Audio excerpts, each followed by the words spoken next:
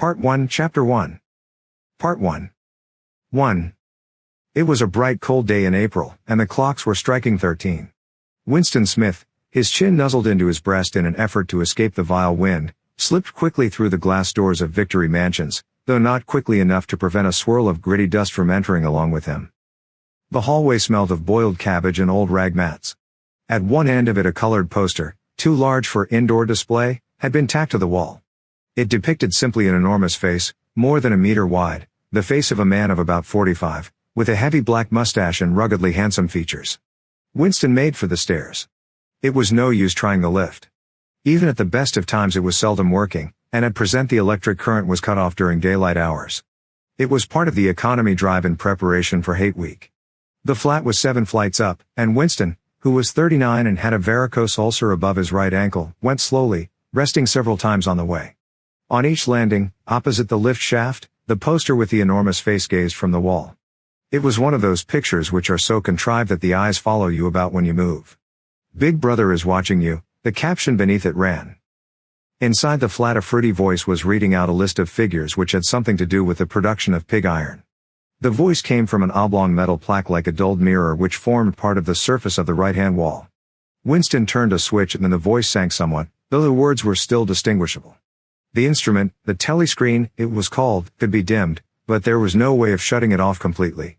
He moved over to the window, a smallish, frail figure, the meagerness of his body merely emphasized by the blue overalls which were the uniform of the party.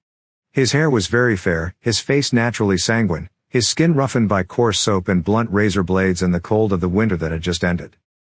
Outside, even through the shut window pane, the world looked cold. Down in the street little eddies of wind were whirling dust and torn paper into spirals, and though the sun was shining and the sky a harsh blue, there seemed to be no color in anything, except the posters that were plastered everywhere.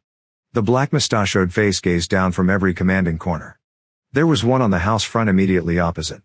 "Big Brother is watching you," the caption said, while the dark eyes looked deep into Winston's own.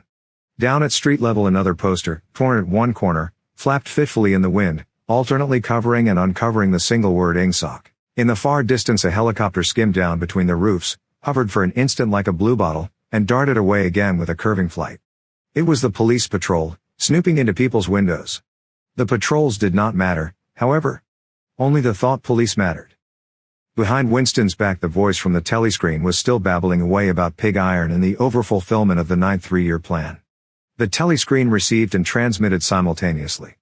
Any sound that Winston made, above the level of a very low whisper, would be picked up by it. Moreover, so long as he remained within the field of vision which the metal plaque commanded, he could be seen as well as heard. There was of course no way of knowing whether you were being watched at any given moment. How often, or on what system, the thought police plugged in on any individual wire was guesswork. It was even conceivable that they watched everybody all the time. But at any rate they could plug in your wire whenever they wanted to. You had to live, did live, from habit that became instinct, in the assumption that every sound you made was overheard, and, except in darkness, every movement scrutinized. Winston kept his back turned to the telescreen. It was safer, though, as he well knew, even a back can be revealing. A kilometer away the Ministry of Truth, his place of work, towered vast and white above the grimy landscape. This, he thought with a sort of vague distaste, this was London, chief city of Airstrip 1, itself the third most populous of the provinces of Oceania. He tried to squeeze out some childhood memory that should tell him whether London had always been quite like this. Were there always these vistas of rotting 19th century houses, their sides shored up with balks of timber, their windows patched with cardboard and their roofs with corrugated iron, their crazy garden walls sagging in all directions? And the bomb sites where the plaster dust swirled in the air and the willow herb straggled over the heaps of rubble, and the places where the bombs had cleared a larger patch and there had sprung up sordid colonies of wooden dwellings like chicken houses. But it was no use, he could not remember, nothing remained of his childhood except a series of bright lit tableaus occurring against no background and mostly unintelligible. The Ministry of Truth, Mine I True, in Newspeak, was startlingly different from any other object in sight. It was an enormous pyramidal structure of glittering white concrete, soaring up terrace after terrace, 300 meters into the air. From where Winston stood it was just possible to read, picked out on its white face in elegant lettering, the 3 slogans of the party. War is peace. Freedom is slavery. Ignorance is strength. The Ministry of Truth contained, It was said, 3,000 rooms above ground level and corresponding ramifications below. Scattered about London there were just 3 other buildings of similar appearance and size. So completely did they dwarf the surrounding architecture that from the roof of Victory Mansions you could see all 4 of them simultaneously. They were the homes of the 4 ministries between which the entire apparatus of government was divided. The Ministry of Truth, which concerned itself with news, entertainment, education, and the fine arts. The Ministry of Peace, which concerned itself with war. The Ministry of Love, which maintained law and order. And the Ministry of Plenty, which was responsible for economic affairs. Their names, in Newspeak, Mine I True, Mini Pax, Mini Love, and Mini Plenty. The Ministry of Love was the really frightening one. There were no windows in it at all. Winston had never been inside the Ministry of Love, nor within half a kilometer of it. It was a place impossible to enter except on official business, and then only by penetrating through a maze of barbed wire entanglements, steel doors, and hidden machine gun nests. Even the streets leading up to its outer barriers were roamed by gorilla-faced guards in black uniforms, armed with jointed truncheons. Winston turned round abruptly. He had set his features into the expression of quiet optimism which it was advisable to wear when facing the telescreen. He crossed the room into the tiny kitchen. By leaving the ministry at this time of day he had sacrificed his lunch in the canteen, and he was aware that there was no food in the kitchen except a hunk of dark-colored bread which had got to be saved for tomorrow's breakfast. He took down from the shelf a bottle of colorless liquid with a plain white label marked Victory Gin. It gave off a sickly, oily smell as of Chinese rice spirit. Winston poured out nearly a teacupful, nerved himself for a shock, and gulped it down like a dose of medicine. Instantly his face turned scarlet and the water ran out of his eyes.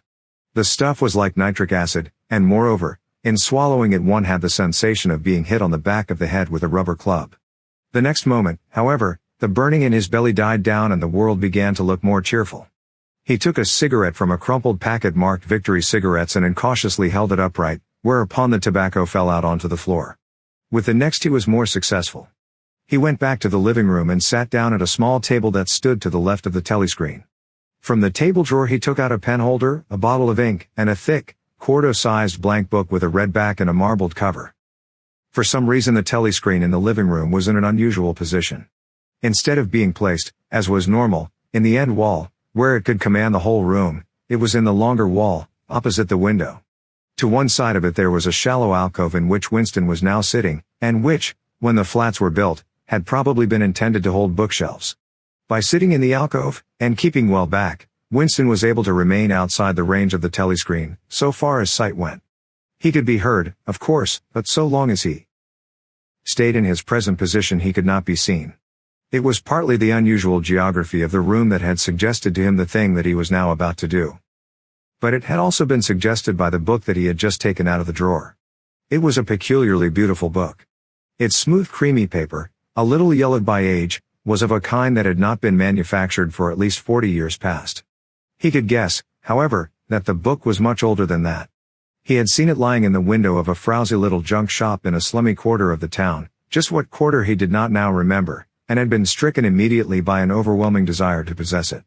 Party members were supposed not to go into ordinary shops, dealing on the free market, it was called, but the rule was not strictly kept, because there were various things, such as shoelaces and razor blades, which it was impossible to get hold of in any other way. He had given a quick glance up and down the street and then had slipped inside and bought the book for $2.50. At the time he was not conscious of wanting it for any particular purpose. He had carried it guiltily home in his briefcase. Even with nothing written in it, it was a compromising possession. The thing that he was about to do was to open a diary. This was not illegal, nothing was illegal, since there were no longer any laws, but if detected it was reasonably certain that it would be punished by death, or at least by 25 years in a forced labor camp. Winston fitted a nib into the pen holder and sucked it to get the grease off. The pen was an archaic instrument, seldom used even for signatures, and he had procured one, furtively and with some difficulty, simply because of a feeling that the beautiful creamy paper deserved to be written on with a real nib instead of being scratched with an ink pencil.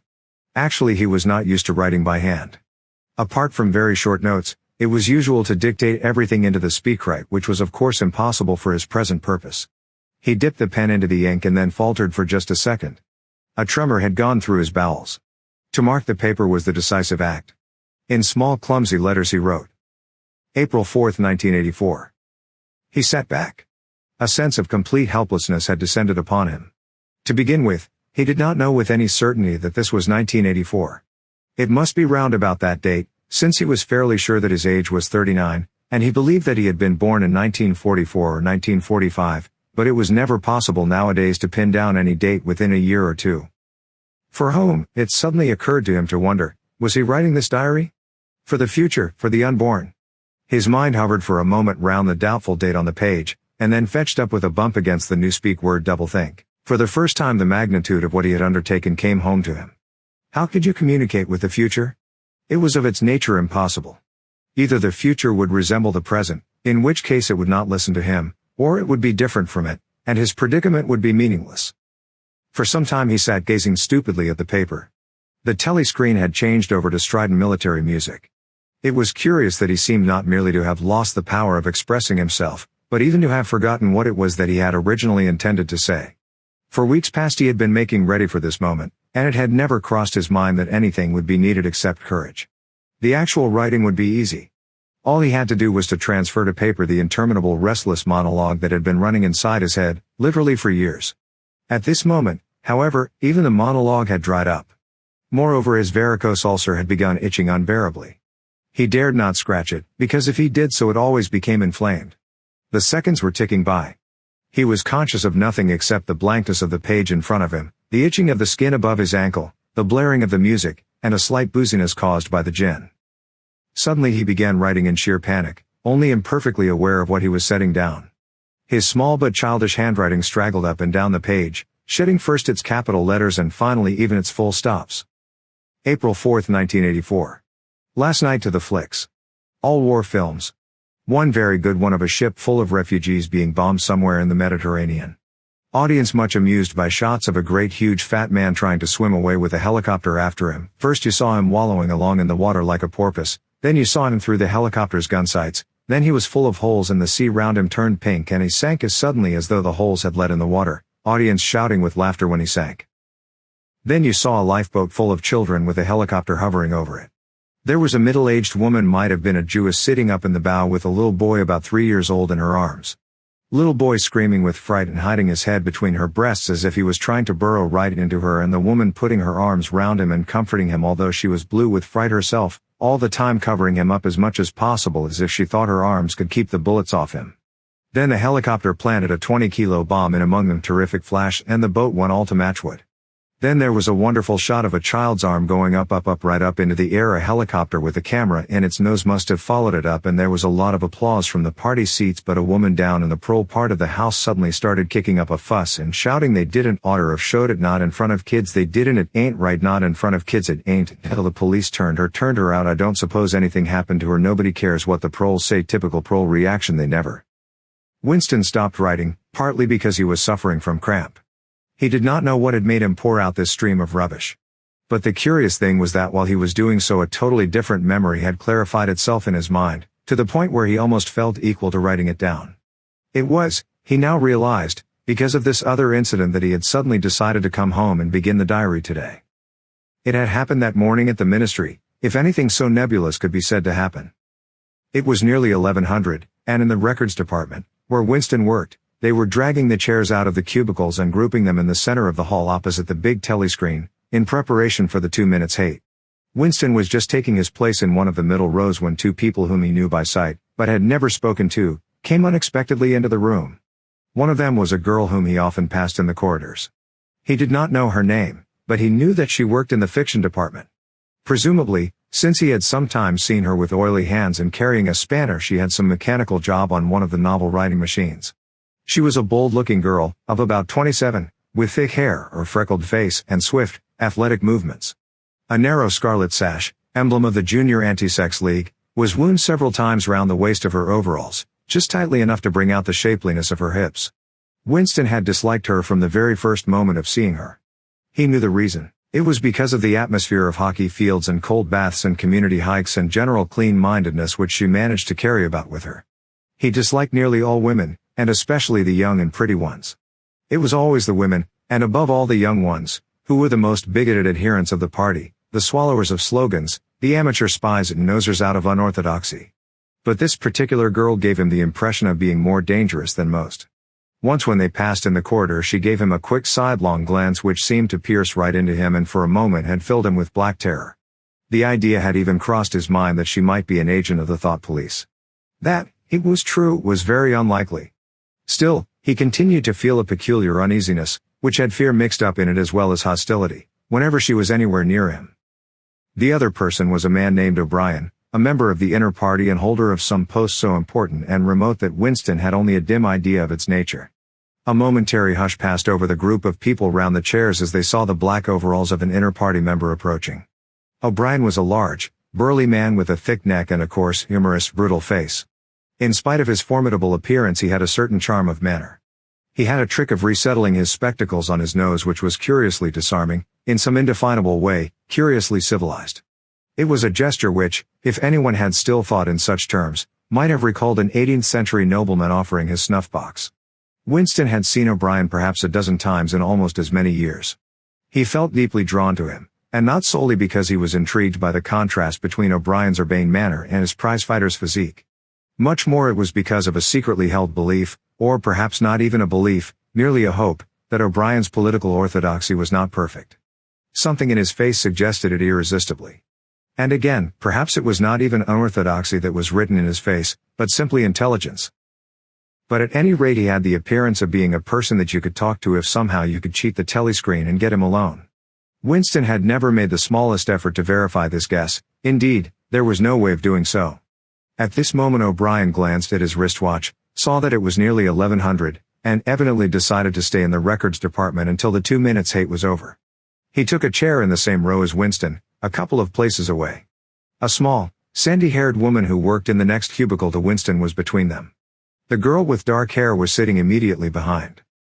The next moment a hideous, grinding speech, as of some monstrous machine running without oil, burst from the big telescreen at the end of the room. It was a noise that set one's teeth on edge and bristled the hair at the back of one's neck. The hate had started. As usual, the face of Emmanuel Goldstein, the enemy of the people, had flashed onto the screen. There were hisses here and there among the audience. The little sandy-haired woman gave a squeak of mingled fear and disgust. Goldstein was the renegade and backslider who once, long ago, how long ago, nobody quite remembered, had been one of the leading figures of the party, almost on a level with Big Brother himself, and then had engaged in counter-revolutionary activities, had been condemned to death, and had mysteriously escaped and disappeared. The programs of the 2 minutes hate varied from day to day, but there was none in which Goldstein was not the principal figure. He was the primal traitor, the earliest defiler of the party's purity. All subsequent crimes against the party, all treacheries, acts of sabotage, heresies, deviations sprang directly out of his teaching. Somewhere or other he was still alive and hatching his conspiracies, perhaps somewhere beyond the sea, under the protection of his foreign paymasters, perhaps even, so it was occasionally rumored, in some hiding place in Oceania itself. Winston's diaphragm was constricted. He could never see the face of Goldstein without a painful mixture of emotions. It was a lean Jewish face, with a great fuzzy aureole of white hair and a small goatee beard, a clever face, and yet somehow inherently despicable, with a kind of senile silliness in the long thin nose, near the end of which a pair of spectacles was perched. It resembled the face of a sheep, and the voice, too, had a sheep-like quality. Goldstein was delivering his usual venomous attack upon the doctrines of the party, an attack so exaggerated and perverse that a child should have been able to see through it, and yet just plausible enough to fill one with an alarmed feeling that other people, less level-headed than oneself, might be taken in by it. He was abusing Big Brother, he was denouncing the dictatorship of the party, he was demanding the immediate conclusion of peace with Eurasia, he was advocating freedom of speech, freedom of the press, freedom of assembly, freedom of thought. He was crying hysterically that the revolution had been betrayed, and all this in rapid polysyllabic speech which was a sort of parody of the habitual style of the orators of the party, and even contained newspeak words, more newspeak words, indeed, than any party member would normally use in real life. And all the while, lest one should be in any doubt as to the reality which Goldstein's specious claptrap covered, behind his head on the telescreen there marched the endless columns of the Eurasian army, row after row of solid-looking men with expressionless Asiatic faces, who swam up to the surface of the screen and vanished, to be replaced by others exactly similar. The dull rhythmic tramp of the soldiers' boots formed the background to Goldstein's bleating voice.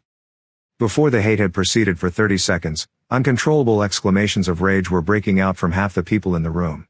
The self-satisfied sheep-like face on the screen, and the terrifying power of the Eurasian army behind it, were too much to be borne. Besides, the sight or even the thought of Goldstein produced fear and anger automatically. He was an object of hatred more constant than either Eurasia or Eastasia, since when Oceania was at war with one of these powers it was generally at peace with the other. But what was strange was that although Goldstein was hated and despised by everybody, although every day and 1,000 times a day, on platforms, on the telescreen, in newspapers, in books, his theories were refuted, smashed, ridiculed, held up to the general gaze for the pitiful rubbish that they were. In spite of all this, his influence never seemed to grow less. Always there were fresh dupes waiting to be seduced by him. A day never passed when spies and saboteurs acting under his directions were not unmasked by the thought police. He was the commander of a vast shadowy army, an underground network of conspirators dedicated to the overthrow of the state. The Brotherhood, its name was supposed to be. There were also whispered stories of a terrible book, a compendium of all the heresies, of which Goldstein was the author and which circulated clandestinely here and there. It was a book without a title. People referred to it, if at all, simply as the book. But one knew of such things only through vague rumors. Neither the Brotherhood nor the book was a subject that any ordinary party member would mention if there was a way of avoiding it. In its second minute the hate rose to a frenzy. People were leaping up and down in their places and shouting at the tops of their voices in an effort to drown the maddening bleating voice that came from the screen. The little sandy-haired woman had turned bright pink, and her mouth was opening and shutting like that of a landed fish. Even O'Brien's heavy face was flushed. He was sitting very straight in his chair, his powerful chest swelling and quivering as though he were standing up to the assault of a wave. The dark-haired girl behind Winston had begun crying out swine. Swine. Swine. And suddenly she picked up a heavy Newspeak dictionary and flung it at the screen. It struck Goldstein's nose and bounced off. The voice continued inexorably. In a lucid moment Winston found that he was shouting with the others and kicking his heel violently against the rung of his chair. The horrible thing about the 2 minutes hate was not that one was obliged to act a part, but, on the contrary, that it was impossible to avoid joining in. Within 30 seconds any pretense was always unnecessary. A hideous ecstasy of fear and vindictiveness, a desire to kill, to torture, to smash faces in with a sledgehammer, seemed to flow through the whole group of people like an electric current, turning one even against one's will into a grimacing, screaming lunatic. And yet the rage that one felt was an abstract, undirected emotion which could be switched from one object to another like the flame of a blow lamp. Thus, at one moment Winston's hatred was not turned against Goldstein at all, but, on the contrary, against Big Brother, the party, and the thought police, and at such moments his heart went out to the lonely, derided heretic on the screen, sole guardian of truth and sanity in a world of lies. And yet the very next instant he was at one with the people about him, and all that was said of Goldstein seemed to him to be true. At those moments his secret loathing of Big Brother changed into adoration, and Big Brother seemed to tower up, an invincible, fearless protector, standing like a rock against the hordes of Asia, and Goldstein, in spite of his isolation, his helplessness, and the doubt that hung about his very existence, seemed like some sinister enchanter, capable by the mere power of his voice of wrecking the structure of civilization. It was even possible, at moments, to switch one's hatred this way or that by a voluntary act. Suddenly, by the sort of violent effort with which one wrenches one's head away from the pillow in a nightmare, Winston succeeded in transferring his hatred from the face on the screen to the dark-haired girl behind him. Vivid, beautiful hallucinations flashed through his mind. He would flog her to death with a rubber truncheon. He would tie her naked to a stake and shoot her full of arrows like Saint Sebastian. He would ravish her and cut her throat at the moment of climax. Better than before, moreover, he realized why it was that he hated her. He hated her because she was young and pretty and sexless, because he wanted to go to bed with her and would never do so, because round her sweet supple waist, which seemed to ask you to encircle it with your arm, there was only the odious scarlet sash, aggressive symbol of chastity. The hate rose to its climax. The voice of Goldstein had become an actual sheep's bleat, and for an instant the face changed into that of a sheep. Then the sheep face melted into the figure of a Eurasian soldier who seemed to be advancing, huge and terrible, his submachine gun roaring, and seeming to spring out of the surface of the screen, so that some of the people in the front row actually flinched backwards in their seats. But in the same moment, drawing a deep sigh of relief from everybody, the hostile figure melted into the face of Big Brother, black-haired, black-mustachioed, full of power and mysterious calm, and so vast that it almost filled up the screen. Nobody heard what Big Brother was saying. It was merely a few words of encouragement, the sort of words that are uttered in the din of battle, not distinguishable individually but restoring confidence by the fact of being spoken. Then the face of Big Brother faded away again, and instead the three slogans of the party stood out in bold capitals. War is peace. Freedom is slavery. Ignorance is strength. But the face of Big Brother seemed to persist for several seconds on the screen, as though the impact that it had made on everyone's eyeballs was too vivid to wear off immediately. The little sandy-haired woman had flung herself forward over the back of the chair in front of her. With a tremulous murmur that sounded like "My Savior," she extended her arms towards the screen. Then she buried her face in her hands. It was apparent that she was uttering a prayer. At this moment the entire group of people broke into a deep, slow, rhythmical chant of B, over and over again, very slowly, with a long pause between the first B and the second, a heavy, murmurous sound, somehow curiously savage, in the background of which one seemed to hear the stamp of naked feet and the throbbing of tom-toms. For perhaps as much as 30 seconds they kept it up. It was a refrain that was often heard in moments of overwhelming emotion. Partly it was a sort of hymn to the wisdom and majesty of Big Brother, but still more it was an act of self-hypnosis, a deliberate drowning of consciousness by means of rhythmic noise. Winston's entrails seemed to grow cold. In the 2 minutes hate he could not help sharing in the general delirium, but this subhuman chanting of B always filled him with horror. Of course he chanted with the rest, it was impossible to do otherwise. To dissemble your feelings, to control your face, to do what everyone else was doing, was an instinctive reaction. But there was a space of a couple of seconds during which the expression of his eyes might conceivably have betrayed him. And it was exactly at this moment that the significant thing happened, if, indeed, it did happen. Momentarily he caught O'Brien's eye. O'Brien had stood up. He had taken off his spectacles and was in the act of resettling them on his nose with his characteristic gesture. But there was a fraction of a second when their eyes met, and for as long as it took to happen Winston knew, yes, he knew, that O'Brien was thinking the same thing as himself. An unmistakable message had passed. It was as though their two minds had opened and the thoughts were flowing from one into the other through their eyes. "I am with you," O'Brien seemed to be saying to him. "I know precisely what you're feeling. I know all about your contempt, your hatred, your disgust. But don't worry, I am on your side." And then the flash of intelligence was gone, and O'Brien's face was as inscrutable as everybody else's. That was all, and he was already uncertain whether it had happened. Such incidents never had any sequel. All that they did was to keep alive in him the belief, or hope, that others besides himself were the enemies of the party. Perhaps the rumors of vast underground conspiracies were true after all, perhaps the Brotherhood really existed. It was impossible, in spite of the endless arrests and confessions and executions, to be sure that the Brotherhood was not simply a myth. Some days he believed in it, some days not. There was no evidence, only fleeting glimpses that might mean anything or nothing, snatches of overheard conversation, faint scribbles on lavatory walls. Once, even, when two strangers met, a small movement of the hand which had looked as though it might be a signal of recognition. It was all guesswork, very likely he had imagined everything. He had gone back to his cubicle without looking at O'Brien again. The idea of following up their momentary contact hardly crossed his mind. It would have been inconceivably dangerous even if he had known how to set about doing it. For a second, 2 seconds, they had exchanged an equivocal glance, and that was the end of the story. But even that was a memorable event, in the locked loneliness in which one had to live. Winston roused himself and sat up straighter. He let out a belch. The gin was rising from his stomach. His eyes refocused on the page. He discovered that while he sat helplessly musing he had also been writing, as though by automatic action. And it was no longer the same cramped, awkward handwriting as before. His pen had slid voluptuously over the smooth paper, printing in large neat capitals. "Down with Big Brother. Down with Big Brother. Down with Big Brother. Down with Big Brother. Down with Big Brother." Over and over again, filling half a page. He could not help feeling a twinge of panic. It was absurd, since the writing of those particular words was not more dangerous than the initial act of opening the diary, but for a moment he was tempted to tear out the spoiled pages and abandon the enterprise altogether.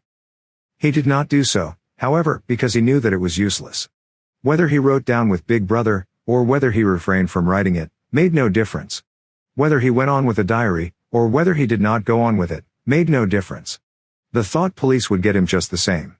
He had committed, would still have committed, even if he had never set pen to paper, the essential crime that contained all others in itself. Thought crime, they called it. Thought crime was not a thing that could be concealed forever. You might dodge successfully for a while, even for years, but sooner or later they were bound to get you. It was always at night. The arrests invariably happened at night. The sudden jerk out of sleep, the rough hand shaking your shoulder, the lights glaring in your eyes, the ring of hard faces round the bed. In the vast majority of cases there was no trial, no report of the arrest. People simply disappeared, Always during the night. Your name was removed from the registers, every record of everything you had ever done was wiped out, your one-time existence was denied and then forgotten. You were abolished, annihilated, vaporized was the usual word. For a moment he was seized by a kind of hysteria. He began writing in a hurried, untidy scrawl. They'll shoot me, I don't care, they'll shoot me in the back of the neck, I don't care, down with Big Brother, they always shoot you in the back of the neck, I don't care, down with Big Brother. He sat back in his chair, slightly ashamed of himself, and laid down the pen. The next moment he started violently. There was a knocking at the door. Already. He sat as still as a mouse, in the futile hope that whoever it was might go away after a single attempt. But no, the knocking was repeated. The worst thing of all would be to delay. His heart was thumping like a drum, but his face, from long habit, was probably expressionless. He got up and moved heavily towards the door. Part 1, Chapter 2. 2. As he put his hand to the doorknob, Winston saw that he had left the diary open on the table. Down with Big Brother was written all over it, in letters almost big enough to be legible across the room. It was an inconceivably stupid thing to have done. But, he realized, even in his panic he had not wanted to smudge the creamy paper by shutting the book while the ink was wet. He drew in his breath and opened the door.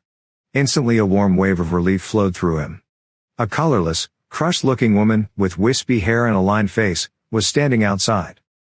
"Oh, comrade," she began in a dreary, whining sort of voice, "I thought I heard you come in. Do you think you could come across and have a look at our kitchen sink? It's got blocked up and—" It was Mrs. Parsons, the wife of a neighbor on the same floor. Mrs. was a word somewhat discountenanced by the party. You were supposed to call everyone comrade, but with some women one used it instinctively. She was a woman of about 30, but looking much older. One had the impression that there was dust in the creases of her face. Winston followed her down the passage. These amateur repair jobs were an almost daily irritation. Victory mansions were old flats, built in 1930 or thereabouts, and were falling to pieces. The plaster flaked constantly from ceilings and walls, the pipes burst in airy hard frost, the roof leaked whenever there was snow, the heating system was usually running at half steam when it was not closed down altogether from motives of economy. Repairs, except what you could do for yourself, had to be sanctioned by remote committees which were liable to hold up even the mending of a window pane for 2 years. "Of course it's only because Tom isn't home," said Mrs. Parsons vaguely. The Parsons flat was bigger than Winston's, and dingy in a different way. Everything had a battered, trampled-on look, as though the place had just been visited by some large violent animal. Games impedimenta, hockey sticks, boxing gloves, a burst football, a pair of sweaty shorts turned inside out, lay all over the floor, and on the table there was a litter of dirty dishes and dog-eared exercise books. On the walls were scarlet banners of the Youth League and the Spies, and a full-sized poster of Big Brother. There was the usual boiled cabbage smell, common to the whole building, but it was shot through by a sharper reek of sweat, which one knew this at the first sniff, though it was hard to say how was the sweat of some person not present at the moment. In another room someone with a comb and a piece of toilet paper was trying to keep tune with the military music which was still issuing from the telescreen. "It's the children," said Mrs. Parsons, casting a half-apprehensive glance at the door. "They haven't been out today, and of course—" She had a habit of breaking off her sentences in the middle. The kitchen sink was full nearly to the brim with filthy greenish water which smelt worse than ever of cabbage. Winston knelt down and examined the angle joint of the pipe. He hated using his hands, and he hated bending down, which was always liable to start him coughing. Mrs. Parsons looked on helplessly. "Of course if Tom was home he'd put it right in a moment," she said. "He loves anything like that. He's ever so good with his hands, Tom is." Parsons was Winston's fellow employee at the Ministry of Truth. He was a fattish but active man of paralyzing stupidity, a mass of imbecile enthusiasms, one of those completely unquestioning, devoted drudges on whom, more even than on the thought police, the stability of the party depended. At 35 he had just been unwillingly evicted from the Youth League, and before graduating into the Youth League he had managed to stay on in the Spies for a year beyond the statutory age. At the ministry he was employed in some subordinate post for which intelligence was not required, but on the other hand he was a leading figure on the sports committee and all the other committees engaged in organizing community hikes, spontaneous demonstrations, savings campaigns, and voluntary activities generally. He would inform you with quiet pride, between whiffs of his pipe, that he had put in an appearance at the community center every evening for the past 4 years. An overpowering smell of sweat, a sort of unconscious testimony to the strenuousness of his life, followed him about wherever he went, and even remained behind him after he had gone. "Have you got a spanner?" said Winston, fiddling with the nut on the angle joint. A spanner, said Mrs. Parsons, immediately becoming invertebrate. I don't know, I'm sure. Perhaps the children. There was a trampling of boots and another blast on the comb as the children charged into the living room. Mrs. Parsons brought the spanner. Winston let out the water and disgustedly removed the clot of human hair that had blocked up the pipe. He cleaned his fingers as best he could in the cold water from the tap and went back into the other room. Up with your hands! Yelled a savage voice. A handsome, tough-looking boy of 9 had popped up from behind the table and was menacing him with a toy automatic pistol, while his small sister, about 2 years younger, made the same gesture with a fragment of wood. Both of them were dressed in the blue shorts, gray shirts, and red neckerchiefs which were the uniform of the spies. Winston raised his hands above his head, but with an uneasy feeling, so vicious was the boy's demeanor, that it was not altogether a game. You are a traitor! Yelled the boy. You are a thought criminal. You're a Eurasian spy. I'll shoot you, I'll vaporize you, I'll send you to the salt mines. Suddenly they were both leaping round him, shouting traitor and thought criminal, the little girl imitating her brother in every movement. It was somehow slightly frightening, like the gambling of tiger cubs which will soon grow up into man-eaters. There was a sort of calculating ferocity in the boy's eye, a quite evident desire to hit or kick Winston and a consciousness of being very nearly big enough to do so. It was a good job it was not a real pistol he was holding, Winston thought. Mrs. Parsons' eyes flitted nervously from Winston to the children, and back again. In the better light of the living room he noticed with interest that there actually was dust in the creases of her face. They do get so noisy, she said. They are disappointed because they couldn't go to see the hanging, that's what it is. I'm too busy to take them. And Tom won't be back from work in time.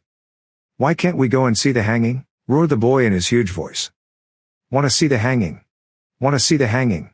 Chanted the little girl, still capering round. Some Eurasian prisoners, guilty of war crimes, were to be hanged in the park that evening, Winston remembered. This happened about once a month, and was a popular spectacle. Children always clamored to be taken to see it. He took his leave of Mrs. Parsons and made for the door. But he had not gone 6 steps down the passage when something hit the back of his neck, an agonizingly painful blow. It was as though a red-hot wire had been jabbed into him. He spun round just in time to see Mrs. Parsons dragging her son back into the doorway while the boy pocketed a catapult. Goldstein! Bellowed the boy as the door closed on him. But what most struck Winston was the look of helpless fright on the woman's grayish face. Back in the flat he stepped quickly past the telescreen and sat down at the table again, still rubbing his neck. The music from the telescreen had stopped. Instead, a clipped military voice was reading out, with a sort of brutal relish, a description of the armaments of the new floating fortress which had just been anchored between Elsland and the Faroe Islands. With those children, he thought, that wretched woman must lead a life of terror. Another year, 2 years, and they would be watching her night and day for symptoms of unorthodoxy. Nearly all children nowadays were horrible. What was worst of all was that by means of such organizations as the spies they were systematically turned into ungovernable little savages, and yet this produced in them no tendency whatever to rebel against the discipline of the party. On the contrary, they adored the party and everything connected with it. The songs, the processions, the banners, the hiking, the drilling with dummy rifles, the yelling of slogans, the worship of Big Brother, it was all a sort of glorious game to them. All their ferocity was turned outwards, against the enemies of the state, against foreigners, traitors, saboteurs, thought criminals. It was almost normal for people over 30 to be frightened of their own children.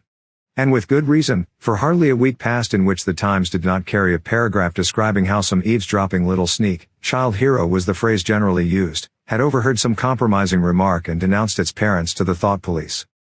The sting of the catapult bullet had worn off. He picked up his pen half-heartedly, wondering whether he could find something more to write in the diary. Suddenly he began thinking of O'Brien again. Years ago, how long was it? 7 years it must be, he had dreamed that he was walking through a pitch-dark room. And someone sitting to one side of him had said as he passed, "We shall meet in the place where there is no darkness." It was said very quietly, almost casually, a statement not a command. He had walked on without pausing. What was curious was that at the time, in the dream, the words had not made much impression on him. It was only later and by degrees that they had seemed to take on significance. He could not now remember whether it was before or after having the dream that he had seen O'Brien for the first time, nor could he remember when he had first identified the voice as O'Brien's. But at any rate the identification existed. It was O'Brien who had spoken to him out of the dark. Winston had never been able to feel sure, even after this morning's flash of the eyes it was still impossible to be sure whether O'Brien was a friend or an enemy. Nor did it even seem to matter greatly. There was a link of understanding between them, more important than affection or partisanship. "We shall meet in the place where there is no darkness," he had said. Winston did not know what it meant, only that in some way or another it would come true. The voice from the telescreen paused. A trumpet call, clear and beautiful, floated into the stagnant air. The voice continued raspingly. "Attention. Your attention, please. A newsflash has this moment arrived from the Malabar front. Our forces in South India have won a glorious victory. I am authorized to say that the action we are now reporting may well bring the war within measurable distance of its end. Here is the newsflash." Bad news coming, thought Winston.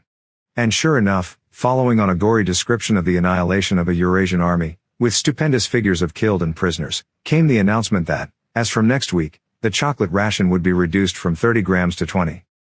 Winston belched again. The gin was wearing off, leaving a deflated feeling. The telescreen, perhaps to celebrate the victory, perhaps to drown the memory of the lost chocolate, crashed into Oceania. "'Tis for thee. You were supposed to stand to attention." However, in his present position he was invisible. Oceania, "'Tis for thee" gave way to lighter music. Winston walked over to the window, keeping his back to the telescreen. The day was still cold and clear. Somewhere far away a rocket bomb exploded with a dull, reverberating roar. About 20 or 30 of them a week were falling on London at present. Down in the street the wind flapped the torn poster to and fro, and the word Ingsoc fitfully appeared and vanished. Ingsoc. The sacred principles of Ingsoc. Newspeak, doublethink, the mutability of the past.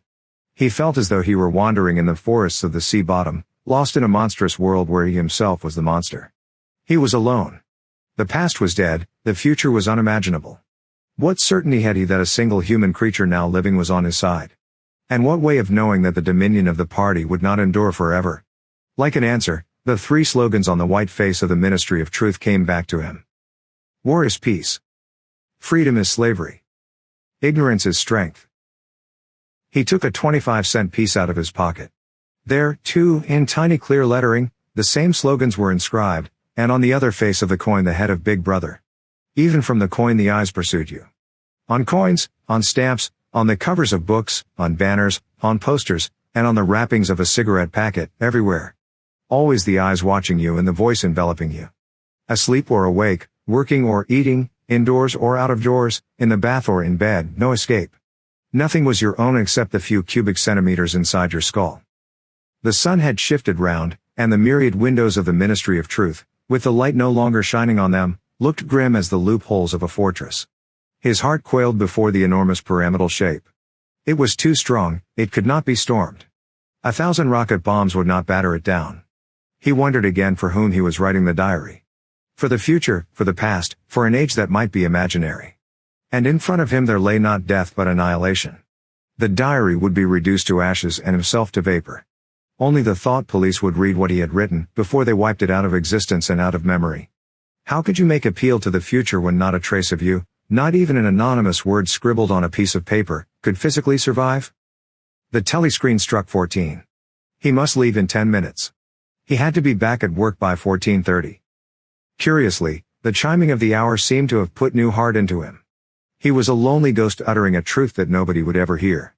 But so long as he uttered it, in some obscure way the continuity was not broken. It was not by making yourself heard but by staying sane that you carried on the human heritage. He went back to the table, dipped his pen, and wrote. To the future or to the past, to a time when thought is free, when men are different from one another and do not live alone, to a time when truth exists and what is done cannot be undone, from the age of uniformity, from the age of solitude, from the age of Big Brother, from the age of doublethink greetings. He was already dead, he reflected. It seemed to him that it was only now, when he had begun to be able to formulate his thoughts, that he had taken the decisive step. The consequences of every act are included in the act itself. He wrote. Thought crime does not entail death, thought crime is death. Now he had recognized himself as a dead man. It became important to stay alive as long as possible. 2 fingers of his right hand were ink-stained. It was exactly the kind of detail that might betray you. Some nosing zealot in the ministry, a woman, probably, someone like the little sandy-haired woman or the dark-haired girl from the fiction department, might start wondering why he had been writing during the lunch interval, why he had used an old-fashioned pen, what he had been writing, and then drop a hint in the appropriate quarter. He went to the bathroom and carefully scrubbed the ink away with the gritty dark brown soap which rasped your skin like sandpaper, and was therefore well adapted for this purpose. He put the diary away in the drawer. It was quite useless to think of hiding it, but he could at least make sure whether or not its existence had been discovered. A hair laid across the page ends was too obvious. With the tip of his finger he picked up an identifiable grain of whitish dust and deposited it on the corner of the cover, where it was bound to be shaken off if the book was moved. Part 1, Chapter 3. Winston was dreaming of his mother. He must, he thought, have been 10 or 11 years old when his mother had disappeared. She was a tall, statuesque, rather silent woman with slow movements and magnificent fair hair. His father he remembered more vaguely as dark and thin, dressed always in neat dark clothes. Winston remembered especially the very thin soles of his father's shoes, and wearing spectacles. The two of them must evidently have been swallowed up in one of the first great purges of the 50s. At this moment his mother was sitting in some place deep down beneath him, with his young sister in her arms. He did not remember his sister at all, except as a tiny, feeble baby, always silent, with large, watchful eyes. Both of them were looking up at him. They were down in some subterranean place, the bottom of a well, for instance, or a very deep grave, but it was a place which, already far below him, was itself moving downwards. They were in the saloon of a sinking ship, looking up at him through the darkening water. There was still air in the saloon, they could still see him and he them, but all the while they were sinking down into the green waters which in another moment must hide them from sight forever. He was out in the light and air while they were being sucked down to death, and they were down there because he was up here. He knew it and they knew it, and he could see the knowledge in their faces. There was no reproach either in their faces or in their hearts, only the knowledge that they must die in order that he might remain alive, and that this was part of the unavoidable order of things. He could not remember what had happened, but he knew in his dream that in some way the lives of his mother and his sister had been sacrificed to his own. It was one of those dreams which, while retaining the characteristic dream scenery, are a continuation of one's intellectual life, and in which one becomes aware of facts and ideas which still seem new and valuable after one is awake. The thing that now suddenly struck Winston was that his mother's death, nearly 30 years ago, had been tragic and sorrowful in a way that was no longer possible. Tragedy, he perceived, belonged to the ancient time, to a time when there was still privacy, love, and friendship, and when the members of a family stood by one another without needing to know the reason. His mother's memory tore at his heart because she had died loving him, when he was too young and selfish to love her in return, and because somehow, he did not remember how, she had sacrificed herself to a conception of loyalty that was private and unalterable. Such things, he saw, could not happen today. Today there were fear, hatred, and pain, but no dignity of emotion, no deep or complex sorrows. All this he seemed to see in the large eyes of his mother and his sister, looking up at him through the green water, hundreds of fathoms down and still sinking. Suddenly he was standing on short springy turf, on a summer evening when the slanting rays of the sun gilded the ground. The landscape that he was looking at recurred so often in his dreams that he was never fully certain whether or not he had seen it in the real world. In his waking thoughts he called it the Golden Country. It was an old, rabbit-bitten pasture, with a foot track wandering across it and a molehill here and there. In the ragged hedge on the opposite side of the field the boughs of the elm trees were swaying very faintly in the breeze, their leaves just stirring in dense masses like women's hair. Somewhere near at hand, though out of sight, there was a clear, slow-moving stream where dace were swimming in the pools under the willow trees. The girl with dark hair was coming towards them across the field. With what seemed a single movement she tore off her clothes and flung them disdainfully aside. Her body was white and smooth, but it aroused no desire in him, indeed he barely looked at it. What overwhelmed him in that instant was admiration for the gesture with which she had thrown her clothes aside. With its grace and carelessness it seemed to annihilate a whole culture, a whole system of thought, as though Big Brother and the party and the thought police could all be swept into nothingness by a single splendid movement of the arm. That too was a gesture belonging to the ancient time. Winston woke up with the word Shakespeare on his lips. The telescreen was giving forth an ear-splitting whistle which continued on the same note for 30 seconds. It was not 7:15, getting up time for office workers. Winston wrenched his body out of bed, naked, for a member of the outer party received only 3,000 clothing coupons annually, and a suit of pajamas was 600, and seized a dingy singlet and a pair of shorts that were lying across a chair. The physical jerks would begin in 3 minutes. The next moment he was doubled up by a violent coughing fit which nearly always attacked him soon after waking up. It emptied his lungs so completely that he could only begin breathing again by lying on his back and taking a series of deep gasps. His veins had swelled with the effort of the cough, and the varicose ulcer had started itching. 30 to 40 group. Yapped a piercing female voice. 30 to 40 group. Take your places, please. 30s to 40s. Winston sprang to attention in front of the telescreen, upon which the image of a youngish woman, scrawny but muscular, dressed in tunic and gym shoes, had already appeared. Arms bending and stretching. She rapped out. Take your time by me. 1, 2, 3, 4. 1, 2, 3, 4. Come on, comrades, put a bit of life into it. 1, 2, 3, 4. 1, 2, 3, 4. The pain of the coughing fit had not quite driven out of Winston's mind the impression made by his dream, and the rhythmic movements of the exercise restored it somewhat. As he mechanically shot his arms back and forth, wearing on his face the look of grim enjoyment which was considered proper during the physical jerks, he was struggling to think his way backward into the dim period of his early childhood. It was extraordinarily difficult. Beyond the late 50s everything faded. When there were no external records that you could refer to, even the outline of your own life lost its sharpness. You remembered huge events which had quite probably not happened, you remembered the detail of incidents without being able to recapture their atmosphere, and there were long blank periods to which you could assign nothing. Everything had been different then. Even the names of countries, and their shapes on the map, had been different. Airstrip 1, for instance, had not been so called in those days, it had been called England or Britain, though London, he felt fairly certain, had always been called London. Winston could not definitely remember a time when his country had not been at war, but it was evident that there had been a fairly long interval of peace during his childhood, because one of his early memories was of an air raid which appeared to take everyone by surprise. Perhaps it was the time when the atomic bomb had fallen on Colchester. He did not remember the raid itself, but he did remember his father's hand clutching his own as they hurried down into some place deep in the earth, round and round a spiral staircase which rang under his feet and which finally so wearied his legs that he began whimpering and they had to stop and rest. His mother, in her slow, dreamy way, was following a long way behind them. She was carrying his baby sister, or perhaps it was only a bundle of blankets that she was carrying. He was not certain whether his sister had been born then. Finally they had emerged into a noisy, crowded place which he had realized to be a tube station. There were people sitting all over the stone-flagged floor, and other people, packed tightly together, were sitting on metal bunks, one above the other. Winston and his mother and father found themselves a place on the floor, and near them an old man and an old woman were sitting side by side on a bunk. The old man had on a decent dark suit, and a black cloth cap pushed back from very white hair. His face was scarlet and his eyes were blue and full of tears. He reeked of gin. It seemed to breathe out of his skin in place of sweat, and one could have fancied that the tears welling from his eyes were pure gin. But though slightly drunk he was also suffering under some grief that was genuine and unbearable. In his childish way Winston grasped that some terrible thing, something that was beyond forgiveness and could never be remedied, had just happened. It also seemed to him that he knew what it was. Someone whom the old man loved, a little granddaughter, perhaps had been killed. Every few minutes the old man kept repeating. We didn't ought to have trusted him. I said so, didn't I? That's what comes of trusting him. I said so all along.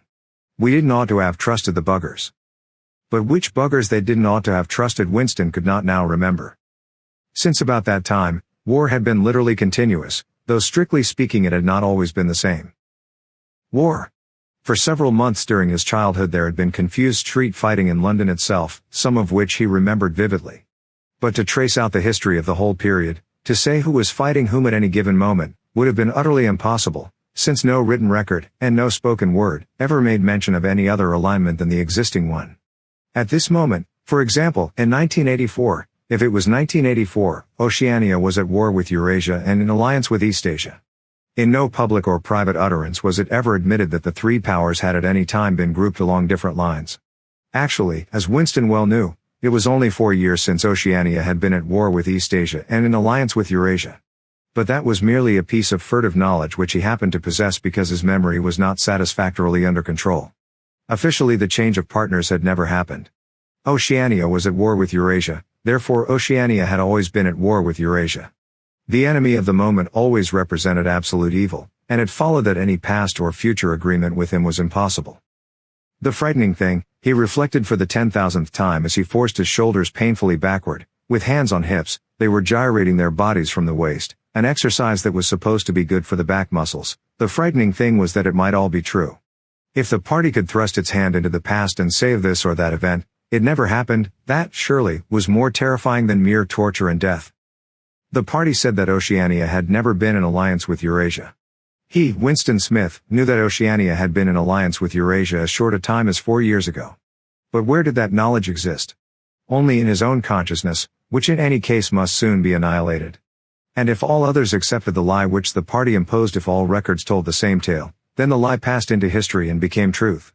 Who controls the past, ran the party slogan, controls the future. Who controls the present controls the past.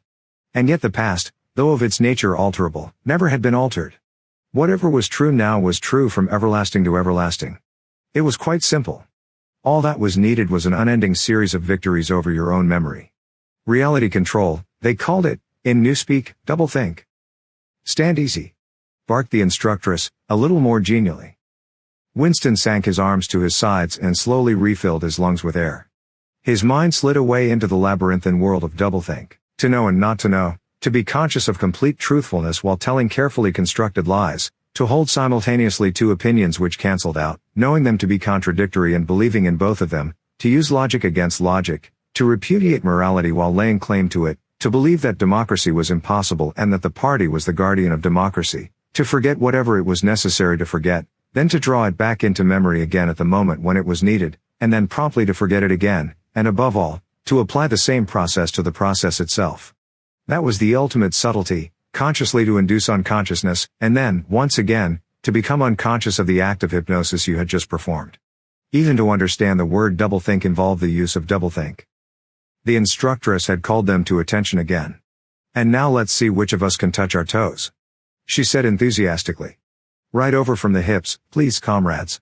1, 2. 1, 2. Winston loathed this exercise, which sent shooting pains all the way from his heels to his buttocks, and often ended by bringing on another coughing fit. The half-pleasant quality went out of his meditations. The past, he reflected, had not merely been altered, it had been actually destroyed. For how could you establish even the most obvious fact when there existed no record outside your own memory? He tried to remember in what year he had first heard mention of Big Brother. He thought it must have been at some time in the 60s, but it was impossible to be certain. In the party histories, of course, Big Brother figured as the leader and guardian of the revolution since its very earliest days. His exploits had been gradually pushed backwards in time until already they extended into the fabulous world of the 40s and the 30s, when the capitalists in their strange cylindrical hats still rode through the streets of London in great gleaming motor cars or horse carriages with glass sides. There was no knowing how much of this legend was true and how much invented. Winston could not even remember at what date the party itself had come into existence. He did not believe he had ever heard the word Ingsoc before 1960, but it was possible that in its old-speak form, English socialism, that is to say, it had been current earlier. Everything melted into mist. Sometimes, indeed, you could put your finger on a definite lie. It was not true, for example, as was claimed in the party history books, that the party had invented aeroplanes. He remembered aeroplanes since his earliest childhood. But you could prove nothing. There was never any evidence. Just once in his whole life he had held in his hands unmistakable documentary proof of the falsification of an historical fact. And on that occasion, Smith! Screamed the shrewish voice from the telescreen. 6079 Smith W. Yes, you. Bend lower, please. You can do better than that. You're not trying. Lower, please. That's better, comrade. Now stand at ease, the whole squad, and watch me. A sudden hot sweat had broken out all over Winston's body. His face remained completely inscrutable. Never show dismay. Never show resentment. A single flicker of the eyes could give you away. He stood watching while the instructress raised her arms above her head and, one could not say gracefully, but with remarkable neatness and efficiency, bent over and tucked the first joint of her fingers under her toes. There, comrades. That's how I want to see you doing it. Watch me again. I'm 39 and I've had 4 children. Now look. She bent over again. You see my knees aren't bent. You can all do it if you want to, she added as she straightened herself up. Anyone under 45 is perfectly capable of touching his toes. We don't all have the privilege of fighting in the front line, but at least we can all keep fit. Remember our boys on the Malabar front. And the sailors in the floating fortresses. Just think what they have to put up with. Now try again. That's better, comrade, that's much better, she added encouragingly as Winston, with a violent lunge, succeeded in touching his toes with knees unbent, for the first time in several years. Part 1, Chapter 4. 4. With a deep, unconscious sigh which not even the nearness of the telescreen could prevent him from uttering when his day's work started, Winston pulled the speakwrite towards him, blew the dust from its mouthpiece, and put on his spectacles. Then he unrolled and clipped together 4 small cylinders of paper which had already flopped out of the pneumatic tube on the right-hand side of his desk. In the walls of the cubicle there were 3 orifices. To the right of the speakwrite, a small pneumatic tube for written messages, to the left, a larger one for newspapers, and in the side wall, within easy reach of Winston's arm, a large oblong slit protected by a wire grating. This last was for the disposal of waste paper. Similar slits existed in thousands or tens of thousands throughout the building, not only in every room but at short intervals in every corridor. For some reason they were nicknamed memory holes.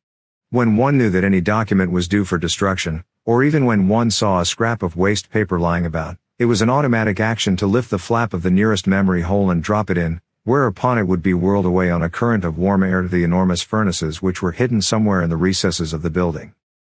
Winston examined the 4 slips of paper which he had unrolled. Each contained a message of only 1 or 2 lines, in the abbreviated jargon, not actually Newspeak, but consisting largely of Newspeak words, which was used in the Ministry for Internal Purposes. They ran: Times March 17, 1984 BB speech mal-reported Africa rectify.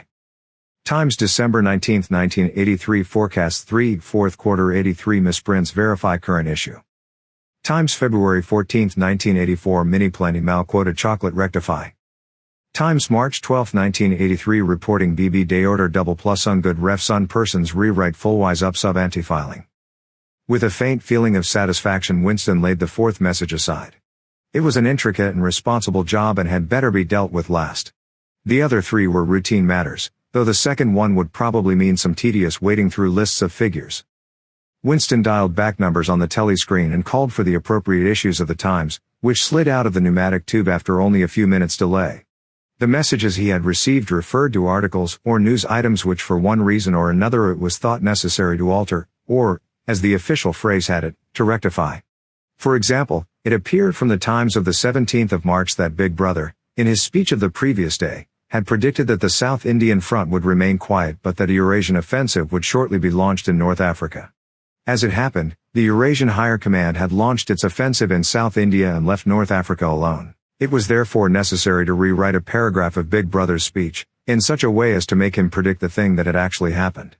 Or again, the Times of the 19th of December had published the official forecasts of the output of various classes of consumption goods in the 4th quarter of 1983, which was also the 6th quarter of the 9th 3-year plan. Today's issue contained a statement of the actual output, from which it appeared that the forecasts were in every instance grossly wrong. Winston's job was to rectify the original figures by making them agree with the later ones. As for the 3rd message, it referred to a very simple error which could be set right in a couple of minutes. As short a time ago as February, the Ministry of Plenty had issued a promise, a categorical pledge were the official words, that there would be no reduction of the chocolate ration during 1984. Actually, as Winston was aware, the chocolate ration was to be reduced from 30 grams to 20 at the end of the present week.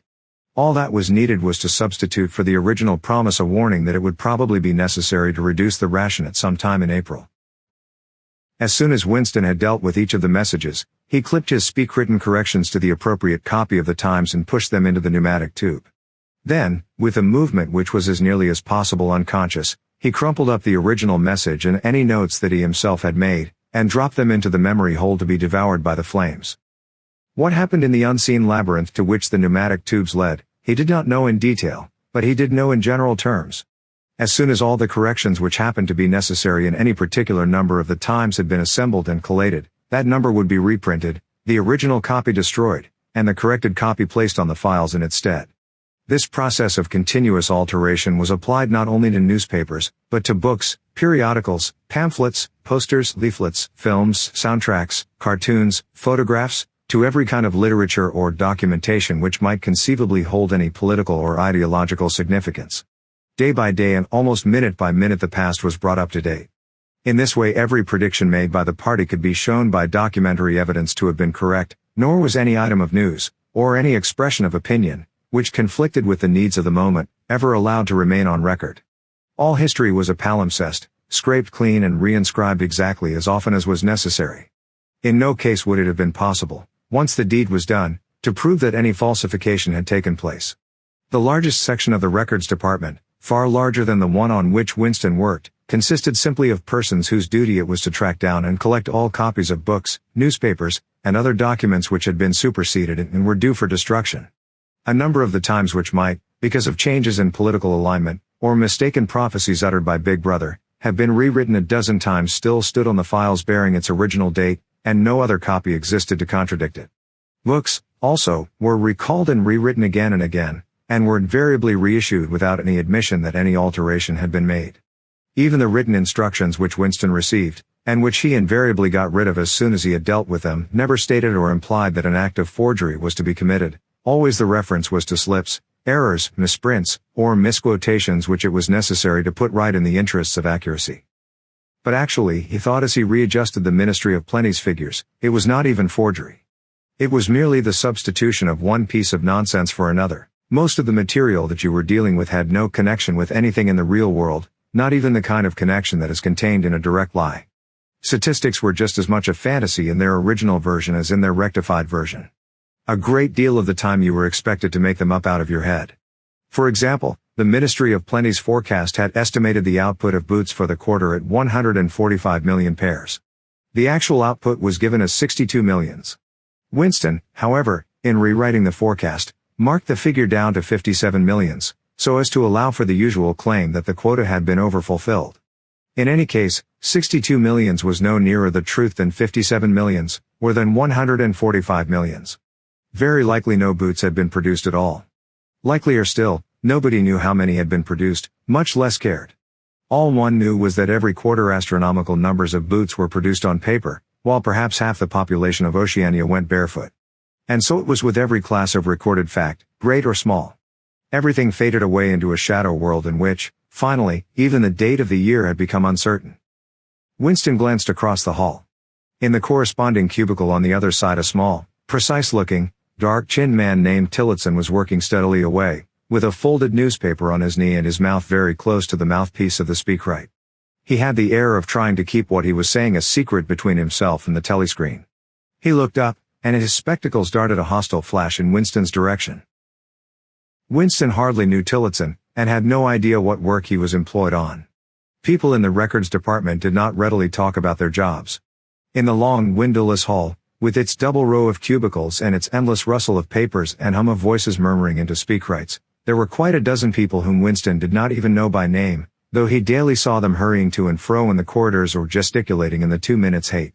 He knew that in the cubicle next to him the little woman with sandy hair toiled day in day out, simply at tracking down and deleting from the press the names of people who had been vaporized, and were therefore considered never to have existed.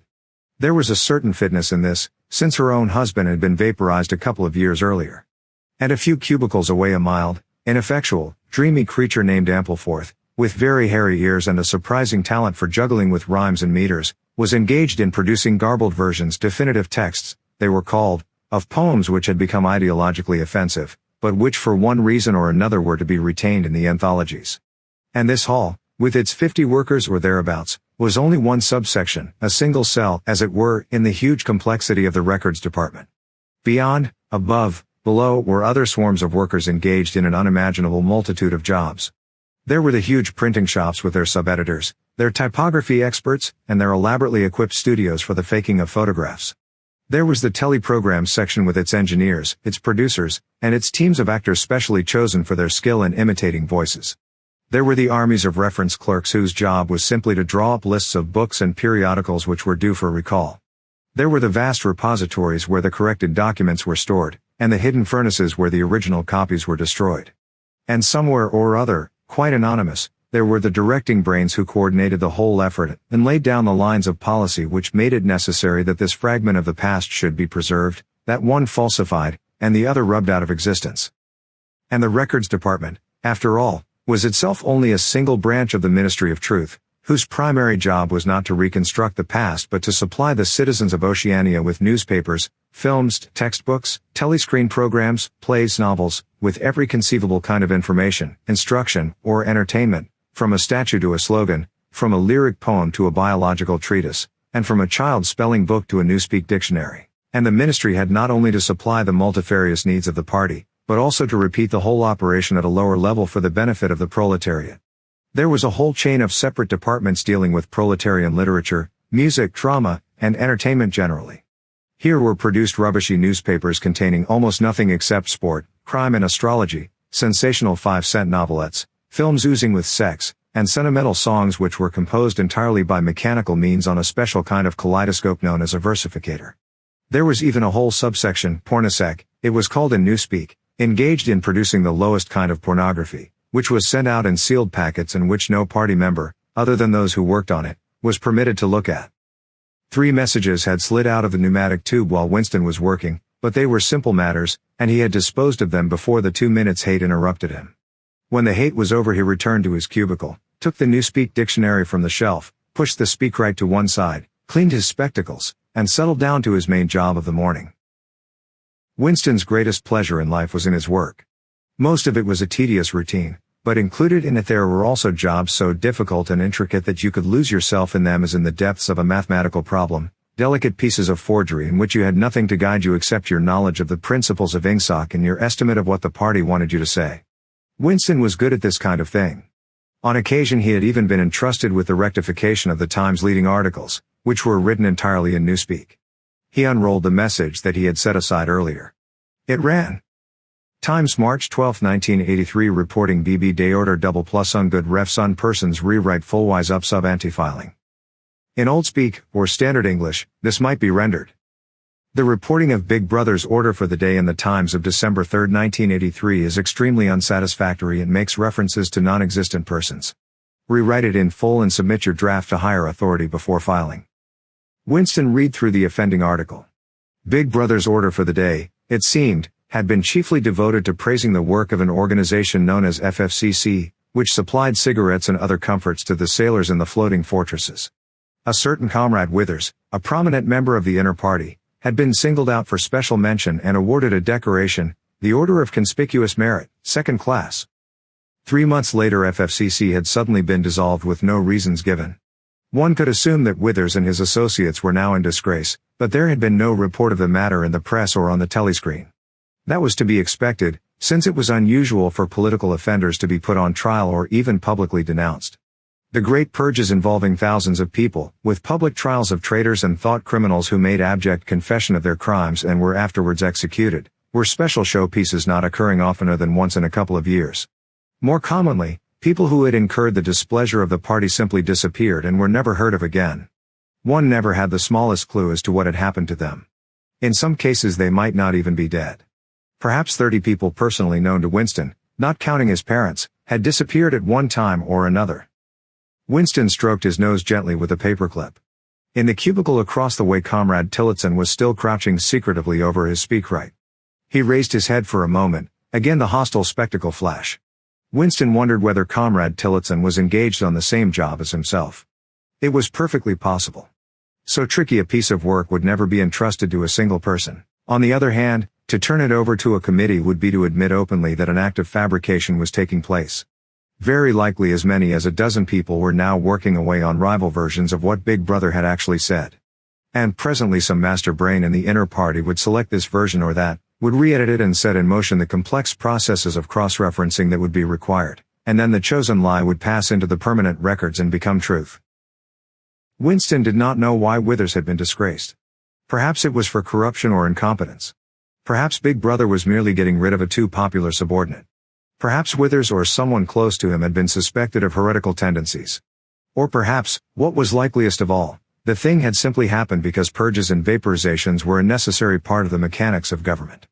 The only real clue lay in the words refs on persons, which indicated that Withers was already dead. You could not invariably assume this to be the case when people were arrested. Sometimes they were released and allowed to remain at liberty for as much as a year or 2 years before being executed.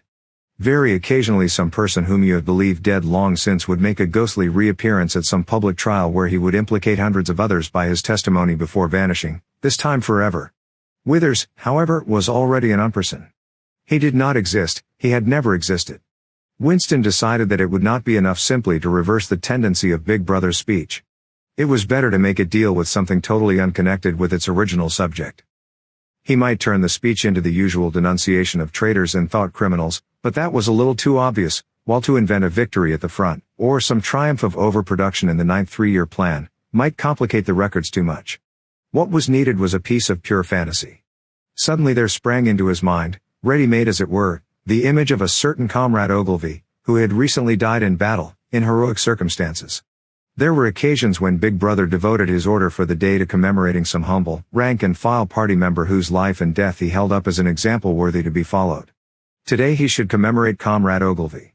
It was true that there was no such person as Comrade Ogilvy, but a few lines of print and a couple of faked photographs would soon bring him into existence. Winston thought for a moment, then pulled the speakwrite towards him and began dictating in Big Brother's familiar style, a style at once military and pedantic, and, because of a trick of asking questions and then promptly answering them, what lessons do we learn from this fact, comrades? The lesson, which is also one of the fundamental principles of ingsoc, that, etc., easy to imitate. At the age of 3, Comrade Ogilvy had refused all toys except a drum, a submachine gun, and a model helicopter. At 6, a year early, by a special relaxation of the rules, he had joined the spies. At 9 he had been a troop leader. At 11 he had denounced his uncle to the thought police after overhearing a conversation which appeared to him to have criminal tendencies. At 17 he had been a district organizer of the Junior Anti-Sex League. At 19 he had designed a hand grenade which had been adopted by the Ministry of Peace and which, at its first trial, had killed 31 Eurasian prisoners in one burst. At 23 he had perished in action. Pursued by enemy jet planes while flying over the Indian Ocean with important dispatches, he had weighted his body with his machine gun and leapt out of the helicopter into deep water, dispatches and all, an end, said Big Brother, which it was impossible to contemplate without feelings of envy. Big Brother added a few remarks on the purity and single-mindedness of Comrade Ogilvy's life. He was a total abstainer and a non-smoker, had no recreations except a daily hour in the gymnasium, and had taken a vow of celibacy, believing marriage and the care of a family to be incompatible with a 24-hour-a-day devotion to duty. He had no subjects of conversation except the principles of ingsoc, and no aim in life except the defeat of the Eurasian enemy and the hunting down of spies, saboteurs, thought criminals, and traitors generally. Winston debated with himself whether to award Comrade Ogilvy the Order of Conspicuous Merit. In the end he decided against it because of the unnecessary cross-referencing that it would entail. Once again he glanced at his rival in the opposite cubicle. Something seemed to tell him with certainty that Tillotson was busy on the same job as himself. There was no way of knowing whose job would finally be adopted, but he felt a profound conviction that it would be his own. Comrade Ogilvy, unimagined an hour ago, was now a fact. It struck him as curious that you could create dead men but not living ones. Comrade Ogilvy, who had never existed in the present, now existed in the past, and when once the act of forgery was forgotten, he would exist just as authentically, and upon the same evidence, as Charlemagne or Julius Caesar. Part 1, Chapter 5. 5. In the low-ceilinged canteen, deep underground, the lunch queue jerked slowly forward. The room was already very full and deafeningly noisy. From the grill at the counter the steam of stew came pouring forth, with a sour metallic smell which did not quite overcome the fumes of Victory gin. On the far side of the room there was a small bar, a mere hole in the wall, where gin could be bought at 10 cents the large nip. "Just the man I was looking for," said a voice at Winston's back. He turned round. It was his friend Syme, who worked in the research department. Perhaps friend was not exactly the right word. You did not have friends nowadays, you had comrades, but there were some comrades whose society was pleasanter than that of others. Syme was a philologist, a specialist in newspeak. Indeed, he was one of the enormous team of experts now engaged in compiling the 11th edition of the Newspeak Dictionary. He was a tiny creature, smaller than Winston, with dark hair and large, protuberant eyes, at once mournful and derisive, which seemed to search your face closely while he was speaking to you. "I wanted to ask you whether you'd got any razor blades," he said. "Not one," said Winston with a sort of guilty haste. "I've tried all over the place. They don't exist any longer. Everyone kept asking you for razor blades." Actually he had 2 unused ones which he was hoarding up. There had been a famine of them for months past. At any given moment there was some necessary article which the party shops were unable to supply. Sometimes it was buttons, sometimes it was darning wool, sometimes it was shoelaces, at present it was razor blades. You could only get hold of them, if at all, by scrounging more or less furtively on the free market. "I've been using the same blade for 6 weeks, he added untruthfully. The queue gave another jerk forward. As they halted he turned and faced Syme again. Each of them took a greasy metal tray from a pile at the end of the counter. "Did you go and see the prisoners hanged yesterday?" said Syme. "I was working," said Winston indifferently. "I shall see it on the flicks, I suppose." A very inadequate substitute, said Syme. His mocking eyes roved over Winston's face. I know you, the eyes seemed to say, I see through you. I know very well why you didn't go to see those prisoners hanged. In an intellectual way, Syme was venomously orthodox. He would talk with a disagreeable gloating satisfaction of helicopter raids on enemy villages, and trials and confessions of thought criminals, the executions in the cellars of the Ministry of Love. Talking to him was largely a matter of getting him away from such subjects and entangling him, if possible, in the technicalities of newspeak, on which he was authoritative and interesting. Winston turned his head a little aside to avoid the scrutiny of the large dark eyes. It was a good hanging, said Syme reminiscently. I think it spoils it when they tie their feet together. I like to see them kicking. And above all, at the end, the tongue sticking right out, and blue, a quite bright blue. That's the detail that appeals to me. Next, please, yelled the white apron prole with the ladle. Winston and Syme pushed their trays beneath the grill. Onto each was dumped swiftly the regulation lunch, a metal pannikin of pinkish-gray stew, a hunk of bread, a cube of cheese, a mug of milkless Victory coffee, and one saccharin tablet. There's a table over there, under that telescreen, said Syme. Let's pick up a gin on the way. The gin was served out to them in handleless china mugs. They threaded their way across the crowded room and unpacked their trays onto the metal top table, on one corner of which someone had left a pool of stew, a filthy liquid mess that had the appearance of vomit. Winston took up his mug of gin, paused for an instant to collect his nerve, and gulped the oily-tasting stuff down. When he had winked the tears out of his eyes, he suddenly discovered that he was hungry. He began swallowing spoonfuls of the stew which, in among its general sloppiness, had cubes of spongy pinkish stuff which was probably a preparation of meat. Neither of them spoke again till they had emptied their pannikins. From the table at Winston's left, a little behind his back, someone was talking rapidly and continuously, a harsh gabble almost like the quacking of a duck, which pierced the general uproar of the room. How is the dictionary getting on? Said Winston, raising his voice to overcome the noise. Slowly, said Syme. I'm on the adjectives. It's fascinating.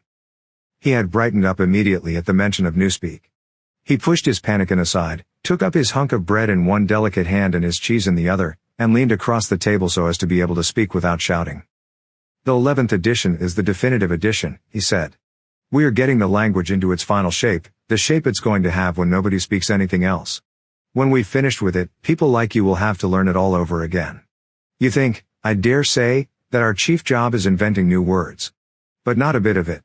We're destroying words, scores of them, hundreds of them, every day. We're cutting the language down to the bone. The 11th edition won't contain a single word that will become obsolete before the year 2050. He bit hungrily into his bread and swallowed a couple of mouthfuls, then continued speaking, with a sort of pedant's passion. His thin dark face had become animated, his eyes had lost their mocking expression and grown almost dreamy. It's a beautiful thing, the destruction of words. Of course the great wastage is in the verbs and adjectives, but there are hundreds of nouns that can be got rid of as well. It isn't only the synonyms, there are also the antonyms. After all, what justification is there for a word which is simply the opposite of some other word? A word contains its opposite in itself. Take good, for instance. If you have a word like good, what need is there for a word like bad? I'm good will do just as well, better, because it's an exact opposite, which the other is not. Or again, if you want a stronger version of good, what sense is there in having a whole string of vague useless words like excellent and splendid and all the rest of them? Plus good covers the meaning, or double plus good if you want something stronger still. Of course we use those forms already. But in the final version of newspeak there'll be nothing else. In the end the whole notion of goodness and badness will be covered by only 6 words, in reality only 1 word. Don't you see the beauty of that, Winston? It was BB's idea originally, of course, he added as an afterthought. A sort of vapid eagerness flitted across Winston's face at the mention of Big Brother. Nevertheless Syme immediately detected a certain lack of enthusiasm. You haven't a real appreciation of newspeak, Winston, he said almost sadly. Even when you write it you're still thinking in old speak. I've read some of those pieces that you write in the Times occasionally. They're good enough, but they're translations.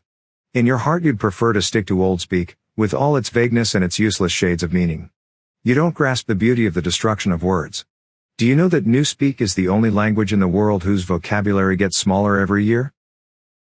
Winston did know that, of course. He smiled, sympathetically he hoped, not trusting himself to speak. Syme bit off another fragment of the dark-colored bread, chewed it briefly, and went on. Don't you see that the whole aim of newspeak is to narrow the range of thought? In the end we shall make thought crime literally impossible, because there will be no words in which to express it. Every concept that can ever be needed, will be expressed by exactly one word, with its meaning rigidly defined and all its subsidiary meanings rubbed out and forgotten. Already, in the 11th edition, we're not far from that point. But the process will still be continuing long after you and I are dead. Every year fewer and fewer words, and the range of consciousness always a little smaller.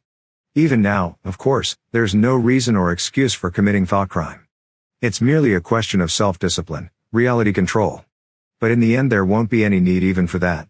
The revolution will be complete when the language is perfect. Newspeak is Ingsoc and Ingsoc is Newspeak, he added with a sort of mystical satisfaction.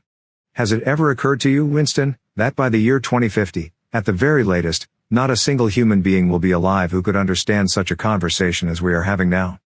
Except, began Winston doubtfully, and he stopped. It had been on the tip of his tongue to say except the proles, but he checked himself, not feeling fully certain that this remark was not in some way unorthodox. Syme, however, had divined what he was about to say. The proles are not human beings, he said carelessly. By 2050 earlier, probably, all real knowledge of Old Speak will have disappeared. The whole literature of the past will have been destroyed. Chaucer, Shakespeare, Milton, Byron, they'll exist only in Newspeak versions, not merely changed into something different, but actually changed into something contradictory of what they used to be. Even the literature of the party will change. Even the slogans will change. How could you have a slogan like freedom is slavery when the concept of freedom has been abolished? The whole climate of thought will be different. In fact, there will be no thought, as we understand it now. Orthodoxy means not thinking, not needing to think. Orthodoxy is unconsciousness. One of these days, thought Winston with sudden deep conviction, Syme will be vaporized. He is too intelligent. He sees too clearly and speaks too plainly. The party does not like such people. One day he will disappear. It is written in his face. Winston had finished his bread and cheese. He turned a little sideways in his chair to drink his mug of coffee. At the table on his left the man with the strident voice was still talking remorselessly away. A young woman who was perhaps his secretary, and who was sitting with her back to Winston, was listening to him and seemed to be eagerly agreeing with everything that he said. From time to time Winston caught some such remark as "I think you're so right, I do so agree with you," uttered in a youthful and rather silly feminine voice. But the other voice never stopped for an instant, even when the girl was speaking. Winston knew the man by sight, though he knew no more about him than that he held some important post in the fiction department. He was a man of about 30, with a muscular throat and a large, mobile mouth. His head was thrown back a little, and because of the angle at which he was sitting, his spectacles caught the light and presented to Winston two blank discs instead of eyes. What was slightly horrible, was that from the stream of sound that poured out of his mouth it was almost impossible to distinguish a single word. Just once Winston caught a phrase complete and final elimination of Goldsteinism jerked out very rapidly and, as it seemed, all in one piece, like a line of type cast solid. For the rest it was just a noise, a quack quack quacking. And yet, though you could not actually hear what the man was saying, you could not be in any doubt about its general nature. He might be denouncing Goldstein and demanding sterner measures against thought criminals and saboteurs, he might be fulminating against the atrocities of the Eurasian army, he might be praising Big Brother or the heroes on the Malabar front, it made no difference. Whatever it was, you could be certain that every word of it was pure orthodoxy, pure Ingsoc. As he watched the eyeless face with the jaw moving rapidly up and down, Winston had a curious feeling that this was not a real human being but some kind of dummy. It was not the man's brain that was speaking, it was his larynx. The stuff that was coming out of him consisted of words, but it was not speech in the true sense, it was a noise uttered in unconsciousness, like the quacking of a duck.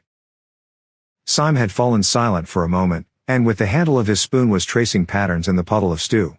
The voice from the other table quacked rapidly on, easily audible in spite of the surrounding din.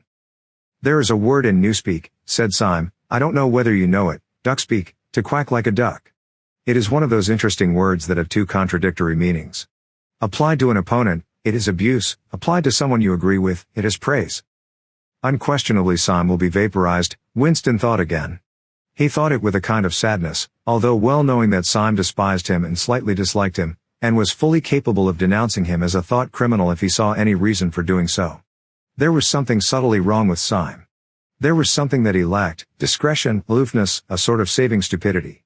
You could not say that he was unorthodox. He believed in the principles of Ingsoc, he venerated Big Brother, he rejoiced over victories, he hated heretics, not merely with sincerity but with a sort of restless zeal, an up-to-dateness of information, which the ordinary party member did not approach.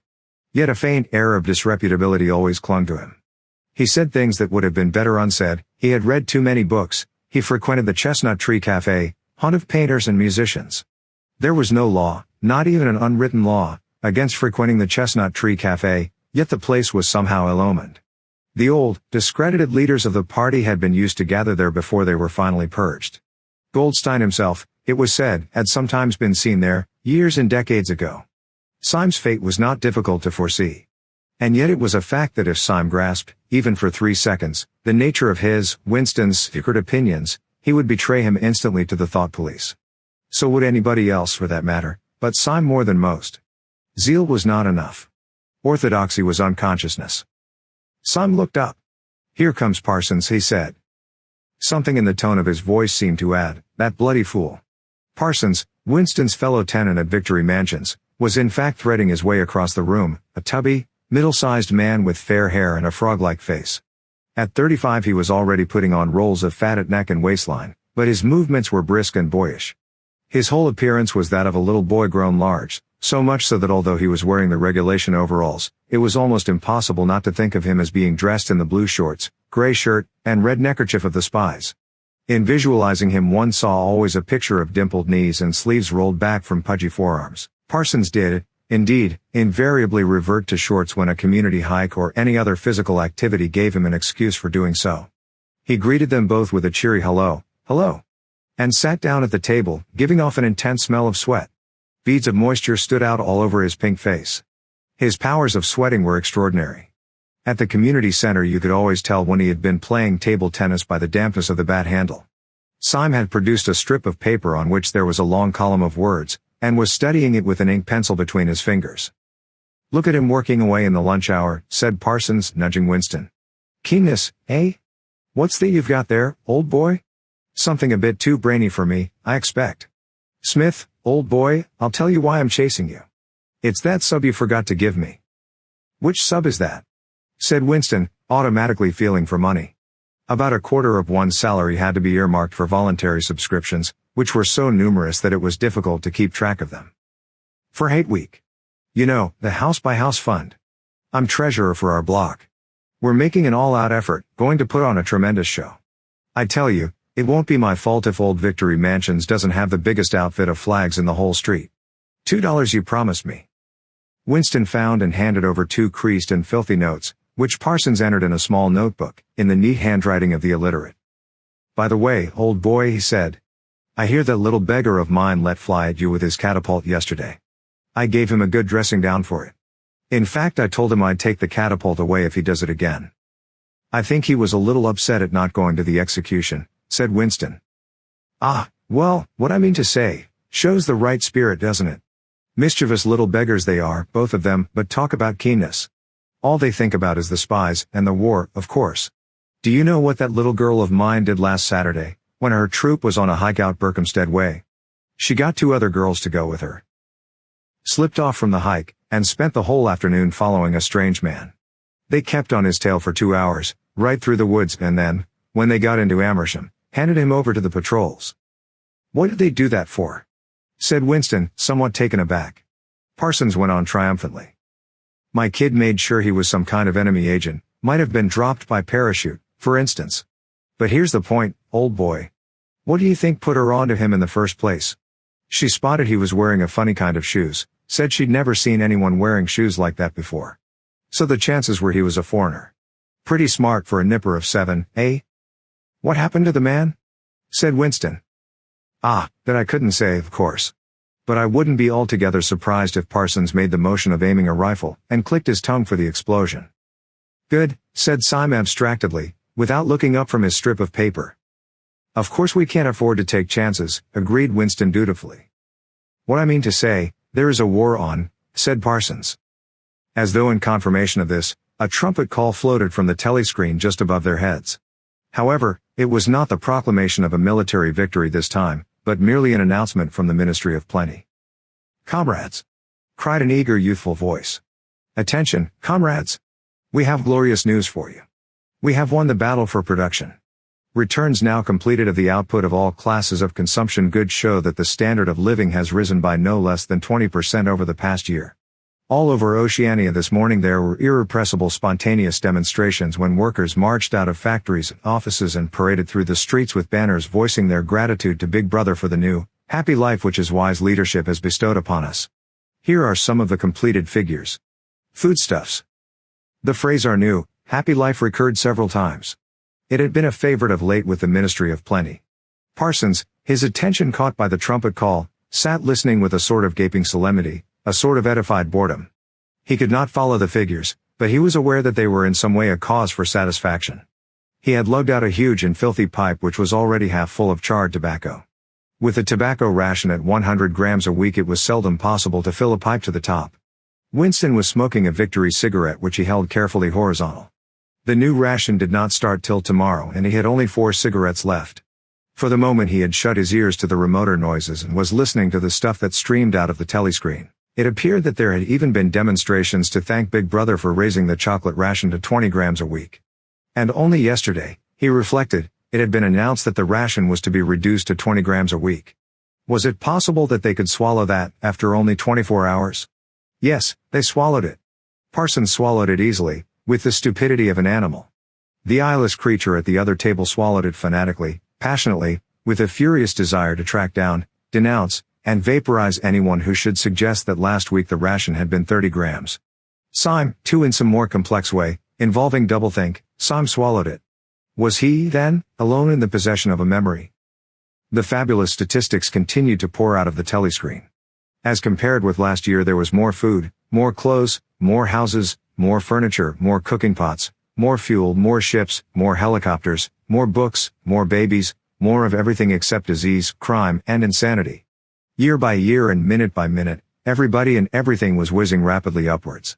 As Syme had done earlier, Winston had taken up his spoon and was dabbling in the pale-colored gravy that dribbled across the table, drawing a long streak of it out into a pattern.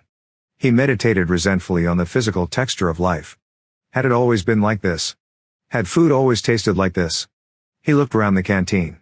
A low-ceilinged, crowded room, its walls grimy from the contact of innumerable bodies, battered metal tables and chairs, placed so close together that you sat with elbows touching, bent spoons, dented trays, coarse white mugs, all surfaces greasy, grime in every crack, and a sourish, composite smell of bad gin and bad coffee and metallic stew and dirty clothes. Always in your stomach and in your skin there was a sort of protest, a feeling that you had been cheated of something that you had a right to. It was true that he had no memories of anything greatly different. In any time that he could accurately remember, there had never been quite enough to eat. One had never had socks or underclothes that were not full of holes, furniture had always been battered and rickety, rooms underheated, tube trains crowded, houses falling to pieces, bread dark-colored, tea a rarity, coffee filthy tasting, cigarettes insufficient, nothing cheap and plentiful except synthetic gin. And though, of course, it grew worse as one's body aged, was it not a sign that this was not the natural order of things, if one's heart sickened at the discomfort and dirt and scarcity, the interminable winters, the stickiness of one's socks, the lifts that never worked, the cold water, the gritty soap, the cigarettes that came to pieces, the food with its strange evil tastes? Why should one feel it to be intolerable unless one had some kind of ancestral memory that things had once been different? He looked round the canteen again. Nearly everyone was ugly, and would still have been ugly even if dressed otherwise than in the uniform blue overalls. On the far side of the room, sitting at a table alone, a small, curiously beetle-like man was drinking a cup of coffee, his little eyes darting suspicious glances from side to side. How easy it was, thought Winston, if you did not look about you, to believe that the physical type set up by the party as an ideal tall muscular youths and deep-bosomed maidens, blonde-haired, vital, sunburnt, carefree existed and even predominated. Actually, so far as he could judge, the majority of people in Airstrip 1 were small, dark, and ill-favored. It was curious how that beetle-like type proliferated in the ministries, little dumpy men, growing stout very early in life, with short legs, swift scuttling movements, and fat inscrutable faces with very small eyes. It was the type that seemed to flourish best under the dominion of the party. The announcement from the Ministry of Plenty ended on another trumpet call and gave way to tinny music. Parsons, stirred to vague enthusiasm by the bombardment of figures, took his pipe out of his mouth. The Ministry of Plenty's certainly done a good job this year, he said with a knowing shake of his head. By the way, Smith, old boy, I suppose you haven't got any razor blades you can let me have. Not one, said Winston. I've been using the same blade for 6 weeks myself. Ah, well, just thought I'd ask you, old boy. Sorry, said Winston. The quacking voice from the next table, temporarily silenced during the ministry's announcement, had started up again, as loud as ever. For some reason Winston suddenly found himself thinking of Mrs. Parsons, with her wispy hair and the dust in the creases of her face. Within 2 years those children would be denouncing her to the thought police. Mrs. Parsons would be vaporized. Syme would be vaporized. Winston would be vaporized. O'Brien would be vaporized. Parsons, on the other hand, would never be vaporized. The eyeless creature with the quacking voice would never be vaporized. The little beetle-like men who scuttle so nimbly through the labyrinth and corridors of ministries, they, too, would never be vaporized. And the girl with dark hair, the girl from the fiction department, she would never be vaporized either. It seemed to him that he knew instinctively who would survive and who would perish, though just what it was that made for survival, it was not easy to say. At this moment he was dragged out of his reverie with a violent jerk. The girl at the next table had turned partly round and was looking at him. It was the girl with dark hair. She was looking at him in a sidelong way, but with curious intensity. The instant she caught his eye she looked away again. The sweat started out on Winston's backbone. A horrible pang of terror went through him. It was gone almost at once, but it left a sort of nagging uneasiness behind. Why was she watching him? Why did she keep following him about? Unfortunately he could not remember whether she had already been at the table when he arrived, or had come there afterwards. But yesterday, at any rate, during the 2 minutes' hate, she had sat immediately behind him when there was no apparent need to do so. Quite likely her real object had been to listen to him and make sure whether he was shouting loudly enough. His earlier thought returned to him, probably she was not actually a member of the thought police, but then it was precisely the amateur spy who was the greatest danger of all. He did not know how long she had been looking at him, but perhaps for as much as 5 minutes, and it was possible that his features had not been perfectly under control. It was terribly dangerous to let your thoughts wander when you were in any public place or within range of a telescreen. The smallest thing could give you away. A nervous tic, an unconscious look of anxiety, a habit of muttering to yourself, anything that carried with it the suggestion of abnormality, of having something to hide.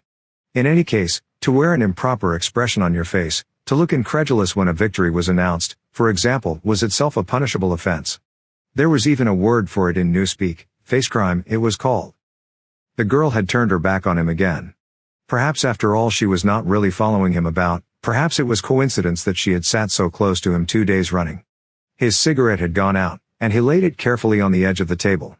He would finish smoking it after work, if he could keep the tobacco in it.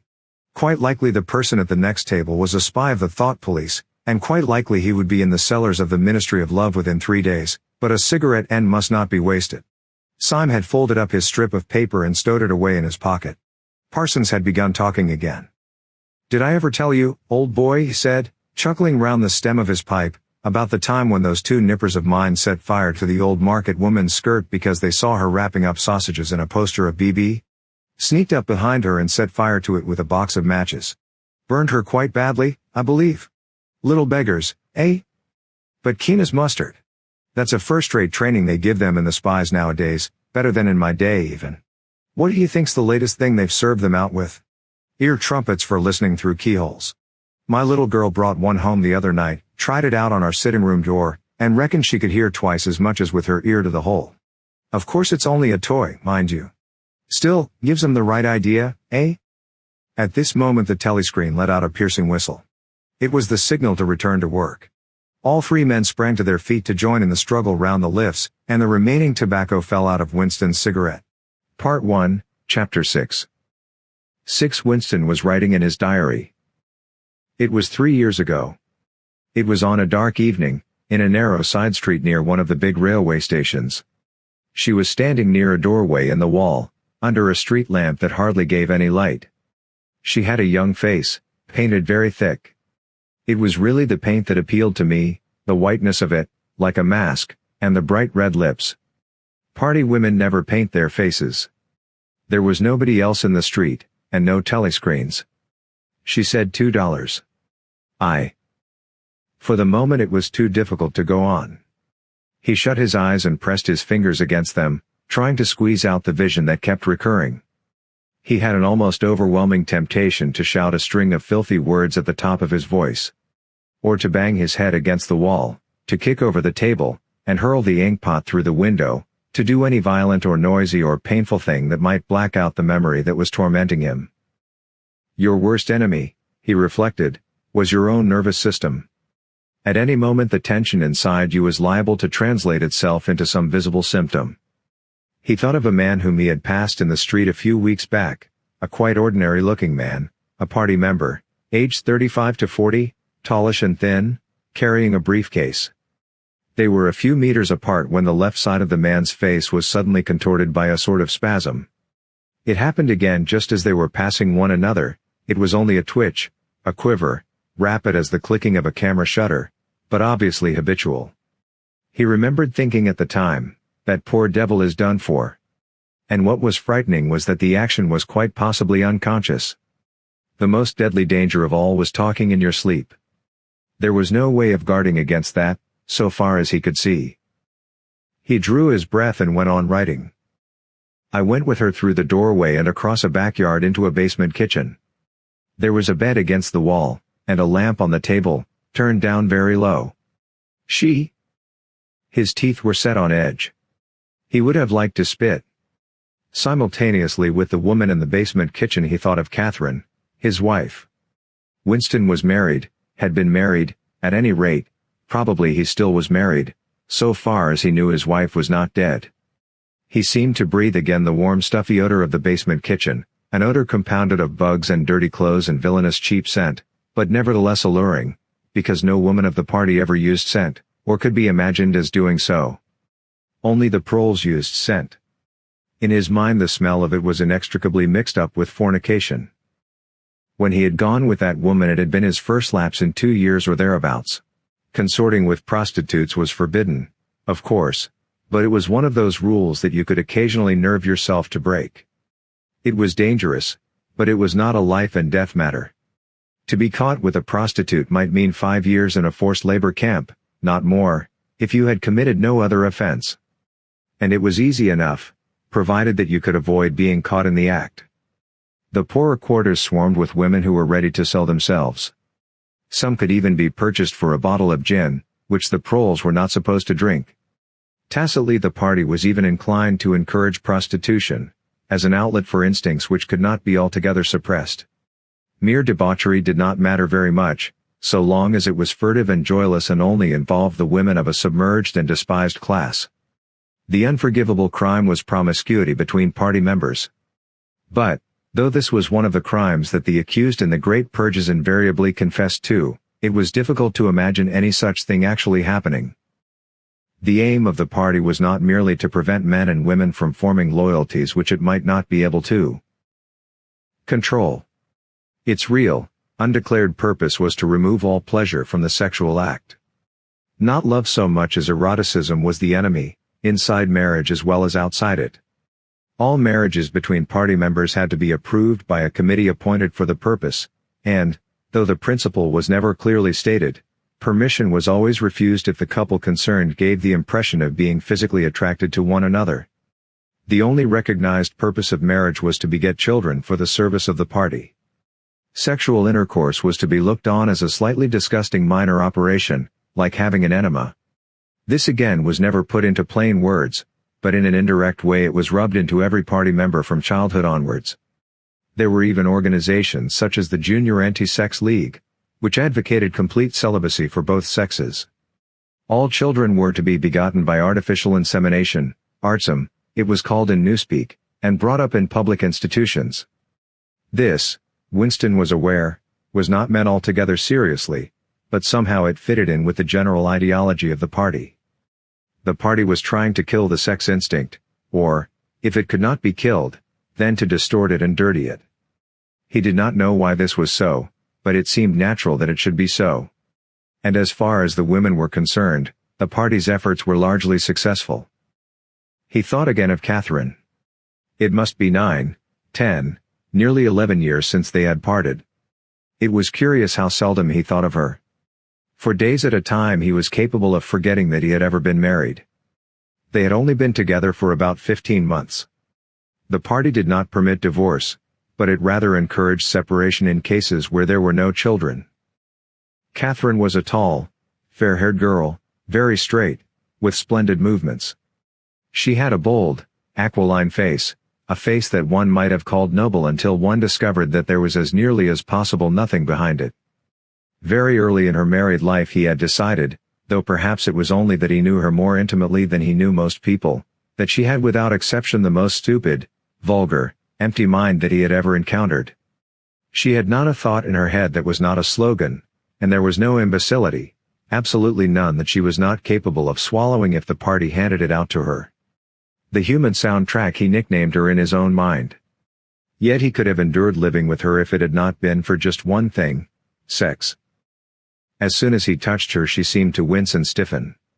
To embrace her was like embracing a jointed wooden image. And what was strange was that even when she was clasping him against her he had the feeling that she was simultaneously pushing him away with all her strength. The rigidity of her muscles managed to convey that impression. She would lie there with shut eyes, neither resisting nor cooperating but submitting. It was extraordinarily embarrassing, and, after a while, horrible. But even then he could have borne living with her if it had been agreed that they should remain celibate. But curiously enough it was Catherine who refused this. They must, she said, produce a child if they could. So the performance continued to happen, once a week quite regularly, whenever it was not impossible. She even used to remind him of it in the morning, as something which had to be done that evening and which must not be forgotten. She had two names for it.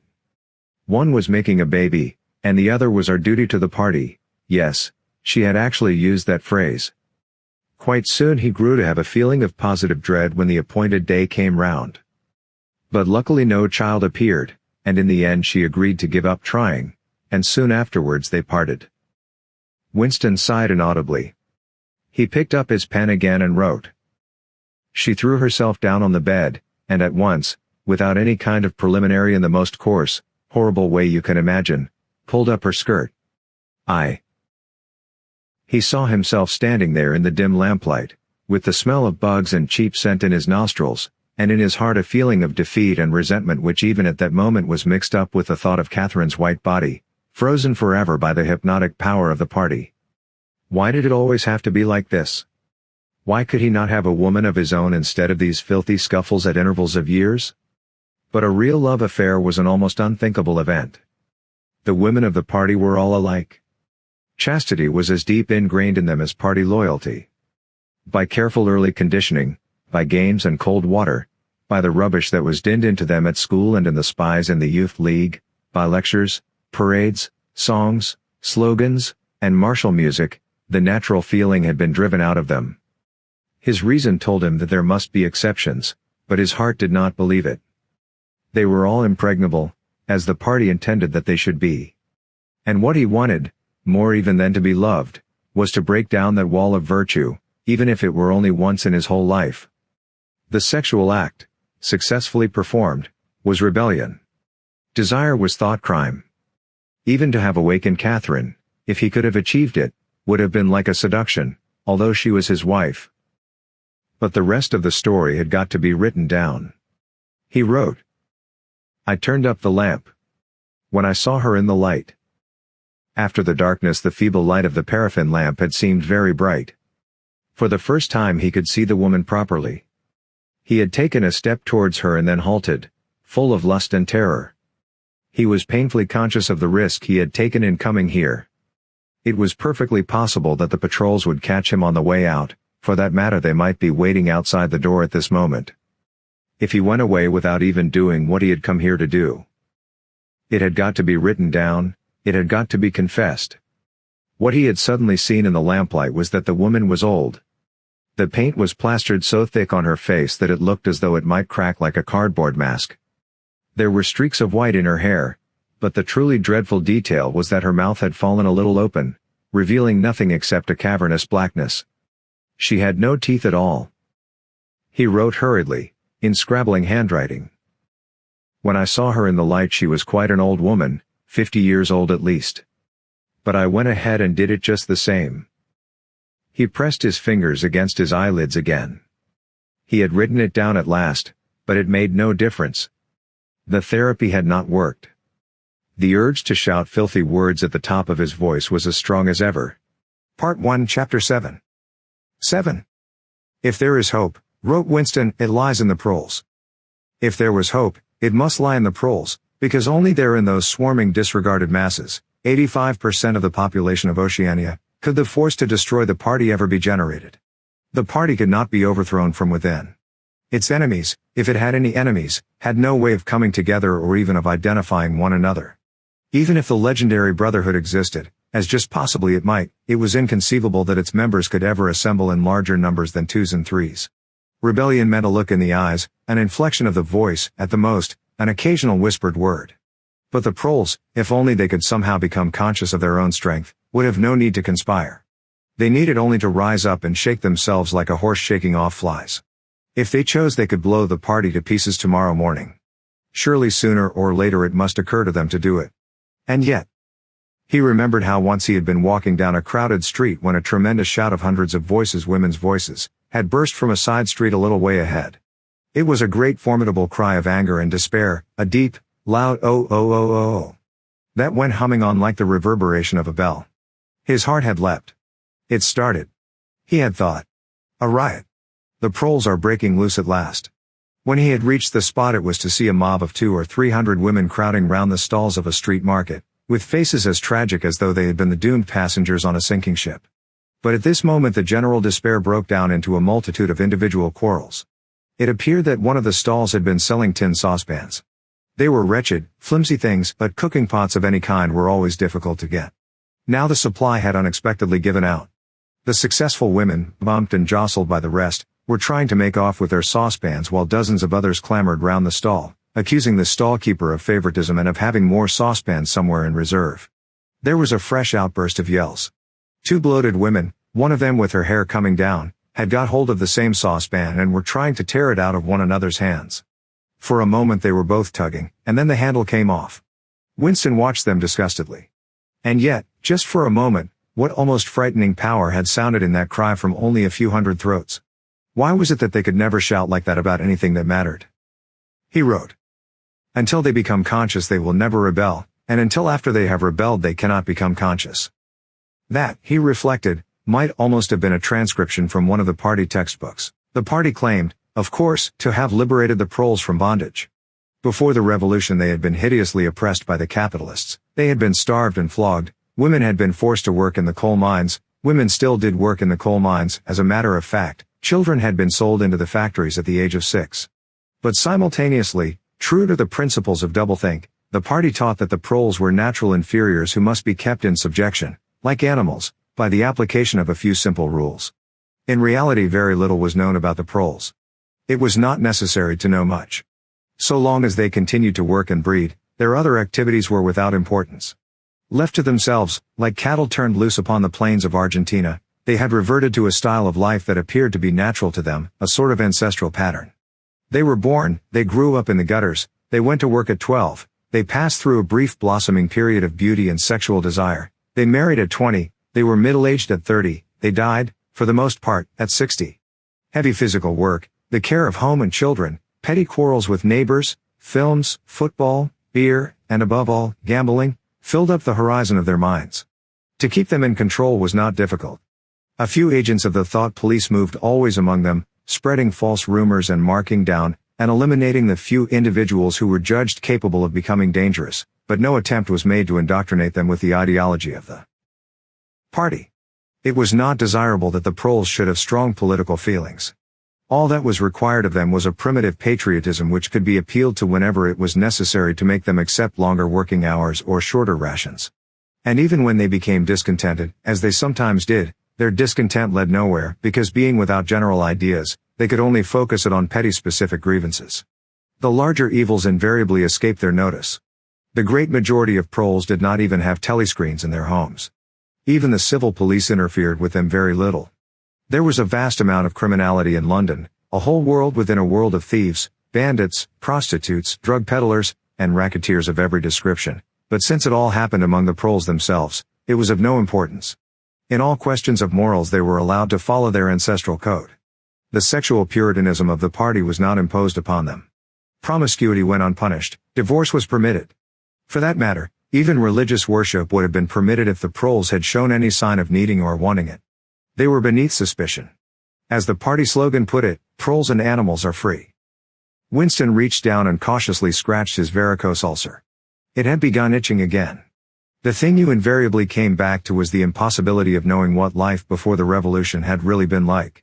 He took out of the drawer a copy of a children's history textbook which he had borrowed from Mrs. Parsons, and began copying a passage into the diary. In the old days, it ran, before the glorious revolution, London was not the beautiful city that we know today. It was a dark, dirty, miserable place where hardly anybody had enough to eat and where hundreds and thousands of poor people had no boots on their feet and not even a roof to sleep under. Children no older than you had to work 12 hours a day for cruel masters who flogged them with whips if they worked too slowly and fed them on nothing but stale bread crusts and water. But in among all this terrible poverty there were just a few great big beautiful houses that were lived in by rich men who had as many as 30 servants to look after them. These rich men were called capitalists. They were fat, ugly men with wicked faces, like the one in the picture on the opposite page. You can see that he is dressed in a long black coat which was called a frock coat, and a queer, shiny hat shaped like a stovepipe, which was called a top hat. This was the uniform of the capitalists, and no one else was allowed to wear it. The capitalists owned everything in the world, and everyone else was their slave.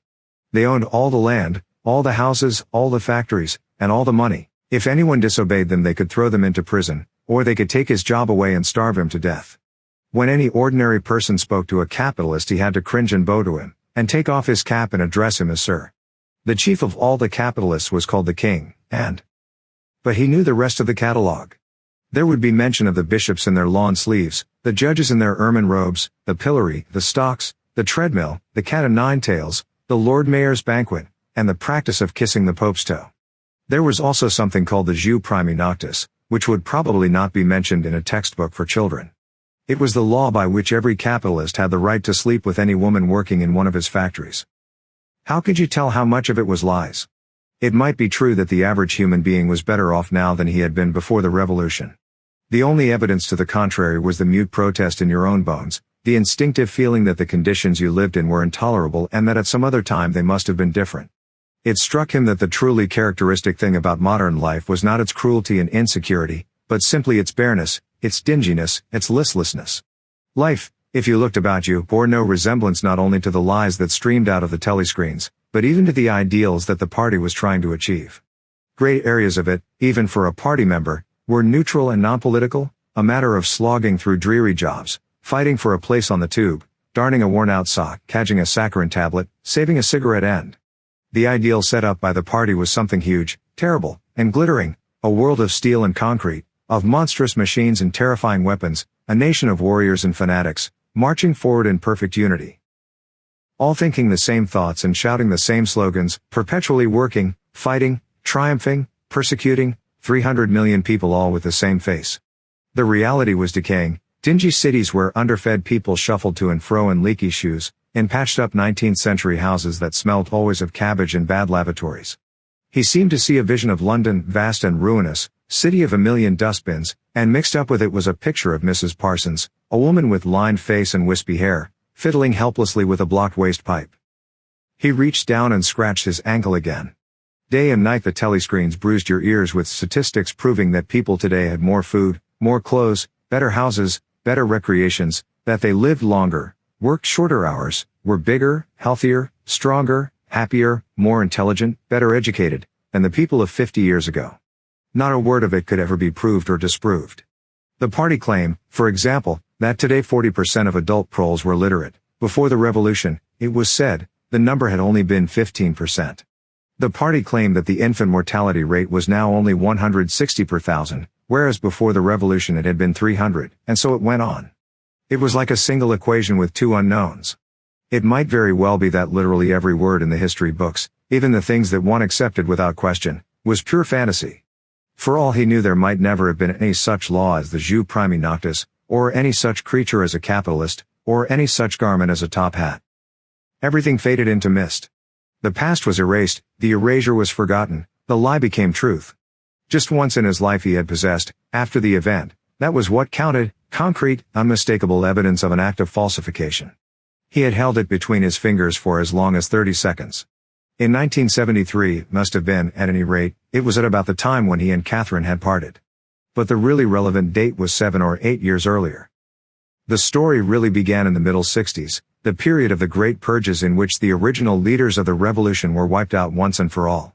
By 1970 none of them was left, except Big Brother himself. All the rest had by that time been exposed as traitors and counter-revolutionaries.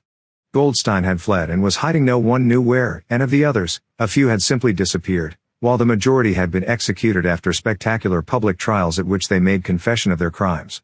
Among the last survivors were three men named Jones, Aronson, and Rutherford. It must have been in 1965 that these three had been arrested.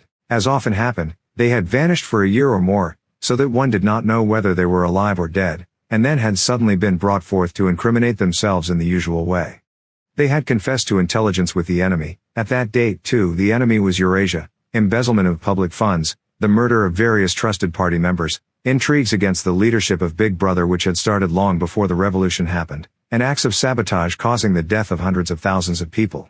After confessing to these things they had been pardoned, reinstated in the party, and given posts which were in fact sinecures but which sounded important.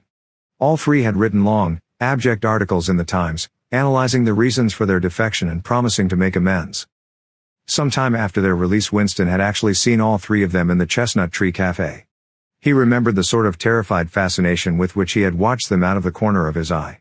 They were men far older than himself, relics of the ancient world, almost the last great figures left over from the heroic days of the party. The glamour of the underground struggle and the Civil War still faintly clung to them. He had the feeling, though already at that time facts and dates were growing blurry, that he had known their names years earlier than he had known that of Big Brother. But also they were outlaws, enemies, untouchables, doomed with absolute certainty to extinction within a year or two. No one who had once fallen into the hands of the thought police ever escaped in the end. They were corpses waiting to be sent back to the grave. There was no one at any of the tables nearest to them. It was not wise even to be seen in the neighborhood of such people. They were sitting in silence before glasses of the gin flavored with cloves which was the speciality of the cafe. Of the three it was Rutherford whose appearance had most impressed Winston. Rutherford had once been a famous caricaturist, whose brutal cartoons had helped to inflame popular opinion before and during the Revolution. Even now, at long intervals, his cartoons were appearing in the Times. They were simply an imitation of his earlier manner, and curiously lifeless and unconvincing. Always they were a rehashing of the ancient themes: slum tenements, starving children, street battles, capitalists in top hats. Even on the barricades the capitalists still seemed to cling to their top hats in endless, hopeless effort to get back into the past.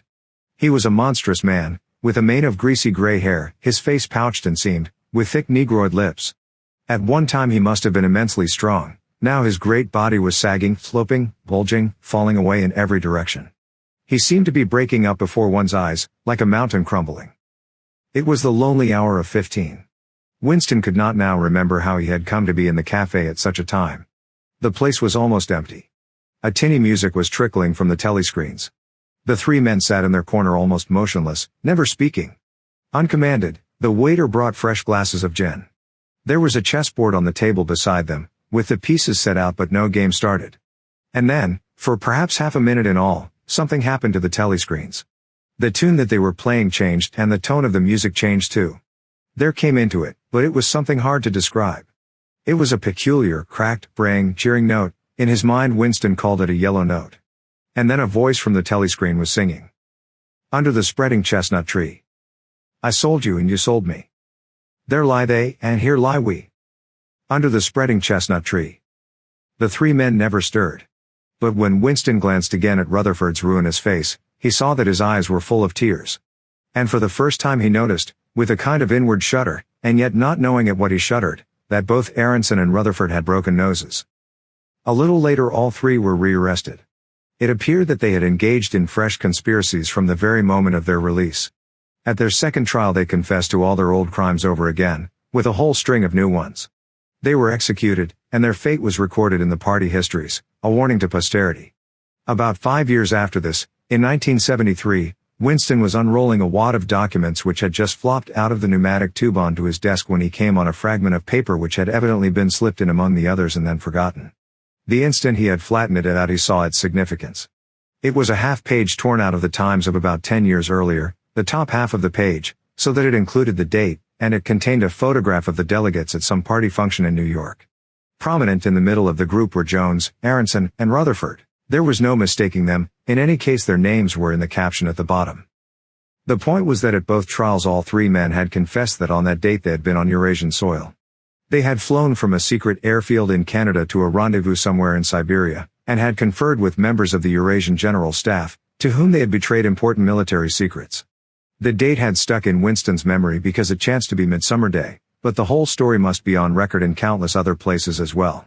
There was only one possible conclusion: the confessions were lies. Of course, this was not in itself a discovery. Even at that time Winston had not imagined that the people who were wiped out in the purges had actually committed the crimes that they were accused of. But this was concrete evidence. It was a fragment of the abolished past, like a fossil bone which turns up in the wrong stratum and destroys a geological theory. It was enough to blow the party to atoms, if in some way it could have been published to the world and its significance made known. He had gone straight on working. As soon as he saw what the photograph was, and what it meant, he had covered it up with another sheet of paper. Luckily, when he unrolled it, it had been upside down from the point of view of the telescreen.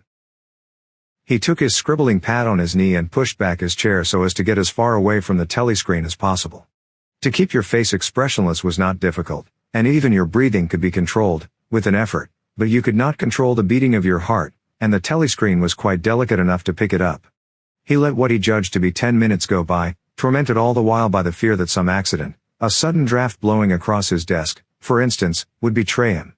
Then, without uncovering it again, he dropped the photograph into the memory hole, along with some other waste papers.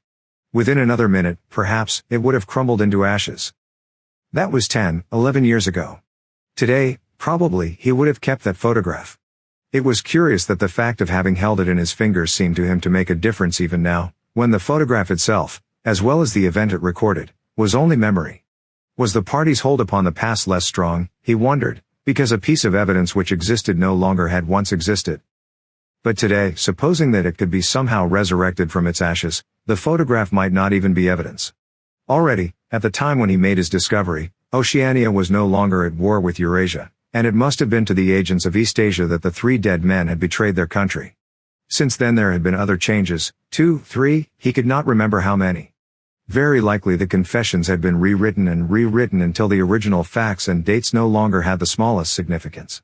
The past not only changed, but changed continuously.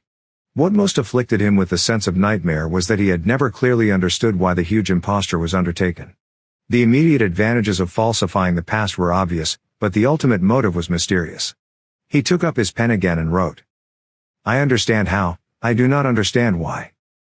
He wondered, as he had many times wondered before, whether he himself was a lunatic. Perhaps a lunatic was simply a minority of one.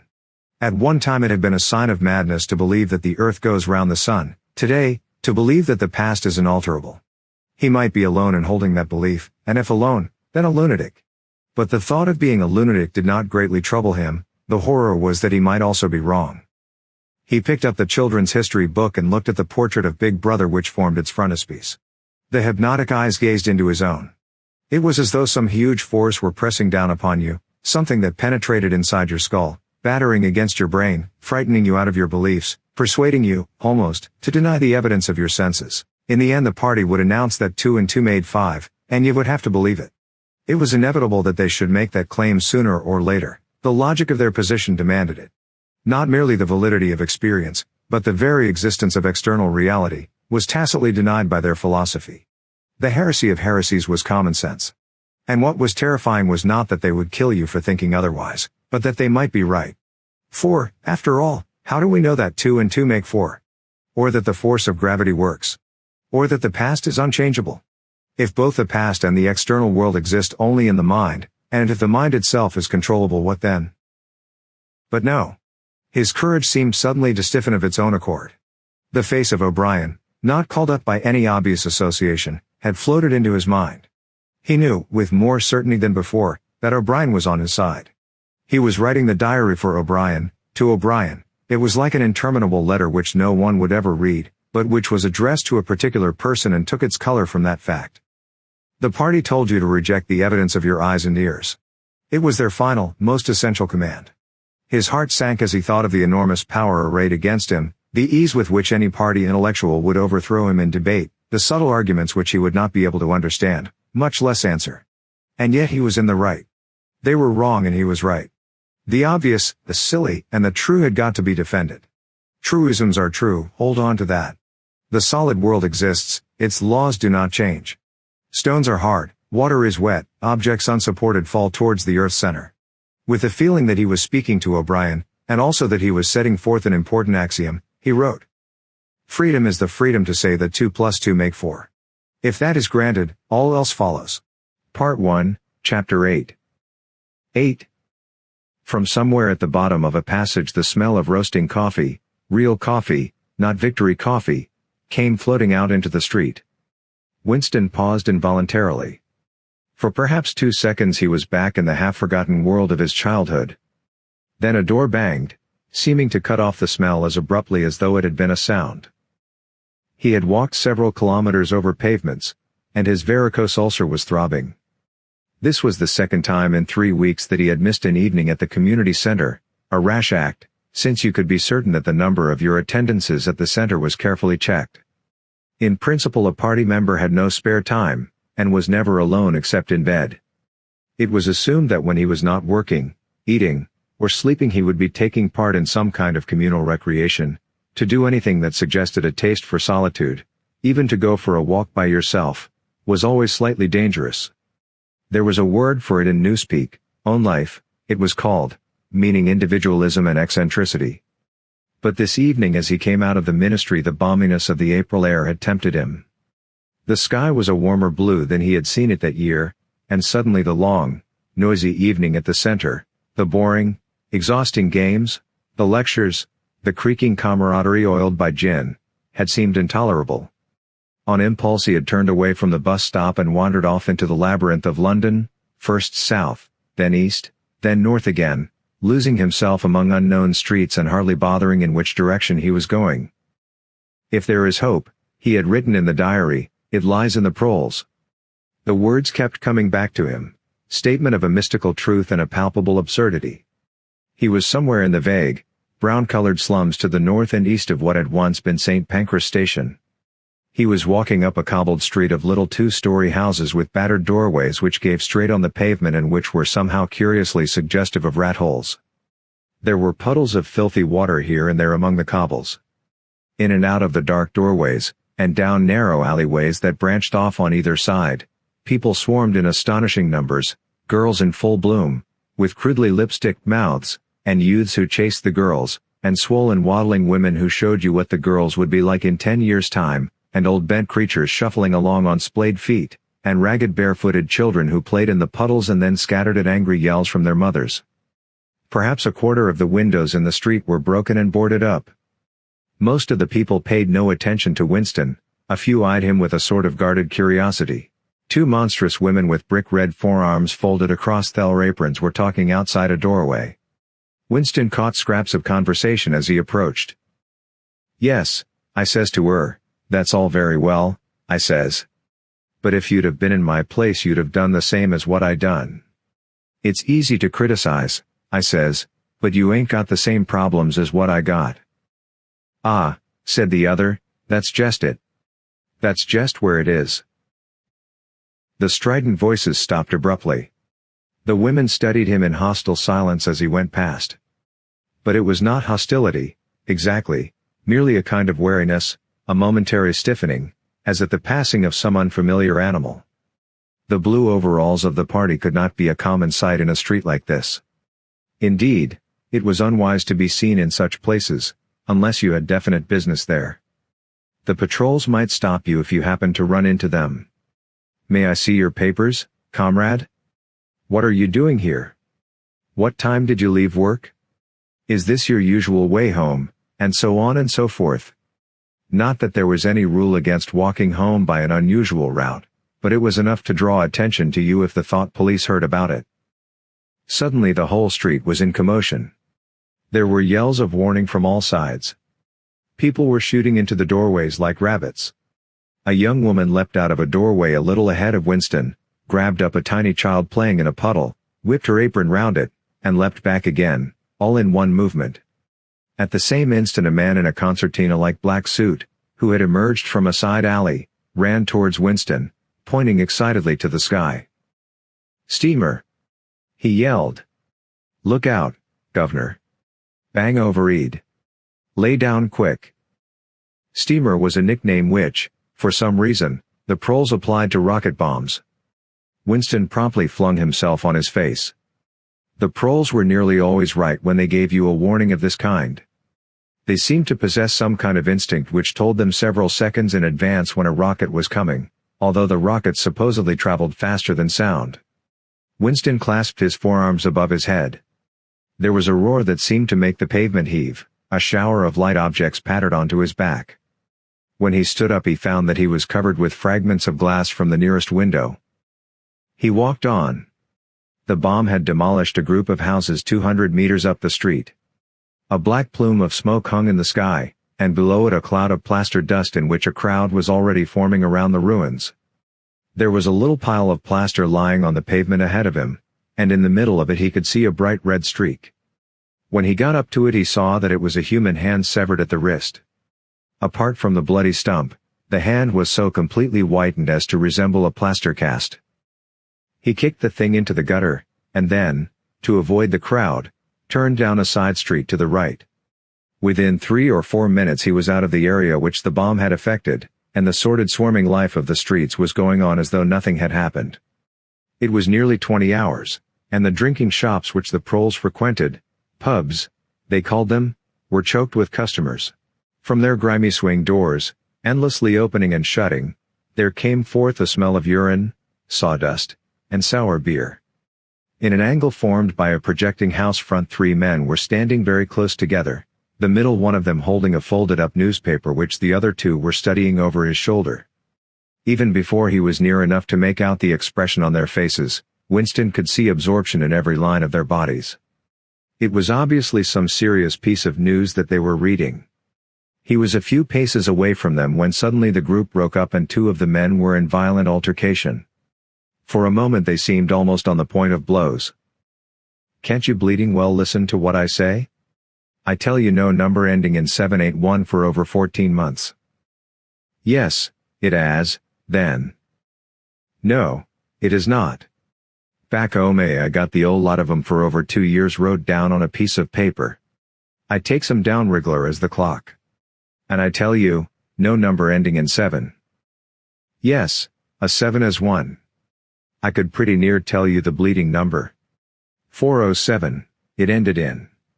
It were in February 2nd week in February. February your grandmother. I got it all down in black and white. And I tell you, no number. Oh, pack it in," said the third man. They were talking about the lottery. Winston looked back when he had gone 30 meters.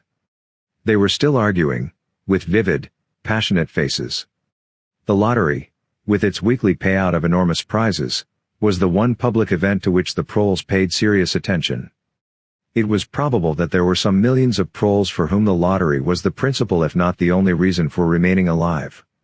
It was their delight, their folly, their anodyne, their intellectual stimulant.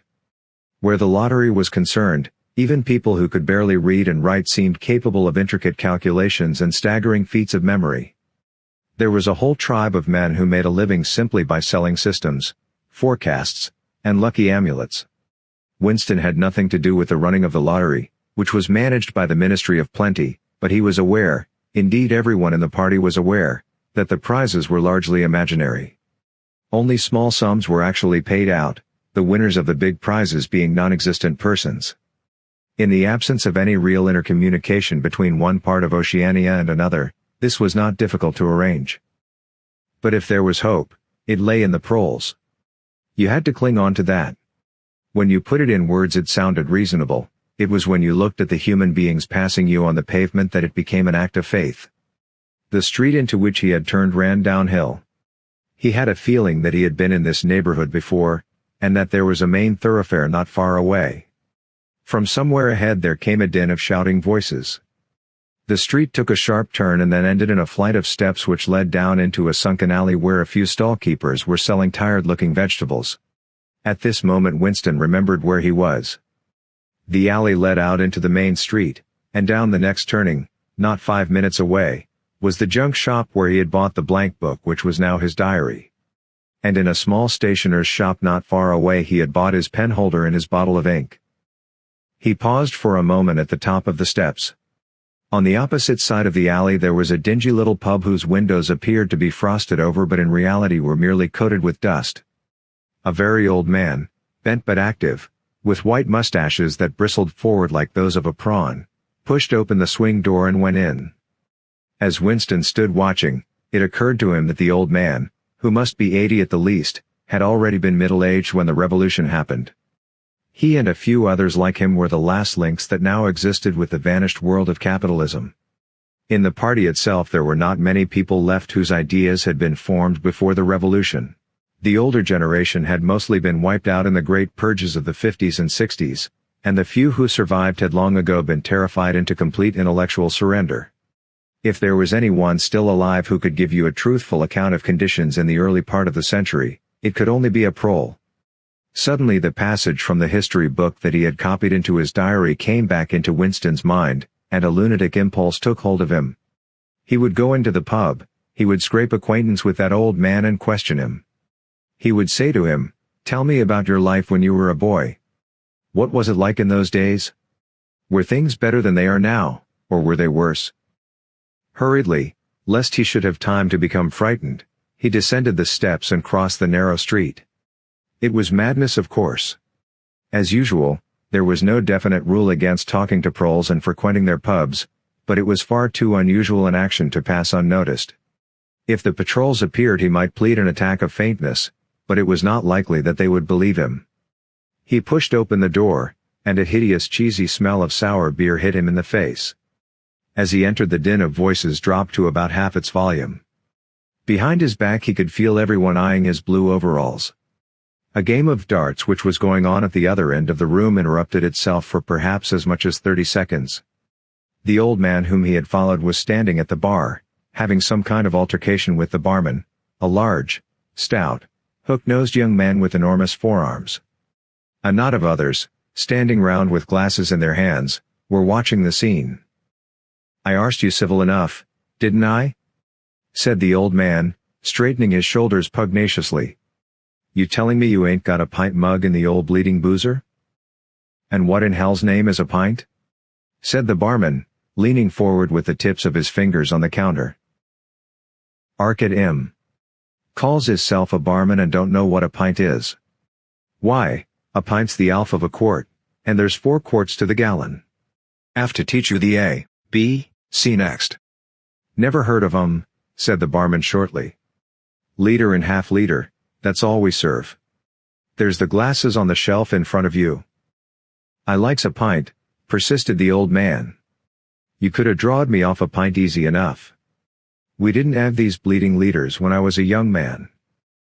"When you were a young man we were all living in the treetops," said the barman, with a glance at the other customers. There was a shout of laughter, and the uneasiness caused by Winston's entry seemed to disappear. The old man's white stubbled face had flushed pink. He turned away, muttering to himself, and bumped into Winston. Winston caught him gently by the arm. "May I offer you a drink?" he said. "You are a gent," said the other, straightening his shoulders again. He appeared not to have noticed Winston's blue overalls. "Pint," he added aggressively to the barman. "Pint of wallop?" The barman swished 2 half-liters of dark brown beer into thick glasses which he had rinsed in a bucket under the counter. Beer was the only drink you could get in prole pubs. The proles were supposed not to drink gin, though in practice they could get hold of it easily enough. The game of darts was in full swing again, and the knot of men at the bar had begun talking about lottery tickets. Winston's presence was forgotten for a moment. There was a deal table under the window where he and the old man could talk without fear of being overheard. It was horribly dangerous, but at any rate there was no telescreen in the room, a point he had made sure of as soon as he came in. "'E could 'a drawed me off a pint," grumbled the old man as he settled down behind a glass. "A half liter ain't enough. It don't satisfy. And a whole liter's too much. It starts my bladder running. Let alone the price." "You must have seen great changes since you were a young man," said Winston tentatively. The old man's pale blue eyes moved from the darts board to the bar, and from the bar to the door of the gents, as though it were in the bar-room that he expected the changes to have occurred. The beer was better, he said finally. And cheaper. When I was a young man, mild beer, wallop we used to call it, was 4p a pint. That was before the war, of course. Which war was that? Said Winston. It's all wars, said the old man vaguely. He took up his glass, and his shoulders straightened again. Heirs wishing you the very best of health. In his lean throat the sharp-pointed Adam's apple made a surprisingly rapid up and down movement, and the beer vanished. Winston went to the bar and came back with 2 more half-liters. The old man appeared to have forgotten his prejudice against drinking a full liter. You are very much older than I am, said Winston. You must have been a grown man before I was born. You can remember what it was like in the old days, before the revolution. People of my age don't really know anything about those times. We can only read about them in books, and what it says in the books may not be true. I should like your opinion on that. The history books say that life before the revolution was completely different from what it is now. There was the most terrible oppression, injustice, poverty worse than anything we can imagine. Here in London, the great mass of the people never had enough to eat from birth to death. Half of them hadn't even boots on their feet. They worked 12 hours a day, they left school at 9, they slept 10 in a room. And at the same time there were a very few people, only a few thousands, the capitalists, they were called, who were rich and powerful. They owned everything that there was to own. They lived in great gorgeous houses with 30 servants, they rode about in motor cars and 4-horse carriages, they drank champagne, they wore top hats. The old man brightened suddenly. Top hats, he said. Funny you should mention 'em. The same thing come into my head only yesterday, I don't know why. I was just thinking, I ain't seen a top hat in years. Gorn right out, the avenue the last time I wore one was at my sister-in-law's funeral. And that was, well, I couldn't give you the date, but it must have been 50 years ago. Of course it was only hired for the occasion, you understand. It isn't very important about the top hats, said Winston patiently. The point is, these capitalists, they and a few lawyers and priests and so forth who lived on them, were the lords of the earth. Everything existed for their benefit. You, the ordinary people, the workers, were their slaves. They could do what they liked with you. They could ship you off to Canada like cattle. They could sleep with your daughters if they chose. They could order you to be flogged with something called a cat o' nine tails. You had to take your cap off when you passed them. Every capitalist went about with a gang of lackeys who... The old man brightened again. Lackeys, he said. Now there's a word I ain't heard since ever so long. Lackeys. That wriggler takes me back, that does. I recollect donkeys years ago, I used to sometimes go to Eda Park of a Sunday afternoon to hear the blokes making speeches. Salvation Army, Roman Catholics, Jews, Indians, all sorts there was. And there was one bloke, well, I couldn't give you his name, but a real powerful speaker he was. E didn't Alf give it him. Lackeys. E says, lackeys of the bourgeoisie. Flunkies of the ruling class. Parasites, that was another of them. And hyenas, E definitely called him hyenas. Of course E was referring to the Labour Party, you understand. Winston had the feeling that they were talking at cross purposes. What I really wanted to know is this, he said. Do you feel that you have more freedom now than you had in those days?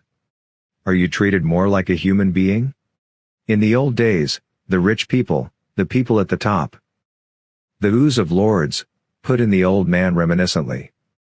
The House of Lords, if you like. What I am asking is, were these people able to treat you as an inferior, simply because they were rich and you were poor? Is it a fact, for instance, that you had to call them sir and take off your cap when you passed them? The old man appeared to think deeply. He drank off about a quarter of his beer before answering. Yes, he said. They liked you to touch your cap to 'em. It showed respect, like. I didn't agree with it, myself, but I done it often enough. Had to, as you might say. And was it usual, I'm only quoting what I've read in history books, Was it usual for these people and their servants to push you off the pavement into the gutter? One of 'em pushed me once, said the old man. I recollect it as if it was yesterday. It was boat race night, terribly rowdy they used to get on boat race night, and I bumps into a young bloke on Shaftesbury Avenue. Quite a gent, 'e was, dress shirt, top hat, black overcoat. 'E was kind of zigzagging across the pavement, and I bumps into him accidental like. 'E says, "Why can't you look where you're going?" 'E says. I say, "D'you think you've bought the bleeding pavement?"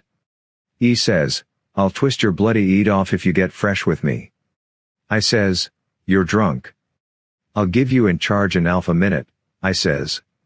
And if you'll believe me, 'e puts his'n on my chest and gives me a shove as pretty near sent me under the wheels of a bus. Well, I was young in them days, and I was going to have fetched him one, only. A sense of helplessness took hold of Winston. The old man's memory was nothing but a rubbish heap of details. One could question him all day without getting any real information. The party histories might still be true, after a fashion, they might even be completely true. He made a last attempt. "Perhaps I have not made myself clear," he said. "What I'm trying to say is this. You have been alive a very long time, you lived half your life before the revolution. In 1925, for instance, you were already grown up. Would you say from what you can remember, that life in 1925 was better than it is now, or worse? If you could choose, would you prefer to live then or now?" The old man looked meditatively at the darts board. He finished up his beer, more slowly than before. When he spoke it was with a tolerant philosophical air, as though the beer had mellowed him. "I know what you expect me to say," he said. "You expect me to say as I'd sooner be young again. Most people'd say they'd sooner be young, if you arst 'em. You got your health and strength when you're young. When you get to my time of life you ain't never well. I suffer something wicked from my feet, and my bladder's just terrible. 6 and 7 times a night it is me out of bed. On the other end, there's great advantages in being a old man. You ain't got the same worries. No truck with women, and that's a great thing. I ain't had a woman for near on 30 year, if you'd credit it. Nor wanted to, what's more." Winston sat back against the windowsill. It was no use going on. He was about to buy some more beer when the old man suddenly got up and shuffled rapidly into the stinking urinal at the side of the room. The extra half-liter was already working on him. Winston sat for a minute or two gazing at his empty glass, and hardly noticed when his feet carried him out into the street again. Within 20 years at the most, he reflected, the huge and simple question, was life better before the revolution than it is now? Would have ceased once and for all to be answerable. But in effect it was unanswerable even now, since the few scattered survivors from the ancient world were incapable of comparing one age with another. They remembered a million useless things, a quarrel with a workmate, a hunt for a lost bicycle pump, the expression on a long-dead sister's face, the swirls of dust on a windy morning 70 years ago, but all the relevant facts were outside the range of their vision. They were like the ant, which can see small objects but not large ones. And when memory failed and written records were falsified, when that happened, the claim of the party to have improved the conditions of human life had got to be accepted, because there did not exist, and never again could exist, any standard against which it could be tested. At this moment his train of thought stopped abruptly. He halted and looked up. He was in a narrow street, with a few dark little shops, interspersed among dwelling houses. Immediately above his head there hung 3 discolored metal balls which looked as if they had once been gilded. He seemed to know the place. Of course. He was standing outside the junk shop where he had bought the diary. A twinge of fear went through him. It had been a sufficiently rash act to buy the book in the beginning, and he had sworn never to come near the place again. And yet the instant that he allowed his thoughts to wander, his feet had brought him back here of their own accord. It was precisely against suicidal impulses of this kind that he had hoped to guard himself by opening the diary. At the same time he noticed that although it was nearly 21 hours the shop was still open. With the feeling that he would be less conspicuous inside than hanging about on the pavement, he stepped through the doorway. If questioned, he could plausibly say that he was trying to buy razor blades. The proprietor had just lighted a hanging oil lamp which gave off an unclean but friendly smell. He was a man of perhaps 60, frail and bowed, with a long, benevolent nose, and mild eyes distorted by thick spectacles. His hair was almost white, but his eyebrows were bushy and still black. His spectacles, his gentle, fussy movements, and the fact that he was wearing an aged jacket of black velvet, gave him a vague air of intellectuality, as though he had been some kind of literary man, or perhaps a musician. His voice was soft, as though faded, and his accent less debased than that of the majority of proles. "I recognized you on the pavement," he said immediately. "You were the gentleman that bought the young lady's keepsake album. That was a beautiful bit of paper, that was. Cream laid, it used to be called. There's been no paper like that made for, oh, I dare say 50 years. He peered at Winston over the top of his spectacles. "Is there anything special I can do for you? Or did you just want to look round?" "I was passing," said Winston vaguely. "I just looked in. I don't want anything in particular." "It's just as well," said the other, "because I don't suppose I could have satisfied you." He made an apologetic gesture with his soft-palmed hand. "You see how it is, an empty shop, you might say. Between you and me, the antique trade's just about finished. No demand any longer, and no stock either. Furniture, china, glass, it's all been broken up by degrees. And of course the metal stuff's mostly been melted down. I haven't seen a brass candlestick in years." The tiny interior of the shop was in fact uncomfortably full, but there was almost nothing in it of the slightest value. The floor space was very restricted, because all round the walls were stacked innumerable dusty picture frames. In the window there were trays of nuts and bolts, worn-out chisels, penknives with broken blades, tarnished watches that did not even pretend to be in going order, and other miscellaneous rubbish. Only on a small table in the corner was there a litter of odds and ends, lacquered snuff boxes, agate brooches, and the like, which looked as though they might include something interesting. As Winston wandered towards the table his eye was caught by a round, smooth thing that gleamed softly in the lamplight, and he picked it up. It was a heavy lump of glass, curved on one side, flat on the other, making almost a hemisphere. There was a peculiar softness, as of rainwater, in both the color and the texture of the glass. At the heart of it, magnified by the curved surface, there was a strange, pink, convoluted object that recalled a rose or a sea anemone. "What is it?" said Winston, fascinated. "That's coral, that is," said the old man.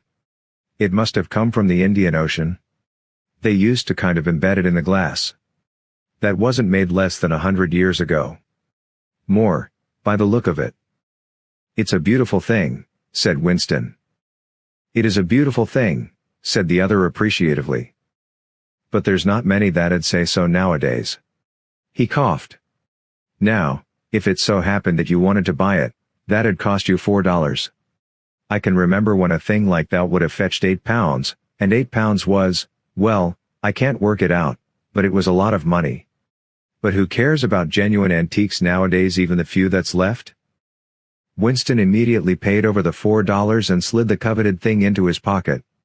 What appealed to him about it was not so much its beauty as the air it seemed to possess of belonging to an age quite different from the present one.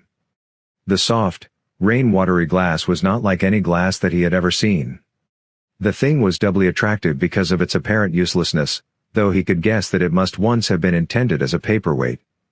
It was very heavy in his pocket, but fortunately it did not make much of a bulge. It was a queer thing, even a compromising thing, for a party member to have in his possession.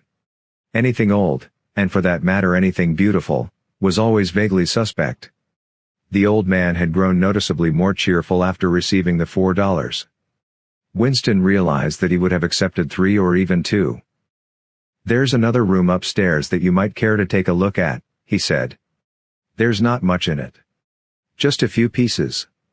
We'll do with a light if we're going upstairs." He lit another lamp, and, with bowed back, led the way slowly up the steep and worn stairs and along a tiny passage, into a room which did not give on the street but looked out on a cobbled yard and a forest of chimney pots. Winston noticed that the furniture was still arranged as though the room were meant to be lived in. There was a strip of carpet on the floor, a picture or two on the walls, and a deep, slatternly armchair drawn up to the fireplace. An old-fashioned glass clock with a 12-hour face was ticking away on the mantelpiece. Under the window, and occupying nearly a quarter of the room, was an enormous bed with a mattress still on it. "We lived here till my wife died," said the old man half apologetically. "I'm selling the furniture off by little and little. Now that's a beautiful mahogany bed, or at least it would be if you could get the bugs out of it. But I dare say you'd find it a little bit cumbersome." He was holding the lamp high up, so as to illuminate the whole room, and in the warm dim light the place looked curiously inviting. The thought flitted through Winston's mind that it would probably be quite easy to rent the room for a few dollars a week, if he dared to take the risk. It was a wild, impossible notion, to be abandoned as soon as thought of, but the room had awakened in him a sort of nostalgia, a sort of ancestral memory. It seemed to him that he knew exactly what it felt like to sit in a room like this, in an armchair beside an open fire with your feet in the fender and a kettle on the hob, utterly alone, utterly secure, with nobody watching you, no voice pursuing you, no sound except the singing of the kettle and the friendly ticking of the clock. "There's no telescreen," he could not help murmuring. "Ah," said the old man, "I never had one of those things. Too expensive. And I never seemed to feel the need of it, somehow. Now that's a nice gate-leg table in the corner there. Though of course you'd have to put new hinges on it if you wanted to use the flaps." There was a small bookcase in the other corner, and Winston had already gravitated towards it. It contained nothing but rubbish. The hunting down and destruction of books had been done with the same thoroughness in the prole quarters as everywhere else. It was very unlikely that there existed anywhere in Oceania a copy of a book printed earlier than 1960. The old man, still carrying the lamp, was standing in front of a picture in a rosewood frame which hung on the other side of the fireplace, opposite the bed. "Now, if you happen to be interested in old prints at all," he began delicately. Winston came across to examine the picture. It was a steel engraving of an oval building with rectangular windows, and a small tower in front. There was a railing running round the building, and at the rear end there was what appeared to be a statue. Winston gazed at it for some moments. It seemed vaguely familiar, though he did not remember the statue. "The frame's fixed to the wall," said the old man, "but I could unscrew it for you, I dare say." "I know that building," said Winston finally. "It's a ruin now. It's in the middle of the street outside the Palace of Justice." "That's right. Outside the law courts. It was bombed in, many years ago. It was a church at one time, St. Clement Danes, its name was." He smiled apologetically, as though conscious of saying something slightly ridiculous, and added, "Oranges and lemons, say the bells of St. Clement's." "What's that?" said Winston. "Oh, oranges and lemons, say the bells of St. Clement's. That was a rhyme we had when I was a little boy. How it goes on I don't remember, but I do know it ended up, 'Here comes a candle to light you to bed, here comes a chopper to chop off your head.' It was a kind of a dance. They held out their arms for you to pass under, and when they came to 'Here comes a chopper to chop off your head,' they brought their arms down and caught you. It was just names of churches. All the London churches were in it, all the principal ones, that is." Winston wondered vaguely to what century the church belonged. It was always difficult to determine the age of a London building. Anything large and impressive, if it was reasonably new in appearance, was automatically claimed as having been built since the Revolution, while anything that was obviously of earlier date was ascribed to some dim period called the Middle Ages. The centuries of capitalism were held to have produced nothing of any value. One could not learn history from architecture any more than one could learn it from books. Statues, inscriptions, memorial stones, the names of streets, anything that might throw light upon the past had been systematically altered. "I never knew it had been a church," he said. "There's a lot of them left, really," said the old man, "though they've been put to other uses. Now, how did that rhyme go? Ah, I've got it. Oranges and lemons, say the bells of St. Clement's. You owe me 3 farthings, say the bells of St. Martin's. There, now, that's as far as I can get. A farthing, that was a small copper coin, looked something like a cent. Where was St. Martin's? said Winston. "St. Martin's? That's still standing. It's in Victory Square, alongside the picture gallery. A building with a kind of a triangular porch and pillars in front, and a big flight of steps." Winston knew the place well. It was a museum used for propaganda displays of various kinds, scale models of rocket bombs and floating fortresses, waxwork tableaus illustrating enemy atrocities, and the like. "St. Martin's in the Fields it used to be called," supplemented the old man, "though I don't recollect any fields anywhere in those parts." Winston did not buy the picture. It would have been an even more incongruous possession than the glass paperweight, and impossible to carry home, unless it were taken out of its frame. But he lingered for some minutes more, talking to the old man, whose name, he discovered, was not Weeks, as one might have gathered from the inscription over the shop front, but Charrington. Mr. Charrington, it seemed, was a widower aged 63 and had inhabited this shop for 30 years. Throughout that time he had been intending to alter the name over the window, but had never quite got to the point of doing it. All the while that they were talking the half-remembered rhyme kept running through Winston's head. "Oranges and lemons say the bells of St. Clement's, you owe me 3 farthings, say the bells of St. Martin's." It was curious, but when you said it to yourself you had the illusion of actually hearing bells, the bells of a lost London that still existed somewhere or other, disguised and forgotten. From one ghostly steeple after another he seemed to hear them pealing forth. Yet so far as he could remember he had never in real life heard church bells ringing.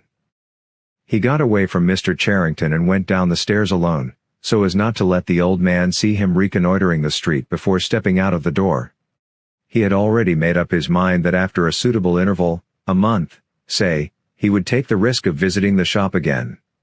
It was perhaps not more dangerous than shirking an evening at the center. The serious piece of folly had been to come back here in the first place, after buying the diary and without knowing whether the proprietor of the shop could be trusted. However, yes, he thought again, he would come back. He would buy further scraps of beautiful rubbish. He would buy the engraving of St. Clement Danes, take it out of its frame, and carry it home concealed under the jacket of his overalls. He would drag the rest of that poem out of Mr. Charrington's memory. Even the lunatic project of renting the room upstairs flashed momentarily through his mind again. For perhaps 5 seconds exultation made him careless, and he stepped out onto the pavement without so much as a preliminary glance through the window. He had even started humming to an improvised tune. "Oranges and lemons, say the bells of St. Clement's. You owe me 3 farthings, say the." Suddenly his heart seemed to turn to ice and his bowels to water. A figure in blue overalls was coming down the pavement, not 10 meters away. It was the girl from the fiction department, the girl with dark hair. The light was failing, but there was no difficulty in recognizing her. She looked him straight in the face, then walked quickly on as though she had not seen him. For a few seconds Winston was too paralyzed to move. Then he turned to the right and walked heavily away, not noticing for the moment that he was going in the wrong direction. At any rate, one question was settled. There was no doubting any longer that the girl was spying on him. She must have followed him here, because it was not credible that by pure chance she should have happened to be walking on the same evening up the same obscure back street, kilometers distant from any quarter where party members lived. It was too great a coincidence. Whether she was really an agent of the thought police, or simply an amateur spy actuated by officiousness, hardly mattered. It was enough that she was watching him. Probably she had seen him go into the pub as well. It was an effort to walk. The lump of glass in his pocket banged against his thigh at each step, and he was half-minded to take it out and throw it away. The worst thing was the pain in his belly. For a couple of minutes he had the feeling that he would die if he did not reach a lavatory soon. But there would be no public lavatories in a quarter like this. Then the spasm passed, leaving a dull ache behind. The street was a blind alley. Winston halted, stood for several seconds wondering vaguely what to do, then turned round and began to retrace his steps. As he turned it occurred to him that the girl had only passed him 3 minutes ago and that by running he could probably catch up with her. He could keep on her track till they were in some quiet place, and then smash her skull in with a cobblestone. The piece of glass in his pocket would be heavy enough for the job. But he abandoned the idea immediately, because even the thought of making any physical effort was unbearable. He could not run. He could not strike a blow. Besides, she was young and lusty and would defend herself. He thought also of hurrying to the community center and staying there till the place closed, so as to establish a partial alibi for the evening. But that too was impossible. A deadly lassitude had taken hold of him. All he wanted was to get home quickly and then sit down and be quiet. It was after 22 hours when he got back to the flat. The lights would be switched off at the main at 23:30. He went into the kitchen and swallowed nearly a teacupful of Victory gin. Then he went to the table in the alcove, sat down, and took the diary out of the drawer. But he did not open it at once. From the telescreen a brassy female voice was squalling a patriotic song. He sat staring at the marbled cover of the book, trying without success to shut the voice out of his consciousness. It was at night that they came for you, always at night. The proper thing was to kill yourself before they got you. Undoubtedly some people did so. Many of the disappearances were actually suicides. But it needed desperate courage to kill yourself in a world where firearms, or any quick and certain poison, were completely unprocurable. He thought with a kind of astonishment of the biological uselessness of pain and fear, the treachery of the human body which always freezes into inertia at exactly the moment when a special effort is needed. He might have silenced the dark-haired girl if only he had acted quickly enough, but precisely because of the extremity of his danger he had lost the power to act. It struck him that in moments of crisis one is never fighting against an external enemy, but always against one's own body. Even now, in spite of the gin, the dull ache in his belly made consecutive thought impossible. And it is the same, he perceived, in all seemingly heroic or tragic situations. On the battlefield, in the torture chamber, on a sinking ship, the issues that you are fighting for are always forgotten, because the body swells up until it fills the universe, and even when you are not paralyzed by fright or screaming with pain, life is a moment-to-moment struggle against hunger or cold or sleeplessness, against a sour stomach or an aching tooth. He opened the diary. It was important to write something down. The woman on the telescreen had started a new song. Her voice seemed to stick into his brain like jagged splinters of glass. He tried to think of O'Brien, for whom, or to whom, the diary was written, but instead he began thinking of the things that would happen to him after the thought police took him away. It would not matter if they killed you at once. To be killed was what you expected. But before death, nobody spoke of such things, yet everybody knew of them. There was the routine of confession that had to be gone through, the groveling on the floor and screaming for mercy, the crack of broken bones, the smashed teeth, and bloody clots of hair. Why did you have to endure it, since the end was always the same? Why was it not possible to cut a few days or weeks out of your life? Nobody ever escaped detection, and nobody ever failed to confess. When once you had succumbed to thought crime it was certain that by a given date you would be dead. Why then did that horror, which altered nothing, have to lie embedded in future time? He tried with a little more success than before to summon up the image of O'Brien. "We shall meet in the place where there is no darkness," O'Brien had said to him. He knew what it meant, or thought he knew. The place where there is no darkness was the imagined future, which one would never see, but which, by foreknowledge, one could mystically share in. But with the voice from the telescreen nagging at his ears he could not follow the train of thought further. He put a cigarette in his mouth. Half the tobacco promptly fell out onto his tongue, a bitter dust which was difficult to spit out again. The face of Big Brother swam into his mind, displacing that of O'Brien. Just as he had done a few days earlier, he slid a coin out of his pocket and looked at it. The face gazed up at him, heavy, calm, protecting, but what kind of smile was hidden beneath the dark mustache? Like a leaden knell the words came back at him. War is peace. Freedom is slavery. Ignorance is strength. Part 2, Chapter 1. Part 2. 1. It was the middle of the morning, and Winston had left the cubicle to go to the lavatory. A solitary figure was coming towards him from the other end of the long, brightly lit corridor. It was the girl with dark hair. 4 days had gone past since the evening when he had run into her outside the junk shop. As she came nearer he saw that her right arm was in a sling, not noticeable at a distance because it was of the same color as her overalls. Probably she had crushed her hand while swinging round one of the big kaleidoscopes on which the plots of novels were roughed in. It was a common accident in the fiction department. They were perhaps 4 meters apart when the girl stumbled and fell almost flat on her face. A sharp cry of pain was wrung out of her. She must have fallen right on the injured arm. Winston stopped short. The girl had risen to her knees. Her face had turned a milky yellow color against which her mouth stood out redder than ever. Her eyes were fixed on his, with an appealing expression that looked more like fear than pain. A curious emotion stirred in Winston's heart. In front of him was an enemy who was trying to kill him. In front of him, also, was a human creature, in pain and perhaps with a broken bone. Already he had instinctively started forward to help her. In the moment when he had seen her fall on the bandaged arm, it had been as though he felt the pain in his own body. "You were hurt?" he said. "It's nothing. My arm. It'll be all right in a second." She spoke as though her heart were fluttering. She had certainly turned very pale. "You haven't broken anything?" "No, I'm all right. It hurt for a moment, that's all." She held out her free hand to him, and he helped her up. She had regained some of her color, and appeared very much better. "It's nothing," she repeated shortly.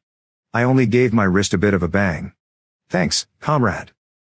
And with it she walked on in the direction in which she had been going, as briskly as though it had really been nothing. The whole incident could not have taken as much as half a minute. Not to let one's feelings appear in one's face was a habit that had acquired the status of an instinct, and in any case they had been standing straight in front of a telescreen when the thing happened. Nevertheless, it had been very difficult not to betray a momentary surprise, for in the 2 or 3 seconds while he was helping her up the girl had slipped something into his hand. There was no question that she had done it intentionally. It was something small and flat. As he passed through the lavatory door he transferred it to his pocket and felt it with the tips of his fingers. It was a scrap of paper folded into a square. While he stood at the urinal he managed, with a little more fingering, to get it unfolded. Obviously there must be a message of some kind written on it.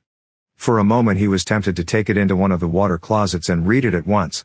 But that would be shocking folly, as he well knew. There was no place where you could be more certain that the telescreens were watched continuously. He went back to his cubicle, sat down, threw the fragment of paper casually among the other papers on the desk, put on his spectacles and hitched the speakwrite towards him. 5 minutes, he told himself, 5 minutes at the very least. His heart bumped in his breast with frightening loudness. Fortunately the piece of work he was engaged on was mere routine, the rectification of a long list of figures, not needing close attention. Whatever was written on the paper, it must have some kind of political meaning. So far as he could see there were 2 possibilities. One, much the more likely, was that the girl was an agent of the thought police, just as he had feared. He did not know why the thought police should choose to deliver their messages in such a fashion, but perhaps they had their reasons. The thing that was written on the paper might be a threat, a summons, an order to commit suicide, a trap of some description. But there was another, wilder possibility that kept raising its head, though he tried vainly to suppress it. This was, that the message did not come from the thought police at all, but from some kind of underground organization. Perhaps the Brotherhood existed after all. Perhaps the girl was part of it. No doubt the idea was absurd, but it had sprung into his mind in the very instant of feeling the scrap of paper in his hand. It was not till a couple of minutes later that the other, more probable explanation had occurred to him. And even now, though his intellect told him that the message probably meant death, still, that was not what he believed, and the unreasonable hope persisted, and his heart banged, and it was with difficulty that he kept his voice from trembling as he murmured his figures into the speakwrite. He rolled up the completed bundle of work and slid it into the pneumatic tube. 8 minutes had gone by. He readjusted his spectacles on his nose, sighed, and drew the next batch of work towards him, with the scrap of paper on top of it. He flattened it out. On it was written, in a large unformed handwriting, "I love you." For several seconds he was too stunned even to throw the incriminating thing into the memory hole. When he did so, although he knew very well the danger of showing too much interest, he could not resist reading it once again, just to make sure that the words were really there. For the rest of the morning it was very difficult to work. What was even worse than having to focus his mind on a series of niggling jobs was the need to conceal his agitation from the telescreen. He felt as though a fire were burning in his belly. Lunch in the hot, crowded, noise-filled canteen was torment. He had hoped to be alone for a little while during the lunch hour, but as bad luck would have it the imbecile Parsons flopped down beside him, the tang of his sweat almost defeating the tinny smell of stew, and kept up a stream of talk about the preparations for Hate Week. He was particularly enthusiastic about a papier-mâché model of Big Brother's head, 2 meters wide, which was being made for the occasion by his daughter's troop of spies. The irritating thing was that in the racket of voices Winston could hardly hear what Parsons was saying, and was constantly having to ask for some fatuous remark to be repeated. Just once he caught a glimpse of the girl, at a table with two other girls at the far end of the room. She appeared not to have seen him, and he did not look in that direction again. The afternoon was more bearable. Immediately after lunch there arrived a delicate, difficult piece of work which would take several hours and necessitated putting everything else aside. It consisted in falsifying a series of production reports of 2 years ago, in such a way as to cast discredit on a prominent member of the inner party, who was now under a cloud. This was the kind of thing that Winston was good at, and for more than 2 hours he succeeded in shutting the girl out of his mind altogether.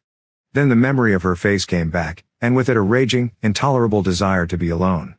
Until he could be alone it was impossible to think this new development out. Tonight was one of his nights at the community center.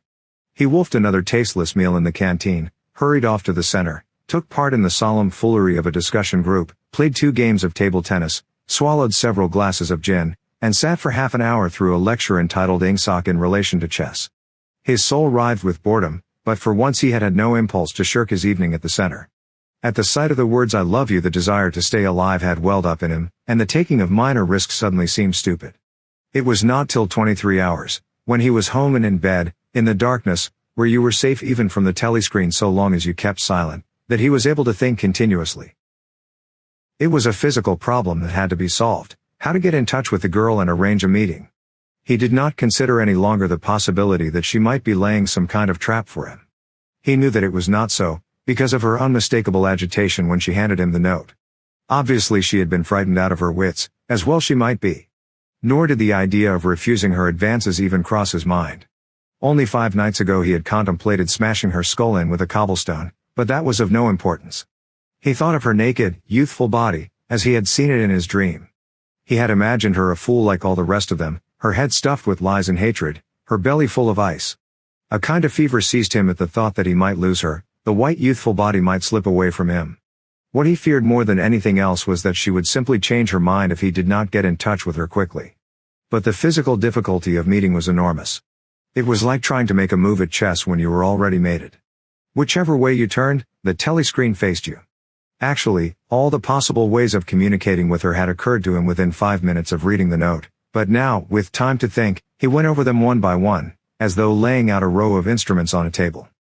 Obviously the kind of encounter that had happened this morning could not be repeated. If she had worked in the records department it might have been comparatively simple, but he had only a very dim idea whereabouts in the building the fiction department lay, and he had no pretext for going there.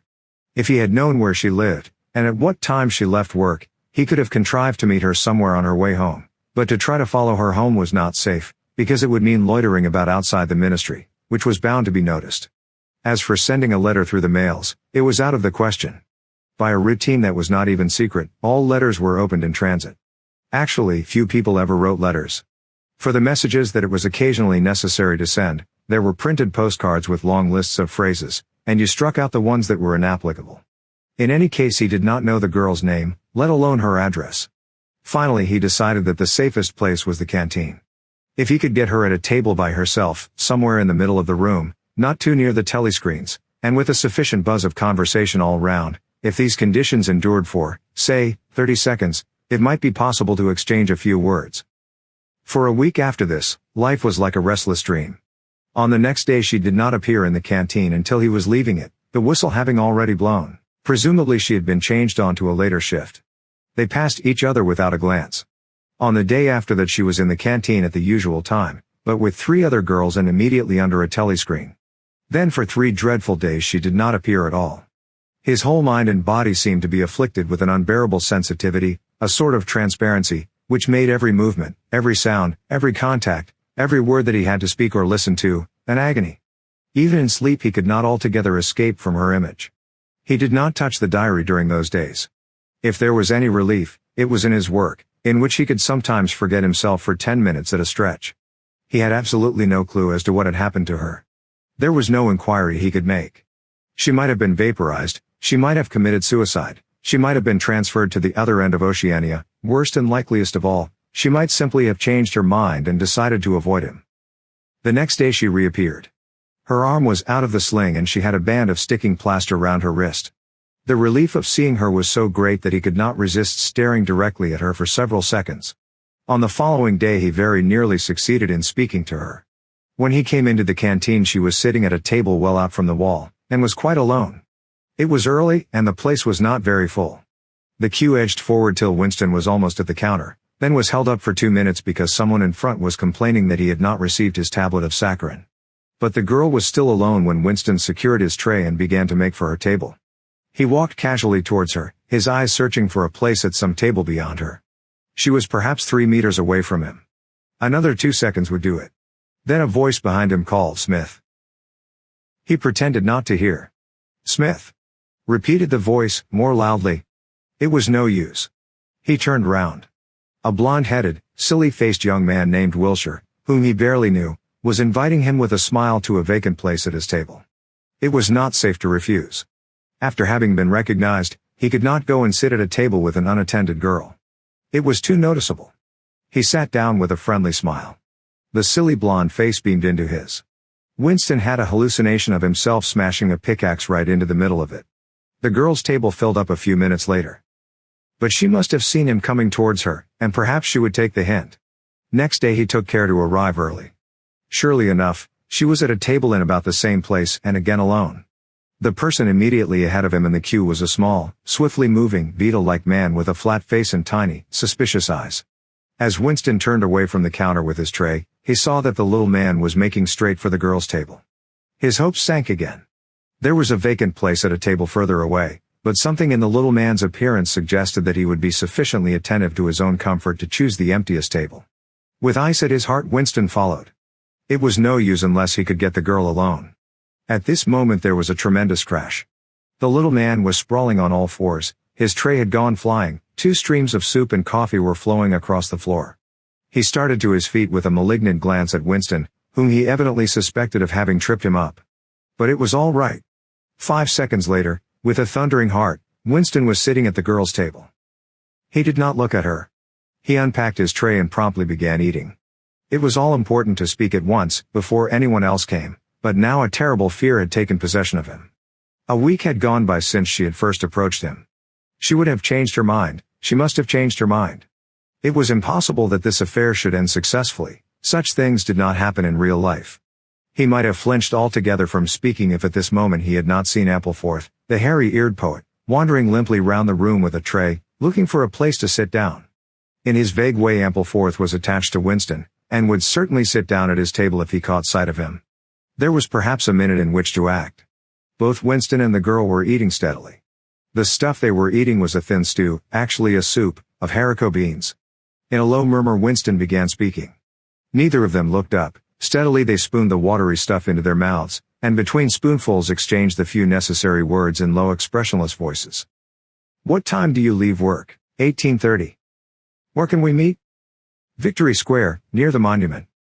It's full of telescreens. It doesn't matter if there's a crowd." "Any signal?" "No. Don't come up to me until you see me among a lot of people. And don't look at me. Just keep somewhere near me." "What time?"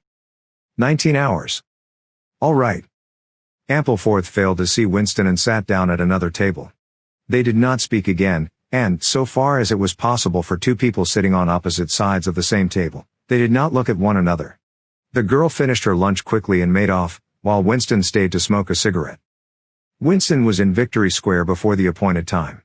He wandered round the base of the enormous fluted column, at the top of which Big Brother's statue gazed southward towards the skies where he had vanquished the Eurasian aeroplanes, the East Asian aeroplanes, it had been, a few years ago, in the Battle of Airstrip 1.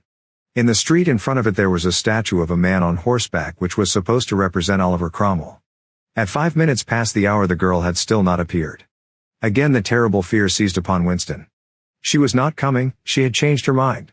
He walked slowly up to the north side of the square and got a sort of pale-colored pleasure from identifying St. Martin's Church, whose bells, when it had bells, had chimed "You owe me 3 farthings. Then he saw the girl standing at the base of the monument, reading or pretending to read a poster which ran spirally up the column. It was not safe to go near her until some more people had accumulated. There were telescreens all round the pediment. But at this moment there was a din of shouting and a zoom of heavy vehicles from somewhere to the left. Suddenly everyone seemed to be running across the square. The girl nipped nimbly round the lions at the base of the monument and joined in the rush. Winston followed. As he ran, He gathered from some shouted remarks that a convoy of Eurasian prisoners was passing. Already a dense mass of people was blocking the south side of the square. Winston, at normal times the kind of person who gravitates to the outer edge of any kind of scrimmage, shoved, butted, squirmed his way forward into the heart of the crowd. Soon he was within arm's length of the girl, but the way was blocked by an enormous prole and an almost equally enormous woman, presumably his wife, who seemed to form an impenetrable wall of flesh. Winston wriggled himself sideways, and with a violent lunge managed to drive his shoulder between them. For a moment it felt as though his entrails were being ground to pulp between the two muscular hips, then he had broken through, sweating a little. He was next to the girl. They were shoulder to shoulder, both staring fixedly in front of them. A long line of trucks, with wooden-faced guards armed with submachine guns standing upright in each corner, was passing slowly down the street. In the trucks little yellow men in shabby greenish uniforms were squatting, jammed close together. Their sad, Mongolian faces gazed out over the sides of the trucks utterly incurious. Occasionally when a truck jolted there was a clank-clank of metal. All the prisoners were wearing leg irons. Truckload after truckload of the sad faces passed. Winston knew they were there but he saw them only intermittently. The girl's shoulder, and her arm right down to the elbow, were pressed against his. Her cheek was almost near enough for him to feel its warmth. She had immediately taken charge of the situation, just as she had done in the canteen. She began speaking in the same expressionless voice as before, with lips barely moving, a mere murmur easily drowned by the din of voices and the rumbling of the trucks. "Can you hear me?" "Yes." "Can you get Sunday afternoon off?" "Yes." "Then listen carefully. You'll have to remember this. Go to Paddington Station." With a sort of military precision that astonished him, she outlined the route that he was to follow. A half-hour railway journey, turn left outside the station, 2 kilometers along the road, a gate with the top bar missing, a path across a field, a grass-grown lane, a track between bushes, a dead tree with moss on it. It was as though she had a map inside her head. "Can you remember all that?" she murmured finally. "Yes." "You turn left, then right, then left again. And the gate's got no top bar." "Yes." "What time?" "About 15. You may have to wait. I'll get there by another way." "Are you sure you remember everything?" "Yes." "Then get away from me as quick as you can."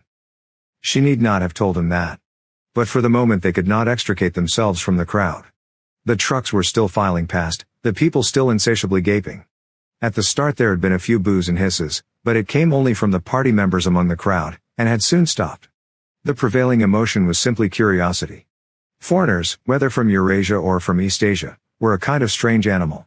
One literally never saw them except in the guise of prisoners, and even as prisoners one never got more than a momentary glimpse of them. Nor did one know what became of them, apart from the few who were hanged as war criminals. The others simply vanished, presumably into forced labor camps. The round Mogul faces had given way to faces of a more European type, dirty, bearded and exhausted. From over scrubby cheekbones eyes looked into Winston's, sometimes with strange intensity, and flashed away again. The convoy was drawing to an end. In the last truck he could see an aged man, his face a mass of grizzled hair, standing upright with wrists crossed in front of him, as though he were used to having them bound together. It was almost time for Winston and the girl to part. But at the last moment, while the crowd still hemmed them in, her hand felt for his and gave it a fleeting squeeze. It could not have been 10 seconds, and yet it seemed a long time that their hands were clasped together. He had time to learn every detail of her hand. He explored the long fingers, the shapely nails, the work-hardened palm with its row of calluses, the smooth flesh under the wrist. Merely from feeling it he would have known it by sight. In the same instant it occurred to him that he did not know what color the girl's eyes were. They were probably brown, but people with dark hair sometimes had blue eyes. To turn his head and look at her would have been inconceivable folly. With hands locked together, invisible among the press of bodies, they stared steadily in front of them, and instead of the eyes of the girl, the eyes of the aged prisoner gazed mournfully at Winston out of nests of hair. Part 2, Chapter 2. 2. Winston picked his way up the lane through dappled light and shade, stepping out into pools of gold wherever the boughs parted. Under the trees to the left of him the ground was misty with bluebells. The air seemed to kiss one's skin. It was the 2nd of May. From somewhere deeper in the heart of the wood came the droning of ringed doves. He was a bit early. There had been no difficulties about the journey, and the girl was so evidently experienced that he was less frightened than he would normally have been. Presumably she could be trusted to find a safe place. In general you could not assume that you were much safer in the country than in London. There were no telescreens, of course, but there was always the danger of concealed microphones by which your voice might be picked up and recognized. Besides, it was not easy to make a journey by yourself without attracting attention. For distances of less than 100 kilometers it was not necessary to get your passport endorsed, but sometimes there were patrols hanging about the railway stations, who examined the papers of any party member they found there and asked awkward questions. However, no patrols had appeared, and on the walk from the station he had made sure by cautious backward glances that he was not being followed. The train was full of proles, in holiday mood because of the summery weather. The wooden-seated carriage in which he traveled was filled to overflowing by a single enormous family, ranging from a toothless great-grandmother to a month-old baby, going out to spend an afternoon with in-laws in the country, and, as they freely explained to Winston, to get hold of a little black market butter. The lane widened, and in a minute he came to the footpath she had told him of, a mere cattle track which plunged between the bushes.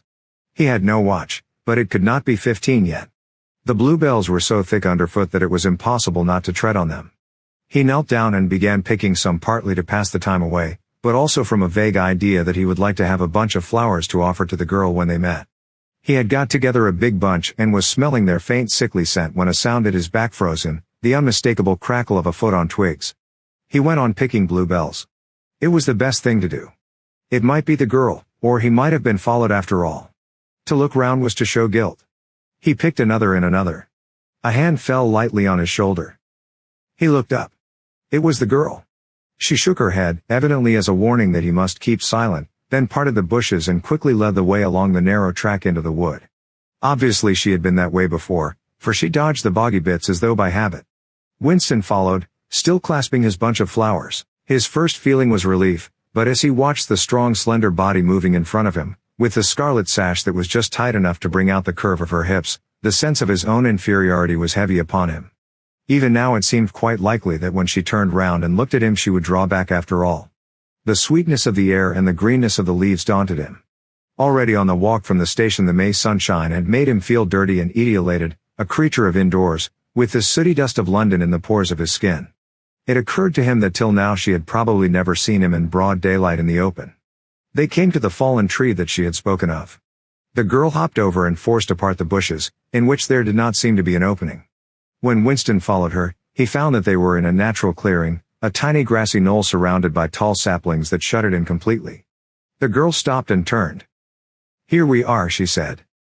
He was facing her at several paces distance. As yet he did not dare move nearer to her. "I didn't want to say anything in the lane," she went on, "in case there's a mic hidden there. I don't suppose there is, but there could be. There's always the chance of one of those swine recognizing your voice. We're all right here." He still had not the courage to approach her. "We're all right here?" he repeated stupidly. "Yes. Look at the trees." They were small ashes, which at some time had been cut down and had sprouted up again into a forest of poles, none of them thicker than one's wrist. "There's nothing big enough to hide a mic in. Besides, I've been here before." They were only making conversation. He had managed to move closer to her now. She stood before him very upright, with a smile on her face that looked faintly ironical, as though she were wondering why he was so slow to act. The bluebells had cascaded onto the ground. They seemed to have fallen of their own accord. He took her hand. "Would you believe," he said, "that till this moment I didn't know what color your eyes were?" "They were brown," he noted, "a rather light shade of brown, with dark lashes. Now that you've seen what I'm really like, can you still bear to look at me?" "Yes, easily. I'm 39 years old. I've got a wife that I can't get rid of. I've got varicose veins. I've got 5 false teeth." "I couldn't care less," said the girl. The next moment, it was hard to say by whose act, she was in his arms. At the beginning he had no feeling except sheer incredulity. The youthful body was strained against his own, the mass of dark hair was against his face, and yes. Actually she had turned her face up and he was kissing the wide red mouth. She had clasped her arms about his neck, she was calling him darling, precious one, loved one. He had pulled her down onto the ground, she was utterly unresisting, he could do what he liked with her. But the truth was that he had no physical sensation, except that of mere contact. All he felt was incredulity and pride. He was glad that this was happening, but he had no physical desire. It was too soon, her youth and prettiness had frightened him, he was too much used to living without women, he did not know the reason. The girl picked herself up and pulled a bluebell out of her hair. She sat against him, putting her arm round his waist. "Never mind, dear. There's no hurry. We've got the whole afternoon. Isn't this a splendid hideout? I found it when I got lost once on a community hike. If anyone was coming you could hear them 100 meters away. What is your name? Said Winston. Julia. I know yours. It's Winston Smith. How did you find that out? I expect I'm better at finding things out than you are, dear. Tell me, what did you think of me before that day I gave you the note? He did not feel any temptation to tell lies to her. It was even a sort of love offering to start off by telling the worst. I hated the sight of you, he said. I wanted to rape you and then murder you afterwards. 2 weeks ago I thought seriously of smashing your head in with a cobblestone. If you really want to know, I imagine that you had something to do with the thought police. The girl laughed delightedly, evidently taking this as a tribute to the excellence of her disguise. Not the thought police. You didn't honestly think that? Well, perhaps not exactly that. But from your general appearance, merely because you're young and fresh and healthy, you understand, I thought that probably. You thought I was a good party member. Pure in word and deed. Banners, processions, slogans, games, community hikes, all that stuff. And you thought that if I had a quarter of a chance I'd denounce you as a thought criminal and get you killed off. Yes, something of that kind. A great many young girls are like that, you know. It's this bloody thing that does it, she said, ripping off the scarlet sash of the Junior Anti-Sex League and flinging it onto a bough. Then, as though touching her waist had reminded her of something, she felt in the pocket of her overalls and produced a small slab of chocolate. She broke it in half and gave one of the pieces to Winston. Even before he had taken it he knew by the smell that it was very unusual chocolate. It was dark and shiny, and was wrapped in silver paper. Chocolate normally was dull brown crumbly stuff that tasted, as nearly as one could describe it, like the smoke of a rubbish fire. But at some time or another he had tasted chocolate like the piece she had given him. The first whiff of its scent had stirred up some memory which he could not pin down, but which was powerful and troubling. Where did you get this stuff? He said. Black market, she said indifferently. Actually I am that sort of girl to look at. I'm good at games. I was a troop leader in the Spies. I do voluntary work 3 evenings a week for the Junior Anti-Sex League. Hours and hours I've spent pasting their bloody rot all over London. I always carry one end of a banner in the processions. I always look cheerful and I never shirk anything. Always yell with the crowd, that's what I say. It's the only way to be safe. The first fragment of chocolate had me-eyed on Winston's tongue. The taste was delightful. But there was still that memory moving round the edges of his consciousness, something strongly felt but not reducible to definite shape, like an object seen out of the corner of one's eye. He pushed it away from him, aware only that it was the memory of some action which he would have liked to undo but could not. You are very young, he said. You are 10 or 15 years younger than I am. What could you see to attract you in a man like me? It was something in your face. I thought I'd take a chance. I'm good at spotting people who don't belong. As soon as I saw you I knew you were against them. Them, it appeared, meant the party, and above all the inner party, about whom she talked with an open jeering hatred which made Winston feel uneasy, although he knew that they were safe here if they could be safe anywhere. A thing that astonished him about her was the coarseness of her language. Party members were supposed not to swear, and Winston himself very seldom did swear, aloud, at any rate. Julia, however, seemed unable to mention the party, and especially the inner party, without using the kind of words that you saw chalked up in dripping alleyways. He did not dislike it. It was merely one symptom of her revolt against the party and all its ways, and somehow it seemed natural and healthy, like the sneeze of a horse that smells bad hay. They had left the clearing and were wandering again through the checkered shade, with their arms round each other's waists whenever it was wide enough to walk two abreast. He noticed how much softer her waist seemed to feel now that the sash was gone. They did not speak above a whisper. Outside the clearing, Julia said, it was better to go quietly. Presently they had reached the edge of the little wood. She stopped him. Don't go out into the open. There might be someone watching. We're all right if we keep behind the boughs. They were standing in the shade of hazel bushes. The sunlight, filtering through innumerable leaves, was still hot on their faces. Winston looked out into the field beyond, and underwent a curious, slow shock of recognition. He knew it by sight. An old, close-bitten pasture, with a footpath wandering across it and a molehill here and there. In the ragged hedge on the opposite side the boughs of the elm trees swayed just perceptibly in the breeze, and their leaves stirred faintly in dense masses like women's hair. Surely somewhere nearby, but out of sight, there must be a stream with green pools where dace were swimming. Isn't there a stream somewhere near here? He whispered. That's right, there is a stream. It's at the edge of the next field, actually. There are fish in it, great big ones.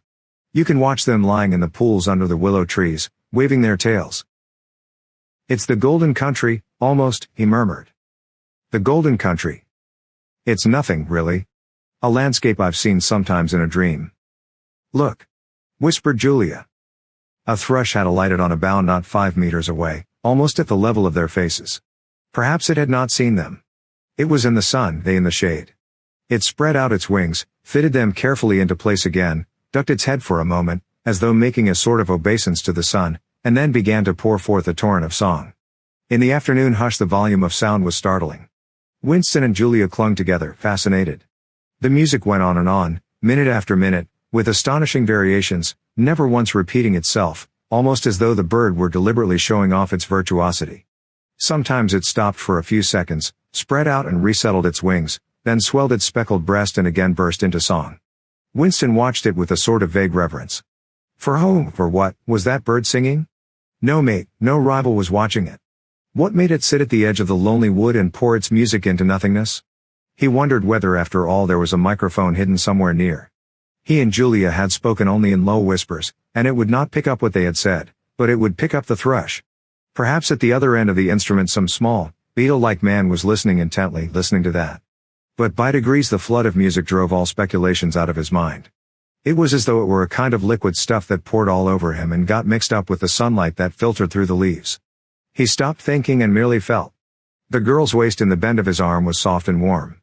He pulled her round so that they were breast to breast, her body seemed to melt into his. Wherever his hands moved it was all as yielding as water. Their mouths clung together. It was quite different from the hard kisses they had exchanged earlier. When they moved their faces apart again both of them sighed deeply. The bird took fright and fled with a clatter of wings. Winston put his lips against her ear. Now, he whispered. Not here, she whispered back. Come back to the hideout. It's safer. Quickly, with an occasional crackle of twigs, they threaded their way back to the clearing. When they were once inside the ring of saplings she turned and faced him. They were both breathing fast, but the smile had reappeared round the corners of her mouth. She stood looking at him for an instant, then felt at the zipper of her overalls. And, yes. It was almost as in his dream. Almost as swiftly as he had imagined it, she had torn her clothes off, and when she flung them aside it was with that same magnificent gesture by which a whole civilization seemed to be annihilated. Her body gleamed white in the sun, but for a moment he did not look at her body, his eyes were anchored by the freckled face with its faint, bold smile. He knelt down before her and took her hands in his. Have you done this before? Of course. Hundreds of times, well, scores of times anyway. With party members. Yes, always with party members. With members of the inner party? Not with those swine, no. But there's plenty that would if they got half a chance. They're not so holy as they make out. His heart leapt. Scores of times she had done it, he wished it had been hundreds, thousands. Anything that hinted at corruption always filled him with a wild hope.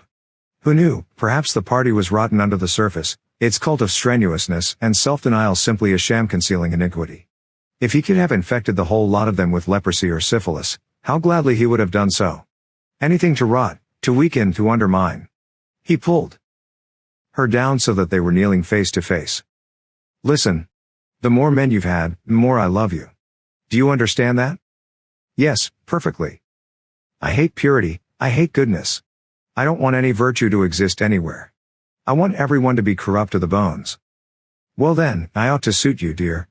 I'm corrupt to the bones. You like doing this? I don't mean simply me, I mean the thing in itself. I adore it. That was above all what he wanted to hear. Not merely the love of one person but the animal instinct, the simple undifferentiated desire, that was the force that would tear the party to pieces. He pressed her down upon the grass, among the fallen bluebells. This time there was no difficulty. Presently the rising and falling of their breasts slowed to normal speed, and in a sort of pleasant helplessness they fell apart. The sun seemed to have grown hotter. They were both sleepy. He reached out for the discarded overalls and pulled them partly over her. Almost immediately they fell asleep and slept for about half an hour. Winston woke first. He sat up and watched the freckled face, still peacefully asleep, pillowed on the palm of her hand. Except for her mouth, you could not call her beautiful. There was a line or two round the eyes, if you looked closely. The short dark hair was extraordinarily thick and soft. It occurred to him that he still did not know her surname or where she lived. The young, strong body, now helpless in sleep, awoke in him a pitying, protecting feeling.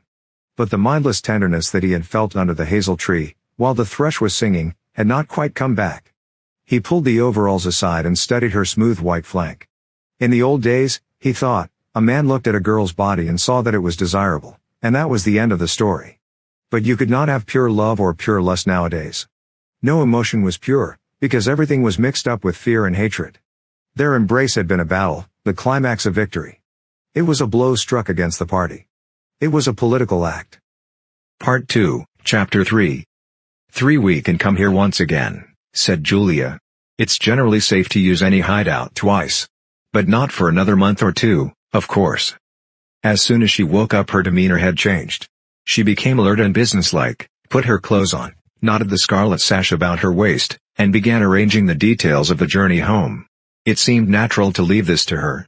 She obviously had a practical cunning which Winston lacked, and she seemed also to have an exhaustive knowledge of the countryside round London, stored away from innumerable community hikes. The route she gave him was quite different from the one by which he had come, and brought him out at a different railway station. Never go home the same way as you went out, she said, as though enunciating an important general principle. She would leave first, and Winston was to wait half an hour before following her. She had named a place where they could meet after work, 4 evenings hence. It was a street in one of the poorer quarters, where there was an open market which was generally crowded and noisy. She would be hanging about among the stalls, pretending to be in search of shoelaces or sewing thread. If she judged that the coast was clear she would blow her nose when he approached, otherwise he was to walk past her without recognition. But with luck, in the middle of the crowd, it would be safe to talk for a quarter of an hour and arrange another meeting.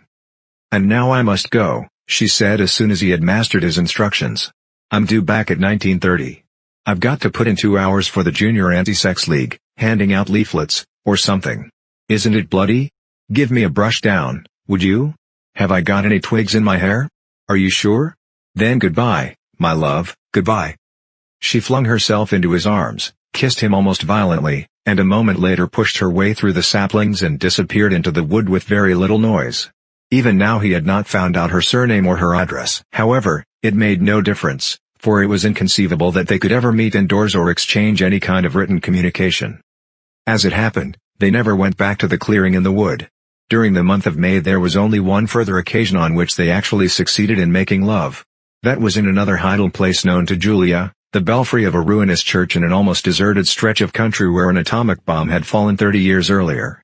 It was a good hiding place when once you got there, but the getting there was very dangerous. For the rest they could meet only in the streets, in a different place every evening and never for more than half an hour at a time. In the street it was usually possible to talk, after a fashion. As they drifted down the crowded pavements, not quite abreast and never looking at one another, they carried on a curious, intermittent conversation which flicked on and off like the beams of a lighthouse, suddenly nipped into silence by the approach of a party uniform or the proximity of a telescreen, then taken up again minutes later in the middle of a sentence, then abruptly cut short as they parted at the agreed spot, then continued almost without introduction on the following day. Julia appeared to be quite used to this kind of conversation, which she called talking by installments. She was also surprisingly adept at speaking without moving her lips. Just once in almost a month of nightly meetings they managed to exchange a kiss. They were passing in silence down a side street. Julia would never speak when they were away from the main streets. When there was a deafening roar, the earth heaved, and the air darkened, and Winston found himself lying on his side, bruised and terrified. A rocket bomb must have dropped quite near at hand. Suddenly he became aware of Julia's face a few centimeters from his own, deathly white as chalk. Even her lips were white. She was dead. He clasped her against him and found that he was kissing a live warm face. But there was some powdery stuff that got in the way of his lips. Both of their faces were thickly coated with plaster. There were evenings when they reached their rendezvous and then had to walk past one another without a sign, because a patrol had just come round the corner or a helicopter was hovering overhead. Even if it had been less dangerous, it would still have been difficult to find time to meet. Winston's working week was 60 hours, Julia's was even longer, and their free days varied according to the pressure of work and did not often coincide. Julia, in any case, seldom had an evening completely free. She spent an astonishing amount of time in attending lectures and demonstrations, distributing literature for the Junior Anti-Sex League, preparing banners for Hate Week, making collections for the savings campaign, and such like activities. It paid, she said. It was camouflage. If you kept the small rules, you could break the big ones. She even induced Winston to mortgage yet another of his evenings by enrolling himself for the part-time munition work which was done voluntarily by zealous party members. So, one evening every week, Winston spent 4 hours of paralyzing boredom, screwing together small bits of metal which were probably parts of bomb fuses, in a drafty, ill-lit workshop where the knocking of hammers mingled drearily with the music of the telescreens. When they met in the church tower, the gaps in their fragmentary conversation were filled up. It was a blazing afternoon. The air in the little square chamber above the bells was hot and stagnant, and smelt overpoweringly of pigeon dung. They sat talking for hours on the dusty, twig-littered floor, one or other of them getting up from time to cast a glance through the arrow slits and make sure that no one was coming. Julia was 26 years old. She lived in a hostel with 30 other girls, always in the stink of women. "How I hate women," she said parenthetically, and she worked, as he had guessed, on the novel writing machines in the fiction department. She enjoyed her work, which consisted chiefly in running and servicing a powerful but tricky electric motor. She was not clever, but was fond of using her hands and felt at home with machinery. She could describe the whole process of composing a novel, from the general directive issued by the planning committee down to the final touching up by the rewrite squad. But she was not interested in the finished product. She didn't much care for reading, she said. Books were just a commodity that had to be produced, like jam or bootlaces. She had no memories of anything before the early 60s, and the only person she had ever known who talked frequently of the days before the revolution was a grandfather who had disappeared when she was 8. At school she had been captain of the hockey team and had won the gymnastics trophy 2 years running. She had been a troop leader in the Spies and a branch secretary in the Youth League before joining the Junior Anti-Sex League. She had always borne an excellent character. She had even, an infallible mark of good reputation, been picked out to work in Pornosec, the subsection of the fiction department which turned out cheap pornography for distribution among the proles. It was nicknamed Muck House by the people who worked in it, she remarked.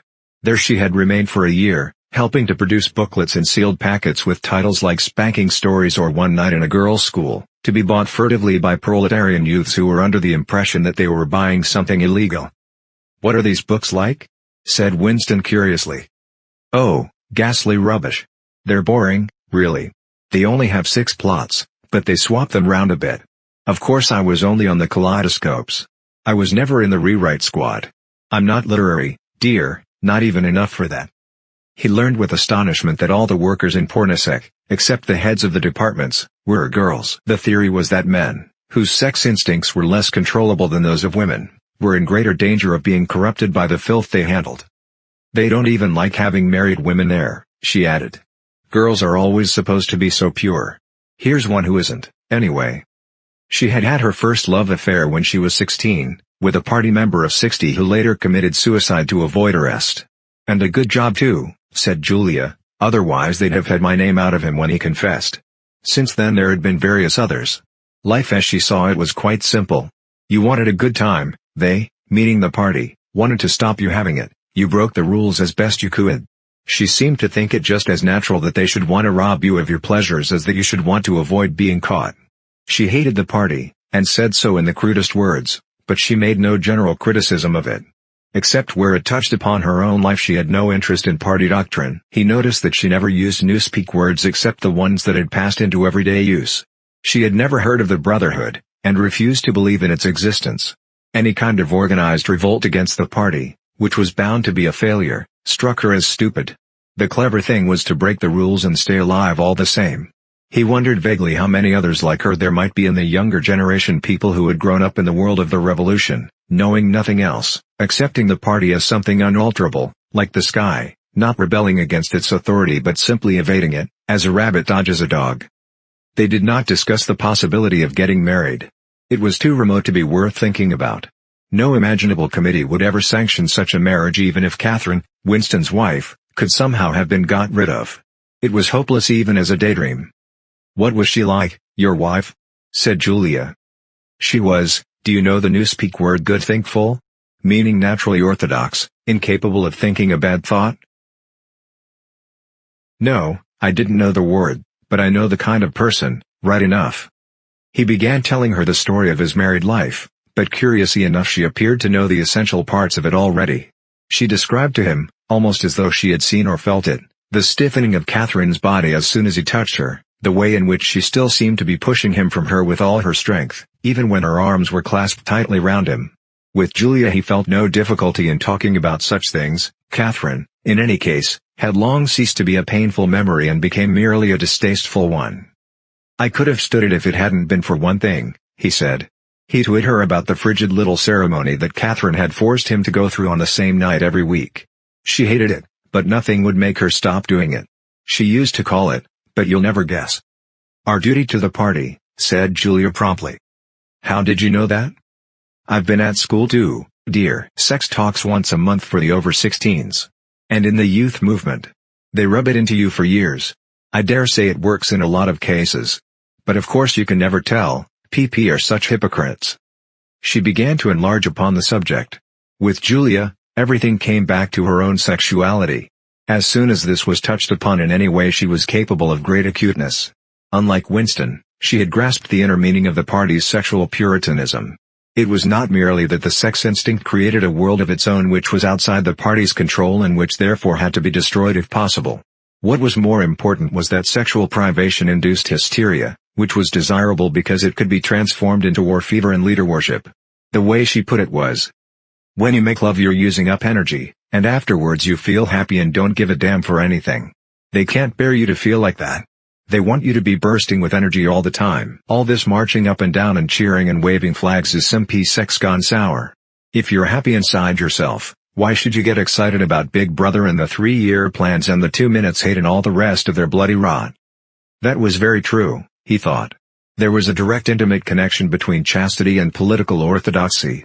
For how could the fear, the hatred, and the lunatic credulity which the party needed in its members be kept at the right pitch, except by bottling down some powerful instinct and using it as a driving force?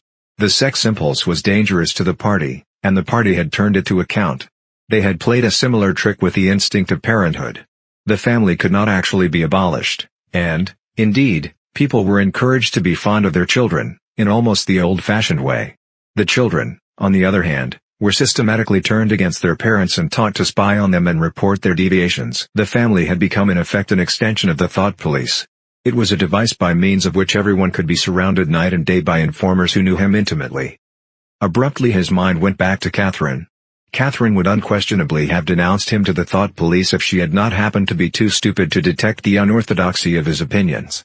But what really recalled her to him at this moment was the stifling heat of the afternoon, which had brought the sweat out on his forehead. He began telling Julia of something that had happened, or rather had failed to happen, on another sweltering summer afternoon, 11 years ago. It was 3 or 4 months after they were married. They had lost their way on a community hike somewhere in Kent. They had only lagged behind the others for a couple of minutes, but they took a wrong turning, and presently found themselves pulled up short by the edge of an old chalk quarry. It was a sheer drop of 10 or 20 meters, with boulders at the bottom. There was nobody of whom they could ask the way. As soon as she realized that they were lost, Catherine became very uneasy. To be away from the noisy mob of hikers even for a moment gave her a feeling of wrongdoing. She wanted to hurry back by the way they had come and start searching in the other direction. But at this moment Winston noticed some tufts of loose strife growing in the cracks of the cliff beneath them. One tuft was of 2 colors, magenta and brick red, apparently growing on the same root. He had never seen anything of the kind before, and he called to Catherine to come and look at it. "Look, Catherine. Look at those flowers. That clump down near the bottom. Do you see they're 2 different colors?" She had already turned to go, but she did rather fretfully come back for a moment. She even leaned out over the cliff face to see where he was pointing. He was standing a little behind her, and he put his hand on her waist to steady her. At this moment it suddenly occurred to him how completely alone they were. There was not a human creature anywhere, not a leaf stirring, not even a bird awake. In a place like this the danger that there would be a hidden microphone was very small, and even if there was a microphone it would only pick up sounds. It was the hottest, sleepiest hour of the afternoon. The sun blazed down upon them, the sweat tickled his face. And the thought struck him. "Why didn't you give her a good shove?" said Julia. "I would have." "Yes, dear, you would have. I would, if I'd been the same person then as I am now. Or perhaps I would, I'm not certain." "Are you sorry you didn't?" "Yes. On the whole I'm sorry I didn't." They were sitting side by side on the dusty floor. He pulled her closer against him. Her head rested on his shoulder, the pleasant smell of her hair conquering the pigeon dung. She was very young, he thought, She still expected something from life. She did not understand that to push an inconvenient person over a cliff solves nothing. Actually, it would have made no difference, he said. Then why are you sorry you didn't do it? Only because I prefer a positive to a negative. In this game that we're playing, we can't win. Some kinds of failure are better than other kinds, that's all. He felt her shoulders give a wriggle of dissent.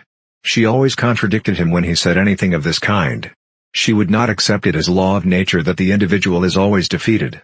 In a way she realized that she herself was doomed, that sooner or later the thought police would catch her and kill her, but with another part of her mind she believed that it was somehow possible to construct a secret world in which you could live as you chose. All you needed was luck and cunning and boldness. She did not understand that there was no such thing as happiness, that the only victory lay in the far future, long after you were dead, that from the moment of declaring war on the party it was better to think of yourself as a corpse. We are the dead, he said. We are not dead yet, said Julia prosaically. Not physically. 6 months, a year, 5 years, conceivably. I am afraid of death. You are young, so presumably you're more afraid of it than I am. Obviously we shall put it off as long as we can. But it makes very little difference. So long as human beings stay human, death and life are the same thing.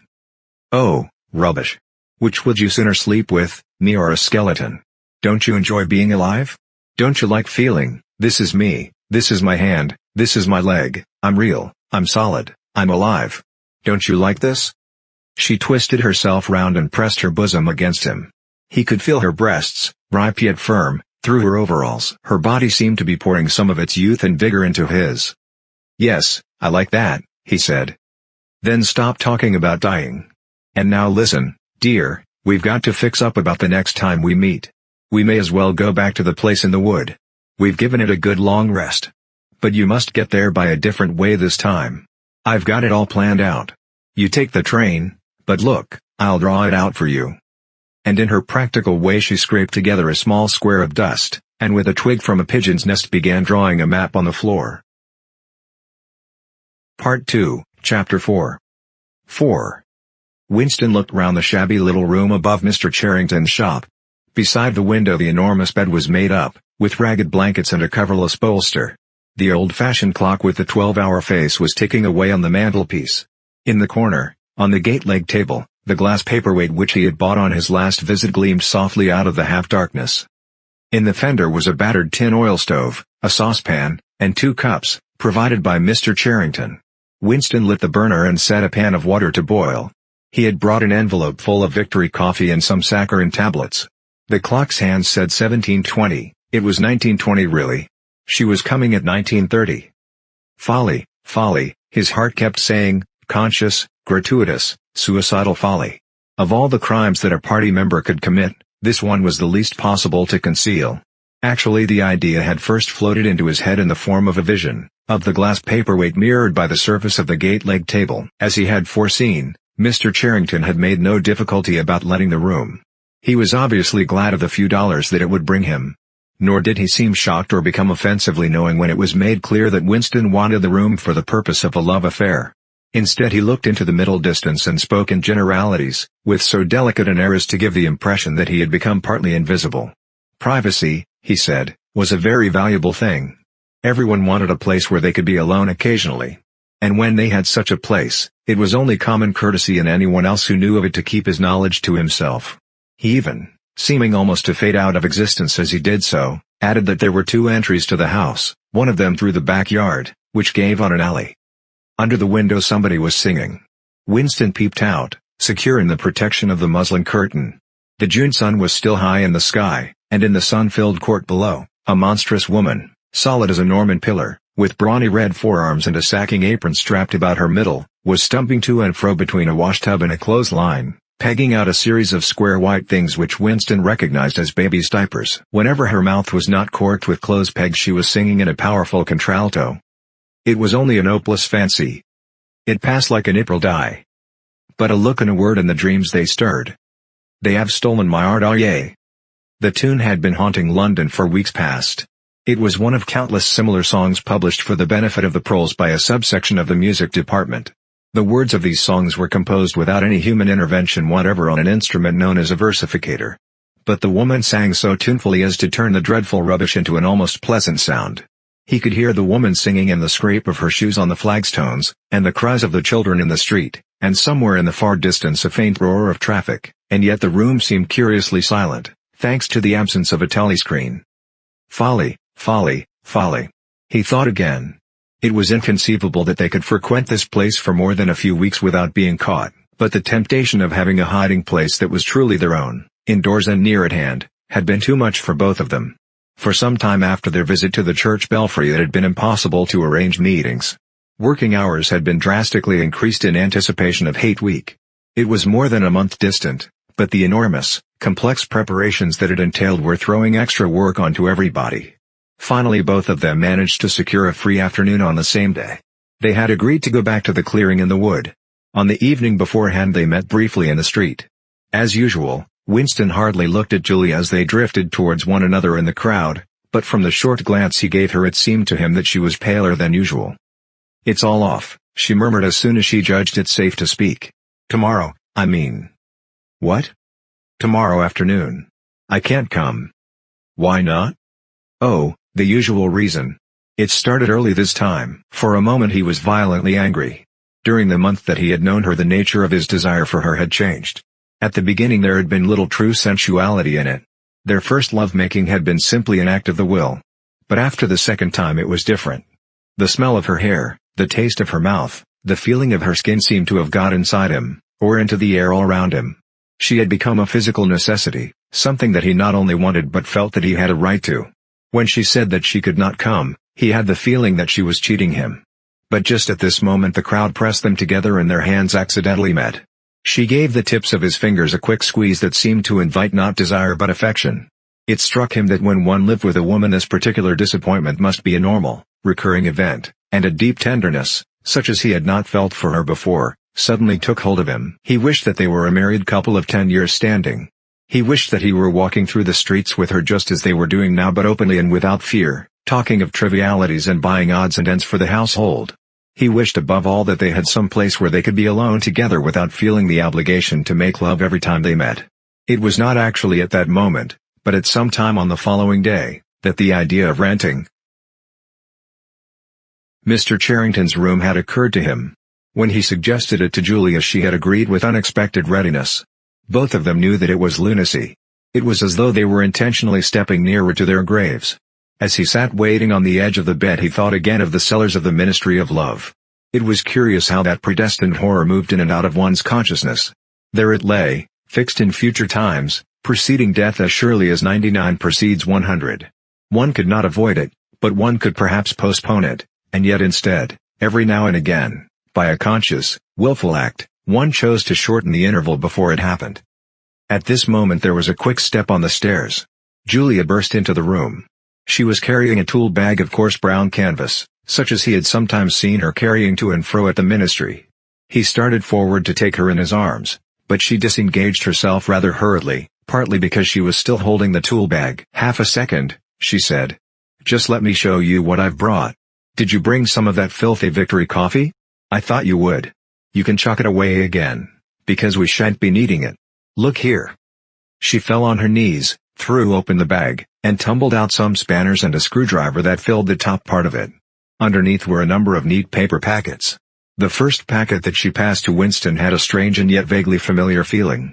It was filled with some kind of heavy, sand-like stuff which yielded wherever you touched it. "It isn't sugar?" he said. "Real sugar. Not saccharin, sugar. And here's a loaf of bread, proper white bread, not our bloody stuff, and a little pot of jam. And here's a tin of milk, but look. This is the one I'm really proud of. I had to wrap a bit of sacking round it, because—" But she did not need to tell him why she had wrapped it up. The smell was already filling the room, a rich hot smell which seemed like an emanation from his early childhood, but which one did occasionally meet with even now, blowing down a passageway before a door slammed, or diffusing itself mysteriously in a crowded street, sniffed for an instant and then lost again. "It's coffee," he murmured, "real coffee. It's inter-party coffee. There's a whole kilo here," she said. "How did you manage to get hold of all these things?" "It's all inter-party stuff. There's nothing those swine don't have, nothing. But of course waiters and servants and people pinch things, and, look, I got a little packet of tea as well. Winston had squatted down beside her. He tore open a corner of the packet. It's real tea. Not blackberry leaves. There's been a lot of tea about lately.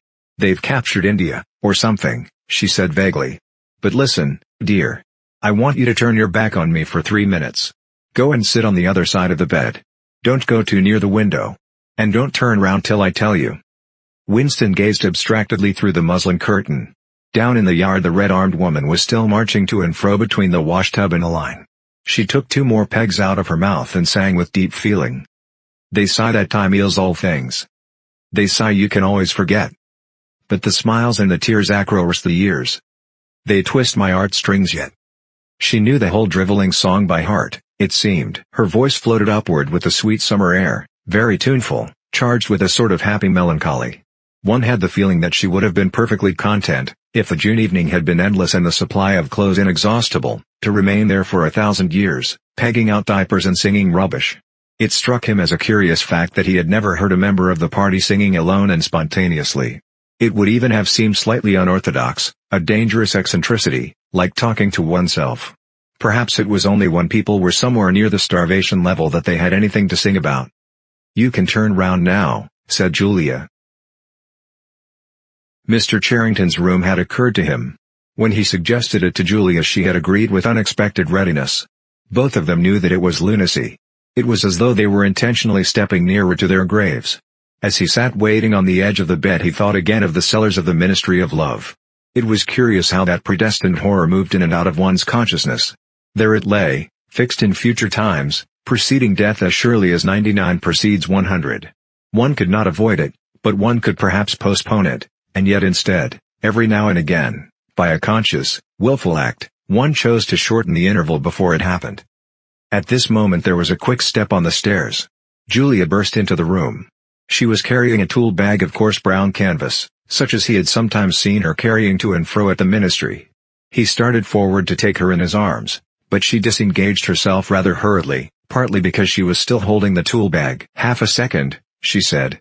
"Just let me show you what I've brought. Did you bring some of that filthy Victory coffee? I thought you would. You can chuck it away again, because we shan't be needing it. Look here."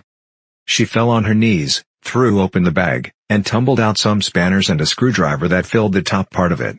Underneath were a number of neat paper packets.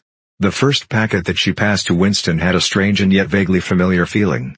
It was filled with some kind of heavy, sand-like stuff which yielded wherever you touched it. "It isn't sugar?" he said. "Real sugar. Not saccharin, sugar. And here's a loaf of bread, proper white bread, not our bloody stuff, and a little pot of jam.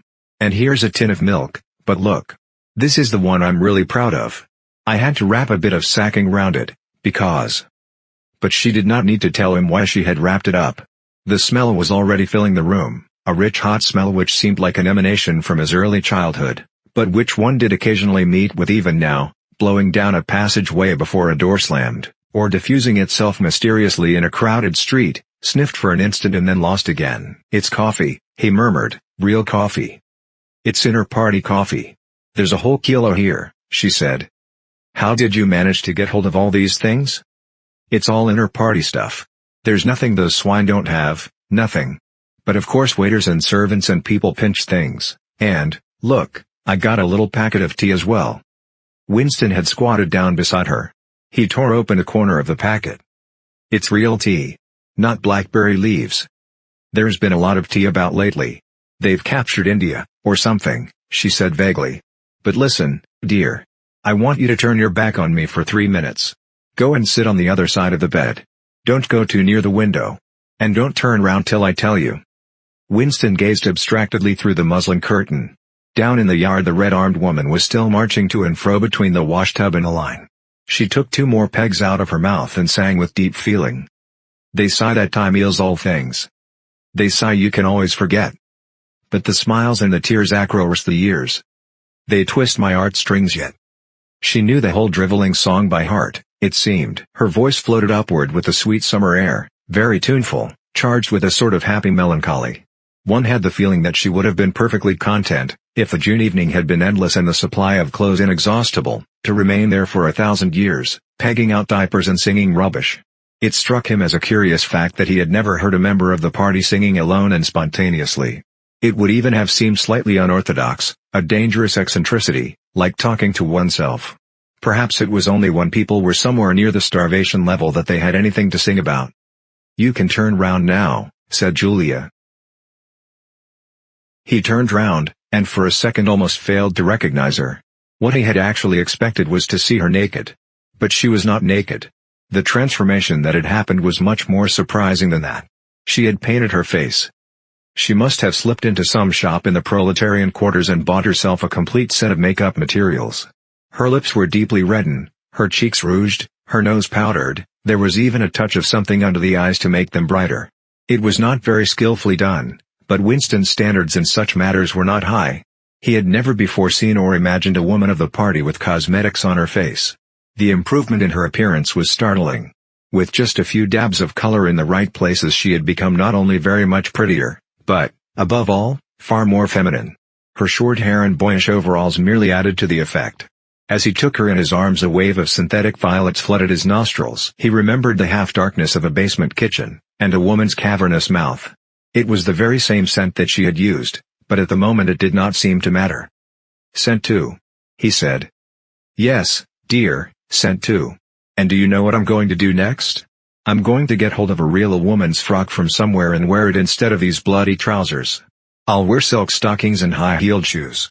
In this room I am going to be a woman, not a party comrade." They flung their clothes off and climbed into the huge mahogany bed. It was the first time that he had stripped himself naked in her presence. Until now he had been too much ashamed of his pale and meager body, with the varicose veins standing out on his calves and the discolored patch over his ankle. There were no sheets, but the blanket they lay on was threadbare and smooth, and the size and springiness of the bed astonished both of them. "It's sure to be full of bugs, but who cares?" said Julia. One never saw a double bed nowadays, except in the homes of the proles. Winston had occasionally slept in one in his boyhood. Julia had never been in one before, so far as she could remember. Presently they fell asleep for a little while. When Winston woke up, the hands of the clock had crept round to nearly 9. He did not stir, because Julia was sleeping with her head in the crook of his arm. Most of her makeup had transferred itself to his own face or the bolster, but a light stain of rouge still brought out the beauty of her cheekbone. A yellow ray from the sinking sun fell across the foot of the bed and lighted up the fireplace, where the water in the pan was boiling fast. Down in the yard the woman had stopped singing, but the faint shouts of children floated in from the street. He wondered vaguely whether in the abolished past it had been a normal experience to lie in bed like this, in the cool of a summer evening, a man and a woman with no clothes on, making love when they chose, talking of what they chose, not feeling any compulsion to get up, simply lying there and listening to peaceful sounds outside. Surely there could never have been a time when that seemed ordinary? Julia woke up, rubbed her eyes, and raised herself on her elbow to look at the oil stove. "Half that water's boiled away," she said. "I'll get up and make some coffee in another moment. We've got an hour. What time do they cut the lights off at your flats?" 23:30. "It's 23 at the hostel. But you have to get in earlier than that, because—" "Hi! Get out, you filthy brute!" She suddenly twisted herself over in the bed, seized a shoe from the floor, and sent it hurtling into the corner with a boyish jerk of her arm, exactly as he had seen her fling the dictionary at Goldstein, that morning during the 2 minutes hate. "What was it?" he said in surprise. "A rat. I saw him stick his beastly nose out of the wainscoting. There's a hole down there. I gave him a good fright, anyway." "Rats," murmured Winston. "In this room?" "They are all over the place," said Julia indifferently as she lay down again. "We've even got them in the kitchen at the hostel. Some parts of London are swarming with them. Did you know they attack children? Yes, they do. In some of these streets a woman daren't leave a baby alone for 2 minutes. It's the great huge brown ones that do it. And the nasty thing is that the brutes always—" "Don't go on," said Winston, with his eyes tightly shut. "Dearest. You've gone quite pale. What's the matter? Do they make you feel sick? Of all horrors in the world, a rat." She pressed herself against him and wound her limbs round him, as though to reassure him with the warmth of her body. He did not reopen his eyes immediately. For several moments he had had the feeling of being back in a nightmare which had recurred from time to time throughout his life. It was always very much the same. He was standing in front of a wall of darkness, and on the other side of it there was something unendurable, something too dreadful to be faced. In the dream his deepest feeling was always one of self-deception, because he did in fact know what was behind the wall of darkness. With a deadly effort, like wrenching a piece out of his own brain, he could even have dragged the thing into the open. He always woke up without discovering what it was, but somehow it was connected with what Julia had been saying when he cut her short. "I'm sorry," he said, "it's nothing. I don't like rats, that's all." "Don't worry, dear, we're not going to have the filthy brutes in here. I'll stuff the hole with a bit of sacking before we go. And next time we come here I'll bring some plaster and bung it up properly." Already the black instant of panic was half forgotten. Feeling slightly ashamed of himself, he sat up against the bedhead. Julia got out of bed, pulled on her overalls, and made the coffee. The smell that rose from the saucepan was so powerful and exciting that they shut the window lest anybody outside should notice it and become inquisitive. What was even better than the taste of the coffee was the silky texture given to it by the sugar, a thing Winston had almost forgotten after years of saccharin. With one hand in her pocket and a piece of bread and jam in the other, Julia wandered about the room, glancing indifferently at the bookcase, pointing out the best way of repairing the gate-leg table, plumping herself down in the ragged armchair to see if it was comfortable, and examining the absurd 12-hour clock with a sort of tolerant amusement. She brought the glass paperweight over to the bed to have a look at it in a better light. He took it out of her hand, fascinated, as always, by the soft, rainwatery appearance of the glass. "What is it, do you think?" said Julia. "I don't think it's anything. I don't think it was ever put to any use. That's what I like about it. It's a little chunk of history that they've forgotten to alter. It's a message from 100 years ago, if one knew how to read it. And that picture over there," she nodded at the engraving on the opposite wall, "would that be 100 years old? More. 200, I dare say. One can't tell. It's impossible to discover the age of anything nowadays." She went over to look at it. "Here's where that brute stuck his nose out," she said, kicking the wainscoting immediately below the picture. "What is this place? I've seen it before somewhere." "It's a church, or at least it used to be. St. Clement Danes its name was." The fragment of rhyme that Mr. Charrington had taught him came back into his head, and he added half nostalgically, "Oranges and lemons, say the bells of St. Clement's." To his astonishment she capped the line. "You owe me 3 farthings, say the bells of St. Martin's." "When will you pay me? Say the bells of Old Bailey." I can't remember how it goes on after that, but anyway I remember it ends up, "Here comes a candle to light you to bed, here comes a chopper to chop off your head." It was like the two halves of a countersign. But there must be another line after the bells of Old Bailey. Perhaps it could be dug out of Mr. Charrington's memory, if he were suitably prompted. "Who taught you that?" he said. "My grandfather. He used to say it to me when I was a little girl. He was vaporized when I was 8, at any rate, he disappeared. I wonder what a lemon was," she added inconsequently. "I've seen oranges. They're a kind of round yellow fruit with a thick skin." "I can remember lemons," said Winston. "They were quite common in the 50s. They were so sour that it set your teeth on edge even to smell them." "I bet that picture's got bugs behind it," said Julia. "I'll take it down and give it a good clean someday. I suppose it's almost time we were leaving. I must start washing this paint off. What a bore. I'll get the lipstick off your face afterwards." Winston did not get up for a few minutes more. The room was darkening. He turned over towards the light and lay gazing into the glass paperweight. The inexhaustibly interesting thing was not the fragment of coral but the interior of the glass itself. There was such a depth of it, and yet it was almost as transparent as air.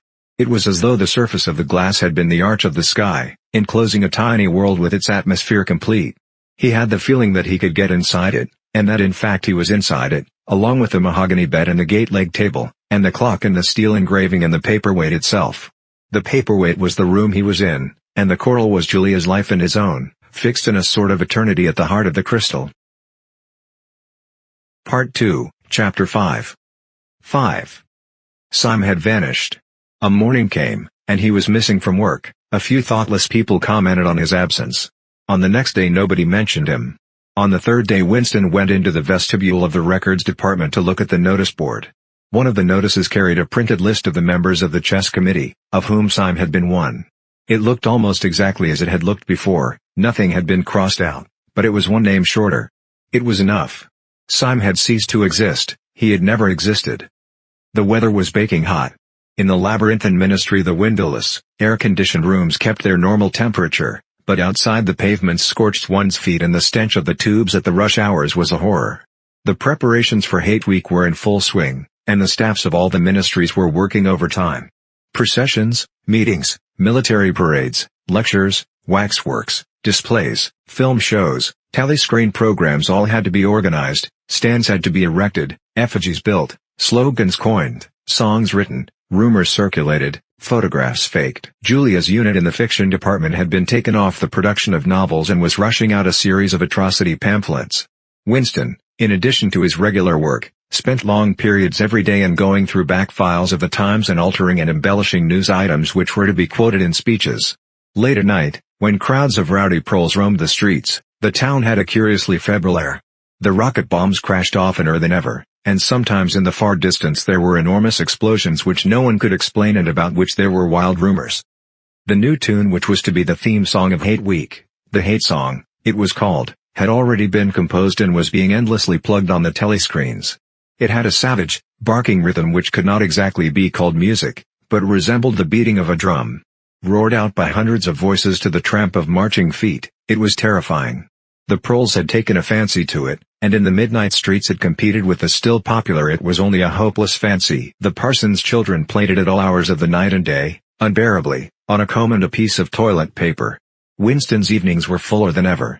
Squads of volunteers, organized by parsons, were preparing the street for Hate Week, stitching banners, painting posters, erecting flagstaffs on the roofs, and perilously slinging wires across the street for the reception of streamers. Parsons boasted that Victory Mansions alone would display 400 meters of bunting. He was in his native element and as happy as a lark. The heat and the manual work had even given him a pretext for reverting to shorts and an open shirt in the evenings.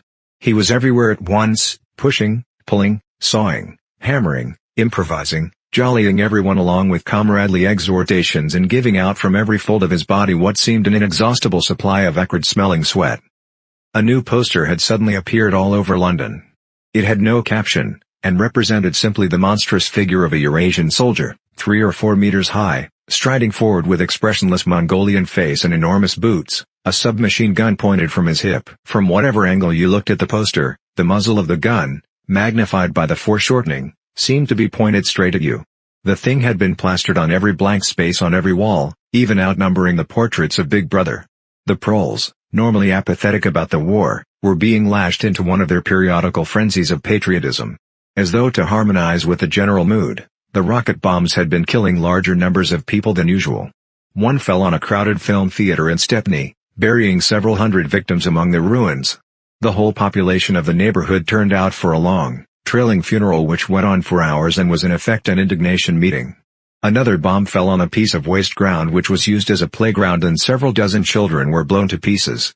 There were further angry demonstrations, Goldstein was burned in effigy, hundreds of copies of the poster of the Eurasian soldier were torn down and added to the flames, and a number of shops were looted in the turmoil. Then a rumor flew round that spies were directing the rocket bombs by means of wireless waves, and an old couple who were suspected of being of foreign extraction had their house set on fire and perished of suffocation. In the room over Mr. Charrington's shop, when they could get there, Julia and Winston lay side by side on a stripped bed under the open window, naked for the sake of coolness. The rat had never come back, but the bugs had multiplied hideously in the heat. It did not seem to matter. Dirty or clean, the room was paradise. As soon as they arrived they would sprinkle everything with pepper bought on the black market, tear off their clothes, and make love with sweating bodies, then fall asleep and wake to find that the bugs had rallied and were massing for the counterattack. 4, 5, 6, 7 times they met during the month of June. Winston had dropped his habit of drinking gin at all hours. He seemed to have lost the need for it. He had grown fatter, his varicose ulcer had subsided, leaving only a brown stain on the skin above his ankle, his fits of coughing in the early morning had stopped.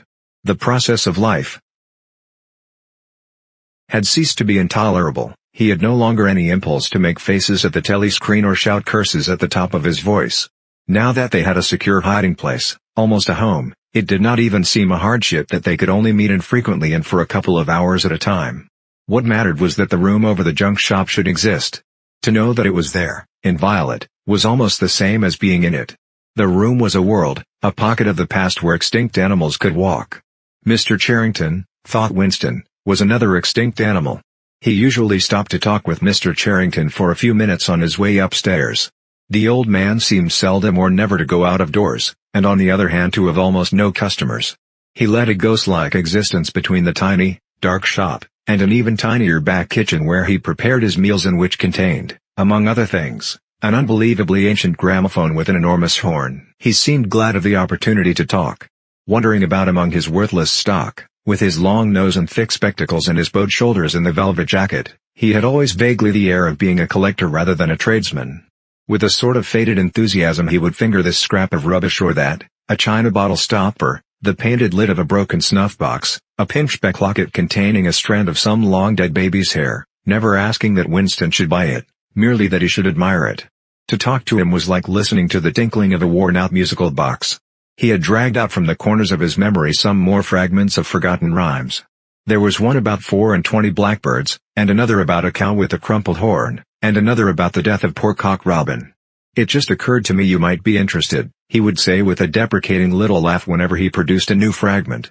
But he could never recall more than a few lines of any one rhyme. Both of them knew, in a way, it was never out of their minds, that what was now happening could not last long. There were times when the fact of impending death seemed as palpable as the bed they lay on, and they would cling together with a sort of despairing sensuality, like a damned soul grasping at his last morsel of pleasure when the clock is within 5 minutes of striking. But there were also times when they had the illusion not only of safety but of permanence. So long as they were actually in this room, they both felt, no harm could come to them. Getting there was difficult and dangerous, but the room itself was sanctuary.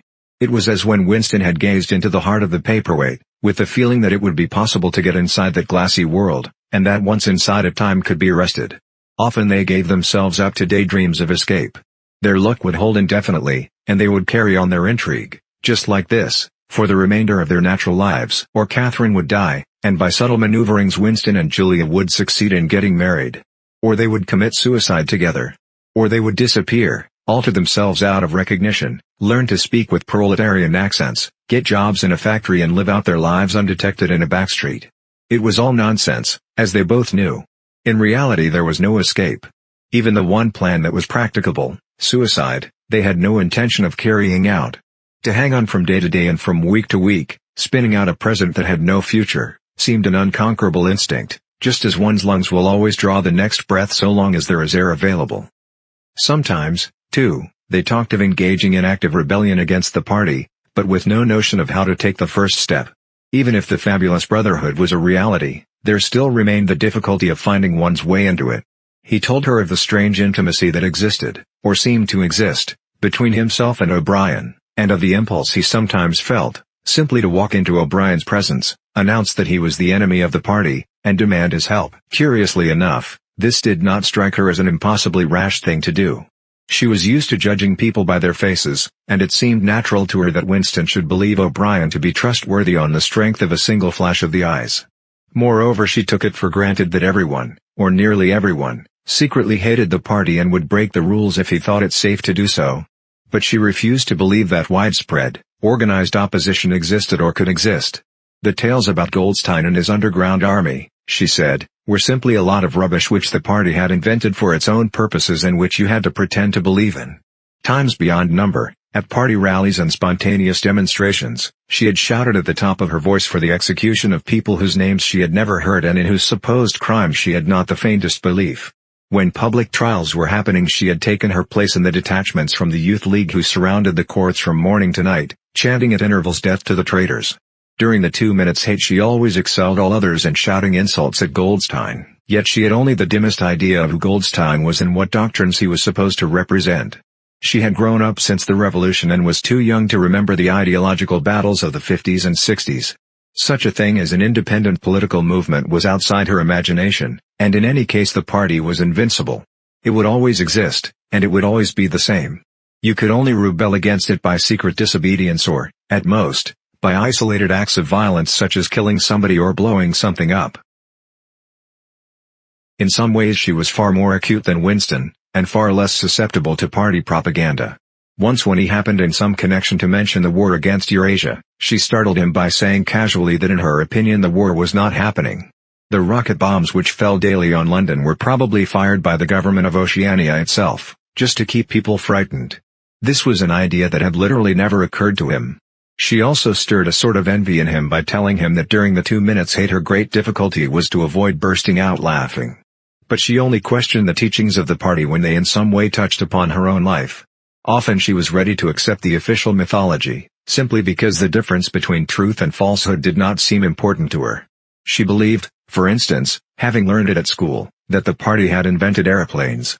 In his own school days, Winston remembered, in the late 50s, it was only the helicopter that the party claimed to have invented. A dozen years later, when Julia was at school, it was already claiming the aeroplane. One generation more, and it would be claiming the steam engine. And when he told her that aeroplanes had been in existence before he was born and long before the revolution, the fact struck her as totally uninteresting. After all, what did it matter who had invented aeroplanes? It was rather more of a shock to him when he discovered from some chance remark that she did not remember that Oceania, 4 years ago, had been at war with East Asia and at peace with Eurasia. It was true that she regarded the whole war as a sham, but apparently she had not even noticed that the name of the enemy had changed. "I thought we'd always been at war with Eurasia," she said vaguely. It frightened him a little. The invention of aeroplanes dated from long before her birth, but the switchover in the war had happened only 4 years ago, well after she was grown up. He argued with her about it for perhaps a quarter of an hour. In the end he succeeded in forcing her memory back until she did dimly recall that at one time East Asia and not Eurasia had been the enemy. But the issue still struck her as unimportant. "Who cares?" she said impatiently. "It's always one bloody war after another, and one knows the news is all lies anyway." Sometimes he talked to her of the records department and the impudent forgeries that he committed there. Such things did not appear to horrify her. She did not feel the abyss opening beneath her feet at the thought of lies becoming truths. He told her the story of Jones, Aronson, and Rutherford and the momentous slip of paper which he had once held between his fingers. It did not make much impression on her. At first, indeed, she failed to grasp the point of the story. "Were they friends of yours?" she said. "No, I never knew them. They were inner party members. Besides, they were far older men than I was. They belonged to the old days, before the revolution. I barely knew them by sight." "Then what was there to worry about? People are being killed off all the time, aren't they?" He tried to make her understand. This was an exceptional case. It wasn't just a question of somebody being killed. "Do you realize that the past, starting from yesterday, has been actually abolished? If it survives anywhere, it's in a few solid objects with no words attached to them, like that lump of glass there. Already we know almost literally nothing about the revolution and the years before the revolution. Every record has been destroyed or falsified, every book has been rewritten, every picture has been repainted, every statue and street and building has been renamed, every date has been altered. And that process is continuing day by day and minute by minute. History has stopped. Nothing exists except an endless present in which the party is always right. I know, of course, that the past is falsified, but it would never be possible for me to prove it, even when I did the falsification myself.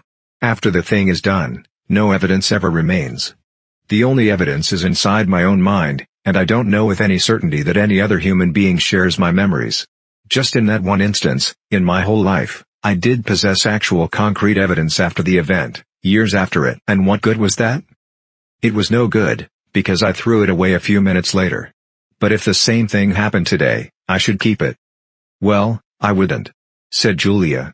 "I'm quite ready to take risks, but only for something worthwhile, not for bits of old newspaper. What could you have done with it even if you had kept it?" "Not much, perhaps. But it was evidence. It might have planted a few doubts here and there, supposing that I dared to show it to anybody. I don't imagine that we can alter anything in our own lifetime. But one can imagine little knots of resistance springing up here and there, small groups of people banding themselves together, and gradually growing, and even leaving a few records behind, so that the next generations can carry on where we leave off. I'm not interested in the next generation, dear. I'm interested in us." "You were only a rebel from the waist downwards," he told her. She thought this brilliantly witty and flung her arms round him in delight. In the ramifications of party doctrine she had not the faintest interest. Whenever he began to talk of the principles of Ingsoc, doublethink, the mutability of the past, and the denial of objective reality, and to use newspeak words, she became bored and confused and said that she never paid any attention to that kind of thing. One knew that it was all rubbish, so why let oneself be worried by it? She knew when to cheer and when to boo, and that was all one needed. If he persisted in talking of such subjects, she had a disconcerting habit of falling asleep. She was one of those people who can go to sleep at any hour and in any position. Talking to her, he realized how easy it was to present an appearance of orthodoxy while having no grasp whatever of what orthodoxy meant. In a way, the worldview of the party imposed itself most successfully on people incapable of understanding it. They could be made to accept the most flagrant violations of reality, because they never fully grasped the enormity of what was demanded of them, and were not sufficiently interested in public events to notice what was happening. By lack of understanding they remained sane. They simply swallowed everything, and what they swallowed did them no harm, because it left no residue behind, just as a grain of corn will pass undigested through the body of a bird. Part 2, Chapter 6. 6. It had happened at last. The expected message had come. All his life, it seemed to him, he had been waiting for this to happen. He was walking down the long corridor at the ministry and he was almost at the spot where Julia had slipped the note into his hand when he became aware that someone larger than himself was walking just behind him. The person, whoever it was, gave a small cough, evidently as a prelude to speaking. Winston stopped abruptly and turned. It was O'Brien. At last they were face to face, and it seemed that his only impulse was to run away. His heart bounded violently. He would have been incapable of speaking. O'Brien, however, had continued forward in the same movement, laying a friendly hand for a moment on Winston's arm, so that the two of them were walking side by side. He began speaking with the peculiar grave courtesy that differentiated him from the majority of inter-party members. "I had been hoping for an opportunity of talking to you," he said. "I was reading one of your Newspeak articles in the Times the other day. You take a scholarly interest in Newspeak, I believe?" Winston had recovered part of his self-possession. "Hardly scholarly," he said. "I'm only an amateur.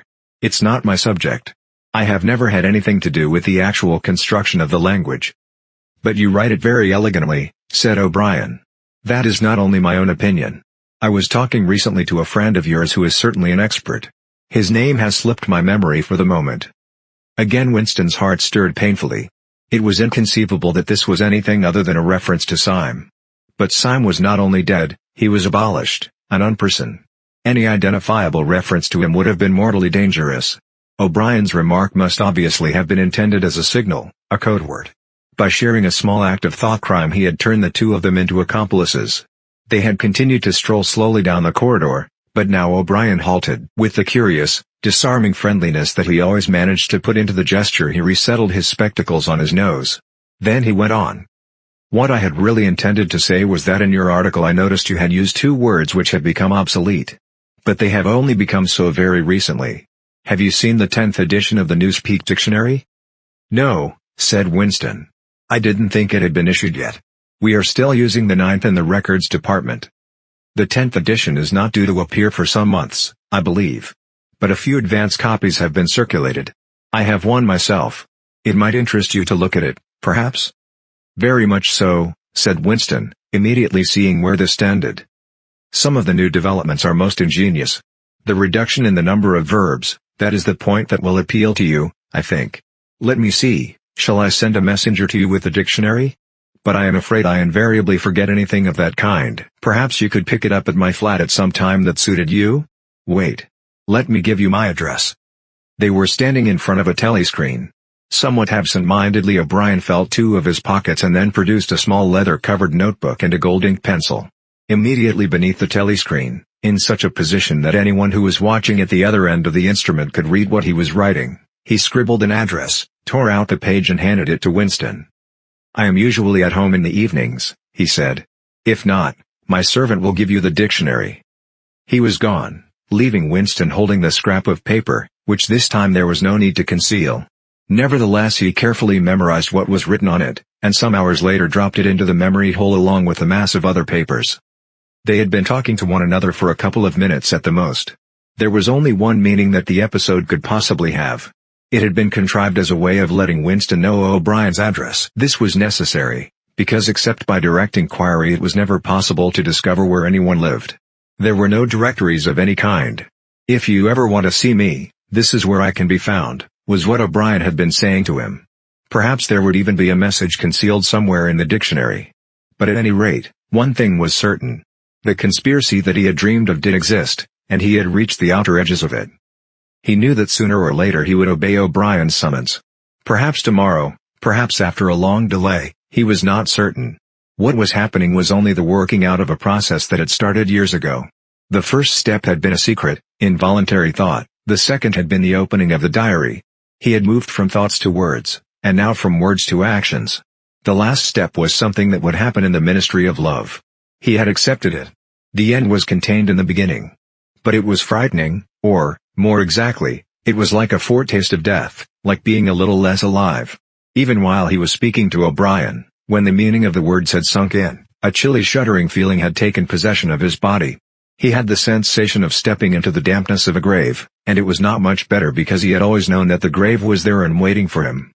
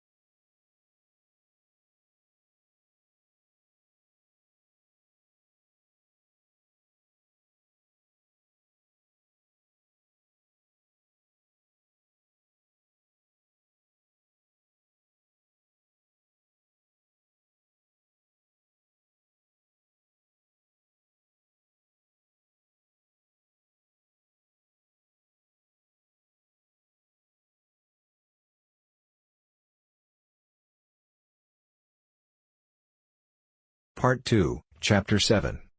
7. Winston had woken up with his eyes full of tears.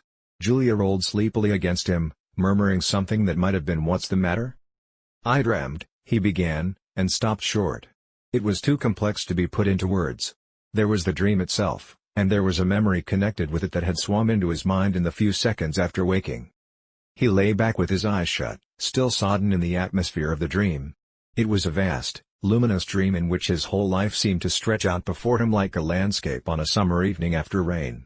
It had all occurred inside the glass paperweight, but the surface of the glass was the dome of the sky, and inside the dome everything was flooded with clear soft light in which one could see into interminable distances. The dream had also been comprehended by, indeed, in some sense it had consisted in, a gesture of the arm made by his mother, and made again 30 years later by the Jewish woman he had seen on the news film, trying to shelter the small boy from the bullets, before the helicopter blew them both to pieces. "Do you know," he said, "that until this moment I believed I had murdered my mother?" "Why did you murder her?" said Julia, almost asleep. "I didn't murder her. Not physically." In the dream he had remembered his last glimpse of his mother, and within a few moments of waking the cluster of small events surrounding it had all come back. It was a memory that he must have deliberately pushed out of his consciousness over many years. He was not certain of the date, but he could not have been less than 10 years old, possibly 12, when it had happened. His father had disappeared some time earlier, how much earlier he could not remember. He remembered better the rackety, uneasy circumstances of the time, the periodical panics about air raids and the sheltering in tube stations, the piles of rubble everywhere, the unintelligible proclamations posted at street corners, the gangs of youths in shirts all the same color, the enormous queues outside the bakeries, the intermittent machine gun fire in the distance, above all, the fact that there was never enough to eat. He remembered long afternoons spent with other boys and scrounging round dustbins and rubbish heaps, picking out the ribs of cabbage leaves, potato peelings, sometimes even scraps of stale bread crust from which they carefully scraped away the cinders, and also in waiting for the passing of trucks which traveled over a certain route and were known to carry cattle feed, and which, when they jolted over the bad patches in the road, sometimes spilt a few fragments of oil cake. When his father disappeared, his mother did not show any surprise or any violent grief, but a sudden change came over her. She seemed to have become completely spiritless. It was evident even to Winston that she was waiting for something that she knew must happen. She did everything that was needed, cooked, washed, mended, made the bed, swept the floor, dusted the mantelpiece, always very slowly and with a curious lack of superfluous motion, like an artist's lay figure moving of its own accord. Her large shapely body seemed to relapse naturally into stillness. For hours at a time she would sit almost immobile on the bed, nursing his young sister, a tiny, ailing, very silent child of 2 or 3, with a face made simian by thinness. Very occasionally she would take Winston in her arms and press him against her for a long time without saying anything. He was aware, in spite of his youthfulness and selfishness, that this was somehow connected with the never-mentioned thing that was about to happen. He remembered the room where they lived, a dark, close-smelling room that seemed half-filled by a bed with a white counterpane. There was a gas ring in the fender, and a shelf where food was kept, and on a landing outside there was a brown earthenware sink, common to several rooms. He remembered his mother's statuesque body bending over the gas ring to stir at something in a saucepan. Above all he remembered his continuous hunger, and the fierce sordid battles at mealtimes. He would ask his mother naggingly, over and over again, why there was not more food. He would shout and storm at her. He even remembered the tones of his voice, which was beginning to break prematurely and sometimes boomed in a peculiar way, or he would attempt a sniveling note of pathos in his efforts to get more than his share. His mother was quite ready to give him more than his share. She took it for granted that he, the boy, should have the biggest portion, but however much she gave him he invariably demanded more. At every meal she would beseech him not to be selfish and to remember that his little sister was sick and also needed food, but it was no use. He would cry out with rage when she stopped ladling. He would try to wrench the saucepan and spoon out of her hands. He would grab bits from his sister's plate. He knew that he was starving the other two, but he could not help it. He even felt that he had a right to do it. The clamorous hunger in his belly seemed to justify him. Between meals, if his mother did not stand guard, he was constantly pilfering at the wretched store of food on the shelf. One day a chocolate ration was issued. There had been no such issue for weeks or months past. He remembered quite clearly that precious little morsel of chocolate. It was a 2-ounce slab. They still talked about ounces in those days, between the 3 of them. It was obvious that it ought to be divided into 3 equal parts. Suddenly, as though he were listening to somebody else, Winston heard himself demanding in a loud booming voice that he should be given the whole piece. His mother told him not to be greedy. There was a long, nagging argument that went round and round, with shouts, whines, tears, remonstrances, bargainings. His tiny sister, clinging to her mother with both hands, exactly like a baby monkey, sat looking over her shoulder at him with large, mournful eyes. In the end his mother broke off 3/4 of the chocolate and gave it to Winston, giving the other quarter to his sister. The little girl took hold of it and looked at it dully, perhaps not knowing what it was. Winston stood watching her for a moment. Then with a sudden swift spring he had snatched the piece of chocolate out of his sister's hand and was fleeing for the door. "Winston, Winston!" his mother called after him. "Come back. Give your sister back her chocolate." He stopped, but did not come back. His mother's anxious eyes were fixed on his face. Even now he was thinking about the thing, he did not know what it was that was on the point of happening. His sister, conscious of having been robbed of something, had set up a feeble wail. His mother drew her arm round the child and pressed its face against her breast. Something in the gesture told him that his sister was dying. He turned and fled down the stairs with the chocolate growing sticky in his hand. He never saw his mother again. After he had devoured the chocolate he felt somewhat ashamed of himself and hung about in the streets for several hours, until hunger drove him home. When he came back his mother had disappeared. This was already becoming normal at that time. Nothing was gone from the room except his mother and his sister. They had not taken any clothes, not even his mother's overcoat. To this day he did not know with any certainty that his mother was dead. It was perfectly possible that she had merely been sent to a forced labor camp. As for his sister, she might have been removed, like Winston himself, to one of the colonies for homeless children, reclamation centers, they were called, which had grown up as a result of the Civil War, or she might have been sent to the labor camp along with his mother, or simply left somewhere or other to die. The dream was still vivid in his mind, especially the enveloping protecting gesture of the arm in which its whole meaning seemed to be contained. His mind went back to another dream of 2 months ago. Exactly as his mother had sat on the dingy white quilted bed, with the child clinging to her, so she had sat in the sunken ship, far underneath him, and drowning deeper every minute, but still looking up at him through the darkening water. He told Julia the story of his mother's disappearance. Without opening her eyes she rolled over and settled herself into a more comfortable position. "I expect you were a beastly little swine in those days," she said indistinctly. "All children are swine." "Yes. But the real point of the story." From her breathing it was evident that she was going off to sleep again. He would have liked to continue talking about his mother. He did not suppose, from what he could remember of her, that she had been an unusual woman, still less an intelligent one, and yet she had possessed a kind of nobility, a kind of purity, simply because the standards that she obeyed were private ones. Her feelings were her own, and could not be altered from outside. It would not have occurred to her that an action which is ineffectual thereby becomes meaningless. If you loved someone, you loved him, and when you had nothing else to give, you still gave him love. When the last of the chocolate was gone, his mother had clasped the child in her arms. It was no use, it changed nothing, it did not produce more chocolate, it did not avert the child's death or her own, but it seemed natural to her to do it. The refugee woman in the boat had also covered the little boy with her arm, which was no more use against the bullets than a sheet of paper. The terrible thing that the party had done was to persuade you that mere impulses, mere feelings, were of no account, while at the same time robbing you of all power over the material world. When once you were in the grip of the party, what you felt or did not feel, what you did or refrained from doing, made literally no difference. Whatever happened you vanished, and neither you nor your actions were ever heard of again. You were lifted clean out of the stream of history. And yet to the people of only 2 generations ago this would not have seemed all important, because they were not attempting to alter history. They were governed by private loyalties which they did not question. What mattered were individual relationships, and a completely helpless gesture, an embrace, a tear, a word spoken to a dying man, could have value in itself. The proles, it suddenly occurred to him, had remained in this condition. They were not loyal to a party or a country or an idea, they were loyal to one another. For the first time in his life he did not despise the proles or think of them merely as an inert force which would one day spring to life and regenerate the world. The proles had stayed human. They had not become hardened inside. They had held on to the primitive emotions which he himself had to relearn by conscious effort. And in thinking this he remembered, without apparent relevance, how a few weeks ago he had seen a severed hand lying on the pavement and had kicked it into the gutter as though it had been a cabbage stalk. "The proles are human beings," he said aloud. "We are not human." "Why not?" said Julia, who had woken up again. He thought for a little while. "Has it ever occurred to you," he said, "that the best thing for us to do would be simply to walk out of here before it's too late, and never see each other again?" "Yes, dear, it has occurred to me, several times. But I'm not going to do it, all the same." "We've been lucky," he said, "but it can't last much longer. You're young. You look normal and innocent. If you keep clear of people like me, you might stay alive for another 50 years. No.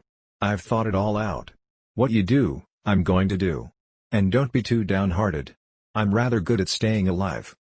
We may be together for another 6 months, a year, there's no knowing. At the end we're certain to be apart. Do you realize how utterly alone we shall be? When once they get hold of us there will be nothing, literally nothing, that either of us can do for the other. If I confess, they'll shoot you, and if I refuse to confess, they'll shoot you just the same. Nothing that I can do or say, or stop myself from saying, will put off your death for as much as 5 minutes. Neither of us will even know whether the other is alive or dead. We shall be utterly without power of any kind. The one thing that matters is that we shouldn't betray one another, although even that can't make the slightest difference." "If you mean confessing," she said, "we shall do that, right enough. Everybody always confesses. You can't help it. They torture you." "I don't mean confessing. Confession is not betrayal. What you say or do doesn't matter, only feelings matter. If they could make me stop loving you, that would be the real betrayal." She thought it over. "They can't do that," she said finally. "It's the one thing they can do. They can make you say anything, but they can't make you believe it. They can't get inside you." "No," he said a little more hopefully, "no, that's quite true. They can't get inside you. If you can feel that staying human is worthwhile, even when it can't have any result whatever, you've beaten them." He thought of the telescreen with its never-sleeping ear. They could spy upon you night and day, but if you kept your head you could still outwit them. With all their cleverness they had never mastered the secret of finding out what another human being was thinking. Perhaps that was less true when you were actually in their hands. One did not know what happened inside the Ministry of Love, but it was possible to guess: tortures, drugs, delicate instruments that registered your nervous reactions, gradual wearing down by sleeplessness and solitude and persistent questioning. Facts, at any rate, could not be kept hidden. They could be tracked down by inquiry, they could be squeezed out of you by torture. But if the object was not to stay alive but to stay human, what difference did it ultimately make? They could not alter your feelings, for that matter you could not alter them yourself, even if you wanted to. They could lay bare in the utmost detail everything that you had done or said or thought, but the inner heart, whose workings were mysterious even to yourself, remained impregnable. Part 2, Chapter 8. 8. They had done it at last. The room they were standing in was long-shaped and softly lit. The telescreen was dimmed to a low murmur, the richness of the dark blue carpet gave one the impression of treading on velvet. At the far end of the room O'Brien was sitting at a table under a green-shaded lamp, with a mass of papers on either side of him. He had not bothered to look up when the servant showed Julia and Winston in. Winston's heart was thumping so hard that he doubted whether he would be able to speak. They had done it at last, was all he could think. It had been a rash act to come here at all, and sheer folly to arrive together, though it was true that they had come by different routes and only met on O'Brien's doorstep. But merely to walk into such a place needed an effort of the nerve. It was only on very rare occasions that one saw inside the dwelling places of the inner party, or even penetrated into the quarter of the town where they lived. The whole atmosphere of the huge block of flats, the richness and spaciousness of everything, the unfamiliar smells of good food and good tobacco, the silent and incredibly rapid lifts sliding up and down, the white-jacketed servants hurrying to and fro, everything was intimidating. Although he had a good pretext for coming here, he was haunted at every step by the fear that a black uniformed guard would suddenly appear from round the corner, demand his papers, and order him to get out. O'Brien's servant, however, had admitted the two of them without demur. He was a small, dark-haired man in a white jacket, with a diamond-shaped, completely expressionless face which might have been that of a Chinese. The passage down which he led them was softly carpeted, with cream-papered walls and white wainscoting, all exquisitely clean. That too was intimidating. Winston could not remember ever to have seen a passageway whose walls were not grimy from the contact of human bodies. O'Brien had a slip of paper between his fingers and seemed to be studying it intently. His heavy face, bent down so that one could see the line of the nose, looked both formidable and intelligent. For perhaps 20 seconds he sat without stirring. Then he pulled the speakwrite towards him and rapped out a message in the hybrid jargon of the ministries. Items 1,5,7 approved full wise stop suggestion contained item 6 double plus ridiculous virgin crime think cancel stop unproceed construction wise anti getting plus full estimates machinery overhead stop end message. He rose deliberately from his chair and came towards them across the soundless carpet. A little of the official atmosphere seemed to have fallen away from him with the newspeak words, but his expression was grimmer than usual, as though he were not pleased at being disturbed. The terror that Winston already felt was suddenly shot through by a streak of ordinary embarrassment. It seemed to him quite possible that he had simply made a stupid mistake. For what evidence had he in reality that O'Brien was any kind of political conspirator? Nothing but a flash of the eyes and a single equivocal remark. Beyond that, only his own secret imaginings, founded on a dream. He could not even fall back on the pretense that he had come to borrow the dictionary, because in that case Julia's presence was impossible to explain. As O'Brien passed the telescreen a thought seemed to strike him. He stopped, turned aside and pressed a switch on the wall. There was a sharp snap. The voice had stopped. Julia uttered a tiny sound, a sort of squeak of surprise. Even in the midst of his panic, Winston was too much taken aback to be able to hold his tongue. "You can turn it off," he said. "Yes," said O'Brien, "we can turn it off. We have that privilege." He was opposite them now. His solid form towered over the pair of them, and the expression on his face was still indecipherable. He was waiting, somewhat sternly, for Winston to speak, but about what? Even now it was quite conceivable that he was simply a busy man wondering irritably why he had been interrupted. Nobody spoke. After the stopping of the telescreen the room seemed deadly silent. The seconds marched past, enormous. With difficulty Winston continued to keep his eyes fixed on O'Brien's. Then suddenly the grim face broke down into what might have been the beginnings of a smile. With his characteristic gesture O'Brien resettled his spectacles on his nose. "Shall I say it, or will you?" he said. "I will say it," said Winston promptly. "That thing is really turned off?" "Yes, everything is turned off. We are alone. We have come here because—" He paused, realizing for the first time the vagueness of his own motives. Since he did not in fact know what kind of help he expected from O'Brien, it was not easy to say why he had come here. He went on, conscious that what he was saying must sound both feeble and pretentious. "We believe that there is some kind of conspiracy, some kind of secret organization working against the party, and that you are involved in it. We want to join it and work for it. We are enemies of the party. We disbelieve in the principles of INCSOC. We are thought criminals. We are also adulterers. I tell you this because we want to put ourselves at your mercy. If you want us to incriminate ourselves in any other way, we are ready." He stopped and glanced over his shoulder, with the feeling that the door had opened. Sure enough, the little yellow-faced servant had come in without knocking. Winston saw that he was carrying a tray with a decanter and glasses. "Martin is one of us," said O'Brien impassively. "Bring the drinks over here, Martin. Put them on the round table. Have we enough chairs? Then we may as well sit down and talk in comfort. Bring a chair for yourself, Martin. This is business. You can stop being a servant for the next 10 minutes." The little man sat down, quite at his ease, and yet still with a servant-like air, the air of a valet enjoying a privilege. Winston regarded him out of the corner of his eye. It struck him that the man's whole life was playing a part, and that he felt it to be dangerous to drop his assumed personality even for a moment. O'Brien took the decanter by the neck and filled up the glasses with a dark red liquid. It aroused in Winston dim memories of something seen long ago on a wall or a hoarding, a vast bottle composed of electric lights which seemed to move up and down and pour its contents into a glass. Seen from the top the stuff looked almost black, but in the decanter it gleamed like a ruby. It had a sour sweet smell. He saw Julia pick up her glass and sniff at it with frank curiosity. "It is called wine," said O'Brien with a faint smile. "You will have read about it in books, no doubt. Not much of it gets to the outer party, I am afraid." His face grew solemn again, and he raised his glass. "I think it is fitting that we should begin by drinking a health to our leader, to Emmanuel Goldstein." Winston took up his glass with a certain eagerness. Wine was a thing he had read and dreamed about. Like the glass paperweight or Mr. Charrington's half-remembered rhymes, it belonged to the vanished, romantic past, the olden time as he liked to call it in his secret thoughts. For some reason he had always thought of wine as having an intensely sweet taste, like that of blackberry jam and an immediate intoxicating effect. Actually, when he came to swallow it, the stuff was distinctly disappointing. The truth was that after years of gin drinking he could barely taste it. He set down the empty glass. "Then there is such a person as Goldstein?" he said. "Yes, There is such a person, and he is alive. Where, I do not know. And the conspiracy, the organization? Is it real? It is not simply an invention of the thought police? No, it is real. The Brotherhood, we call it. You will never learn much more about the Brotherhood than that it exists and that you belong to it. I will come back to that presently. He looked at his wristwatch.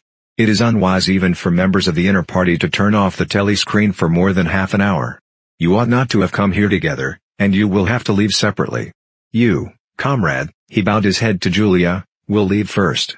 We have about 20 minutes at our disposal. You will understand that I must start by asking you certain questions. In general terms, what are you prepared to do? Anything that we are capable of, said Winston. O'Brien had turned himself a little in his chair so that he was facing Winston. He almost ignored Julia, seeming to take it for granted that Winston could speak for her. For a moment the lids flitted down over his eyes. He began asking his questions in a low, expressionless voice, as though this were a routine, a sort of catechism. Most of his answers were known to him already. You are prepared to give your lives? Yes. You are prepared to commit murder? Yes. To commit acts of sabotage which may cause the death of hundreds of innocent people? Yes. To betray your country to foreign powers? Yes. You are prepared to cheat, to forge, to blackmail, to corrupt the minds of children, to distribute habit-forming drugs, to encourage prostitution, to disseminate venereal diseases, to do anything which is likely to cause demoralization and weaken the power of the party? Yes. If, for example, it would somehow serve our interests to throw sulfuric acid in a child's face, are you prepared to do that? Yes. You are prepared to lose your identity and live out the rest of your life as a waiter or a dock worker? Yes. You are prepared to commit suicide, if and when we order you to do so? Yes. You are prepared, the two of you, to separate and never see one another again? No. Broke in Julia. It appeared to Winston that a long time passed before he answered. For a moment he seemed even to have been deprived of the power of speech. His tongue worked soundlessly, forming the opening syllables first of one word, then of the other, over and over again. Until he had said it, he did not know which word he was going to say. No, he said finally. You did well to tell me, said O'Brien. It is necessary for us to know everything. He turned himself toward Julia and added in a voice with somewhat more expression in it. Do you understand that even if he survives, it may be as a different person? We may be obliged to give him a new identity. His face, his movements, the shape of his hands, the color of his hair, even his voice would be different. And you yourself might have become a different person. Our surgeons can alter people beyond recognition. Sometimes it is necessary. Sometimes we even amputate a limb. Winston could not help snatching another sidelong glance at Martin's Mongolian face. There were no scars that he could see. Julia had turned a shade paler, so that her freckles were showing, but she faced O'Brien boldly. She murmured something that seemed to be assent. Good. Then that is settled. There was a silver box of cigarettes on the table. With a rather absent-minded air O'Brien pushed them towards the others, took one himself, then stood up and began to pace slowly to and fro, as though he could think better standing. They were very good cigarettes, very thick and well-packed, with an unfamiliar silkiness in the paper. O'Brien looked at his wristwatch again. You had better go back to your pantry, Martin, he said. I shall switch on in a quarter of an hour. Take a good look at these comrades' faces before you go. You'll be seeing them again. I may not. Exactly as they had done at the front door, the little man's dark eyes flickered over their faces. There was not a trace of friendliness in his manner. He was memorizing their appearance, but he felt no interest in them, or appeared to feel none. It occurred to Winston that a synthetic face was perhaps incapable of changing its expression. Without speaking or giving any kind of salutation, Martin went out, closing the door silently behind him. O'Brien was strolling up and down, one hand in the pocket of his black overalls, the other holding his cigarette. You understand, he said, that you will be fighting in the dark. You will always be in the dark. You will receive orders and you will obey them, without knowing why. Later I shall send you a book from which you will learn the true nature of the society we live in, and the strategy by which we shall destroy it. When you have read the book, you will be full members of the Brotherhood. But between the general aims that we are fighting for and the immediate tasks of the moment, you will never know anything. I tell you that the Brotherhood exists, but I cannot tell you whether it numbers 100 members, or 10 million. From your personal knowledge you will never be able to say that it numbers even as many as a dozen. You will have 3 or 4 contacts, who will be renewed from time to time as they disappear. As this was your first contact, it will be preserved. When you receive orders, they will come from me. If we find it necessary to communicate with you, it will be through Martin. When you are finally caught, you will confess. That is unavoidable, but you will have very little to confess, other than your own actions. You will not be able to betray more than a handful of unimportant people. Probably you will not even betray me. By that time I may be dead, or I shall have become a different person, with a different face. He continued to move to and fro over the soft carpet. In spite of the bulkiness of his body there was a remarkable grace in his movements. It came out even in the gesture with which he thrust a hand into his pocket, or manipulated a cigarette. More even than of strength, he gave an impression of confidence and of an understanding tinged by irony. However much in earnest he might be, he had nothing of the single-mindedness that belongs to a fanatic. When he spoke of murder, suicide, venereal disease, amputated limbs, and altered faces, it was with a faint air of persiflage. This is unavoidable, his voice seemed to say, this is what we have got to do, unflinchingly. But this is not what we shall be doing when life is worth living again. A wave of admiration, almost of worship, flowed out from Winston towards O'Brien. For the moment he had forgotten the shadowy figure of Goldstein. When you looked at O'Brien's powerful shoulders and his blunt-featured face, so ugly and yet so civilized, it was impossible to believe that he could be defeated. There was no stratagem that he was not equal to, no danger that he could not foresee. Even Julia seemed to be impressed. She had let her cigarette go out and was listening intently. O'Brien went on, you will have heard rumors of the existence of the Brotherhood. No doubt you have formed your own picture of it. You have imagined, probably, a huge underworld of conspirators, meeting secretly in cellars, scribbling messages on walls, recognizing one another by code words or by special movements of the hand. Nothing of the kind exists. The members of the Brotherhood have no way of recognizing one another, and it is impossible for any one member to be aware of the identity of more than a few others. Goldstein himself, if he fell into the hands of the thought police, could not give them a complete list of members, or any information that would lead them to a complete list. No such list exists. The Brotherhood cannot be wiped out because it is not an organization in the ordinary sense. Nothing holds it together except an idea which is indestructible. You will never have anything to sustain you, except the idea. You will get no comradeship and no encouragement. When finally you are caught, you will get no help. We never help our members. At most, when it is absolutely necessary that someone should be silenced, we are occasionally able to smuggle a razor blade into a prisoner's cell. You will have to get used to living without results and without hope. You will work for a while, you will be caught, you will confess, and then you will die. Those are the only results that you will ever see. There is no possibility that any perceptible change will happen within our own lifetime. We are the dead. Our only true life is in the future. We shall take part in it as handfuls of dust and splinters of bone. But how far away that future may be, there is no knowing. It might be 1,000 years. At present nothing is possible except to extend the area of sanity little by little. We cannot act collectively. We can only spread our knowledge outwards from individual to individual, generation after generation. In the face of the thought police there is no other way. He halted and looked for the third time at his wristwatch. It is almost time for you to leave, comrade, he said to Julia. Wait, the decanter is still half full. He filled the glasses and raised his own glass by the stem. What shall it be this time? He said, still with the same faint suggestion of irony. To the confusion of the thought police? To the death of Big Brother? To humanity? To the future? To the past, said Winston. The past is more important, agreed O'Brien gravely. They emptied their glasses, and a moment later Julia stood up to go. O'Brien took a small box from the top of a cabinet and handed her a flat white tablet which he told her to place on her tongue. It was important, he said, not to go out smelling of wine. The lift attendants were very observant.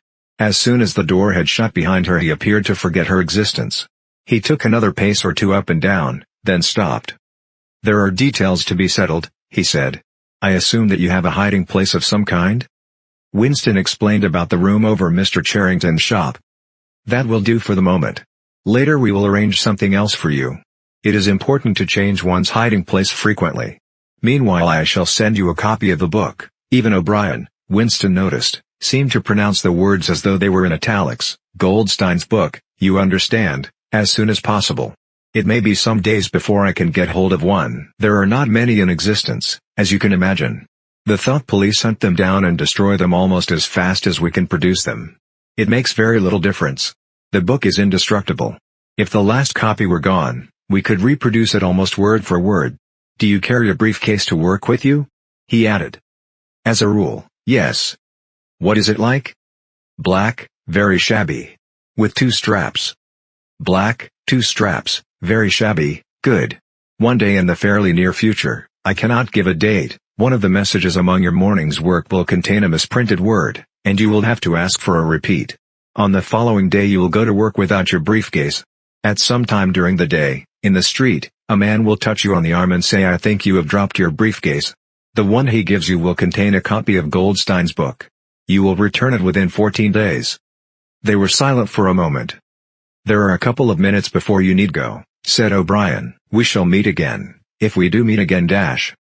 Winston looked up at him. "In the place where there is no darkness?" he said hesitantly. O'Brien nodded without appearance of surprise. "In the place where there is no darkness," he said, as though he had recognized the allusion. "And in the meantime, is there anything that you wish to say before you leave? Any message? Any question?" Winston thought. There did not seem to be any further question that he wanted to ask, still less did he feel any impulse to utter high-sounding generalities. Instead of anything directly connected with O'Brien or the Brotherhood, there came into his mind a sort of composite picture of the dark bedroom where his mother had spent her last days, and the little room over Mr. Charrington's shop, and the glass paperweight, and the steel engraving in its rosewood frame. Almost at random he said, "Did you ever happen to hear an old rhyme that begins 'Oranges and lemons, say the bells of St. Clement's'?" Again O'Brien nodded. With a sort of grave courtesy he completed the stanza. "Oranges and lemons, say the bells of St. Clement's. You owe me 3 farthings, say the bells of St. Martin's. When will you pay me? Say the bells of Old Bailey. When I grow rich, say the bells of Shoreditch." "You knew the last line?" said Winston. "Yes, I knew the last line. And now, I am afraid, it is time for you to go. But wait. You had better let me give you one of these tablets." As Winston stood up, O'Brien held out a hand. His powerful grip crushed the bones of Winston's palm. At the door Winston looked back, but O'Brien seemed already to be in process of putting him out of mind. He was waiting with his hand on the switch that controlled the telescreen. Beyond him Winston could see the writing table with its screen-shaded lamp and the speakwrite and the wire basket steep laden with papers. The incident was closed. Within 30 seconds, it occurred to him, O'Brien would be back at his interrupted and important work on behalf of the party. Part 2, Chapter 9. 9. Winston was gelatinous with fatigue. Gelatinous was the right word. It had come into his head spontaneously. His body seemed to have not only the weakness of a jelly, but its translucency. He felt that if he held up his hand he would be able to see the light through it. All the blood and lymph had been drained out of him by an enormous debauch of work, leaving only a frail structure of nerves, bones, and skin. All sensations seemed to be magnified. His overalls fretted his shoulders, the pavement tickled his feet, even the opening and closing of a hand was an effort that made his joints creak. He had worked more than 90 hours in 5 days. So had everyone else in the ministry. Now it was all over, and he had literally nothing to do, no party work of any description, until tomorrow morning. He could spend 6 hours in the hiding place and another 9 in his own bed. Slowly, in mild afternoon sunshine, he walked up a dingy street in the direction of Mr. Charrington's shop, keeping one eye open for the patrols, but irrationally convinced that this afternoon there was no danger of anyone interfering with him. The heavy briefcase that he was carrying bumped against his knee at each step, sending a tingling sensation up and down the skin of his leg. Inside it was the book, which he had now had in his possession for 6 days and had not yet opened, nor even looked at. On the 6th day of Hate Week, after the processions, the speeches, the shouting, the singing, the banners, the posters, the films, the waxworks, the rolling of drums and squealing of trumpets, the tramp of marching feet, the grinding of the caterpillars of tanks, the roar of massed planes, the booming of guns, after 6 days of this, When the great orgasm was quivering to its climax and the general hatred of Eurasia had boiled up into such delirium that if the crowd could have got their hands on the 2,000 Eurasian war criminals who were to be publicly hanged on the last day of the proceedings, they would unquestionably have torn them to pieces. At just this moment it had been announced that Oceania was not after all at war with Eurasia. Oceania was at war with East Asia. Eurasia was an ally. There was, of course, no admission that any change had taken place. Merely it became known, with extreme suddenness and everywhere at once, that East Asia and not Eurasia was the enemy. Winston was taking part in a demonstration in one of the central London squares at the moment when it happened. It was night, and the white faces and the scarlet banners were luridly floodlit. The square was packed with several thousand people, including a block of about 1,000 schoolchildren in the uniform of the spies. On a scarlet-draped platform in order of the inner party, a small lean man with disproportionately long arms and a large bald skull over which a few lank locks straggled, was haranguing the crowd. A little Rumpelstiltskin figure, contorted with hatred, he gripped the neck of the microphone with one hand while the other, enormous at the end of a bony arm, clawed the air menacingly above his head. His voice, made metallic by the amplifiers, boomed forth an endless catalogue of atrocities, massacres, deportations, lootings, rapings, torture of prisoners, bombing of civilians, lying propaganda, unjust aggressions, broken treaties. It was almost impossible to listen to him without being first convinced and then maddened. At every few moments the fury of the crowd boiled over and the voice of the speaker was drowned by a wild beast-like roaring that rose uncontrollably from thousands of throats. The most savage yells of all came from the schoolchildren. The speech had been proceeding for perhaps 20 minutes when a messenger hurried onto the platform and a scrap of paper was slipped into the speaker's hand. He unrolled and read it without pausing in his speech. Nothing altered in his voice or manner, or in the content of what he was saying, but suddenly the names were different. Without words said, a wave of understanding rippled through the crowd. Oceania was at war with East Asia. The next moment there was a tremendous commotion. The banners and posters with which the square was decorated were all wrong. Quite half of them had the wrong faces on them. It was sabotage. The agents of Goldstein had been at work. There was a riotous interlude while posters were ripped from the walls, banners torn to shreds and trampled underfoot. The spies performed prodigies of activity in clambering over the rooftops and cutting the streamers that fluttered from the chimneys. But within 2 or 3 minutes it was all over. The orator, still gripping the neck of the microphone, his shoulders hunched forward, his free hand clawing at the air, had gone straight on with his speech. 1 minute more, and the feral roars of rage were again bursting from the crowd. The hate continued exactly as before, except that the target had been changed. The thing that impressed Winston in looking back was that the speaker had switched from one line to the other actually in mid-sentence, not only without a pause, but without even breaking the syntax. But at the moment he had other things to preoccupy him. It was during the moment of disorder while the posters were being torn down that a man whose face he did not see had tapped him on the shoulder and said, "Excuse me, I think you've dropped your briefcase." He took the briefcase abstractedly, without speaking. He knew that it would be days before he had an opportunity to look inside it. The instant that the demonstration was over he went straight to the Ministry of Truth, though the time was now nearly 23 hours. The entire staff of the ministry had done likewise. The orders already issuing from the telescreen, recalling them to their posts, were hardly necessary. Oceania was at war with East Asia. Oceania had always been at war with East Asia. A large part of the political literature of 5 years was now completely obsolete. Reports and records of all kinds, newspapers, books, pamphlets, films, soundtracks, photographs, all had to be rectified at lightning speed. Although no directive was ever issued, it was known that the chiefs of the department intended that within 1 week no reference to the war with Eurasia, or the alliance with East Asia, should remain in existence anywhere. The work was overwhelming, all the more so because the processes that it involved could not be called by their true names. Everyone in the records department worked 18 hours in the 24, with 2 3-hour snatches of sleep. Mattresses were brought up from the cellars and pitched all over the corridors. Meals consisted of sandwiches and Victory coffee wheeled round on trolleys by attendants from the canteen. Each time that Winston broke off for one of his spells of sleep he tried to leave his desk clear of work, and each time that he crawled back sticky-eyed and aching, it was to find that another shower of paper cylinders had covered the desk like a snowdrift, half burying the speakwrite and overflowing onto the floor, so that the first job was always to stack them into a neat enough pile to give him room to work. What was worst of all was that the work was by no means purely mechanical. Often it was enough merely to substitute one name for another, but any detailed report of events demanded care and imagination.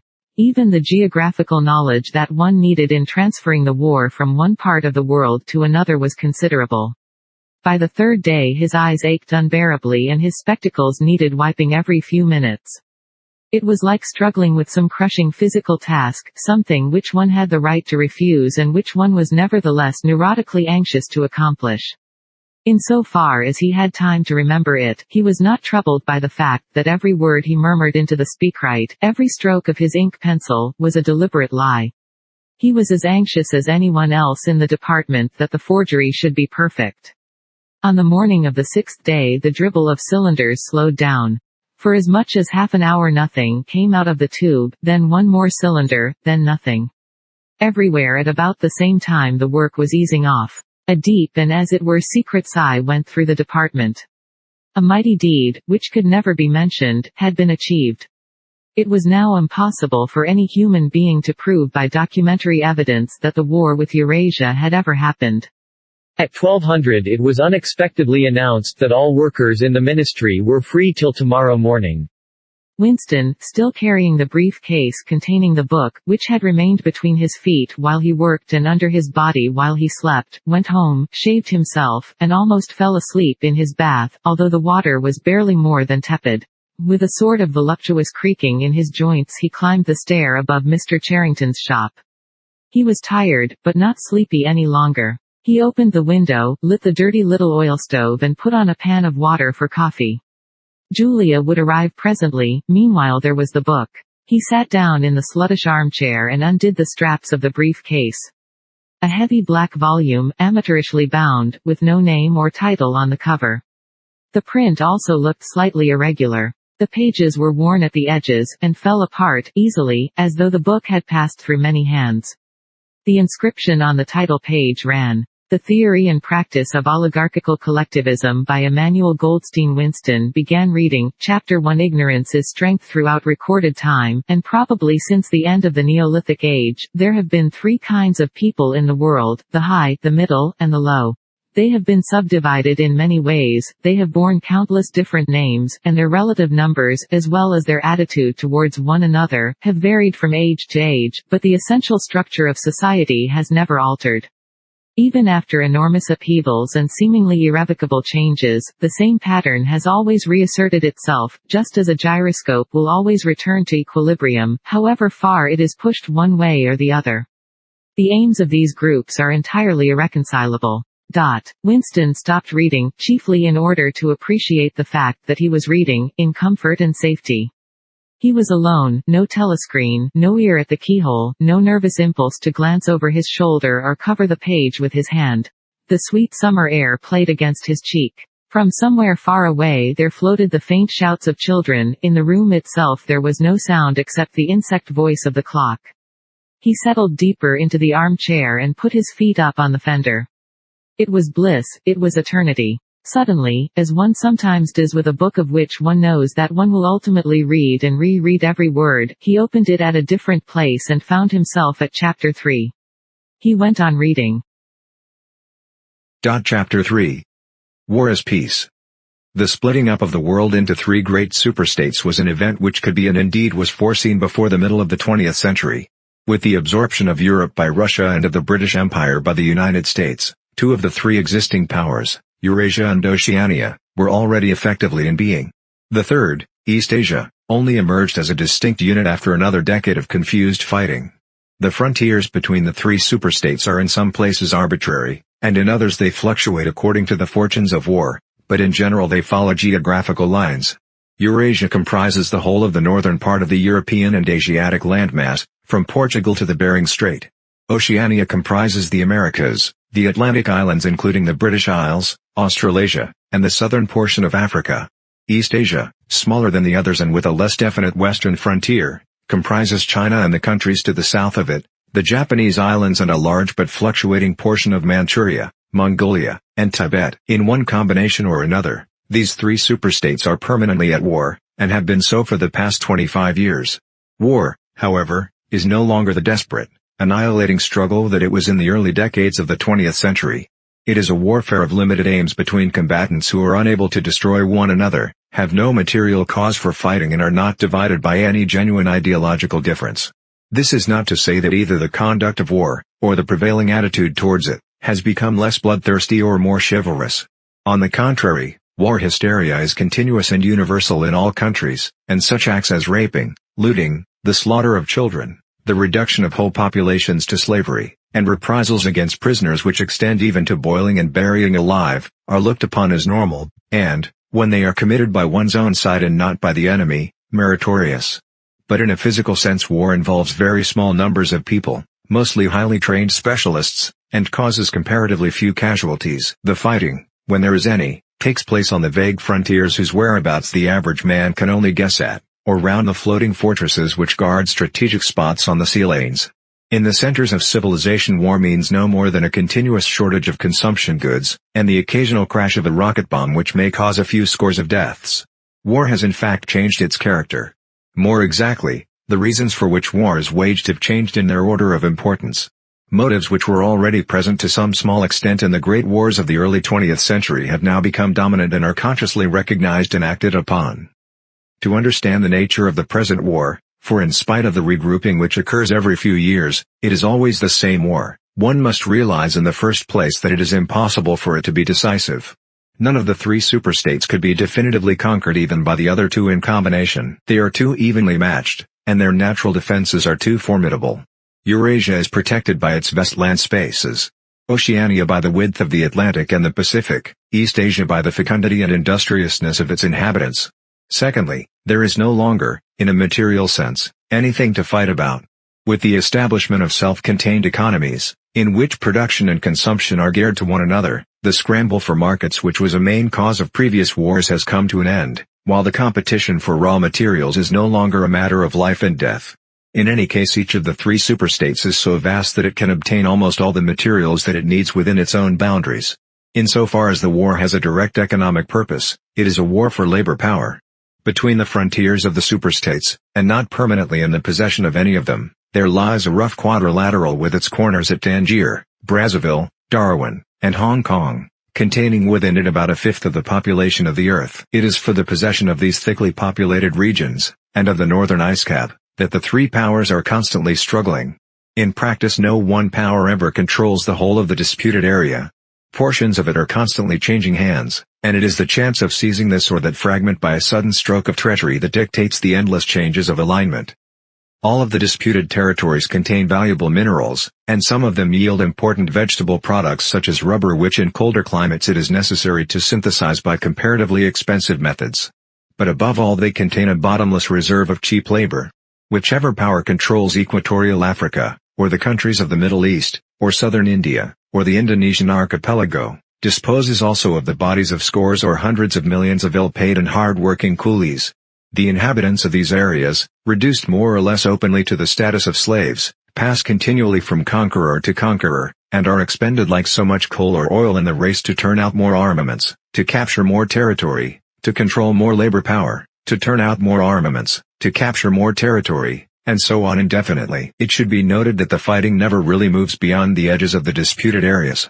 The frontiers of Eurasia flow back and forth between the basin of the Congo and the northern shore of the Mediterranean. The islands of the Indian Ocean and the Pacific are constantly being captured and recaptured by Oceania or by East Asia, in Mongolia the dividing line between Eurasia and East Asia is never stable. Round the pole all three powers lay claim to enormous territories which in fact are largely uninhabited and unexplored, but the balance of power always remains roughly even, and the territory which forms the heartland of each superstate always remains inviolate. Moreover, the labor of the exploited peoples round the equator is not really necessary to the world's economy. They add nothing to the wealth of the world, since whatever they produce is used for purposes of war, and the object of waging a war is always to be in a better position in which to wage another war. By their labor the slave populations allow the tempo of continuous warfare to be speeded up. But if they did not exist, the structure of world society, and the process by which it maintains itself, would not be essentially different. The primary aim of modern warfare, in accordance with the principles of doublethink, this aim is simultaneously recognized and not recognized by the directing brains of the inner party, is to use up the products of the machine without raising the general standard of living. Ever since the end of the 19th century, the problem of what to do with the surplus of consumption goods has been latent in industrial society. At present, when few human beings even have enough to eat, this problem is obviously not urgent, and it might not have become so, even if no artificial processes of destruction had been at work. The world of today is a bare, hungry, dilapidated place compared with the world that existed before 1914, and still more so if compared with the imaginary future to which the people of that period looked forward. In the early 20th century, the vision of a future society unbelievably rich, leisured, orderly, and efficient, a glittering antiseptic world of glass and steel and snow-white concrete, was part of the consciousness of nearly every literate person. Science and technology were developing at a prodigious speed, and it seemed natural to assume that they would go on developing. This failed to happen, partly because of the impoverishment caused by a long series of wars and revolutions, partly because scientific and technical progress depended on the empirical habit of thought, which could not survive in a strictly regimented society. As a whole, the world is more primitive today than it was 50 years ago.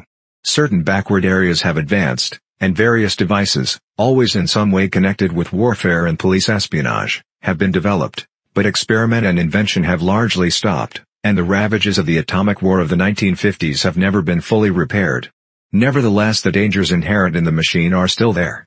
From the moment when the machine first made its appearance, it was clear to all thinking people that the need for human drudgery, and therefore to a great extent for human inequality, had disappeared. If the machine were used deliberately for that end, hunger, overwork, dirt, illiteracy, and disease could be eliminated within a few generations.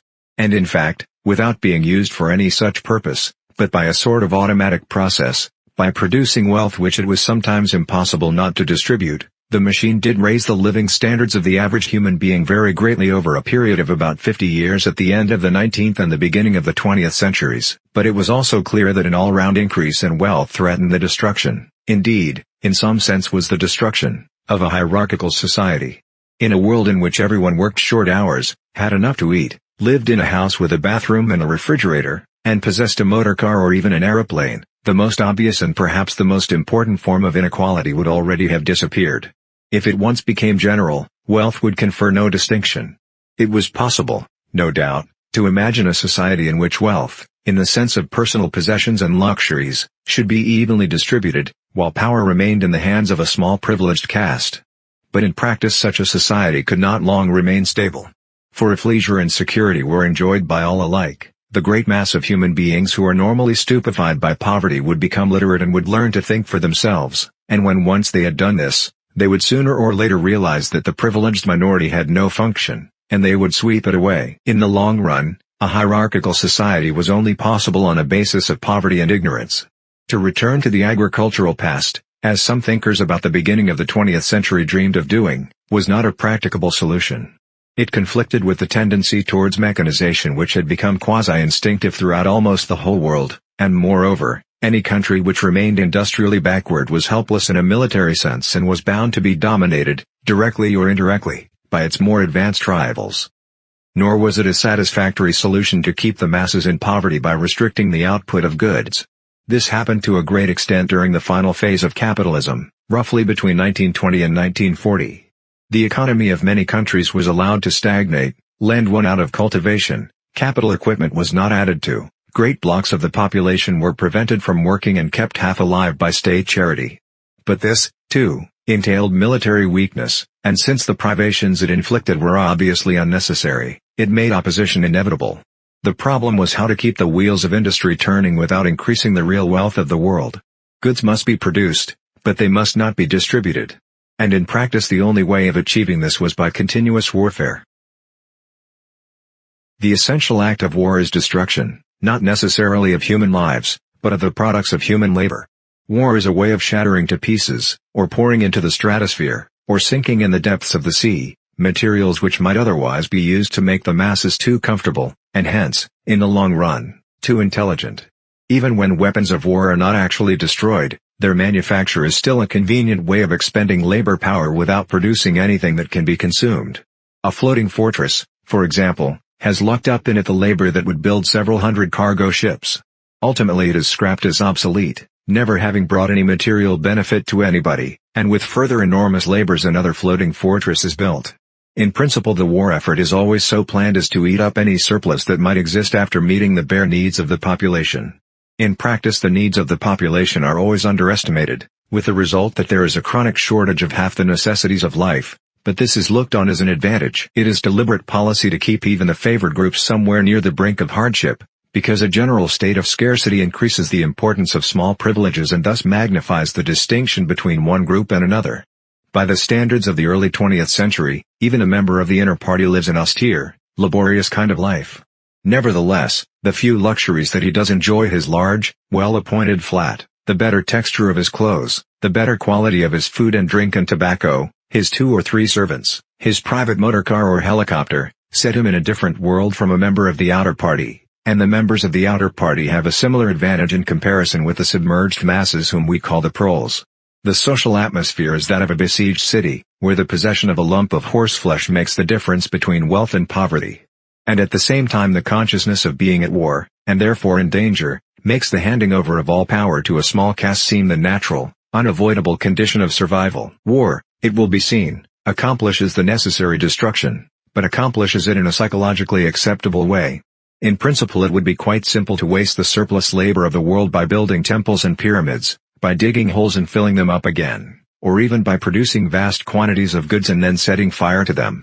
But this would provide only the economic and not the emotional basis for a hierarchical society.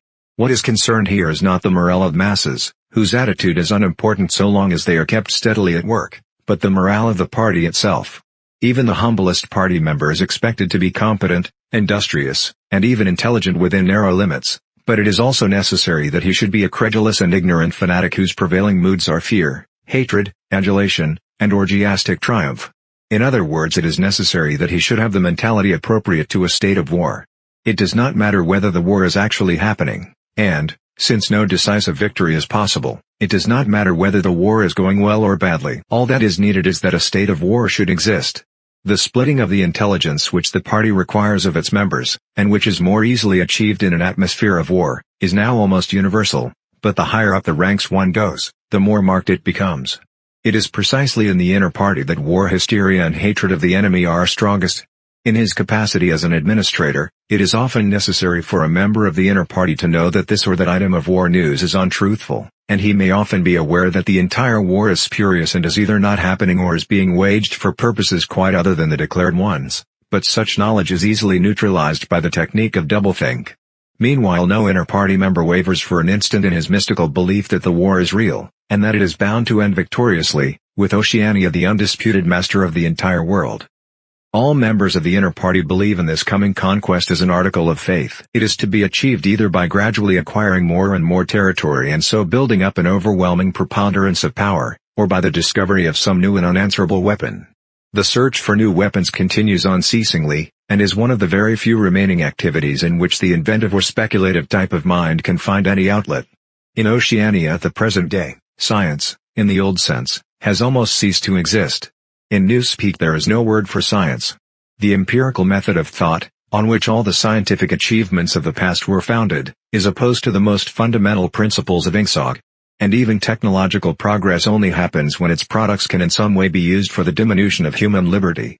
In all the useful arts the world is either standing still or going backwards. The fields are cultivated with horse plows while books are written by machinery. But in matters of vital importance, meaning, in effect, war and police espionage, the empirical approach is still encouraged, or at least tolerated. The two aims of the party are to conquer the whole surface of the earth and to extinguish once and for all the possibility of independent thought. There are therefore two great problems which the party is concerned to solve. One is how to discover, against his will, what another human being is thinking, and the other is how to kill several 100 million people in a few seconds without giving warning beforehand. Insofar as scientific research still continues, this is its subject matter. The scientist of today is either a mixture of psychologist and inquisitor, studying with real ordinary minuteness the meaning of facial expressions, gestures, and tones of voice, and testing the truth-producing effects of drugs, shock therapy, hypnosis, and physical torture, or he is chemist, physicist, or biologist concerned only with such branches of his special subject as are relevant to the taking of life. In the vast laboratories of the Ministry of Peace, and in the experimental stations hidden in the Brazilian forests, or in the Australian desert, or on lost islands of the Antarctic, the teams of experts are indefatigably at work. Some are concerned simply with planning the logistics of future wars, others devise larger and larger rocket bombs, more and more powerful explosives, and more impenetrable armor plating. Others search for new and deadlier gases, or for soluble poisons capable of being produced in such quantities as to destroy the vegetation of whole continents, or for breeds of disease germs immunized against all possible antibodies. Others strive to produce a vehicle that shall bore its way under the soil like a submarine under the water, or an airplane as independent of its base as a sailing ship. Others explore even remoter possibilities such as focusing the sun's rays through lenses suspended thousands of kilometers away in space, or producing artificial earthquakes and tidal waves by tapping the heat at the Earth's center. But none of these projects ever comes anywhere near realization, and none of the three superstates ever gains a significant lead on the others. What is more remarkable is that all three powers already possess, in the atomic bomb, a weapon far more powerful than any that their present researches are likely to discover. Although the party, according to its habit, claims the invention for itself, atomic bombs first appeared as early as the 1940s, and were first used on a large scale about 10 years later. At that time some hundreds of bombs were dropped on industrial centers, chiefly in European Russia, Western Europe, and North America. The effect was to convince the ruling groups of all countries that a few more atomic bombs would mean the end of organized society, and hence of their own power. Thereafter, although no formal agreement was ever made or hinted at, no more bombs were dropped. All three powers merely continue to produce atomic bombs and store them up against the decisive opportunity which they all believe will come sooner or later. And meanwhile the art of war has remained almost stationary for 30 or 40 years. Helicopters are more used than they were formerly, bombing planes have been largely superseded by self-propelled projectiles, and the fragile movable battleship has given way to the almost unsinkable floating fortress, but otherwise there has been little development. The tank, the submarine, the torpedo, the machine gun, even the rifle and the hand grenade are still in use. And in spite of the endless slaughters reported in the press and on the telescreens, the desperate battles of earlier wars, in which hundreds of thousands or even millions of men were often killed in a few weeks, have never been repeated.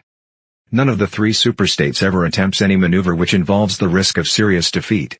When any large operation is undertaken, it is usually a surprise attack against an ally. The strategy that all three powers are following, or pretend to themselves that they are following, is the same. The plan is, by a combination of fighting, bargaining, and well-timed strokes of treachery, to acquire a ring of bases completely encircling one or other of the rival states, and then to sign a pact of friendship with that rival and remain on peaceful terms for so many years as to lull suspicion to sleep. During this time rockets loaded with atomic bombs can be assembled at all the strategic spots. Finally they will all be fired simultaneously, with effects so devastating as to make retaliation impossible. It will then be time to sign a pact of friendship with the remaining world power, in preparation for another attack. This scheme, it is hardly necessary to say, is a mere daydream, impossible of realization. Moreover, no fighting ever occurs except in the disputed areas round the equator and the pole. No invasion of enemy territory is ever undertaken. This explains the fact that in some places the frontiers between the superstates are arbitrary. Eurasia, for example, could easily conquer the British Isles, which are geographically part of Europe, or on the other hand it would be possible for Oceania to push its frontiers to the Rhine or even to the Vistula. But this would violate the principle, followed on all sides though never formulated, of cultural integrity. If Oceania were to conquer the areas that used once to be known as France and Germany, it would be necessary either to exterminate the inhabitants, a task of great physical difficulty, or to assimilate a population of about 100 million people, who, so far as technical development goes, are roughly on the oceanic level. The problem is the same for all three superstates. It is absolutely necessary to their structure that there should be no contact with foreigners, except, to a limited extent, with war prisoners and colored slaves. Even the official ally of the moment is always regarded with the darkest suspicion. War prisoners apart, the average citizen of Oceania never sets eyes on a citizen of either Eurasia or Eastasia, and he is forbidden the knowledge of foreign languages. If he were allowed contact with foreigners he would discover that they are creatures similar to himself and that most of what he has been told about them is lies. The sealed world in which he lives would be broken, and the fear, hatred, and self-righteousness on which his morale depends might evaporate. It is therefore realized on all sides that however often Persia, or Egypt, or Java, or Ceylon may change hands, the main frontiers must never be crossed by anything except bombs. Under this lies a fact never mentioned aloud, but tacitly understood and acted upon, namely, that the conditions of life in all three superstates are very much the same. In Oceania the prevailing philosophy is called Ingsoc, in Eurasia it is called Neo-Bolshevism, and in East Asia it is called by a Chinese name usually translated as death worship, but perhaps better rendered as obliteration of the self. The citizen of Oceania is not allowed to know anything of the tenets of the other two philosophies, but he is taught to execrate them as barbarous outrages upon morality and common sense. Actually the three philosophies are barely distinguishable, and the social systems which they support are not distinguishable at all. Everywhere there is the same pyramidal structure, the same worship of semi-divine leader, the same economy existing by and for continuous warfare. It follows that the three superstates not only cannot conquer one another, but would gain no advantage by doing so. On the contrary, so long as they remain in conflict, they prop one another up, like three sheaves of corn. And, as usual, the ruling groups of all three powers are simultaneously aware and unaware of what they are doing. Their lives are dedicated to world conquest, but they also know that it is necessary that the war should continue everlastingly and without victory. Meanwhile the fact that there is no danger of conquest makes possible the denial of reality, which is the special feature of Ingsoc and its rival systems of thought. Here it is necessary to repeat what has been said earlier, that by becoming continuous war has fundamentally changed its character. In past ages, a war, almost by definition, was something that sooner or later came to an end, usually in unmistakable victory or defeat.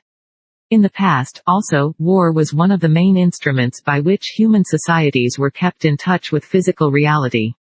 All rulers in all ages have tried to impose a false view of the world upon their followers, but they could not afford to encourage any illusion that tended to impair military efficiency. So long as defeat meant the loss of independence, or some other result generally held to be undesirable, the precautions against defeat had to be serious. Physical facts could not be ignored. In philosophy, or religion, or ethics, or politics, 2 and 2 might make 5, but when one was designing a gun or an aeroplane they had to make 4. Inefficient nations were always conquered sooner or later, and the struggle for efficiency was inimical to illusions. Moreover, to be efficient it was necessary to be able to learn from the past, which meant having a fairly accurate idea of what had happened in the past. Newspapers and history books were, of course, always colored and biased, but falsification of the kind that is practiced today would have been impossible. War was a sure safeguard of sanity, and so far as the ruling classes were concerned it was probably the most important of all safeguards. While wars could be won or lost, no ruling class could be completely irresponsible. But when war becomes literally continuous, it also ceases to be dangerous. When war is continuous there is no such thing as military necessity. Technical progress can cease and the most palpable facts can be denied or disregarded.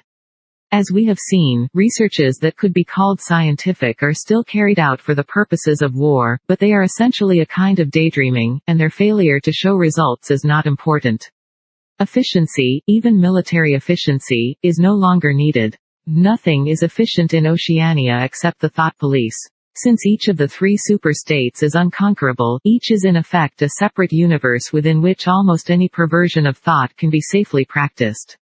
Reality only exerts its pressure through the needs of everyday life, the need to eat and drink, to get shelter and clothing, to avoid swallowing poison or stepping out of top-story windows, and the like. Between life and death, and between physical pleasure and physical pain, there is still a distinction, but that is all. Cut off from contact with the outer world, and with the past, the citizen of Oceania is like a man in interstellar space, who has no way of knowing which direction is up and which is down.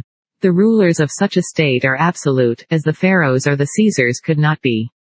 They are obliged to prevent their followers from starving to death in numbers large enough to be inconvenient, and they are obliged to remain at the same low level of military technique as their rivals, but once that minimum is achieved, they can twist reality into whatever shape they choose.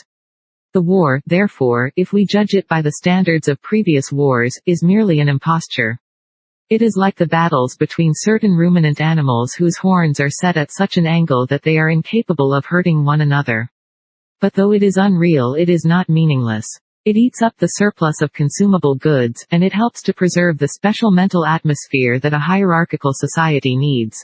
War, it will be seen, is now a purely internal affair. In the past, the ruling groups of all countries, although they might recognize their common interest and therefore limit the destructiveness of war, did fight against one another, and the victor always plundered the vanquished. In our own day they are not fighting against one another at all. The war is waged by each ruling group against its own subjects, and the object of the war is not to make or prevent conquests of territory, but to keep the structure of society intact. The very word, war, therefore, has become misleading. It would probably be accurate to say that by becoming continuous war has ceased to exist. The peculiar pressure that it exerted on human beings between the Neolithic age and the early 20th century has disappeared and been replaced by something quite different. The effect would be much the same if the three superstates, instead of fighting one another, should agree to live in perpetual peace, each inviolate within its own boundaries. For in that case each would still be a self-contained universe, freed forever from the sobering influence of external danger. A peace that was truly permanent would be the same as a permanent war. This, although the vast majority of party members understand it only in a shallower sense, is the inner meaning of the party slogan, "War is peace." Winston stopped reading for a moment. Somewhere in remote distance a rocket bomb thundered. The blissful feeling of being alone with the forbidden book, in a room with no telescreen, had not worn off. Solitude and safety were physical sensations, mixed up somehow with the tiredness of his body, the softness of the chair, the touch of the faint breeze from the window that played upon his cheek. The book fascinated him, or more exactly it reassured him. In a sense it told him nothing that was new, but that was part of the attraction. It said what he would have said, if it had been possible for him to set his scattered thoughts in order. It was the product of a mind similar to his own, but enormously more powerful, more systematic, less fear-ridden. The best books, he perceived, are those that tell you what you know already.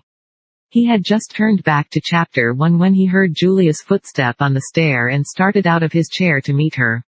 She dumped her brown tool bag on the floor and flung herself into his arms. It was more than a week since they had seen one another. "I've got the book," he said as they disentangled themselves. "Oh, you've got it? Good," she said without much interest, and almost immediately knelt down beside the oil stove to make the coffee. They did not return to the subject until they had been in bed for half an hour. The evening was just cool enough to make it worth while to pull up the counterpane. From below came the familiar sound of singing and the scrape of boots on the flagstones.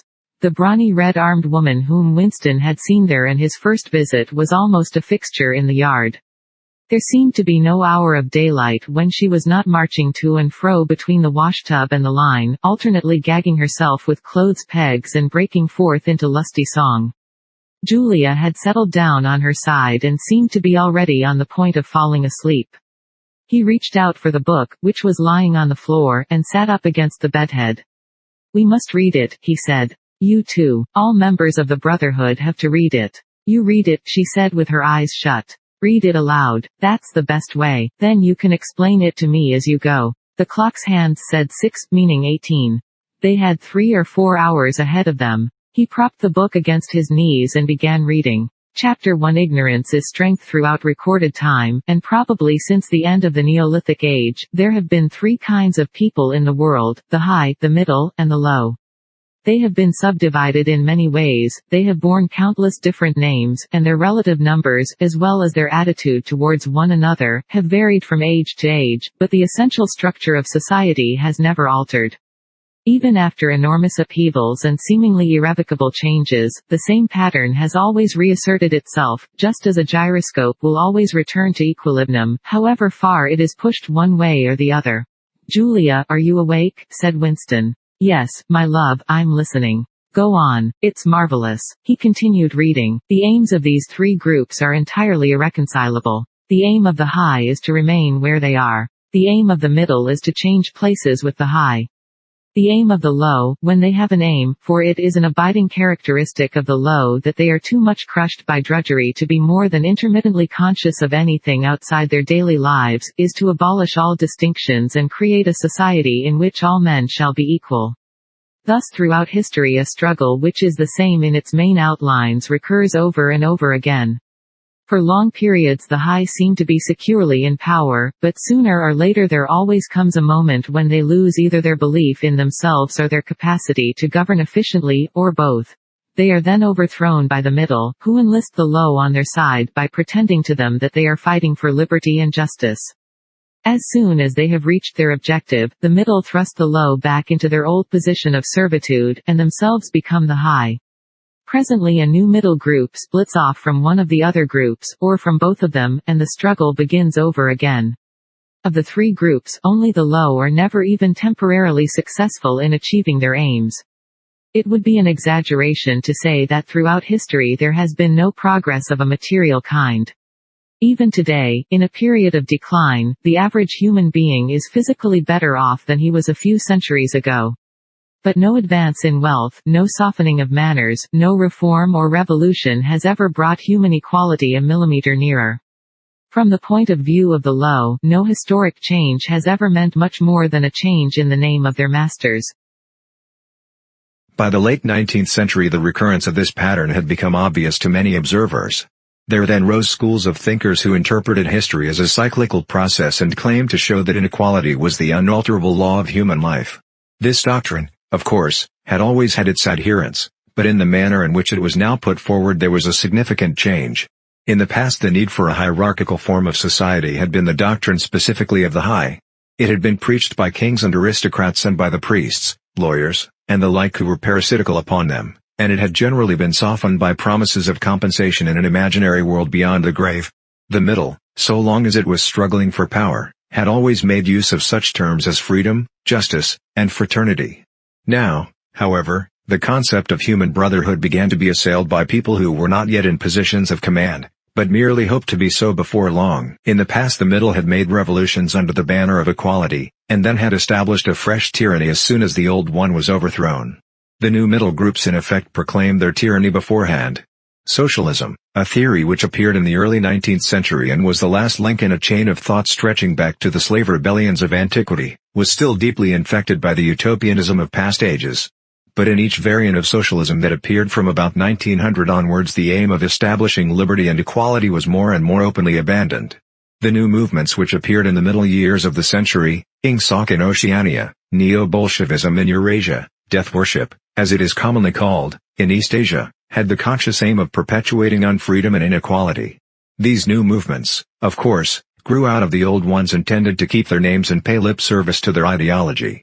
But the purpose of all of them was to arrest progress and freeze history at a chosen moment. The familiar pendulum swing was to happen once more, and then stop. As usual, the high were to be turned out by the middle, who would then become the high, but this time, by conscious strategy, the high would be able to maintain their position permanently.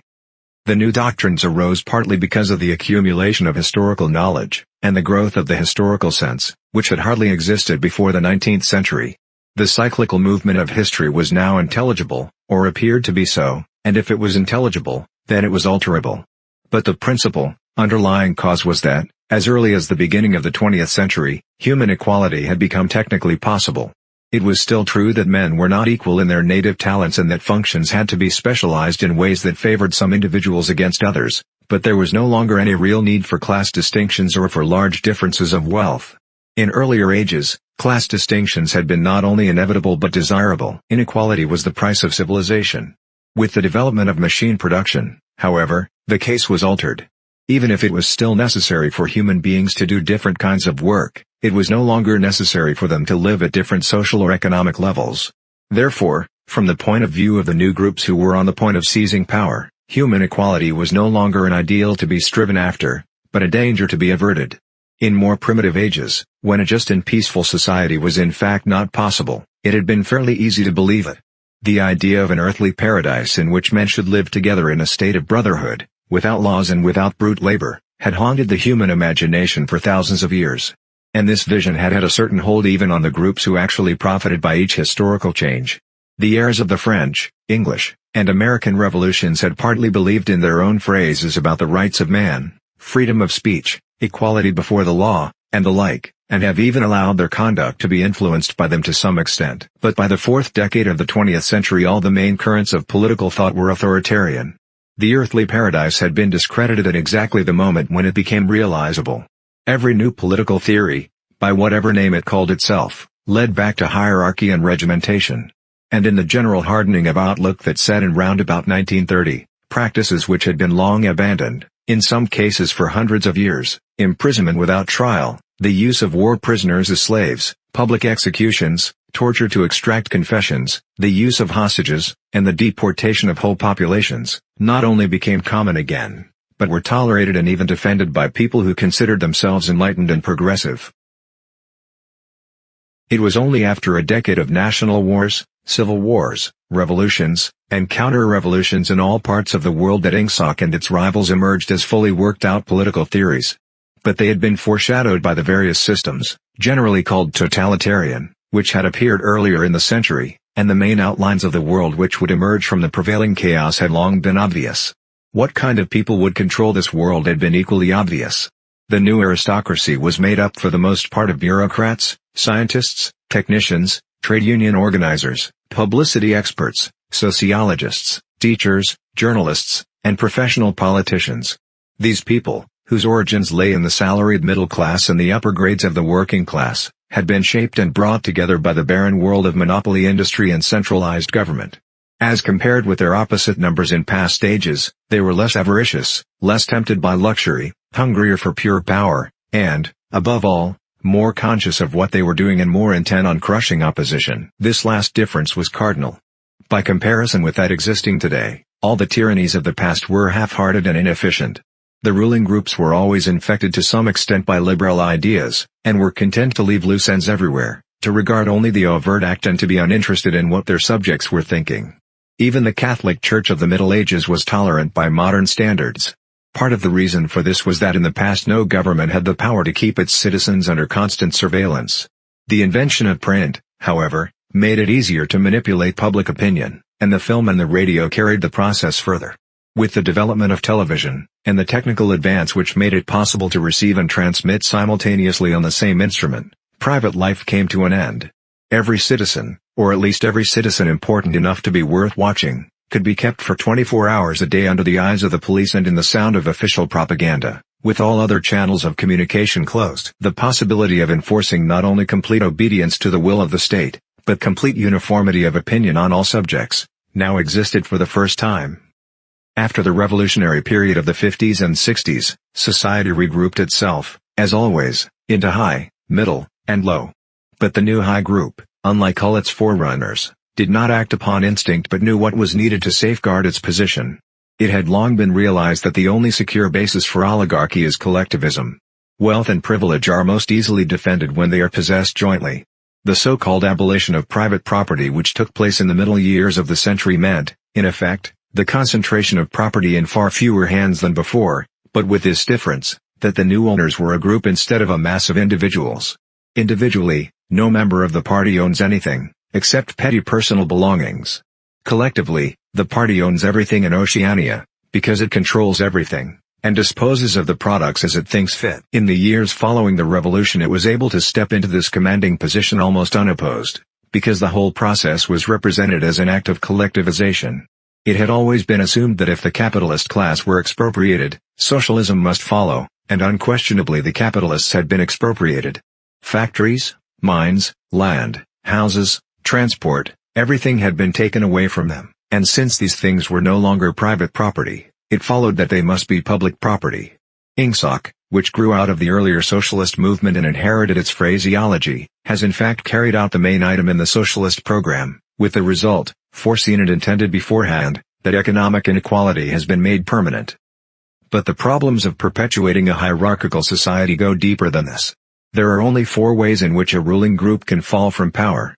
Either it is conquered from without, or it governs so inefficiently that the masses are stirred to revolt, or it allows a strong and discontented middle group to come into being, or it loses its own self-confidence and willingness to govern. These causes do not operate singly, and as a rule all 4 of them are present in some degree.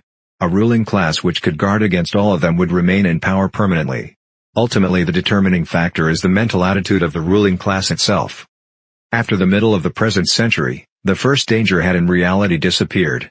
Each of the three powers which now divide the world is in fact unconquerable, and could only become conquerable through slow demographic changes which a government with wide powers can easily avert. The second danger, also, is only a theoretical one. The masses never revolt of their own accord, and they never revolt merely because they are oppressed. Indeed, so long as they are not permitted to have standards of comparison, they never even become aware that they are oppressed. The recurrent economic crises of past times were totally unnecessary and are not now permitted to happen, but other and equally large dislocations can and do happen without having political results, because there is no way in which discontent can become articulate. As for the problem of overproduction, which has been latent in our society since the development of machine technique, it is solved by the device of continuous warfare, see Chapter 3, which is also useful in keying up public morale to the necessary pitch.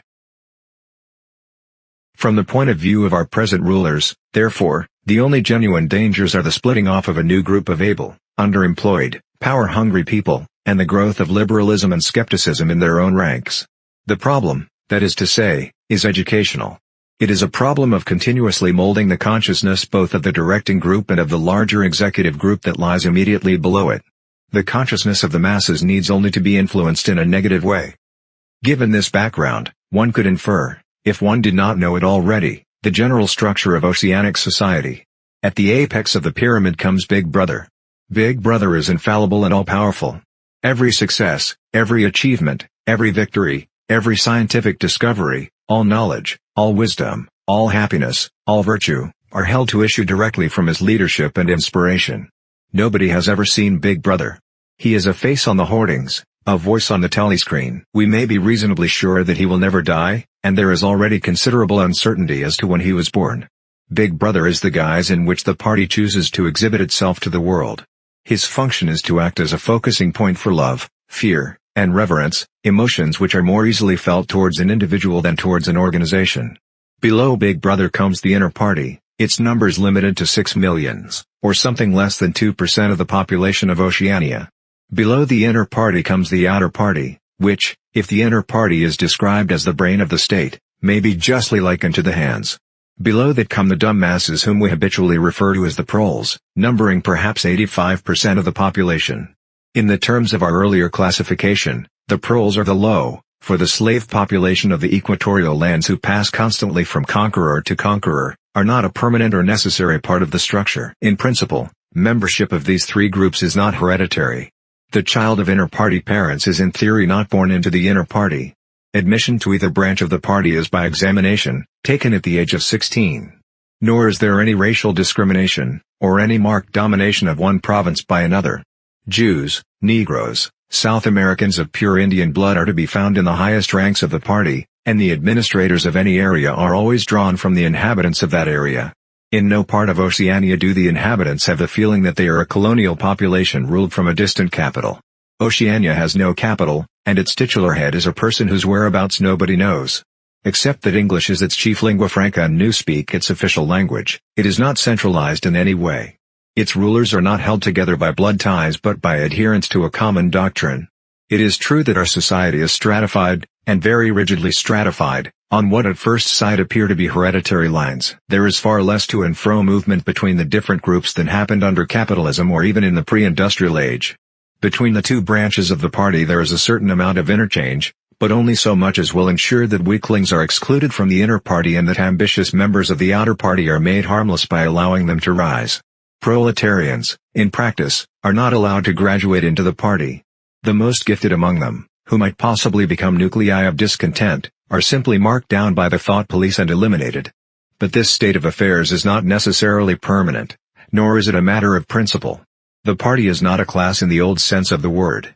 It does not aim at transmitting power to its own children, as such, and if there were no other way of keeping the ablest people at the top, it would be perfectly prepared to recruit an entire new generation from the ranks of the proletariat. In the crucial years, the fact that the party was not a hereditary body did a great deal to neutralize opposition. The older kind of socialist, who had been trained to fight against something called class privilege, assumed that what is not hereditary cannot be permanent. He did not see that the continuity of an oligarchy need not be physical, nor did he pause to reflect that hereditary aristocracies have always been short-lived, whereas adoptive organizations such as the Catholic Church have sometimes lasted for hundreds or thousands of years. The essence of oligarchical rule is not father-to-son inheritance, but the persistence of a certain worldview and a certain way of life, imposed by the dead upon the living. A ruling group is a ruling group so long as it can nominate its successors. The party is not concerned with perpetuating its blood but with perpetuating itself. Who wields power is not important, provided that the hierarchical structure remains always the same. All the beliefs, habits, tastes, emotions, mental attitudes that characterize our time are really designed to sustain the mystique of the party and prevent the true nature of present-day society from being perceived. Physical rebellion, or any preliminary move towards rebellion, is at present not possible. From the proletarians nothing is to be feared. Left to themselves, they will continue from generation to generation and from century to century, working, breeding, and dying, not only without any impulse to rebel, but without the power of grasping that the world could be other than it is. They could only become dangerous if the advance of industrial technique made it necessary to educate them more highly, but, since military and commercial rivalry are no longer important, the level of popular education is actually declining. What opinions the masses hold, or do not hold, is looked on as a matter of indifference. What opinions the masses hold, or do not hold, is looked on as a matter of indifference. They can be granted intellectual liberty because they have no intellect. In a party member, on the other hand, not even the smallest deviation of opinion on the most unimportant subject can be tolerated. A party member lives from birth to death under the eye of the thought police. Even when he is alone he can never be sure that he is alone. Wherever he may be, asleep or awake, working or resting, in his bath or in bed, he can be inspected without warning and without knowing that he is being inspected. Nothing that he does is indifferent. His friendships, his relaxations, his behavior towards his wife and children, the expression of his face when he is alone, the words he mutters in sleep, even the characteristic movements of his body, are all jealously scrutinized. Not only any actual misdemeanor, but any eccentricity, however small, any change of habits, any nervous mannerism that could possibly be the symptom of an inner struggle, is certain to be detected. He has no freedom of choice in any direction whatever. On the other hand, his actions are not regulated by law or by any clearly formulated code of behavior. In Oceania there is no law.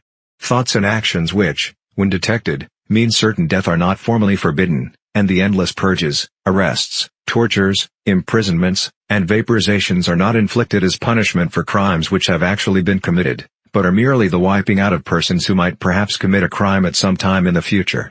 A party member is required to have not only the right opinions, but the right instincts. Many of the beliefs and attitudes demanded of him are naive. Part 3, Chapter 1. Part 3. 1. He did not know where he was. Presumably he was in the Ministry of Love, but there was no way of making certain. He was in a high-ceilinged windowless cell with walls of glittering white porcelain.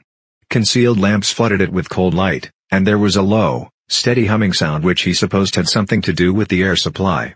A bench, or shelf, just wide enough to sit on ran round the wall, broken only by the door and, at the end opposite the door, a lavatory pan with no wooden seat.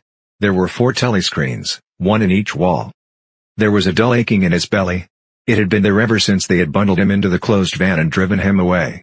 But he was also hungry, with a gnawing, unwholesome kind of hunger.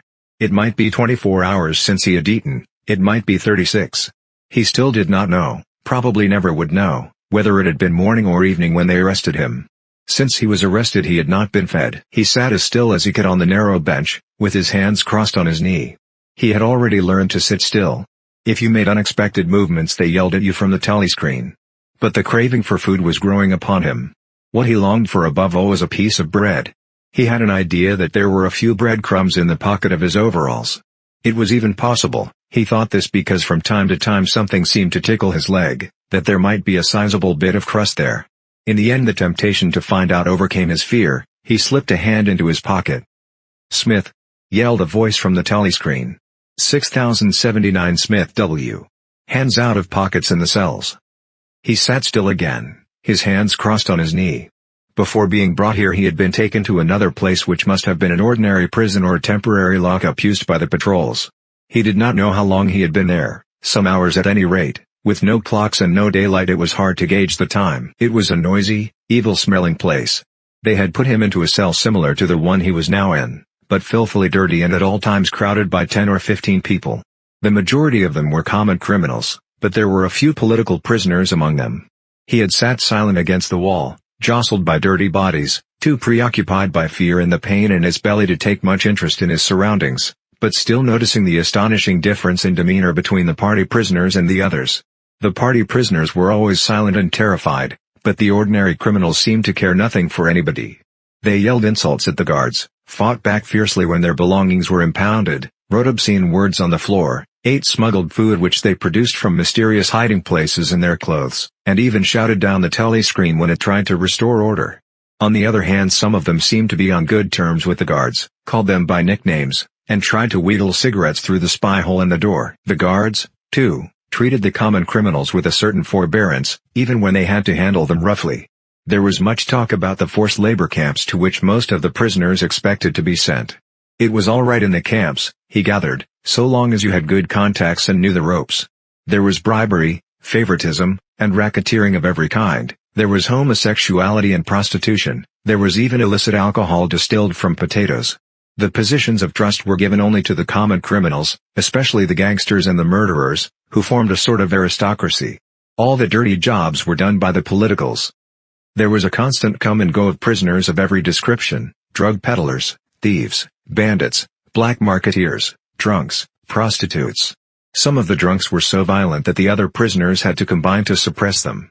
An enormous wreck of a woman, aged about 60, with great tumbling breasts and thick coils of white hair which had come down in her struggles, was carried in, kicking and shouting, by 4 guards, who had hold of her one at each corner. They wrenched off the boots with which she had been trying to kick them, and dumped her down across Winston's lap, almost breaking his thigh bones. The woman hoisted herself upright and followed them out with a yell of "F, bastards." Then, noticing that she was sitting on something uneven, she slid off Winston's knees onto the bench. "Beg pardon, dearie," she said. "I wouldn't have sat on you, only the buggers put me there. They don't know how to treat a lady, do they?" She paused, patted her breast, and belched. "Pardon," she said, "I ain't myself, quite." She leant forward and vomited copiously on the floor. "Tha's better," she said, leaning back with closed eyes. "Never keep it down, tha's what I say. Get it up while it's fresh on your stomach, like." She revived, turned to have another look at Winston and seemed immediately to take a fancy to him. She put a vast arm round his shoulder and drew him towards her, breathing beer and vomit into his face. "What's your name, dearie?" she said. "Smith," said Winston. "Smith?" said the woman. "Tha's funny. My name's Smith too. Why," she added sentimentally, "I might be your mother." She might, thought Winston, be his mother. She was about the right age and physique, and it was probable that people changed somewhat after 20 years in a forced labor camp. No one else had spoken to him. To a surprising extent the ordinary criminals ignored the party prisoners. The plits, they called them, with a sort of uninterested contempt. The party prisoners seemed terrified of speaking to anybody, and above all of speaking to one another.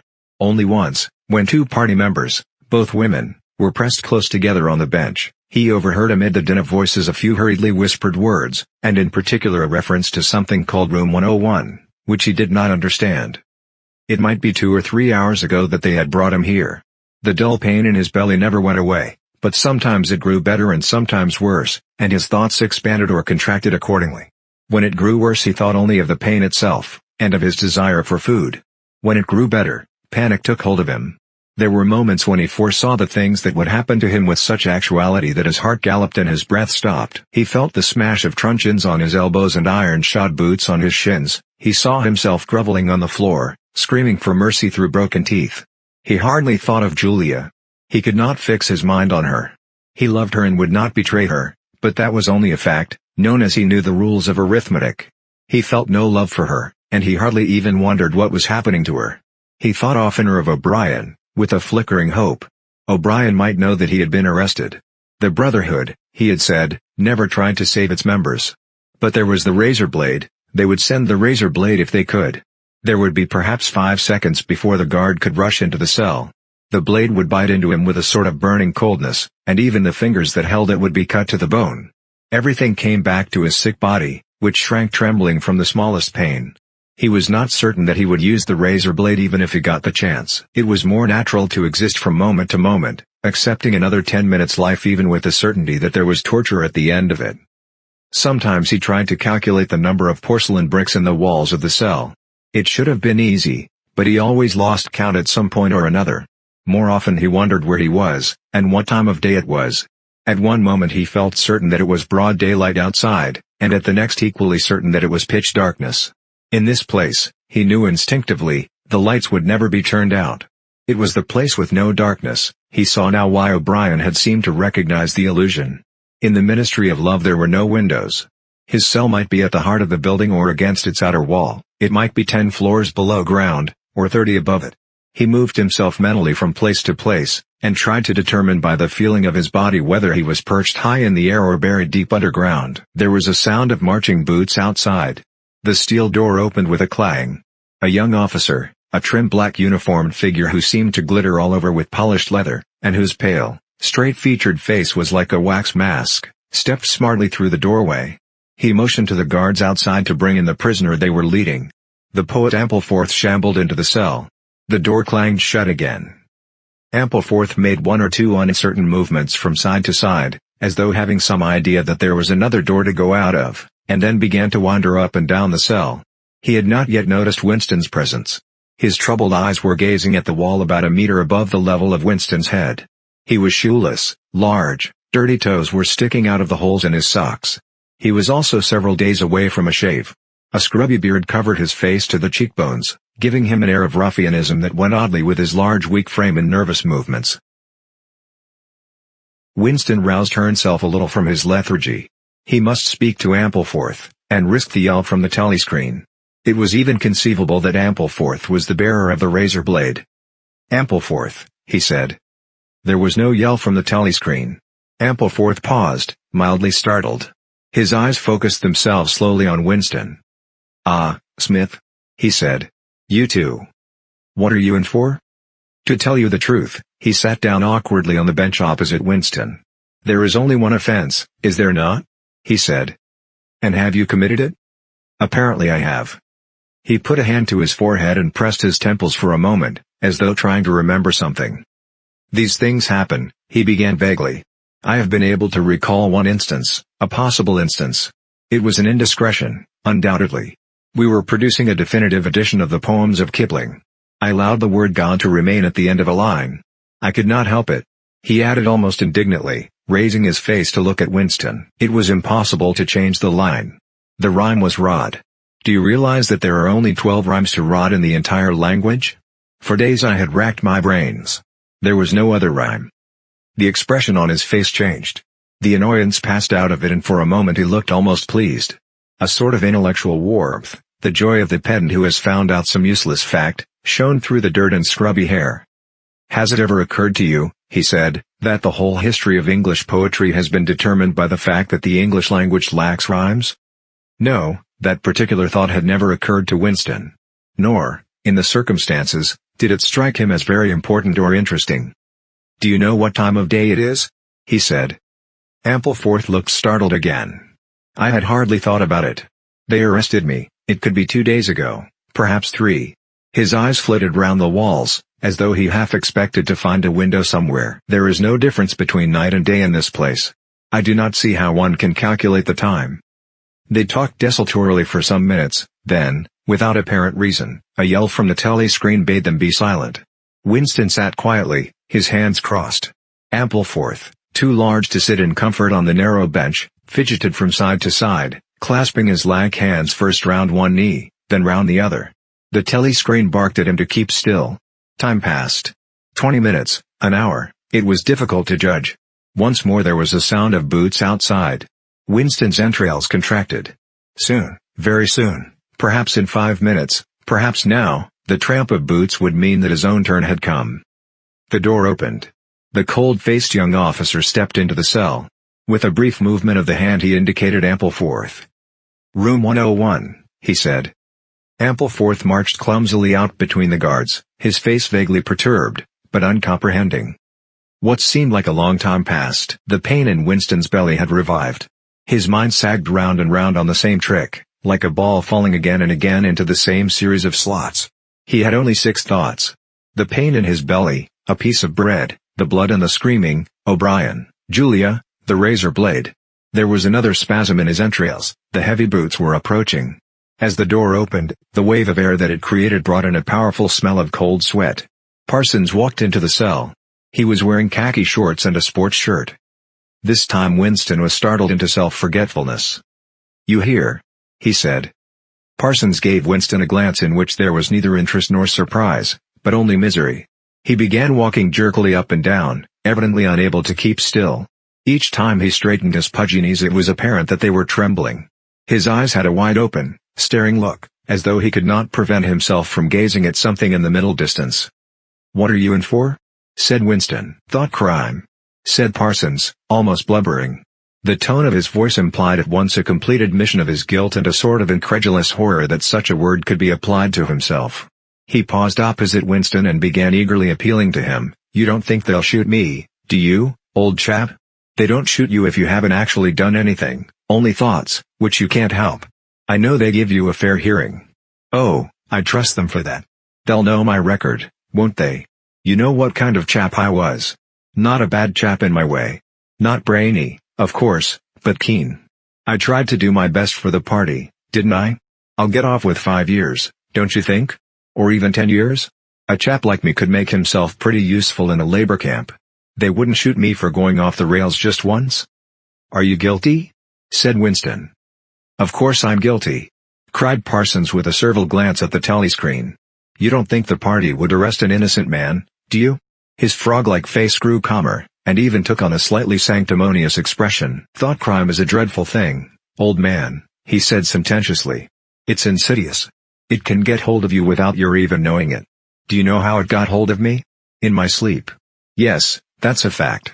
There I was, working away, trying to do my bit, never knew I had any bad stuff in my mind at all. And then I started talking in my sleep. Do you know what they heard me saying?" He sank his voice, like someone who is obliged for medical reasons to utter an obscenity. "Down with Big Brother. Yes, I said that. Said it over and over again, it seems. Between you and me, old man, I'm glad they got me before it went any further. Do you know what I'm going to say to them when I go up before the tribunal? Thank you, I'm going to say, thank you for saving me before it was too late." "Who denounced you?" said Winston. "It was my little daughter," said Parsons with a sort of doleful pride. "She listened at the keyhole. Heard what I was saying, and nipped off to the patrols the very next day. Pretty smart for a nipper of 7, eh? I don't bear her any grudge for it. In fact I'm proud of her. It shows I brought her up in the right spirit, anyway." He made a few more jerky movements up and down, several times, casting a longing glance at the lavatory pan. Then he suddenly ripped down his shorts. "Excuse me, old man," he said. "I can't help it. It's the wetting." He plumped his large posterior into the lavatory pan. Winston covered his face with his hands. "Smith!" yelled the voice from the telescreen. 6079 Smith W. "Uncover your face. No faces covered in the cells." Winston uncovered his face. Parsons used the lavatory, loudly and abundantly. It then turned out that the plug was defective and the cell stank abominably for hours afterwards. Parsons was removed. More prisoners came and went, mysteriously. One, a woman, was consigned to room 101, and, Winston noticed, seemed to shrivel and turn a different color when she heard the words. A time came when, if it had been morning when he was brought here, it would be afternoon, or if it had been afternoon, then it would be midnight. There were 6 prisoners in the cell, men and women. All sat very still. Opposite Winston there sat a man with a chinless, toothy face exactly like that of some large, harmless rodent. His fat, mottled cheeks were so pouched at the bottom that it was difficult not to believe that he had little stores of food tucked away there. His pale gray eyes flitted timorously from face to face and turned quickly away again when he caught anyone's eye. The door opened, and another prisoner was brought in whose appearance sent a momentary chill through Winston. He was a commonplace, mean-looking man who might have been an engineer or technician of some kind. But what was startling was the emaciation of his face. It was like a skull. Because of its thinness the mouth and eyes looked disproportionately large, and the eyes seemed filled with a murderous, unappeasable hatred of somebody or something. The man sat down on the bench at a little distance from Winston. Winston did not look at him again, but the tormented, skull-like face was as vivid in his mind as though it had been straight in front of his eyes. Suddenly he realized what was the matter. The man was dying of starvation. The same thought seemed to occur almost simultaneously to everyone in the cell. There was a very faint stirring all the way round the bench. The eyes of the chinless man kept flitting towards the skull-faced man, then turning guiltily away, then being dragged back by an irresistible attraction. Presently he began to fidget on his seat. At last he stood up, waddled clumsily across the cell, dug down into the pocket of his overalls, and, with an abashed air, held out a grimy piece of bread to the skull-faced man. There was a furious, deafening roar from the telescreen. The chinless man jumped in his tracks. The skull-faced man had quickly thrust his hands behind his back, as though demonstrating to all the world that he refused the gift. "Bumstead!" roared the voice. 2713 Bumstead J. Let fall that piece of bread. The chinless man dropped the piece of bread on the floor. "Remain standing where you are," said the voice. "Face the door. Make no movement." The chinless man obeyed. His large pouchy cheeks were quivering uncontrollably. The door clanged open. As the young officer entered and stepped aside, there emerged from behind him a short stumpy guard with enormous arms and shoulders. He took his stand opposite the chinless man, and then, at a signal from the officer, let free a frightful blow, with all the weight of his body behind it, full in the chinless man's mouth. The force of it seemed almost to knock him clear of the floor. His body was flung across the cell and fetched up against the base of the lavatory seat. For a moment he lay as though stunned, with dark blood oozing from his mouth and nose. A very faint whimpering or squeaking, which seemed unconscious, came out of him. Then he rolled over and raised himself unsteadily on hands and knees. Amid a stream of blood and saliva, the two halves of a dental plate fell out of his mouth. The prisoners sat very still, their hands crossed on their knees. The chinless man climbed back into his place. Down one side of his face the flesh was darkening. His mouth had swollen into a shapeless cherry-colored mass with a black hole in the middle of it. From time to time a little blood dripped onto the breast of his overalls. His gray eyes still flitted from face to face, more guiltily than ever, as though he were trying to discover how much the others despised him for his humiliation. The door opened. With a small gesture the officer indicated the skull-faced man. "Room 101, he said. There was a gasp and a flurry at Winston's side. The man had actually flung himself on his knees on the floor, with his hand clasped together. "Comrade! Officer!" he cried. "You don't have to take me to that place. Haven't I told you everything already? What else is it you want to know? There's nothing I wouldn't confess, nothing. Just tell me what it is and I'll confess straight off. Write it down and I'll sign it, anything. Not room 101. "Room 101, said the officer. The man's face, already very pale, turned a color Winston would not have believed possible. It was definitely, unmistakably, a shade of green. "Do anything to me," he yelled. "You've been starving me for weeks. Finish it off and let me die. Shoot me. Hang me. Sentence me to 25 years. Is there somebody else you want me to give away? Just say who it is and I'll tell you anything you want. I don't care who it is or what you do to them.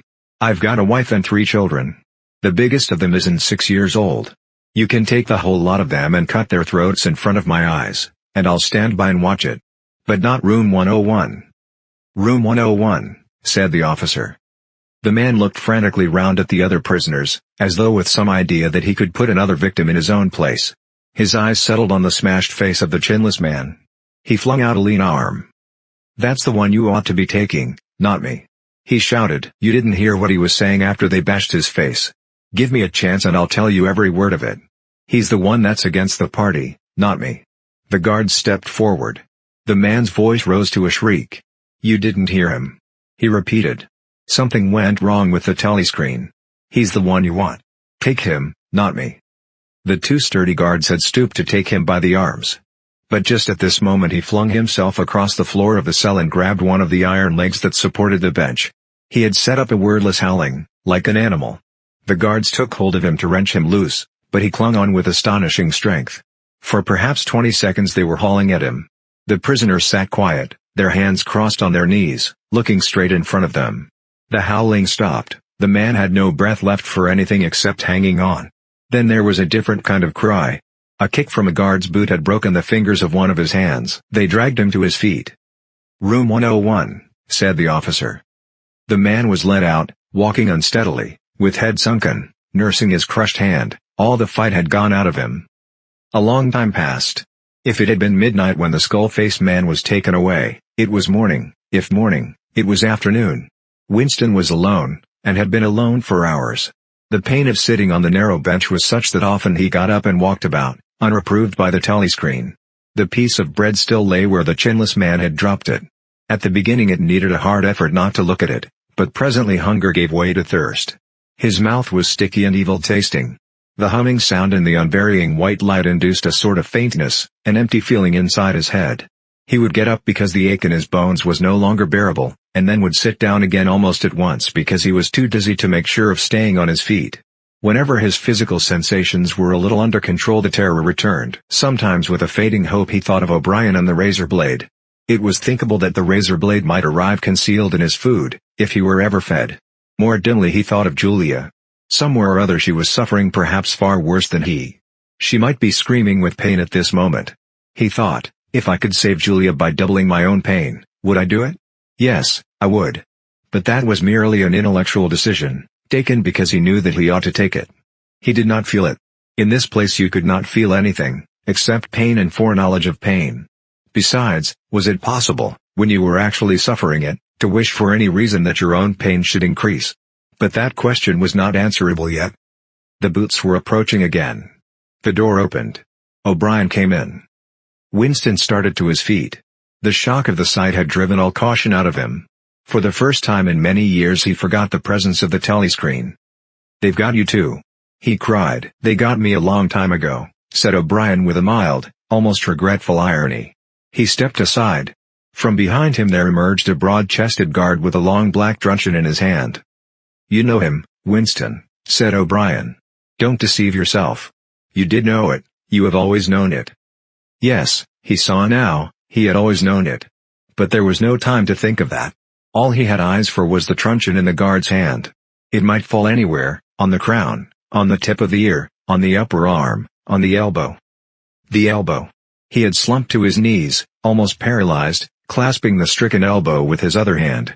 Everything had exploded into yellow light. Inconceivable that one blow could cause such pain. The light cleared and he could see the other two looking down at him. The guard was laughing at his contortions. One question at any rate was answered. Never, for any reason on earth, could you wish for an increase of pain. Of pain you could wish only one thing, that it should stop. Nothing in the world was so bad as physical pain.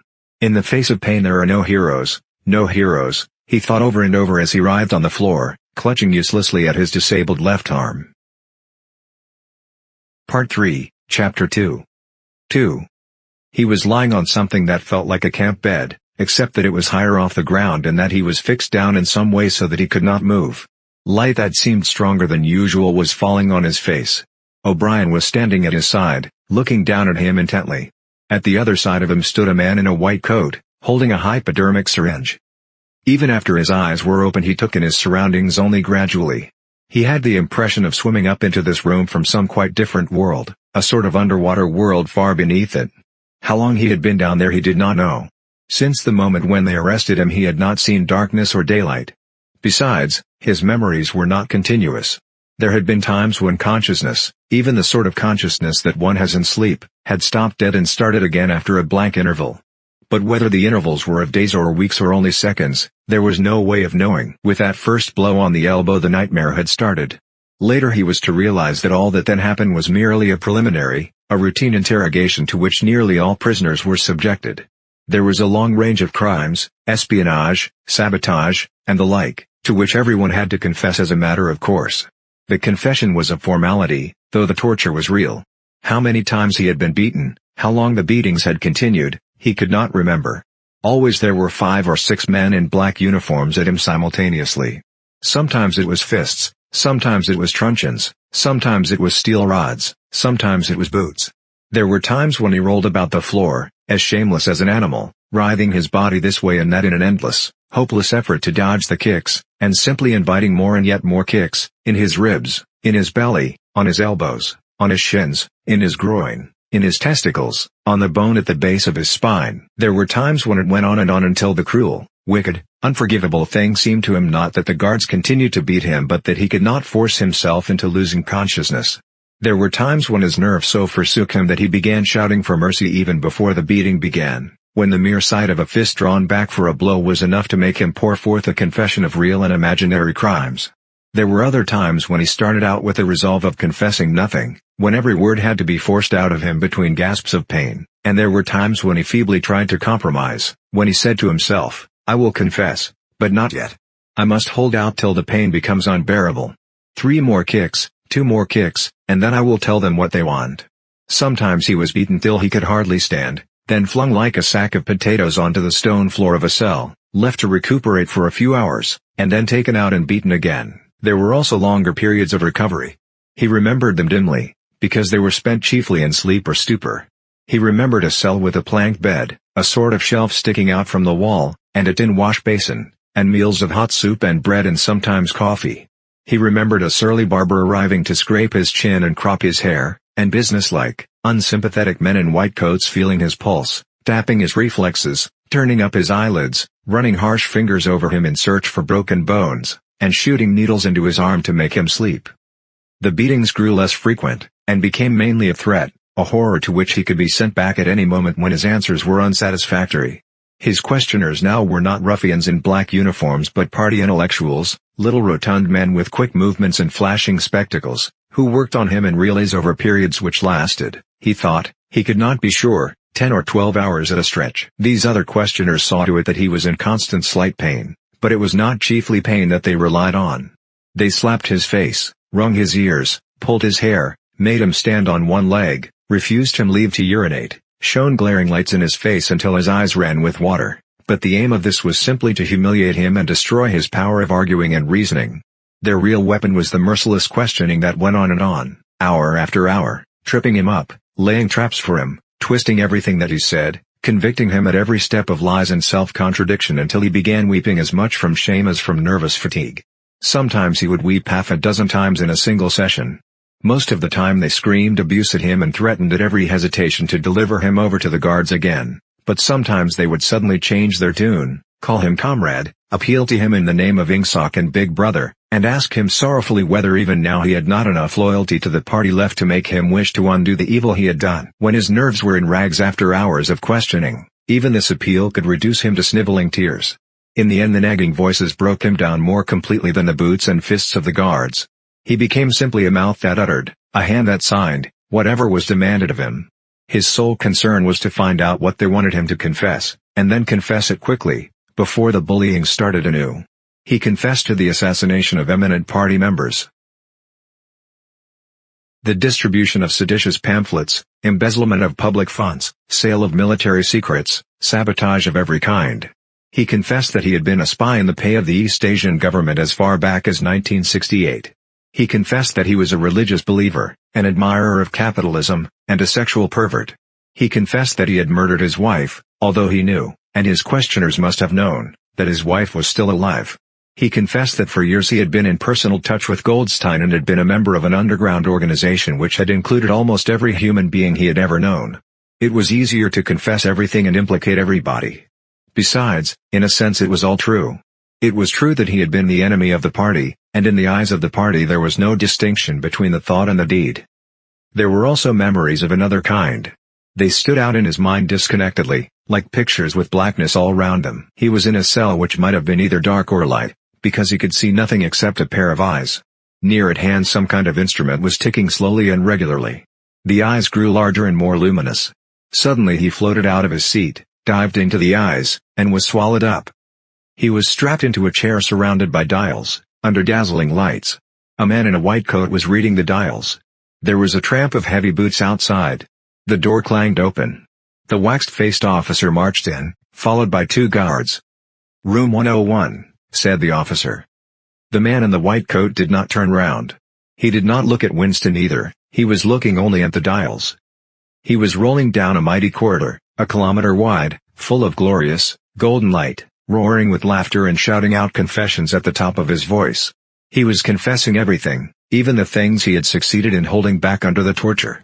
He was relating the entire history of his life to an audience who knew it already. With him were the guards, the other questioners, the men in white coats, O'Brien, Julia, Mr. Charrington, all rolling down the corridor together and shouting with laughter.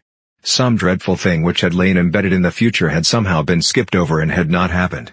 Everything was all right, there was no more pain, the last detail of his life was laid bare, understood, forgiven. He was starting up from the plank bed in the half-certainty that he had heard O'Brien's voice.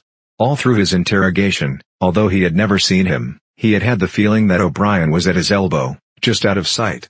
It was O'Brien who was directing everything. It was he who set the guards on to Winston and who prevented them from killing him. It was he who decided when Winston should scream with pain, when he should have a respite, when he should be fed, when he should sleep, when the drugs should be pumped into his arm. It was he who asked the questions and suggested the answers.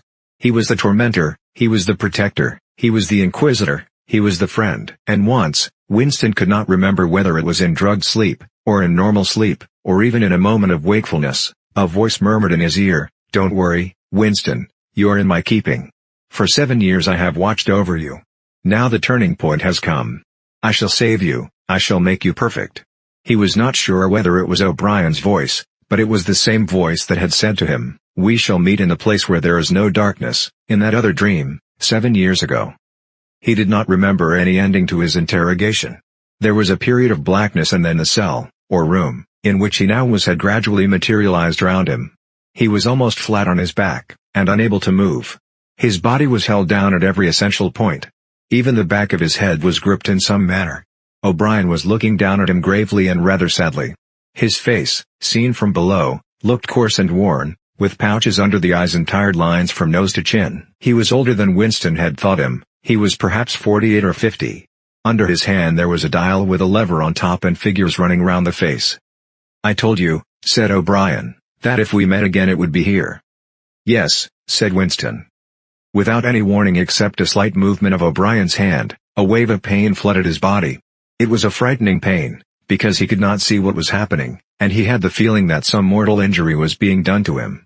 He did not know whether the thing was really happening, or whether the effect was electrically produced, but his body was being wrenched out of shape, the joints were being slowly torn apart.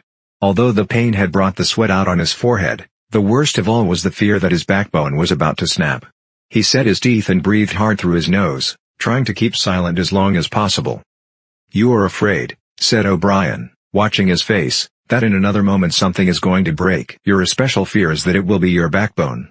You have a vivid mental picture of the vertebrae snapping apart and the spinal fluid dripping out of them. That is what you are thinking, is it not, Winston?" Winston did not answer. O'Brien drew back the lever on the dial. The wave of pain receded almost as quickly as it had come. "That was 40, said O'Brien. "You can see that the numbers on this dial run up to 100. Will you please remember, throughout our conversation, that I have it in my power to inflict pain on you at any moment and to whatever degree I choose? If you tell me any lies, or attempt to prevaricate in any way, or even fall below your usual level of intelligence, you will cry out with pain, instantly. Do you understand that?" "Yes," said Winston. O'Brien's manner became less severe. He resettled his spectacles thoughtfully, and took a pace or two up and down. When he spoke his voice was gentle and patient. He had the air of a doctor, a teacher, even a priest, anxious to explain and persuade rather than to punish. "I am taking trouble with you, Winston," he said, "because you are worth trouble. You know perfectly well what is the matter with you. You have known it for years, though you have fought against the knowledge. You are mentally deranged. You suffer from a defective memory. You are unable to remember real events and you persuade yourself that you remember other events which never happened. Fortunately it is curable. You have never cured yourself of it, because you did not choose to. There was a small effort of the will that you were not ready to make. Even now, I am well aware, you are clinging to your disease under the impression that it is a virtue. Now we will take an example. At this moment, which power is Oceania at war with? When I was arrested, Oceania was at war with East Asia. With East Asia. Good. And Oceania has always been at war with East Asia, has it not? Winston drew in his breath. He opened his mouth to speak and then did not speak. He could not take his eyes away from the dial. "The truth, please, Winston. Your truth. Tell me what you think you remember." "I remember that until only a week before I was arrested, we were not at war with East Asia at all. We were in alliance with them. The war was against Eurasia. That had lasted for 4 years. Before that? O'Brien stopped him with a movement of the hand. Another example, he said. Some years ago you had a very serious delusion indeed. You believed that 3 men, 3 one-time party members named Jones, Aronson, and Rutherford men who were executed for treachery and sabotage after making the fullest possible confession, were not guilty of the crimes they were charged with. You believed that you had seen unmistakable documentary evidence proving that their confessions were false. There was a certain photograph about which you had a hallucination. You believed that you had actually held it in your hands. It was a photograph something like this. An oblong slip of newspaper had appeared between O'Brien's fingers. For perhaps 5 seconds it was within the angle of Winston's vision. It was a photograph, and there was no question of its identity. It was the photograph. It was another copy of the photograph of Jones, Aronson, and Rutherford at the party function in New York, which he had chanced upon 11 years ago and promptly destroyed. For only an instant it was before his eyes, then it was out of sight again. But he had seen it, unquestionably he had seen it. He made a desperate, agonizing effort to wrench the top half of his body free. It was impossible to move so much as a centimeter in any direction. For the moment he had even forgotten the dial. All he wanted was to hold the photograph in his fingers again, or at least to see it. It exists, he cried. No, said O'Brien. He stepped across the room. There was a memory hole in the opposite wall. O'Brien lifted the grating. Unseen, the frail slip of paper was whirling away on the current of warm air. It was vanishing in a flash of flame. O'Brien turned away from the wall. Ashes, he said. Not even identifiable ashes. Dust. It does not exist. It never existed. But it did exist. It does exist. It exists in memory. I remember it. You remember it? I do not remember it, said O'Brien. Winston's heart sank. That was doublethink. He had a feeling of deadly helplessness. If he could have been certain that O'Brien was lying, it would not have seemed to matter. But it was perfectly possible that O'Brien had really forgotten the photograph. And if so, then already he would have forgotten his denial of remembering it, and forgotten the act of forgetting. How could one be sure that it was simple trickery? Perhaps that lunatic dislocation in the mind could really happen. That was the thought that defeated him. O'Brien was looking down at him speculatively. More than ever he had the air of a teacher taking pains with a wayward but promising child. There is a party slogan dealing with the control of the past, he said. Repeat it, if you please. Who controls the past controls the future, who controls the present controls the past, repeated Winston obediently. Who controls the present controls the past, said O'Brien, nodding his head with slow approval. Is it your opinion, Winston, that the past has real existence? Again the feeling of helplessness descended upon Winston. His eyes flitted towards the dial. He not only did not know whether yes or no was the answer that would save him from pain, he did not even know which answer he believed to be the true one. O'Brien smiled faintly. You are no metaphysician, Winston, he said. Until this moment you had never considered what is meant by existence. I will put it more precisely. Does the past exist concretely, in space? Is there somewhere or other a place, a world of solid objects, where the past is still happening? No. Then where does the past exist, if at all? In records, it is written down, in records, and, in the mind, in human memories, in memory. Very well, then, we, the party, control all records, and we control all memories. Then we control the past, do we not? But how can you stop people remembering things? Cried Winston again, momentarily forgetting the dial. It is involuntary. It is outside oneself. How can you control memory? You have not controlled mine. O'Brien's manner grew stern again. He laid his hand on the dial. On the contrary, he said, you have not controlled it. That is what has brought you here. You are here because you have failed in humility, in self-discipline. You would not make the act of submission which is the price of sanity. You preferred to be a lunatic, a minority of one. Only the disciplined mind can see reality, Winston. You believe that reality is something objective, external, existing in its own right. You also believe that the nature of reality is self-evident. When you delude yourself into thinking that you see something, you assume that everyone else sees the same thing as you. But I tell you, Winston, that reality is not external. Reality exists in the human mind, and nowhere else. Not in the individual mind, which can make mistakes, and in any case soon perishes, only in the mind of the party, which is collective and immortal. Whatever the party holds to be the truth, is truth. It is impossible to see reality except by looking through the eyes of the party. That is the fact that you have got to relearn, Winston. It needs an act of self-destruction, an effort of the will. You must humble yourself before you can become sane. He paused for a few moments, as though to allow what he had been saying to sink in. Do you remember, he went on, writing in your diary, freedom is the freedom to say that 2 plus 2 make 4? Yes, said Winston. O'Brien held up his left hand, its back towards Winston, with the thumb hidden and the 4 fingers extended. How many fingers am I holding up, Winston? 4. And if the party says that it is not 4 but 5, then how many? 4. The word ended in a gasp of pain. The needle of the dial had shot up to 55. The sweat had sprung out all over Winston's body. The air tore into his lungs and issued again in deep groans which even by clenching his teeth he could not stop. O'Brien watched him, the 4 fingers still extended. He drew back the lever. This time the pain was only slightly eased. How many fingers, Winston? 4. The needle went up to 60. How many fingers, Winston? 4. 4. What else can I say? 4. The needle must have risen again, but he did not look at it. The heavy, stern face and the 4 fingers filled his vision. The fingers stood up before his eyes like pillars, enormous, blurry, and seeming to vibrate, but unmistakably 4. How many fingers, Winston? 4. Stop it, stop it. How can you go on? 4. 4. How many fingers, Winston? 5. 5. 5. No, Winston, that is no use. You are lying. You still think there are 4. How many fingers, please? 4, 5, 4, anything you like. Only stop it, stop the pain. Abruptly he was sitting up with O'Brien's arm round his shoulders. He had perhaps lost consciousness for a few seconds. The bonds that had held his body down were loosened. He felt very cold, he was shaking uncontrollably, his teeth were chattering, the tears were rolling down his cheeks. For a moment he clung to O'Brien like a baby, curiously comforted by the heavy arm round his shoulders.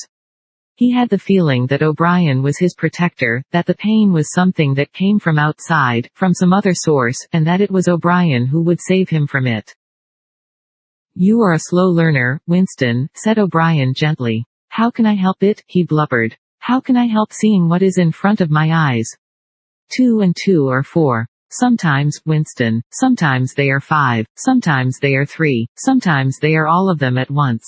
You must try harder. It is not easy to become sane. He laid Winston down on the bed. The grip of his limbs tightened again, but the pain had ebbed away and the trembling had stopped, leaving him merely weak and cold.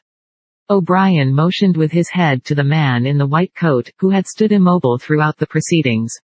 The man in the white coat bent down and looked closely into Winston's eyes, felt his pulse, laid an ear against his chest, tapped here and there, then he nodded to O'Brien. Again, said O'Brien. The pain flowed into Winston's body. The needle must be at 70, 75. He had shut his eyes this time. He knew that the fingers were still there, and still 4. All that mattered was somehow to stay alive until the spasm was over. He had ceased to notice whether he was crying out or not. The pain lessened again. He opened his eyes. O'Brien had drawn back the lever. How many fingers, Winston? 4. I suppose there are 4. I would see 5 if I could. I am trying to see 5. Which do you wish, to persuade me that you see 5, or really to see them? Really to see them. Again, said O'Brien. Perhaps the needle was 80, 90. Winston could not intermittently remember why the pain was happening. Behind his screwed-up eyelids a forest of fingers seemed to be moving in a sort of dance, weaving in and out, disappearing behind one another and reappearing again. He was trying to count them, he could not remember why. He knew only that it was impossible to count them, and that this was somehow due to the mysterious identity between 5 and 4. The pain died down again. When he opened his eyes it was to find that he was still seeing the same thing. Innumerable fingers, like moving trees, were still streaming past in either direction, crossing and recrossing. He shut his eyes again. How many fingers am I holding up, Winston? I don't know. I don't know. You will kill me if you do that again. 4, 5, 6, in all honesty I don't know. Better, said O'Brien. A needle slid into Winston's arm. Almost in the same instant a blissful, healing warmth spread all through his body. The pain was already half forgotten. He opened his eyes and looked up gratefully at O'Brien. At sight of the heavy, lined face, so ugly and so intelligent, his heart seemed to turn over. If he could have moved he would have stretched out a hand and laid it on O'Brien's arm. He had never loved him so deeply as at this moment, and not merely because he had stopped the pain. The old feeling, that at bottom it did not matter whether O'Brien was a friend or an enemy, had come back. O'Brien was a person who could be talked to. Perhaps one did not want to be loved so much as to be understood. O'Brien had tortured him to the edge of lunacy, and in a little while, it was certain, he would send him to his death. It made no difference. In some sense that went deeper than friendship, they were intimates, somewhere or other, although the actual words might never be spoken, there was a place where they could meet and talk. O'Brien was looking down at him with an expression which suggested that the same thought might be in his own mind. When he spoke it was in an easy, conversational tone. "Do you know where you are, Winston?" he said. "I don't know. I can guess. In the Ministry of Love. Do you know how long you have been here?" "I don't know. Days, weeks, months, I think it is months." "And why do you imagine that we bring people to this place?"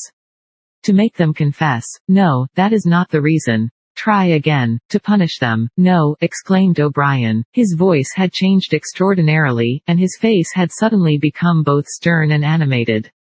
"No, not merely to extract your confession, not to punish you. Shall I tell you why we have brought you here? To cure you, to make you sane. Will you understand, Winston, that no one whom we bring to this place ever leaves our hands uncured? We are not interested in those stupid crimes that you have committed. The party is not interested in the overt act, the thought is all we care about. We do not merely destroy our enemies, we change them. Do you understand what I mean by that?" He was bending over Winston. His face looked enormous because of its nearness, and hideously ugly because it was seen from below. Moreover it was filled with a sort of exaltation, a lunatic intensity. Again Winston's heart shrank. If it had been possible he would have cowered deeper into the bed. He felt certain that O'Brien was about to twist the dial out of sheer wantonness. At this moment, however, O'Brien turned away. He took a pace or two up and down. Then he continued less vehemently. "The first thing for you to understand is that in this place there are no martyrdoms. You have read of the religious persecutions of the past. In the Middle Ages there was the Inquisition. It was a failure. It set out to eradicate heresy, and ended by perpetuating it. For every heretic it burned at the stake, thousands of others rose up. Why was that? Because the Inquisition killed its enemies in the open, and killed them while they were still unrepentant. In fact, it killed them because they were unrepentant. Men were dying because they would not abandon their true beliefs. Naturally all the glory belonged to the victim and all the shame to the inquisitor who burned him. Later, in the 20th century, there were the totalitarians, as they were called. There were the German Nazis and the Russian communists. The Russians persecuted heresy more cruelly than the Inquisition had done. And they imagined that they had learned from the mistakes of the past. They knew, at any rate, that one must not make martyrs. Before they exposed their victims to public trial, they deliberately set themselves to destroy their dignity. They wore them down by torture and solitude until they were despicable, cringing wretches, confessing whatever was put into their mouths, covering themselves with abuse, accusing and sheltering behind one another, whimpering for mercy. And yet after only a few years the same thing had happened over again. The dead men had become martyrs and their degradation was forgotten. Once again, why was it? In the first place, because the confessions that they had made were obviously extorted and untrue. We do not make mistakes of that kind. All the confessions that are uttered here are true. We make them true, and above all we do not allow the dead to rise up against us. You must stop imagining that posterity will vindicate you, Winston. Posterity will never hear of you. You will be lifted clean out from the stream of history. We shall turn you into gas and pour you into the stratosphere. Nothing will remain of you, not a name in a register, not a memory in a living brain. You will be annihilated in the past as well as in the future. You will never have existed. Then why bother to torture me? Thought Winston, with a momentary bitterness. O'Brien checked his step as though Winston had uttered the thought aloud.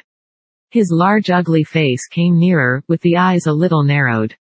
You are thinking, he said, that since we intend to destroy you utterly, so that nothing that you say or do can make the smallest difference, in that case, why do we go to the trouble of interrogating you first? That is what you were thinking, was it not? Yes, said Winston. O'Brien smiled slightly. You are a flaw in the pattern, Winston. You are a stain that must be wiped out. Did I not tell you just now that we are different from the persecutors of the past? We are not content with negative obedience, nor even with the most abject submission. When finally you surrender to us, it must be of your own free will. We do not destroy the heretic because he resists us, so long as he resists us we never destroy him. We convert him, we capture his inner mind, we reshape him. We burn all evil and all illusion out of him, we bring him over to our side, not in appearance, but genuinely, heart and soul. We make him one of ourselves before we kill him. It is intolerable to us that an erroneous thought should exist anywhere in the world, however secret and powerless it may be. Even in the instant of death we cannot permit any deviation. In the old days the heretic walked to the stake still a heretic, proclaiming his heresy, exulting in it. Even the victim of the Russian purges could carry rebellion locked up in his skull as he walked down the passage waiting for the bullet. But we make the brain perfect before we blow it out. The command of the old despotisms was thou shalt not. The command of the totalitarians was thou shalt. Our command is thou art. No one whom we bring to this place ever stands out against us. Everyone is washed clean, even those 3 miserable traitors in whose innocence you once believed, Jones, Aronson, and Rutherford. In the end we broke them down. I took part in their interrogation myself. I saw them gradually worn down, whimpering, groveling, weeping, and in the end it was not with pain or fear, only with penitence. By the time we had finished with them they were only the shells of men. There was nothing left in them except sorrow for what they had done, and love of Big Brother. It was touching to see how they loved him. They begged to be shot quickly, so that they could die while their minds were still clean. His voice had grown almost dreamy. The exaltation, the lunatic enthusiasm, was still in his face. He is not pretending, thought Winston, he is not a hypocrite, he believes every word he says. What most oppressed him was the consciousness of his own intellectual inferiority. He watched the heavy yet graceful form strolling to and fro, in and out of the range of his vision. O'Brien was a being in all ways larger than himself. There was no idea that he had ever had, or could have, that O'Brien had not long ago known, examined, and rejected. His mind contained Winston's mind. But in that case how could it be true that O'Brien was mad? It must be he, Winston, who was mad. O'Brien halted and looked down at him. His voice had grown stern again. Inside you, never again will you be capable of love, or friendship, or joy of living, or laughter, or curiosity, or courage, or integrity. You will be hollow. We shall squeeze you empty, and then we shall fill you with ourselves. He paused and signed to the man in the white coat. Winston was aware of some heavy piece of apparatus being pushed into place behind his head. O'Brien had sat down beside the bed, so that his face was almost on a level with Winston's. 3,000, he said, speaking over Winston's head to the man in the white coat. 2 soft pads, which felt slightly moist, clamped themselves against Winston's temples. He quailed. There was pain coming, a new kind of pain. O'Brien laid a hand reassuringly, almost kindly, on his. This time it will not hurt, he said. Keep your eyes fixed on mine. At this moment there was a devastating explosion, or what seemed like an explosion, though it was not certain whether there was any noise. There was undoubtedly a blinding flash of light. Winston was not hurt, only prostrated. Although he had already been lying on his back when the thing happened, he had a curious feeling that he had been knocked into that position. A terrific painless blow had flattened him out. Also something had happened inside his head. As his eyes regained their focus he remembered who he was, and where he was, and recognized the face that was gazing into his own, but somewhere or other there was a large patch of emptiness, as though a piece had been taken out of his brain. It will not last, said O'Brien. Look me in the eyes. What country is Oceania at war with? Winston thought. He knew what was meant by Oceania and that he himself was a citizen of Oceania. He also remembered Eurasia and East Asia, but who was at war with whom he did not know.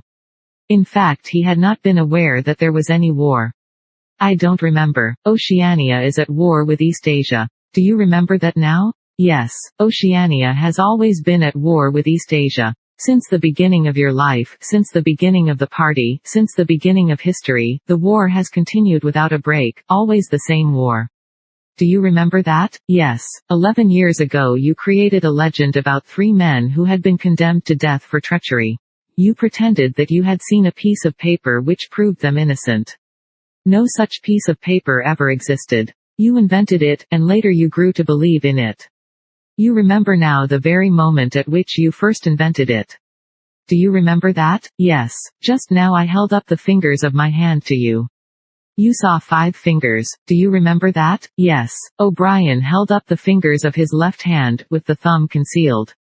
There are 5 fingers there. Do you see 5 fingers? Yes. And he did see them, for a fleeting instant, before the scenery of his mind changed.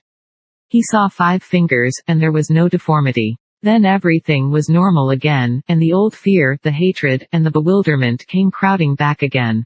But there had been a moment, he did not know how long, 30 seconds, perhaps, of luminous certainty, when each new suggestion of O'Brien's had filled up a patch of emptiness and become absolute truth, and when 2 and 2 could have been 3 as easily as 5, if that were what was needed.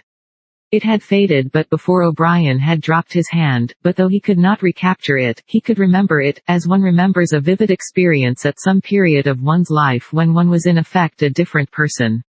You see now, said O'Brien, that it is at any rate possible. Yes, said Winston. O'Brien stood up with a satisfied air. Over to his left Winston saw the man in the white coat break an ampule and draw back the plunger of a syringe. O'Brien turned to Winston with a smile. In almost the old manner he resettled his spectacles on his nose. Do you remember writing in your diary, he said, that it did not matter whether I was a friend or an enemy, since I was at least a person who understood you and could be talked to? You were right. I enjoy talking to you. Your mind appeals to me. It resembles my own mind except that you happen to be insane. Before we bring the session to an end you can ask me a few questions, if you choose. Any question I like, anything.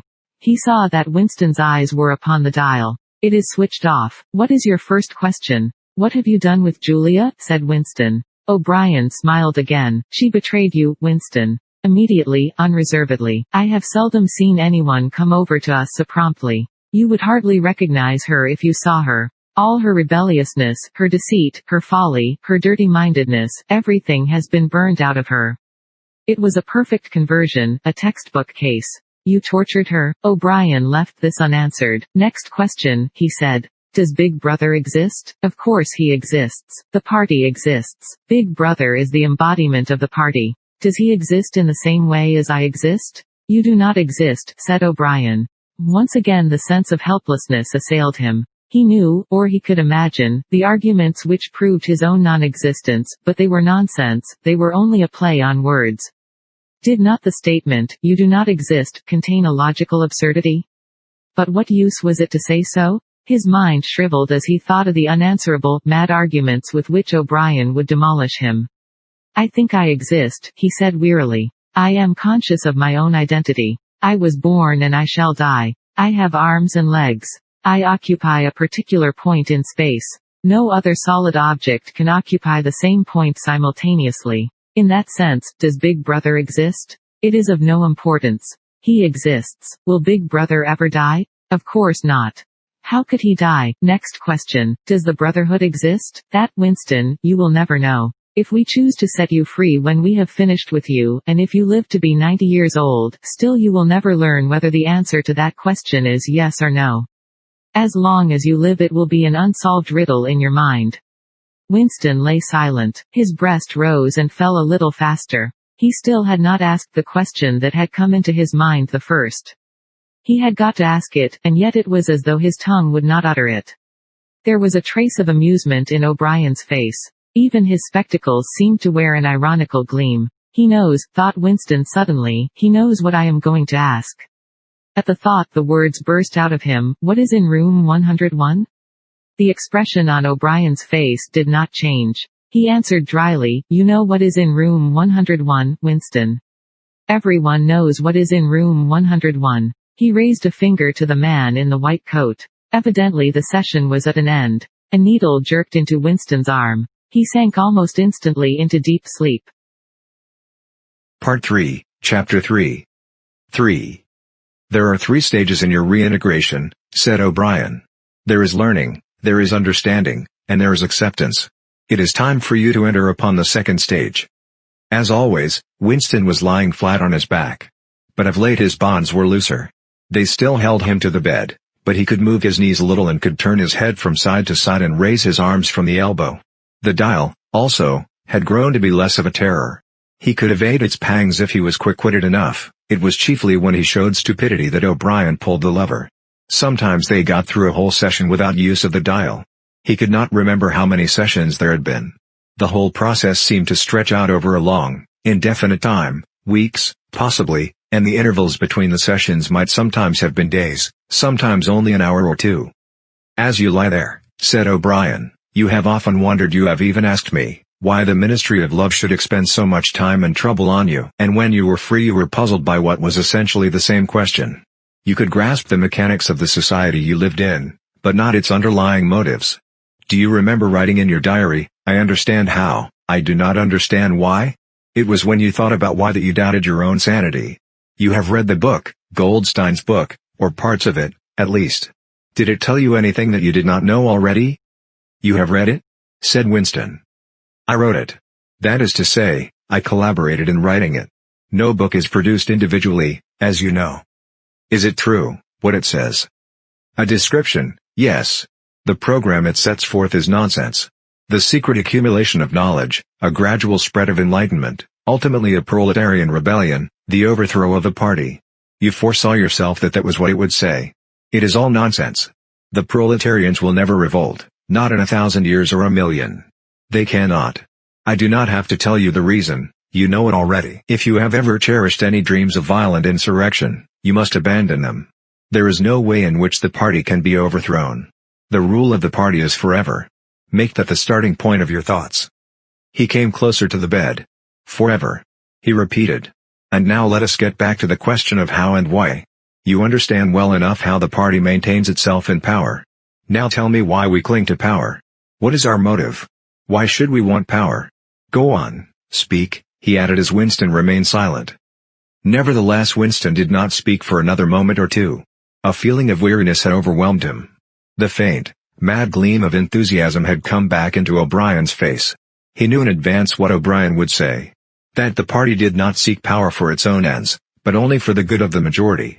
That it sought power because men in the mass were frail cowardly creatures who could not endure liberty or face the truth, and must be ruled over and systematically deceived by others who were stronger than themselves. That the choice for mankind lay between freedom and happiness, and that, for the great bulk of mankind, happiness was better. That the party was the eternal guardian of the weak, a dedicated sect doing evil that good might come, sacrificing its own happiness to that of others. The terrible thing, thought Winston, the terrible thing was that when O'Brien said this he would believe it. You could see it in his face. O'Brien knew everything.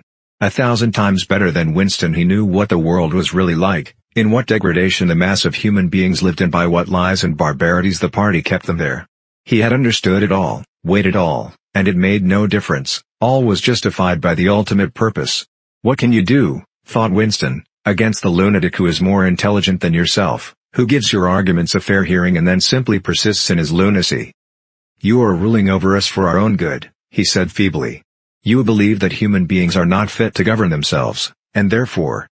He started and almost cried out. A pang of pain had shot through his body. O'Brien had pushed the lever of the dial up to 35. That was stupid, Winston, stupid. He said.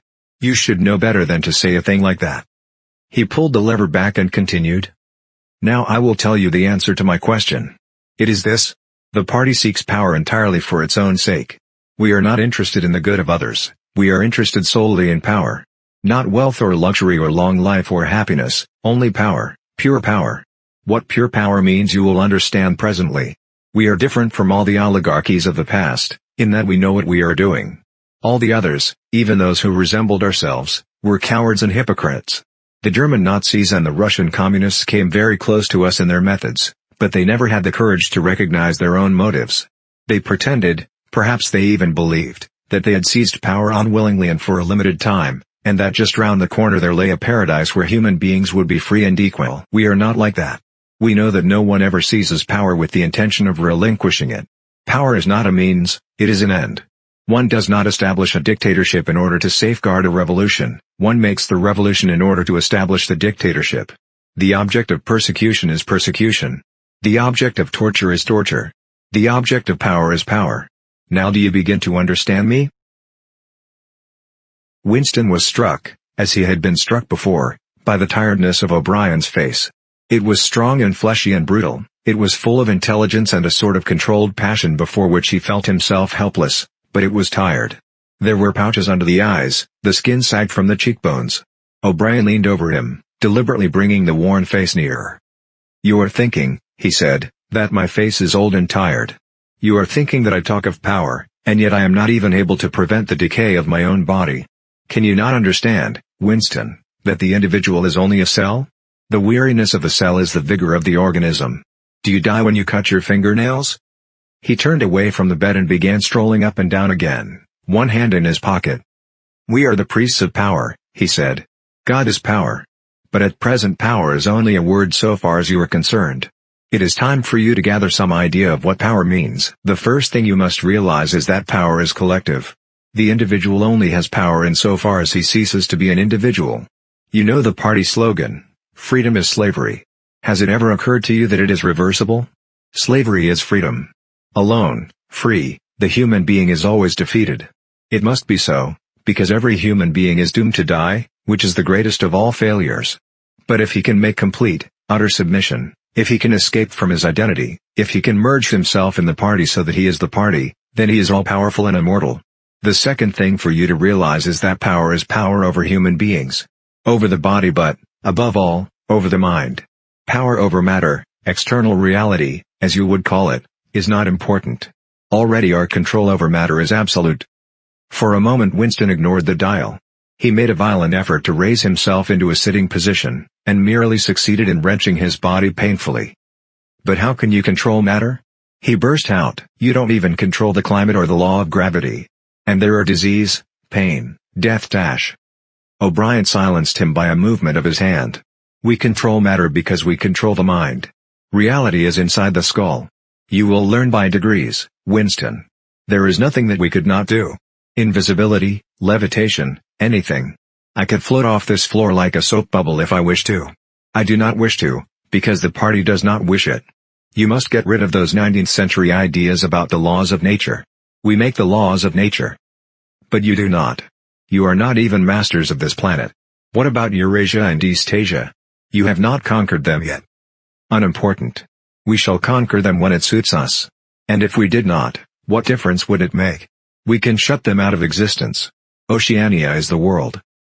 But the world itself is only a speck of dust. And man is tiny, helpless. How long has he been in existence? For millions of years the earth was uninhabited. Nonsense. The earth is as old as we are, no older. How could it be older? Nothing exists except through human consciousness. But the rocks are full of the bones of extinct animals, mammoths and mastodons and enormous reptiles which lived here long before man was ever heard of. Have you ever seen those bones, Winston? Of course not. 19th century biologists invented them. Before man there was nothing. After man, if he could come to an end, there would be nothing. Outside man there is nothing. But the whole universe is outside us. Look at the stars. Some of them are 1,000,000 light-years away. They are out of our reach forever. What are the stars? Said O'Brien indifferently. They are bits of fire a few kilometers away. We could reach them if we wanted to. Or we could blot them out. The earth is the center of the universe. The sun and the stars go round it. Winston made another convulsive movement. This time he did not say anything. O'Brien continued as though answering a spoken objection. For certain purposes, of course, that is not true. When we navigate the ocean, or when we predict an eclipse, we often find it convenient to assume that the earth goes round the sun and that the stars are millions upon millions of kilometers away. But what of it? Do you suppose it is beyond us to produce a dual system of astronomy? The stars can be near or distant, according as we need them. Do you suppose our mathematicians are unequal to that? Have you forgotten doublethink?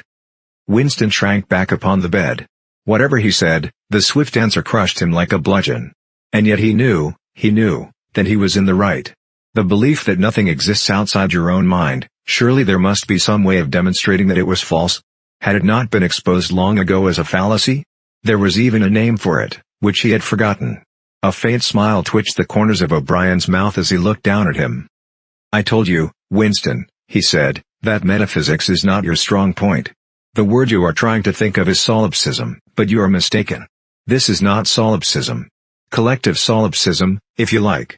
But that is a different thing, in fact, the opposite thing. All this is a digression," he added in a different tone.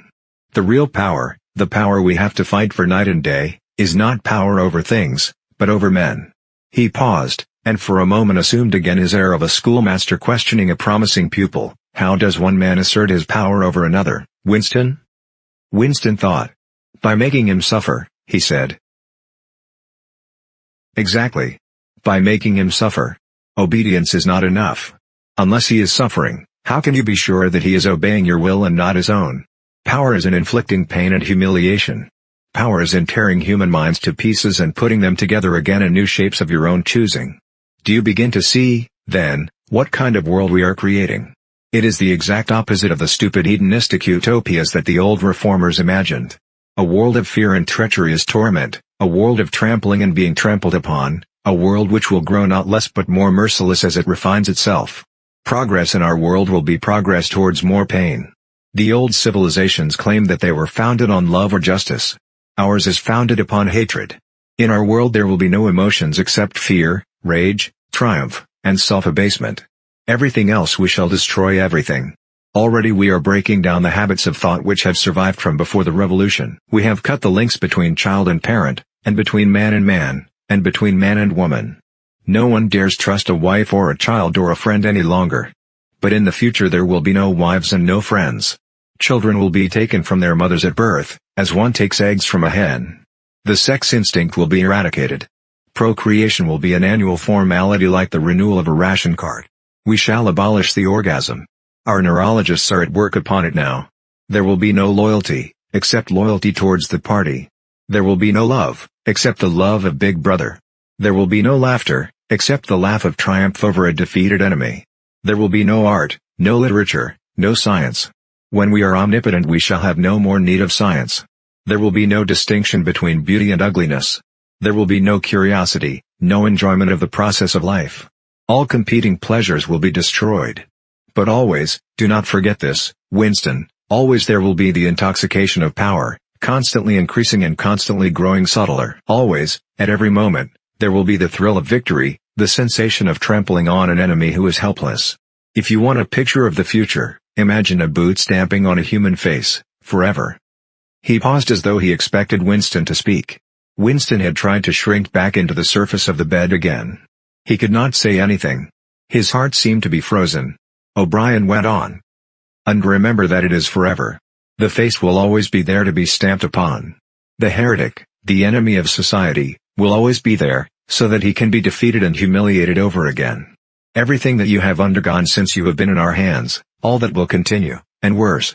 The espionage, the betrayals, the arrests, the tortures, the executions, the disappearances will never cease. It will be a world of terror as much as a world of triumph. The more the party is powerful, the less it will be tolerant, the weaker the opposition, the tighter the despotism. Goldstein and his heresies will live forever. Every day, at every moment, they will be defeated, discredited, ridiculed, spat upon, and yet they will always survive. This drama that I have played out with you during 7 years will be played out over and over again, generation after generation, always in subtler forms. Always we shall have the heretic here at our mercy, screaming with pain, broken up, contemptible, and in the end utterly penitent, saved from himself, crawling to our feet of his own accord. That is the world that we are preparing, Winston. A world of victory after victory, triumph after triumph after triumph, an endless pressing upon the nerve of power. You are beginning, I can see, to realize what that world will be like. But in the end you will do more than understand it.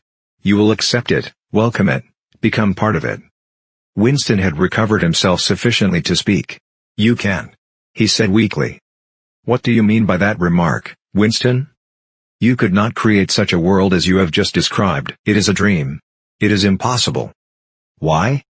"It is impossible to found a civilization on fear and hatred and cruelty. It would never endure." "Why not?" "It would have no vitality. It would disintegrate. It would commit suicide." "Nonsense. You are under the impression that hatred is more exhausting than love. Why should it be? And if it were, what difference would that make? Suppose that we choose to wear ourselves out faster. Suppose that we quicken the tempo of human life till men are senile at 30. Still, what difference would it make? Can you not understand that the death of the individual is not death? The party is immortal. As usual, the voice had battered Winston into helplessness. Moreover, he was in dread that if he persisted in his disagreement, O'Brien would twist the dial again. And yet he could not keep silent.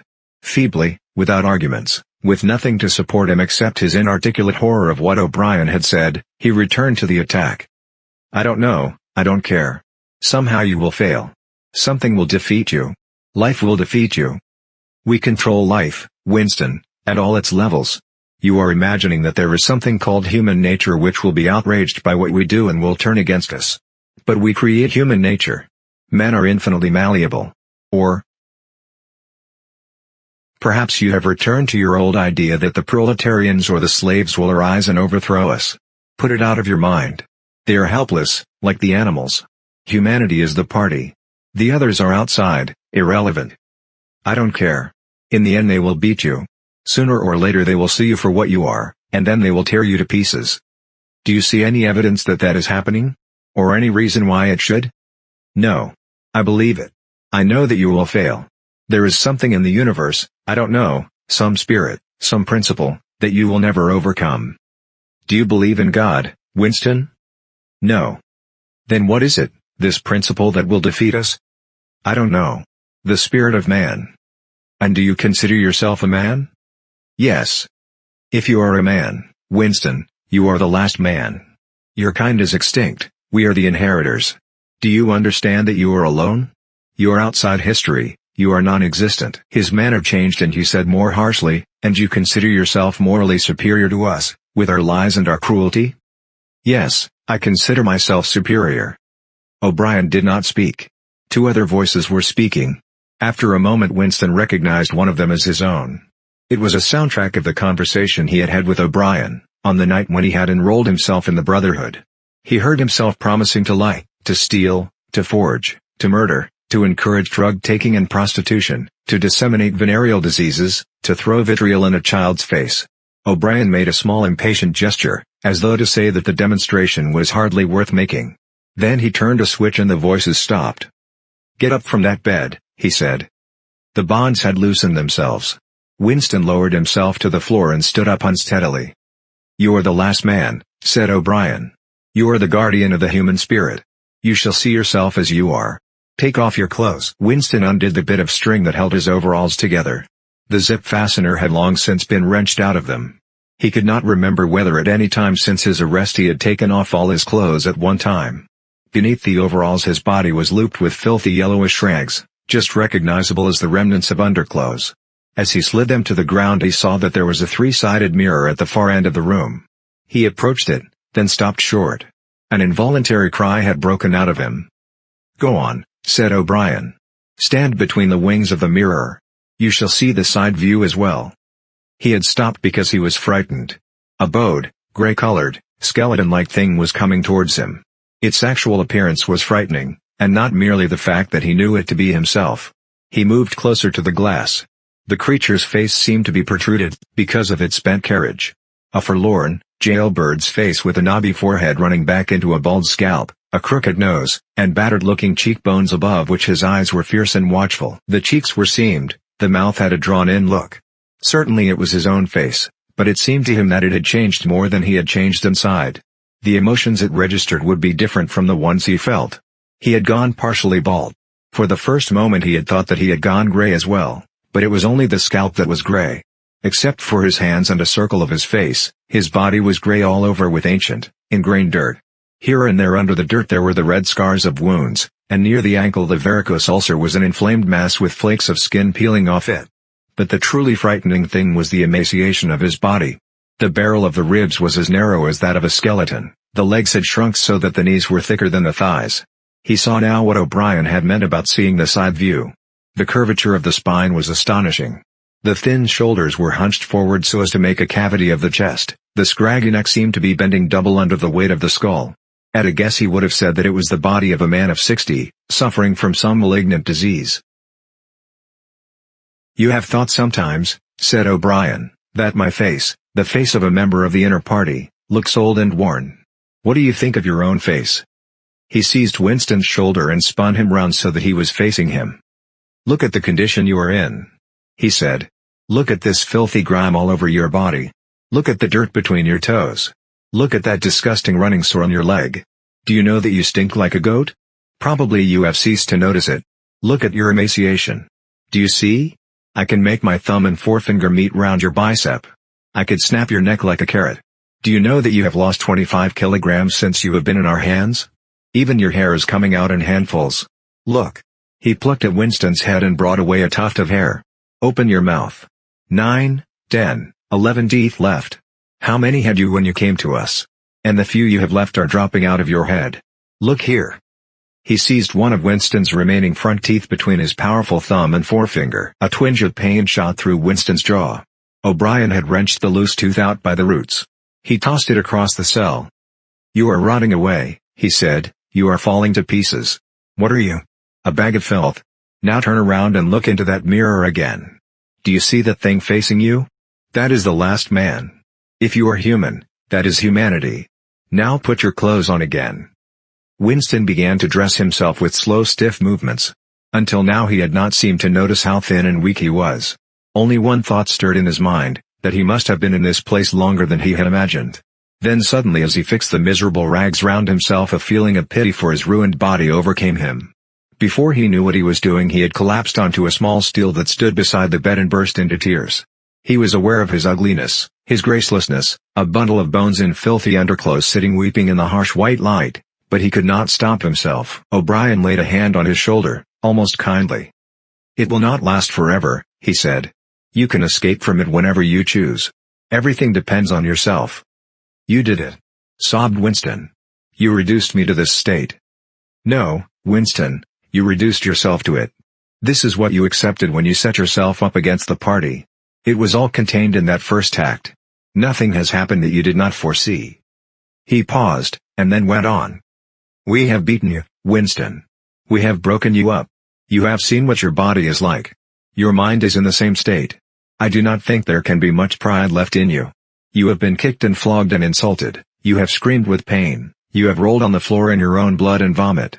You have whimpered for mercy, you have betrayed everybody and everything. Can you think of a single degradation that has not happened to you?" Winston had stopped weeping, though the tears were still oozing out of his eyes. He looked up at O'Brien. "I have not betrayed Julia," he said. O'Brien looked down at him thoughtfully. "No," he said, "no, that is perfectly true. You have not betrayed Julia." The peculiar reverence for O'Brien, which nothing seemed able to destroy, flooded Winston's heart again. How intelligent, he thought, how intelligent. Never did O'Brien fail to understand what was said to him. Anyone else on earth would have answered promptly that he had betrayed Julia. For what was there that they had not screwed out of him under the torture? He had told them everything he knew about her, her habits, her character, her past life. He had confessed in the most trivial detail everything that had happened at their meetings, all that he had said to her and she to him, their black market meals, their adulteries, their vague plottings against the party, everything. And yet, in the sense in which he intended the word, he had not betrayed her. He had not stopped loving her, his feelings towards her had remained the same.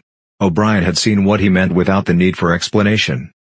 "Tell me," he said, "how soon will they shoot me?" "It might be a long time," said O'Brien. "You are a difficult case. But don't give up hope. Everyone is cured sooner or later. In the end we shall shoot you." Part 3, Chapter 4. For he was much better. He was growing fatter and stronger every day, if it was proper to speak of days. The white light and the humming sound were the same as ever, but the cell was a little more comfortable than the others he had been in. There was a pillow and a mattress on the plank bed, and a stool to sit on. They had given him a bath, and they allowed him to wash himself fairly frequently in a tin basin. They even gave him warm water to wash with. They had given him new underclothes and a clean suit of overalls. They had dressed his varicose ulcer with soothing ointment. They had pulled out the remnants of his teeth and given him a new set of dentures. Weeks or months must have passed. It would have been possible now to keep count of the passage of time, if he had felt any interest in doing so, since he was being fed at what appeared to be regular intervals. He was getting, he judged, 3 meals in the 24 hours, Sometimes he wondered dimly whether he was getting them by night or by day. The food was surprisingly good, with meat at every third meal. Once there was even a packet of cigarettes.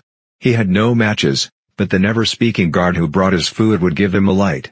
The first time he tried to smoke it made him sick, but he persevered, and spun the packet out for a long time, smoking half a cigarette after each meal. They had given him a white slate with a stump of pencil tied to the corner. At first he made no use of it. Even when he was awake he was completely torpid. Often he would lie from one meal to the next almost without stirring, sometimes asleep, sometimes waking into vague reveries in which it was too much trouble to open his eyes. He had long grown used to sleeping with a strong light on his face. It seemed to make no difference, except that one's dreams were more coherent. He dreamed a great deal all through this time, and they were always happy dreams. He was in the Golden Country, or he was sitting among enormous glorious, sunlit ruins, with his mother, with Julia, with O'Brien, not doing anything, merely sitting in the sun, talking of peaceful things. Such thoughts as he had when he was awake were mostly about his dreams. He seemed to have lost the power of intellectual effort, now that the stimulus of pain had been removed. He was not bored, he had no desire for conversation or distraction. Merely to be alone, not to be beaten or questioned, to have enough to eat, and to be clean all over, was completely satisfying. By degrees he came to spend less time in sleep, but he still felt no impulse to get off the bed. All he cared for was to lie quiet and feel the strength gathering in his body. He would finger himself here and there, trying to make sure that it was not an illusion that his muscles were growing rounder and his skin tauter. Finally it was established beyond a doubt that he was growing fatter. His thighs were now definitely thicker than his knees. After that, reluctantly at first, he began exercising himself regularly. In a little while he could walk 3 kilometers, measured by pacing the cell, and his bowed shoulders were growing straighter. He attempted more elaborate exercises, and was astonished and humiliated to find what things he could not do. He could not move out of a walk, he could not hold his stool out at arm's length, he could not stand on one leg without falling over. He squatted down on his heels, and found that with agonizing pains in thigh and calf he could just lift himself to a standing position. He lay flat on his belly and tried to lift his weight by his hands. It was hopeless, he could not raise himself a centimeter. But after a few more days, a few more mealtimes, even that feat was accomplished. A time came when he could do it 6 times running. He began to grow actually proud of his body, and to cherish an intermittent belief that his face also was growing back to normal. Only when he chanced to put his hand on his bald scalp did he remember the seamed, ruined face that had looked back at him out of the mirror. His mind grew more active. He sat down on the plank bed, his back against the wall and the slate on his knees, and set to work deliberately at the task of re-educating himself. He had capitulated, that was agreed. In reality, as he saw now, he had been ready to capitulate long before he had taken the decision. From the moment when he was inside the Ministry of Love, and yes, even during those minutes when he and Julia had stood helpless while the iron voice from the telescreen told them what to do, he had grasped the frivolity, the shallowness of his attempt to set himself up against the power of the party. He knew now that for 7 years the thought police had watched him like a beetle under a magnifying glass. There was no physical act, no word spoken aloud, that they had not noticed, no train of thought that they had not been able to infer. Even the speck of whitish dust on the cover of his diary they had carefully replaced. They had played soundtracks to him, shown him photographs. Some of them were photographs of Julia and himself. Yes, even, he could not fight against the party any longer. Besides, the party was in the right. It must be so. How could the immortal, collective brain be mistaken? By what external standard could you check its judgments? Sanity was statistical. It was merely a question of learning to think as they thought. Only. The pencil felt thick and awkward in his fingers. He began to write down the thoughts that came into his head. He wrote first in large clumsy capitals. Freedom is slavery. Then almost without a pause he wrote beneath it. 2 and 2 make 5. But then there came a sort of check. His mind, as though shying away from something, seemed unable to concentrate. He knew that he knew what came next, but for the moment he could not recall it. When he did recall it, it was only by consciously reasoning out what it must be. It did not come of its own accord. He wrote. God is power. He accepted everything. The past was alterable. The past never had been altered. Oceania was at war with East Asia. Oceania had always been at war with East Asia. Jones, Aronson, and Rutherford were guilty of the crimes they were charged with. He had never seen the photograph that disproved their guilt. It had never existed, he had invented it. He remembered remembering contrary things, But those were false memories, products of self-deception. How easy it all was. Only surrender, and everything else followed. It was like swimming against a current that swept you backwards however hard you struggled, and then suddenly deciding to turn round and go with the current instead of opposing it. Nothing had changed except your own attitude. The predestined thing happened in any case. He hardly knew why he had ever rebelled. Everything was easy, except anything could be true. The so-called laws of nature were nonsense. The law of gravity was nonsense. If I wished, O'Brien had said, I could float off this floor like a soap bubble. Winston worked it out. If he thinks he floats off the floor, and if I simultaneously think I see him do it, then the thing happens. Suddenly, like a lump of submerged wreckage breaking the surface of water, the thought burst into his mind, it doesn't really happen. We imagine it. It is hallucination. He pushed the thought under instantly. The fallacy was obvious. It presupposed that somewhere or other, outside oneself, there was a real world where real things happened. But how could there be such a world? What knowledge have we of anything, save through our own minds? All happenings are in the mind. Whatever happens in all minds, truly happens. He had no difficulty in disposing of the fallacy, and he was in no danger of succumbing to it. He realized, nevertheless, that it ought never to have occurred to him. The mind should develop a blind spot whenever a dangerous thought presented itself. The process should be automatic, instinctive. Crime stop, they called it in Newspeak. He set to work to exercise himself in crime stop. He presented himself with propositions. The party says the earth is flat, the party says that ice is heavier than water, and trained himself in not seeing or not understanding the arguments that contradicted them. It was not easy. It needed great powers of reasoning and improvisation. The arithmetical problems raised, for instance, by such a statement as 2 and 2 make 5 were beyond his intellectual grasp. It needed also a sort of athleticism of mind, an ability at one moment to make the most delicate use of logic and at the next to be unconscious of the crudest logical errors. Stupidity was as necessary as intelligence, and as difficult to attain. All the while, with one part of his mind, he wondered how soon they would shoot him. Everything depends on yourself, O'Brien had said, but he knew that there was no conscious act by which he could bring it nearer. It might be 10 minutes hence, or 10 years. They might keep him for years in solitary confinement, they might send him to a labor camp, they might release him for a while, as they sometimes did. It was perfectly possible that before he was shot the whole drama of his arrest and interrogation would be enacted all over again. The one certain thing was that death never came at an expected moment. The tradition, the unspoken tradition, somehow you knew it, though you never heard it said, was that they shot you from behind, always in the back of the head, without warning, as you walked down a corridor from cell to cell.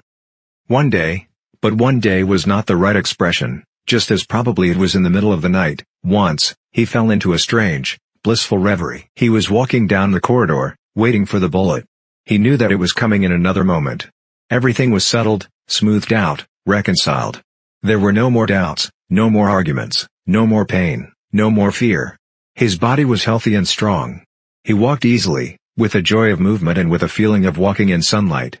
He was not any longer in the narrow white corridors in the Ministry of Love, he was in the enormous sunlit passage, a kilometer wide, down which he had seemed to walk in the delirium induced by drugs. He was in the golden country, following the foot track across the old rabbit-cropped pasture. He could feel the short springy turf under his feet and the gentle sunshine on his face. At the edge of the field were the elm trees, faintly stirring, and somewhere beyond that was the stream where the dace lay and the green pools under the willows. Suddenly he started up with a shock of horror. The sweat broke out on his backbone. He had heard himself cry aloud. Julia. Julia. Julia, my love. Julia. For a moment he had had an overwhelming hallucination of her presence. She had seemed to be not merely with him, but inside him. It was as though she had got into the texture of his skin. In that moment he had loved her far more than he had ever done when they were together and free. Also he knew that somewhere or other she was still alive and needed his help. He lay back on the bed and tried to compose himself. What had he done? How many years had he added to his servitude by that moment of weakness? In another moment he would hear the tramp of boots outside. They could not let such an outburst go unpunished. They would know now, if they had not known before, that he was breaking the agreement he had made with them. He obeyed the party, but he still hated the party. In the old days he had hidden a heretical mind beneath an appearance of conformity. Now he had retreated a step further. In the mind he had surrendered, but he had hoped to keep the inner heart inviolate. He knew that he was in the wrong, but he preferred to be in the wrong. They would understand that. O'Brien would understand it. It was all confessed in that single foolish cry. He would have to start all over again. It might take years. He ran a hand over his face, trying to familiarize himself with the new shape. There were deep furrows in the cheeks, the cheekbones felt sharp, the nose flattened. Besides, since last seeing himself in the glass he had been given a complete new set of teeth. It was not easy to preserve inscrutability when you did not know what your face looked like. In any case, mere control of the features was not enough. For the first time he perceived that if you want to keep a secret you must also hide it from yourself. You must know all the while that it is there, but until it is needed you must never let it emerge into your consciousness in any shape that could be given a name. From now onwards he must not only think right, he must feel right, dream right. And all the while he must keep this hatred locked up inside him like a ball of matter which was part of himself and yet unconnected with the rest of him, a kind of cyst. One day they would decide to shoot him. You could not tell when it would happen, but a few seconds beforehand it should be possible to guess. It was always from behind, walking down a corridor. 10 seconds would be enough. In that time the world inside him could turn over. And then suddenly, without a word uttered, without a check in his step, without the changing of a line in his face, suddenly the camouflage would be down and bang. Would go the batteries of his hatred. Hatred would fill him like an enormous roaring flame. And almost in the same instant bang. Would go the bullet, too late, or too early. They would have blown his brain to pieces before they could reclaim it. The heretical thought would be unpunished, unrepented, out of their reach forever. They would have blown a hole in their own perfection. To die hating them, that was freedom. He shut his eyes. It was more difficult than accepting an intellectual discipline. It was a question of degrading himself, mutilating himself. He had got to plunge into the filthiest of filth. What was the most horrible, sickening thing of all? He thought of Big Brother. The enormous face, because of constantly seeing it on posters he always thought of it as being a meter wide, with its heavy black mustache and the eyes that followed you to and fro, seemed to float into his mind of its own accord. What were his true feelings towards Big Brother? There was a heavy tramp of boots in the passage. The steel door swung open with a clang. O'Brien walked into the cell. Behind him were the waxen-faced officer and the black-uniformed guards. "Get up," said O'Brien. "Come here." Winston stood opposite him. O'Brien took Winston's shoulders between his strong hands and looked at him closely. "You have had thoughts of deceiving me," he said. "That was stupid. Stand up straighter. Look me in the face." He paused, and went on in a gentler tone. "You are improving. Intellectually there is very little wrong with you. It is only emotionally that you have failed to make progress. Tell me, Winston, and remember, no lies, you know that I am always able to detect a lie. Tell me, what are your true feelings towards Big Brother?" "I hate him." "You hate him. Good. Then the time has come for you to take the last step. You must love Big Brother. It is not enough to obey him, you must love him." He released Winston with a little push towards the guards. "Room 101, he said. Part 3, Chapter 5. 5. At each stage of his imprisonment he had known, or seemed to know, whereabouts he was in the windowless building. Possibly there were slight differences in the air pressure. The cells where the guards had beaten him were below ground level. The room where he had been interrogated by O'Brien was high up near the roof. This place was many meters underground, as deep down as it was possible to go. It was bigger than most of the cells he had been in. But he hardly noticed his surroundings. All he noticed was that there were 2 small tables straight in front of him, each covered with green baize. One was only a meter or 2 from him, the other was further away, near the door. He was strapped upright in a chair, so tightly that he could move nothing, not even his head. A sort of pad gripped his head from behind, forcing him to look straight in front of him. For a moment he was alone, then the door opened and O'Brien came in. "You asked me once," said O'Brien, "what was in room 101. I told you that you knew the answer already. Everyone knows it. The thing that is in room 101 is the worst thing in the world." The door opened again. A guard came in, carrying something made of wire, a box or basket of some kind. He set it down on the further table. Because of the position in which O'Brien was standing, Winston could not see what the thing was. "The worst thing in the world," said O'Brien, "varies from individual to individual. It may be burial alive, or death by fire, or by drowning, or by impalement, or 50 other deaths. There are cases where it is some quite trivial thing, not even fatal." He had moved a little to one side, so that Winston had a better view of the thing on the table. It was an oblong wire cage with a handle on top for carrying it by. Fixed to the front of it was something that looked like a fencing mask, with the concave side outwards. Although it was 3 or 4 meters away from him, he could see that the cage was divided lengthways into 2 compartments, and that there was some kind of creature in each. They were rats. "In your case," said O'Brien, "the worst thing in the world happens to be rats." A sort of premonitory tremor, a fear of he was not certain what, had passed through Winston as soon as he caught his first glimpse of the cage. But at this moment the meaning of the mask-like attachment in front of it suddenly sank into him. His bowels seemed to turn to water. "You can't do that," he cried out in a high cracked voice. You couldn't. It's impossible." "Do you remember," said O'Brien, "the moment of panic that used to occur in your dreams? There was a wall of blackness in front of you, and a roaring sound in your ears. There was something terrible on the other side of the wall. You knew that you knew what it was, but you dared not drag it into the open.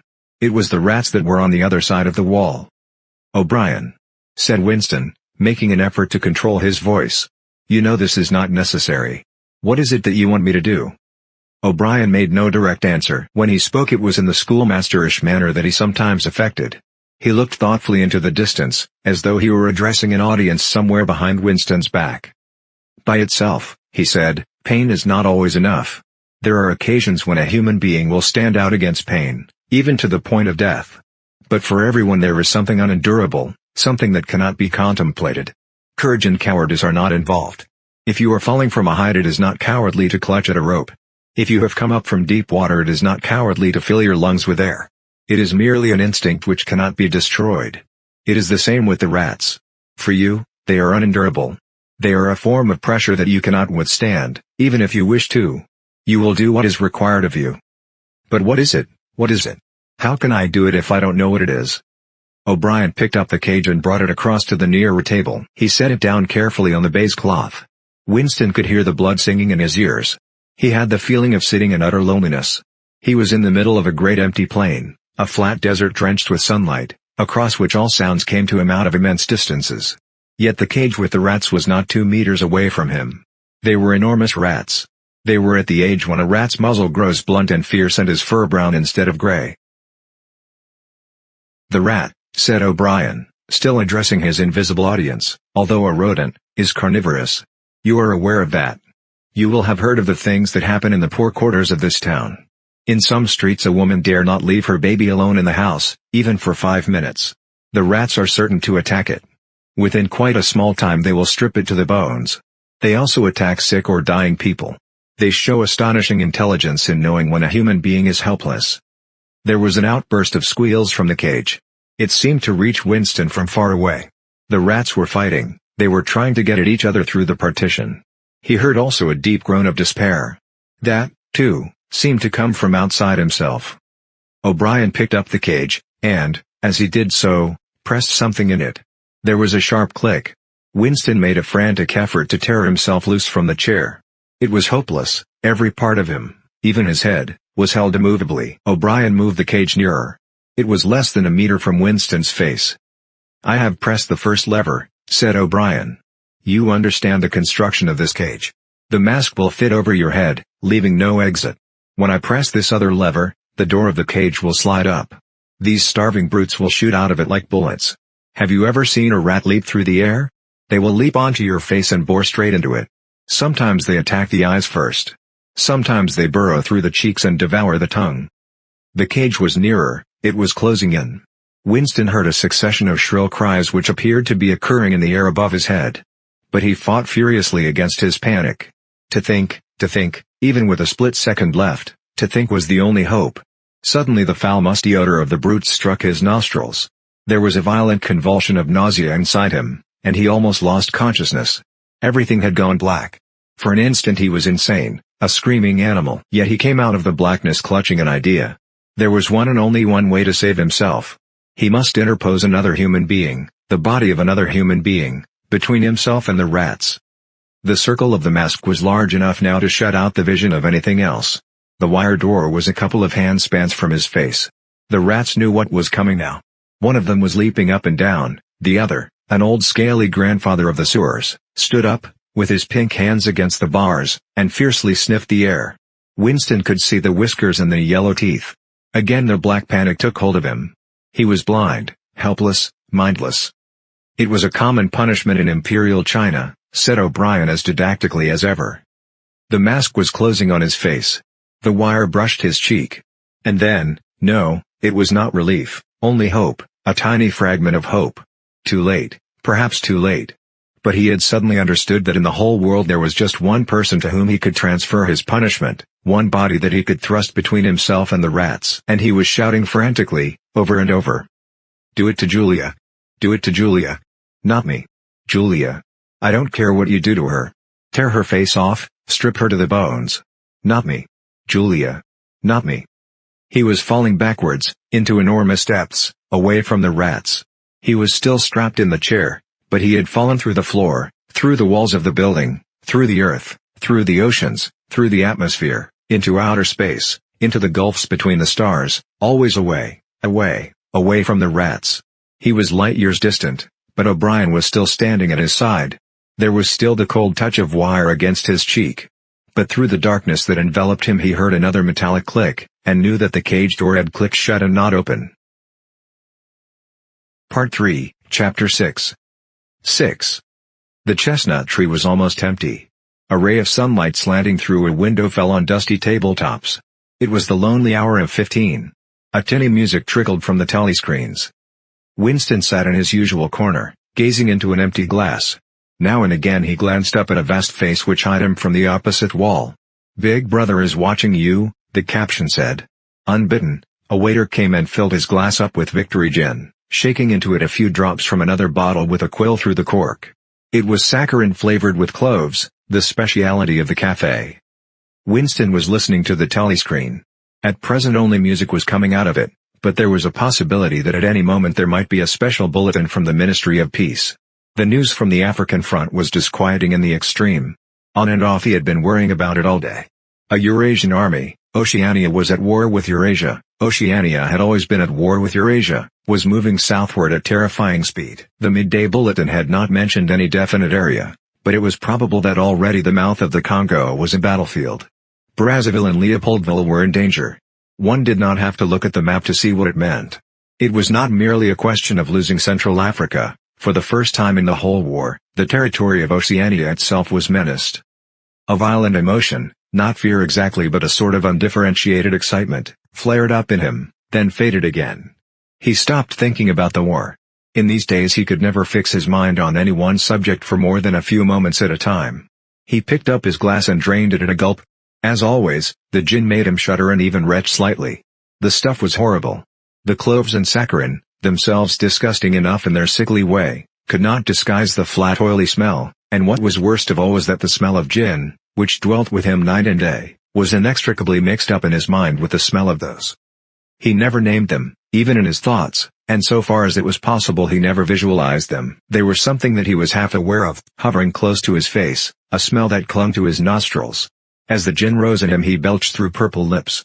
He had grown fatter since they released him, and had regained his old color. Indeed, more than regained it. His features had thickened, the skin on nose and cheekbones was coarsely red, even the bald scalp was too deep a pink. A waiter, again unbidden, brought the chessboard in the current issue of the Times, with the page turned down at the chess problem. Then, seeing that Winston's glass was empty, he brought the gin bottle and filled it. There was no need to give orders. They knew his habits. The chessboard was always waiting for him, his corner table was always reserved. Even when the place was full he had it to himself, since nobody cared to be seen sitting too close to him. He never even bothered to count his drinks. At irregular intervals they presented him with a dirty slip of paper which they said was the bill, but he had the impression that they always undercharged him. It would have made no difference if it had been the other way about. He had always plenty of money nowadays. He even had a job, a sinecure, more highly paid than his old job had been. The music from the telescreen stopped and a voice took over. Winston raised his head to listen. No bulletins from the front, however. It was merely a brief announcement from the Ministry of Plenty. In the preceding quarter, it appeared, the 10th three-year plan's quota for bootlaces had been overfulfilled by 98%. He examined the chess problem and set out the pieces. It was a tricky ending, involving a couple of knights. White to play a mate in 2 moves. Winston looked up at the portrait of Big Brother. White always mates, he thought with a sort of cloudy mysticism. Always, without exception, it is so arranged. In no chess problem since the beginning of the world has black ever won. Did it not symbolize the eternal, unvarying triumph of good over evil? The huge face gazed back at him, full of calm power. White always mates. The voice from the telescreen paused and added in a different and much graver tone, "You are warned to stand by for an important announcement at 15:30. 15:30. This is news of the highest importance. Take care not to miss it. 15:30. The tinking music struck up again. Winston's heart stirred. That was the bulletin from the front. Instinct told him that it was bad news that was coming. All day, with little spurts of excitement, the thought of a smashing defeat in Africa had been in and out of his mind. He seemed actually to see the Eurasian army swarming across the never-broken frontier and pouring down into the tip of Africa like a column of ants. Why had it not been possible to outflank them in some way? The outline of the West African coast stood out vividly in his mind. He picked up the white knight and moved it across the board. There was the proper spot. Even while he saw the black horde racing southward, he saw another force, mysteriously assembled, suddenly planted in their rear, cutting their communications by land and sea. He felt that by willing it he was bringing that other force into existence. But it was necessary to act quickly. If they could get control of the whole of Africa, if they had airfields and submarine bases at the Cape, it would cut Oceania in two. It might mean anything: defeat, breakdown, the redivision of the world, the destruction of the party. He drew a deep breath. An extraordinary medley of feeling, but it was not a medley, exactly, rather it was successive layers of feeling, in which one could not say which layer was undermost, struggled inside him. The spasm passed. He put the white knight back in its place, but for the moment he could not settle down to serious study of the chess problem. His thoughts wandered again. Almost unconsciously he traced with his finger in the dust on the table. 2 + 2 = 5. They can't get inside you, she had said. But they could get inside you. What happens to you here is forever, O'Brien had said. That was a true word. There were things, your own acts, from which you could never recover. Something was killed in your breast, burned out, cauterized out. He had seen her, he had even spoken to her. There was no danger in it. He knew as though instinctively that they now took almost no interest in his doings. He could have arranged to meet her a second time if either of them had wanted to. Actually it was by chance that they had met. It was in the park, on a vile, biting day in March, when the earth was like iron and all the grass seemed dead and there was not a bud anywhere except a few crocuses which had pushed themselves up to be dismembered by the wind. He was hurrying along with frozen hands and watering eyes when he saw her not 10 meters away from him. It struck him at once that she had changed in some ill-defined way.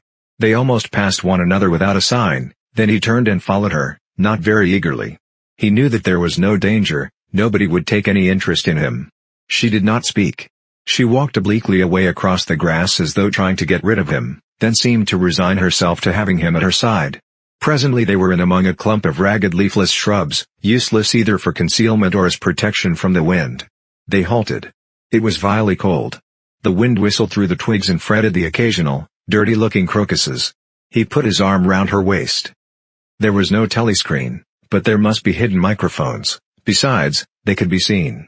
It did not matter, nothing mattered. They could have lain down on the ground and done that if they had wanted to. His flesh froze with horror at the thought of it. She made no response whatever to the clasp of his arm. She did not even try to disengage herself. He knew now what had changed in her. Her face was sallower, and there was a long scar, partly hidden by the hair, across her forehead and temple, but that was not the change. It was that her waist had grown thicker, and, in a surprising way, had stiffened. He remembered how once, after the explosion of a rocket bomb, he had helped to drag a corpse out of some ruins, and had been astonished not only by the incredible weight of the thing, but by its rigidity and awkwardness to handle, which made it seem more like stone than flesh. Her body felt like that. It occurred to him that the texture of her skin would be quite different from what it had once been. He did not attempt to kiss her, nor did they speak. As they walked back across the grass, she looked directly at him for the first time. It was only a momentary glance, full of contempt and dislike. He wondered whether it was a dislike that came purely out of the past or whether it was inspired also by his bloated face and the water that the wind kept squeezing from his eyes. They sat down on 2 iron chairs, side by side but not too close together. He saw that she was about to speak. She moved her clumsy shoe a few centimeters and deliberately crushed a twig. Her feet seemed to have grown broader, he noticed. "I betrayed you," she said boldly. "I betrayed you," he said. She gave him another quick look of dislike. "Sometimes," she said, They threaten you with something you can't stand up to, can't even think about. And then you say, don't do it to me, do it to somebody else, do it to so-and-so. And perhaps you might pretend, afterwards, that it was only a trick and that you just said it to make them stop and didn't really mean it. But that isn't true. At the time when it happens you do mean it. You think there's no other way of saving yourself, and you're quite ready to save yourself that way. You want it to happen to the other person. You don't give a damn what they suffer. All you care about is yourself. All you care about is yourself, he echoed. And after that, you don't feel the same towards the other person any longer. No, he said, you don't feel the same. There did not seem to be anything more to say. The wind plastered their thin overalls against their bodies. Almost at once it became embarrassing to sit there in silence. Besides, it was too cold to keep still. She said something about catching her tube and stood up to go. We must meet again, he said. Yes, she said, we must meet again. He followed irresolutely for a little distance, half a pace behind her. They did not speak again. She did not actually try to shake him off, but walked at just such a speed as to prevent his keeping abreast of her. He had made up his mind that he would accompany her as far as the tube station, but suddenly this process of trailing along in the cold seemed pointless and unbearable. He was overwhelmed by a desire not so much to get away from Julia as to get back to the Chestnut Tree Cafe, which had never seemed so attractive as at this moment. He had a nostalgic vision of his corner table, with the newspaper and the chessboard and the ever-flowing gin. Above all, it would be warm in there. The next moment, not altogether by accident, he allowed himself to become separated from her by a small knot of people. He made a half-hearted attempt to catch up, then slowed down, turned, and made off in the opposite direction. When he had gone 50 meters he looked back. The street was not crowded, but already he could not distinguish her. Any one of a dozen hurrying figures might have been hers. Perhaps her thickened, stiffened body was no longer recognizable from behind. At the time when it happens, she had said, you do mean it. He had meant it. He had not merely said it, he had wished it. He had wished that she and not he should be delivered over to the... Something changed in the music that trickled from the telescreen. A cracked and jeering note, a yellow note, came into it. And then, perhaps it was not happening, perhaps it was only a memory taking on the semblance of sound, a voice was singing. Under the spreading chestnut tree. I sold you and you sold me. The tears welled up in his eyes. A passing waiter noticed that his glass was empty and came back with the gin bottle. He took up his glass and sniffed at it. The stuff grew not less but more horrible with every mouthful he drank. But it had become the element he swam in. It was his life, his death, and his resurrection. It was gin that sank him into stupor every night, and gin that revived him every morning.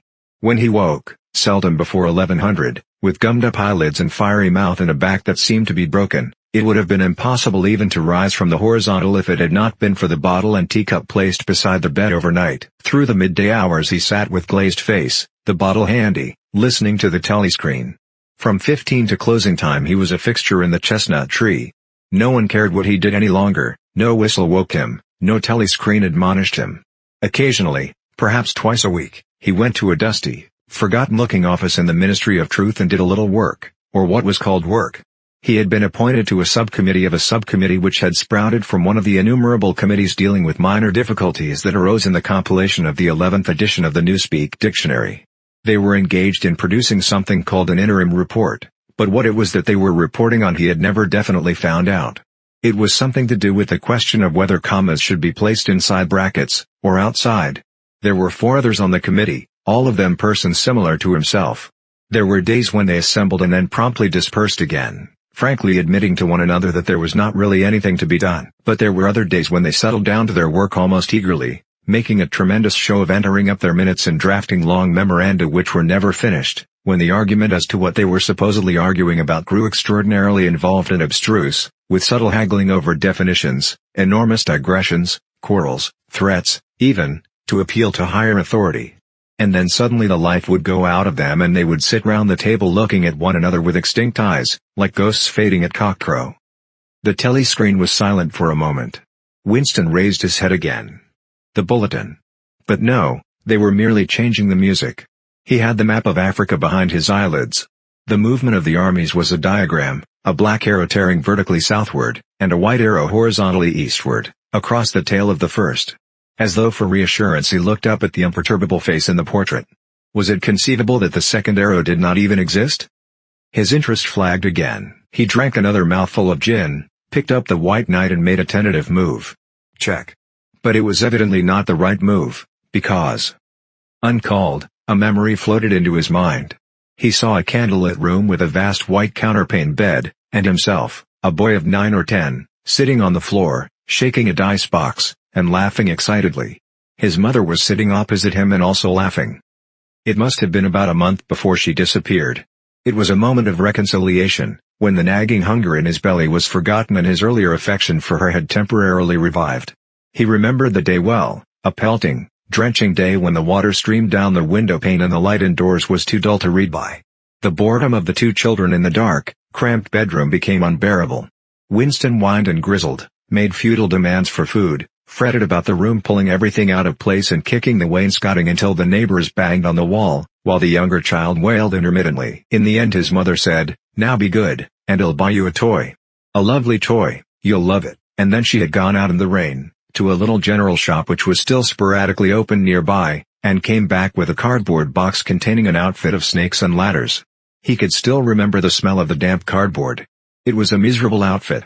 The board was cracked and the tiny wooden dice were so ill-cut that they would hardly lie on their sides. Winston looked at the thing sulkily and without interest. But then his mother lit a piece of candle and they sat down on the floor to play. Soon he was wildly excited and shouting with laughter as the tiddlywinks climbed hopefully up the ladders and then came slithering down the snakes again, almost to the starting point. They played 8 games, winning 4 each. His tiny sister, too young to understand what the game was about, had sat propped up against a bolster, laughing because the others were laughing. For a whole afternoon they had all been happy together, as in his earlier childhood. He pushed the picture out of his mind. It was a false memory. He was troubled by false memories occasionally. They did not matter so long as one knew them for what they were. Some things had happened, others had not happened. He turned back to the chessboard and picked up the white knight again. Almost in the same instant it dropped onto the board with a clatter. He had started as though a pin had run into him. A shrill trumpet call had pierced the air. It was the bulletin. Victory.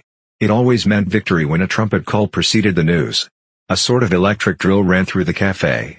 Even the waiters had started and pricked up their ears. The trumpet call had let loose an enormous volume of noise. Already an excited voice was gabbling from the telescreen, but even as it started it was almost drowned by a roar of cheering from outside. The news had run round the streets like magic. He could hear just enough of what was issuing from the telescreen to realize that it had all happened, as he had foreseen. A vast seaborne armada had secretly assembled a sudden blow in the enemy's rear, the white arrow tearing across the tail of the black. Fragments of triumphant phrases pushed themselves through the din. Vast strategic maneuver, perfect coordination, utter rout, 500,000 prisoners, complete demoralization, control of the whole of Africa, bring the war within measurable distance of its end, victory, greatest victory in human history, victory, victory, victory. Under the table Winston's feet made convulsive movements. He had not stirred from his seat, but in his mind he was running, swiftly running. He was with the crowds outside, cheering himself deaf. He looked up again at the portrait of Big Brother. The colossus that bestrode the world. The rock against which the hordes of Asia dashed themselves in vain. He thought how 10 minutes ago, yes, only 10 minutes, there had still been equivocation in his heart as he wondered whether the news from the front would be of victory or defeat. Ah, it was more than a Eurasian army that had perished. Much had changed in him since that first day in the ministry of love, but the final, indispensable, healing change had never happened, until this moment. The voice from the telescreen was still pouring forth its tale of prisoners and booty and slaughter, but the shouting outside had died down a little. The waiters were turning back to their work. One of them approached with a gin bottle. Winston, sitting in a blissful dream, paid no attention as his glass was filled up. He was not running or cheering any longer. He was back in the ministry of love, with everything forgiven, his soul white as snow. He was in the public dock, confessing everything, implicating everybody. He was walking down the white-tiled corridor, with the feeling of walking in sunlight, and an armed guard at his back. The long-hoped-for bullet was entering his brain. He gazed up at the enormous face. 40 years it had taken him to learn what kind of smile was hidden beneath the dark mustache. Oh cruel, needless misunderstanding. Oh stubborn, self-willed exile from the loving breast. 2 gin-scented tears trickled down the sides of his nose. But it was all right, everything was all right, the struggle was finished. He had won the victory over himself. He loved Big Brother.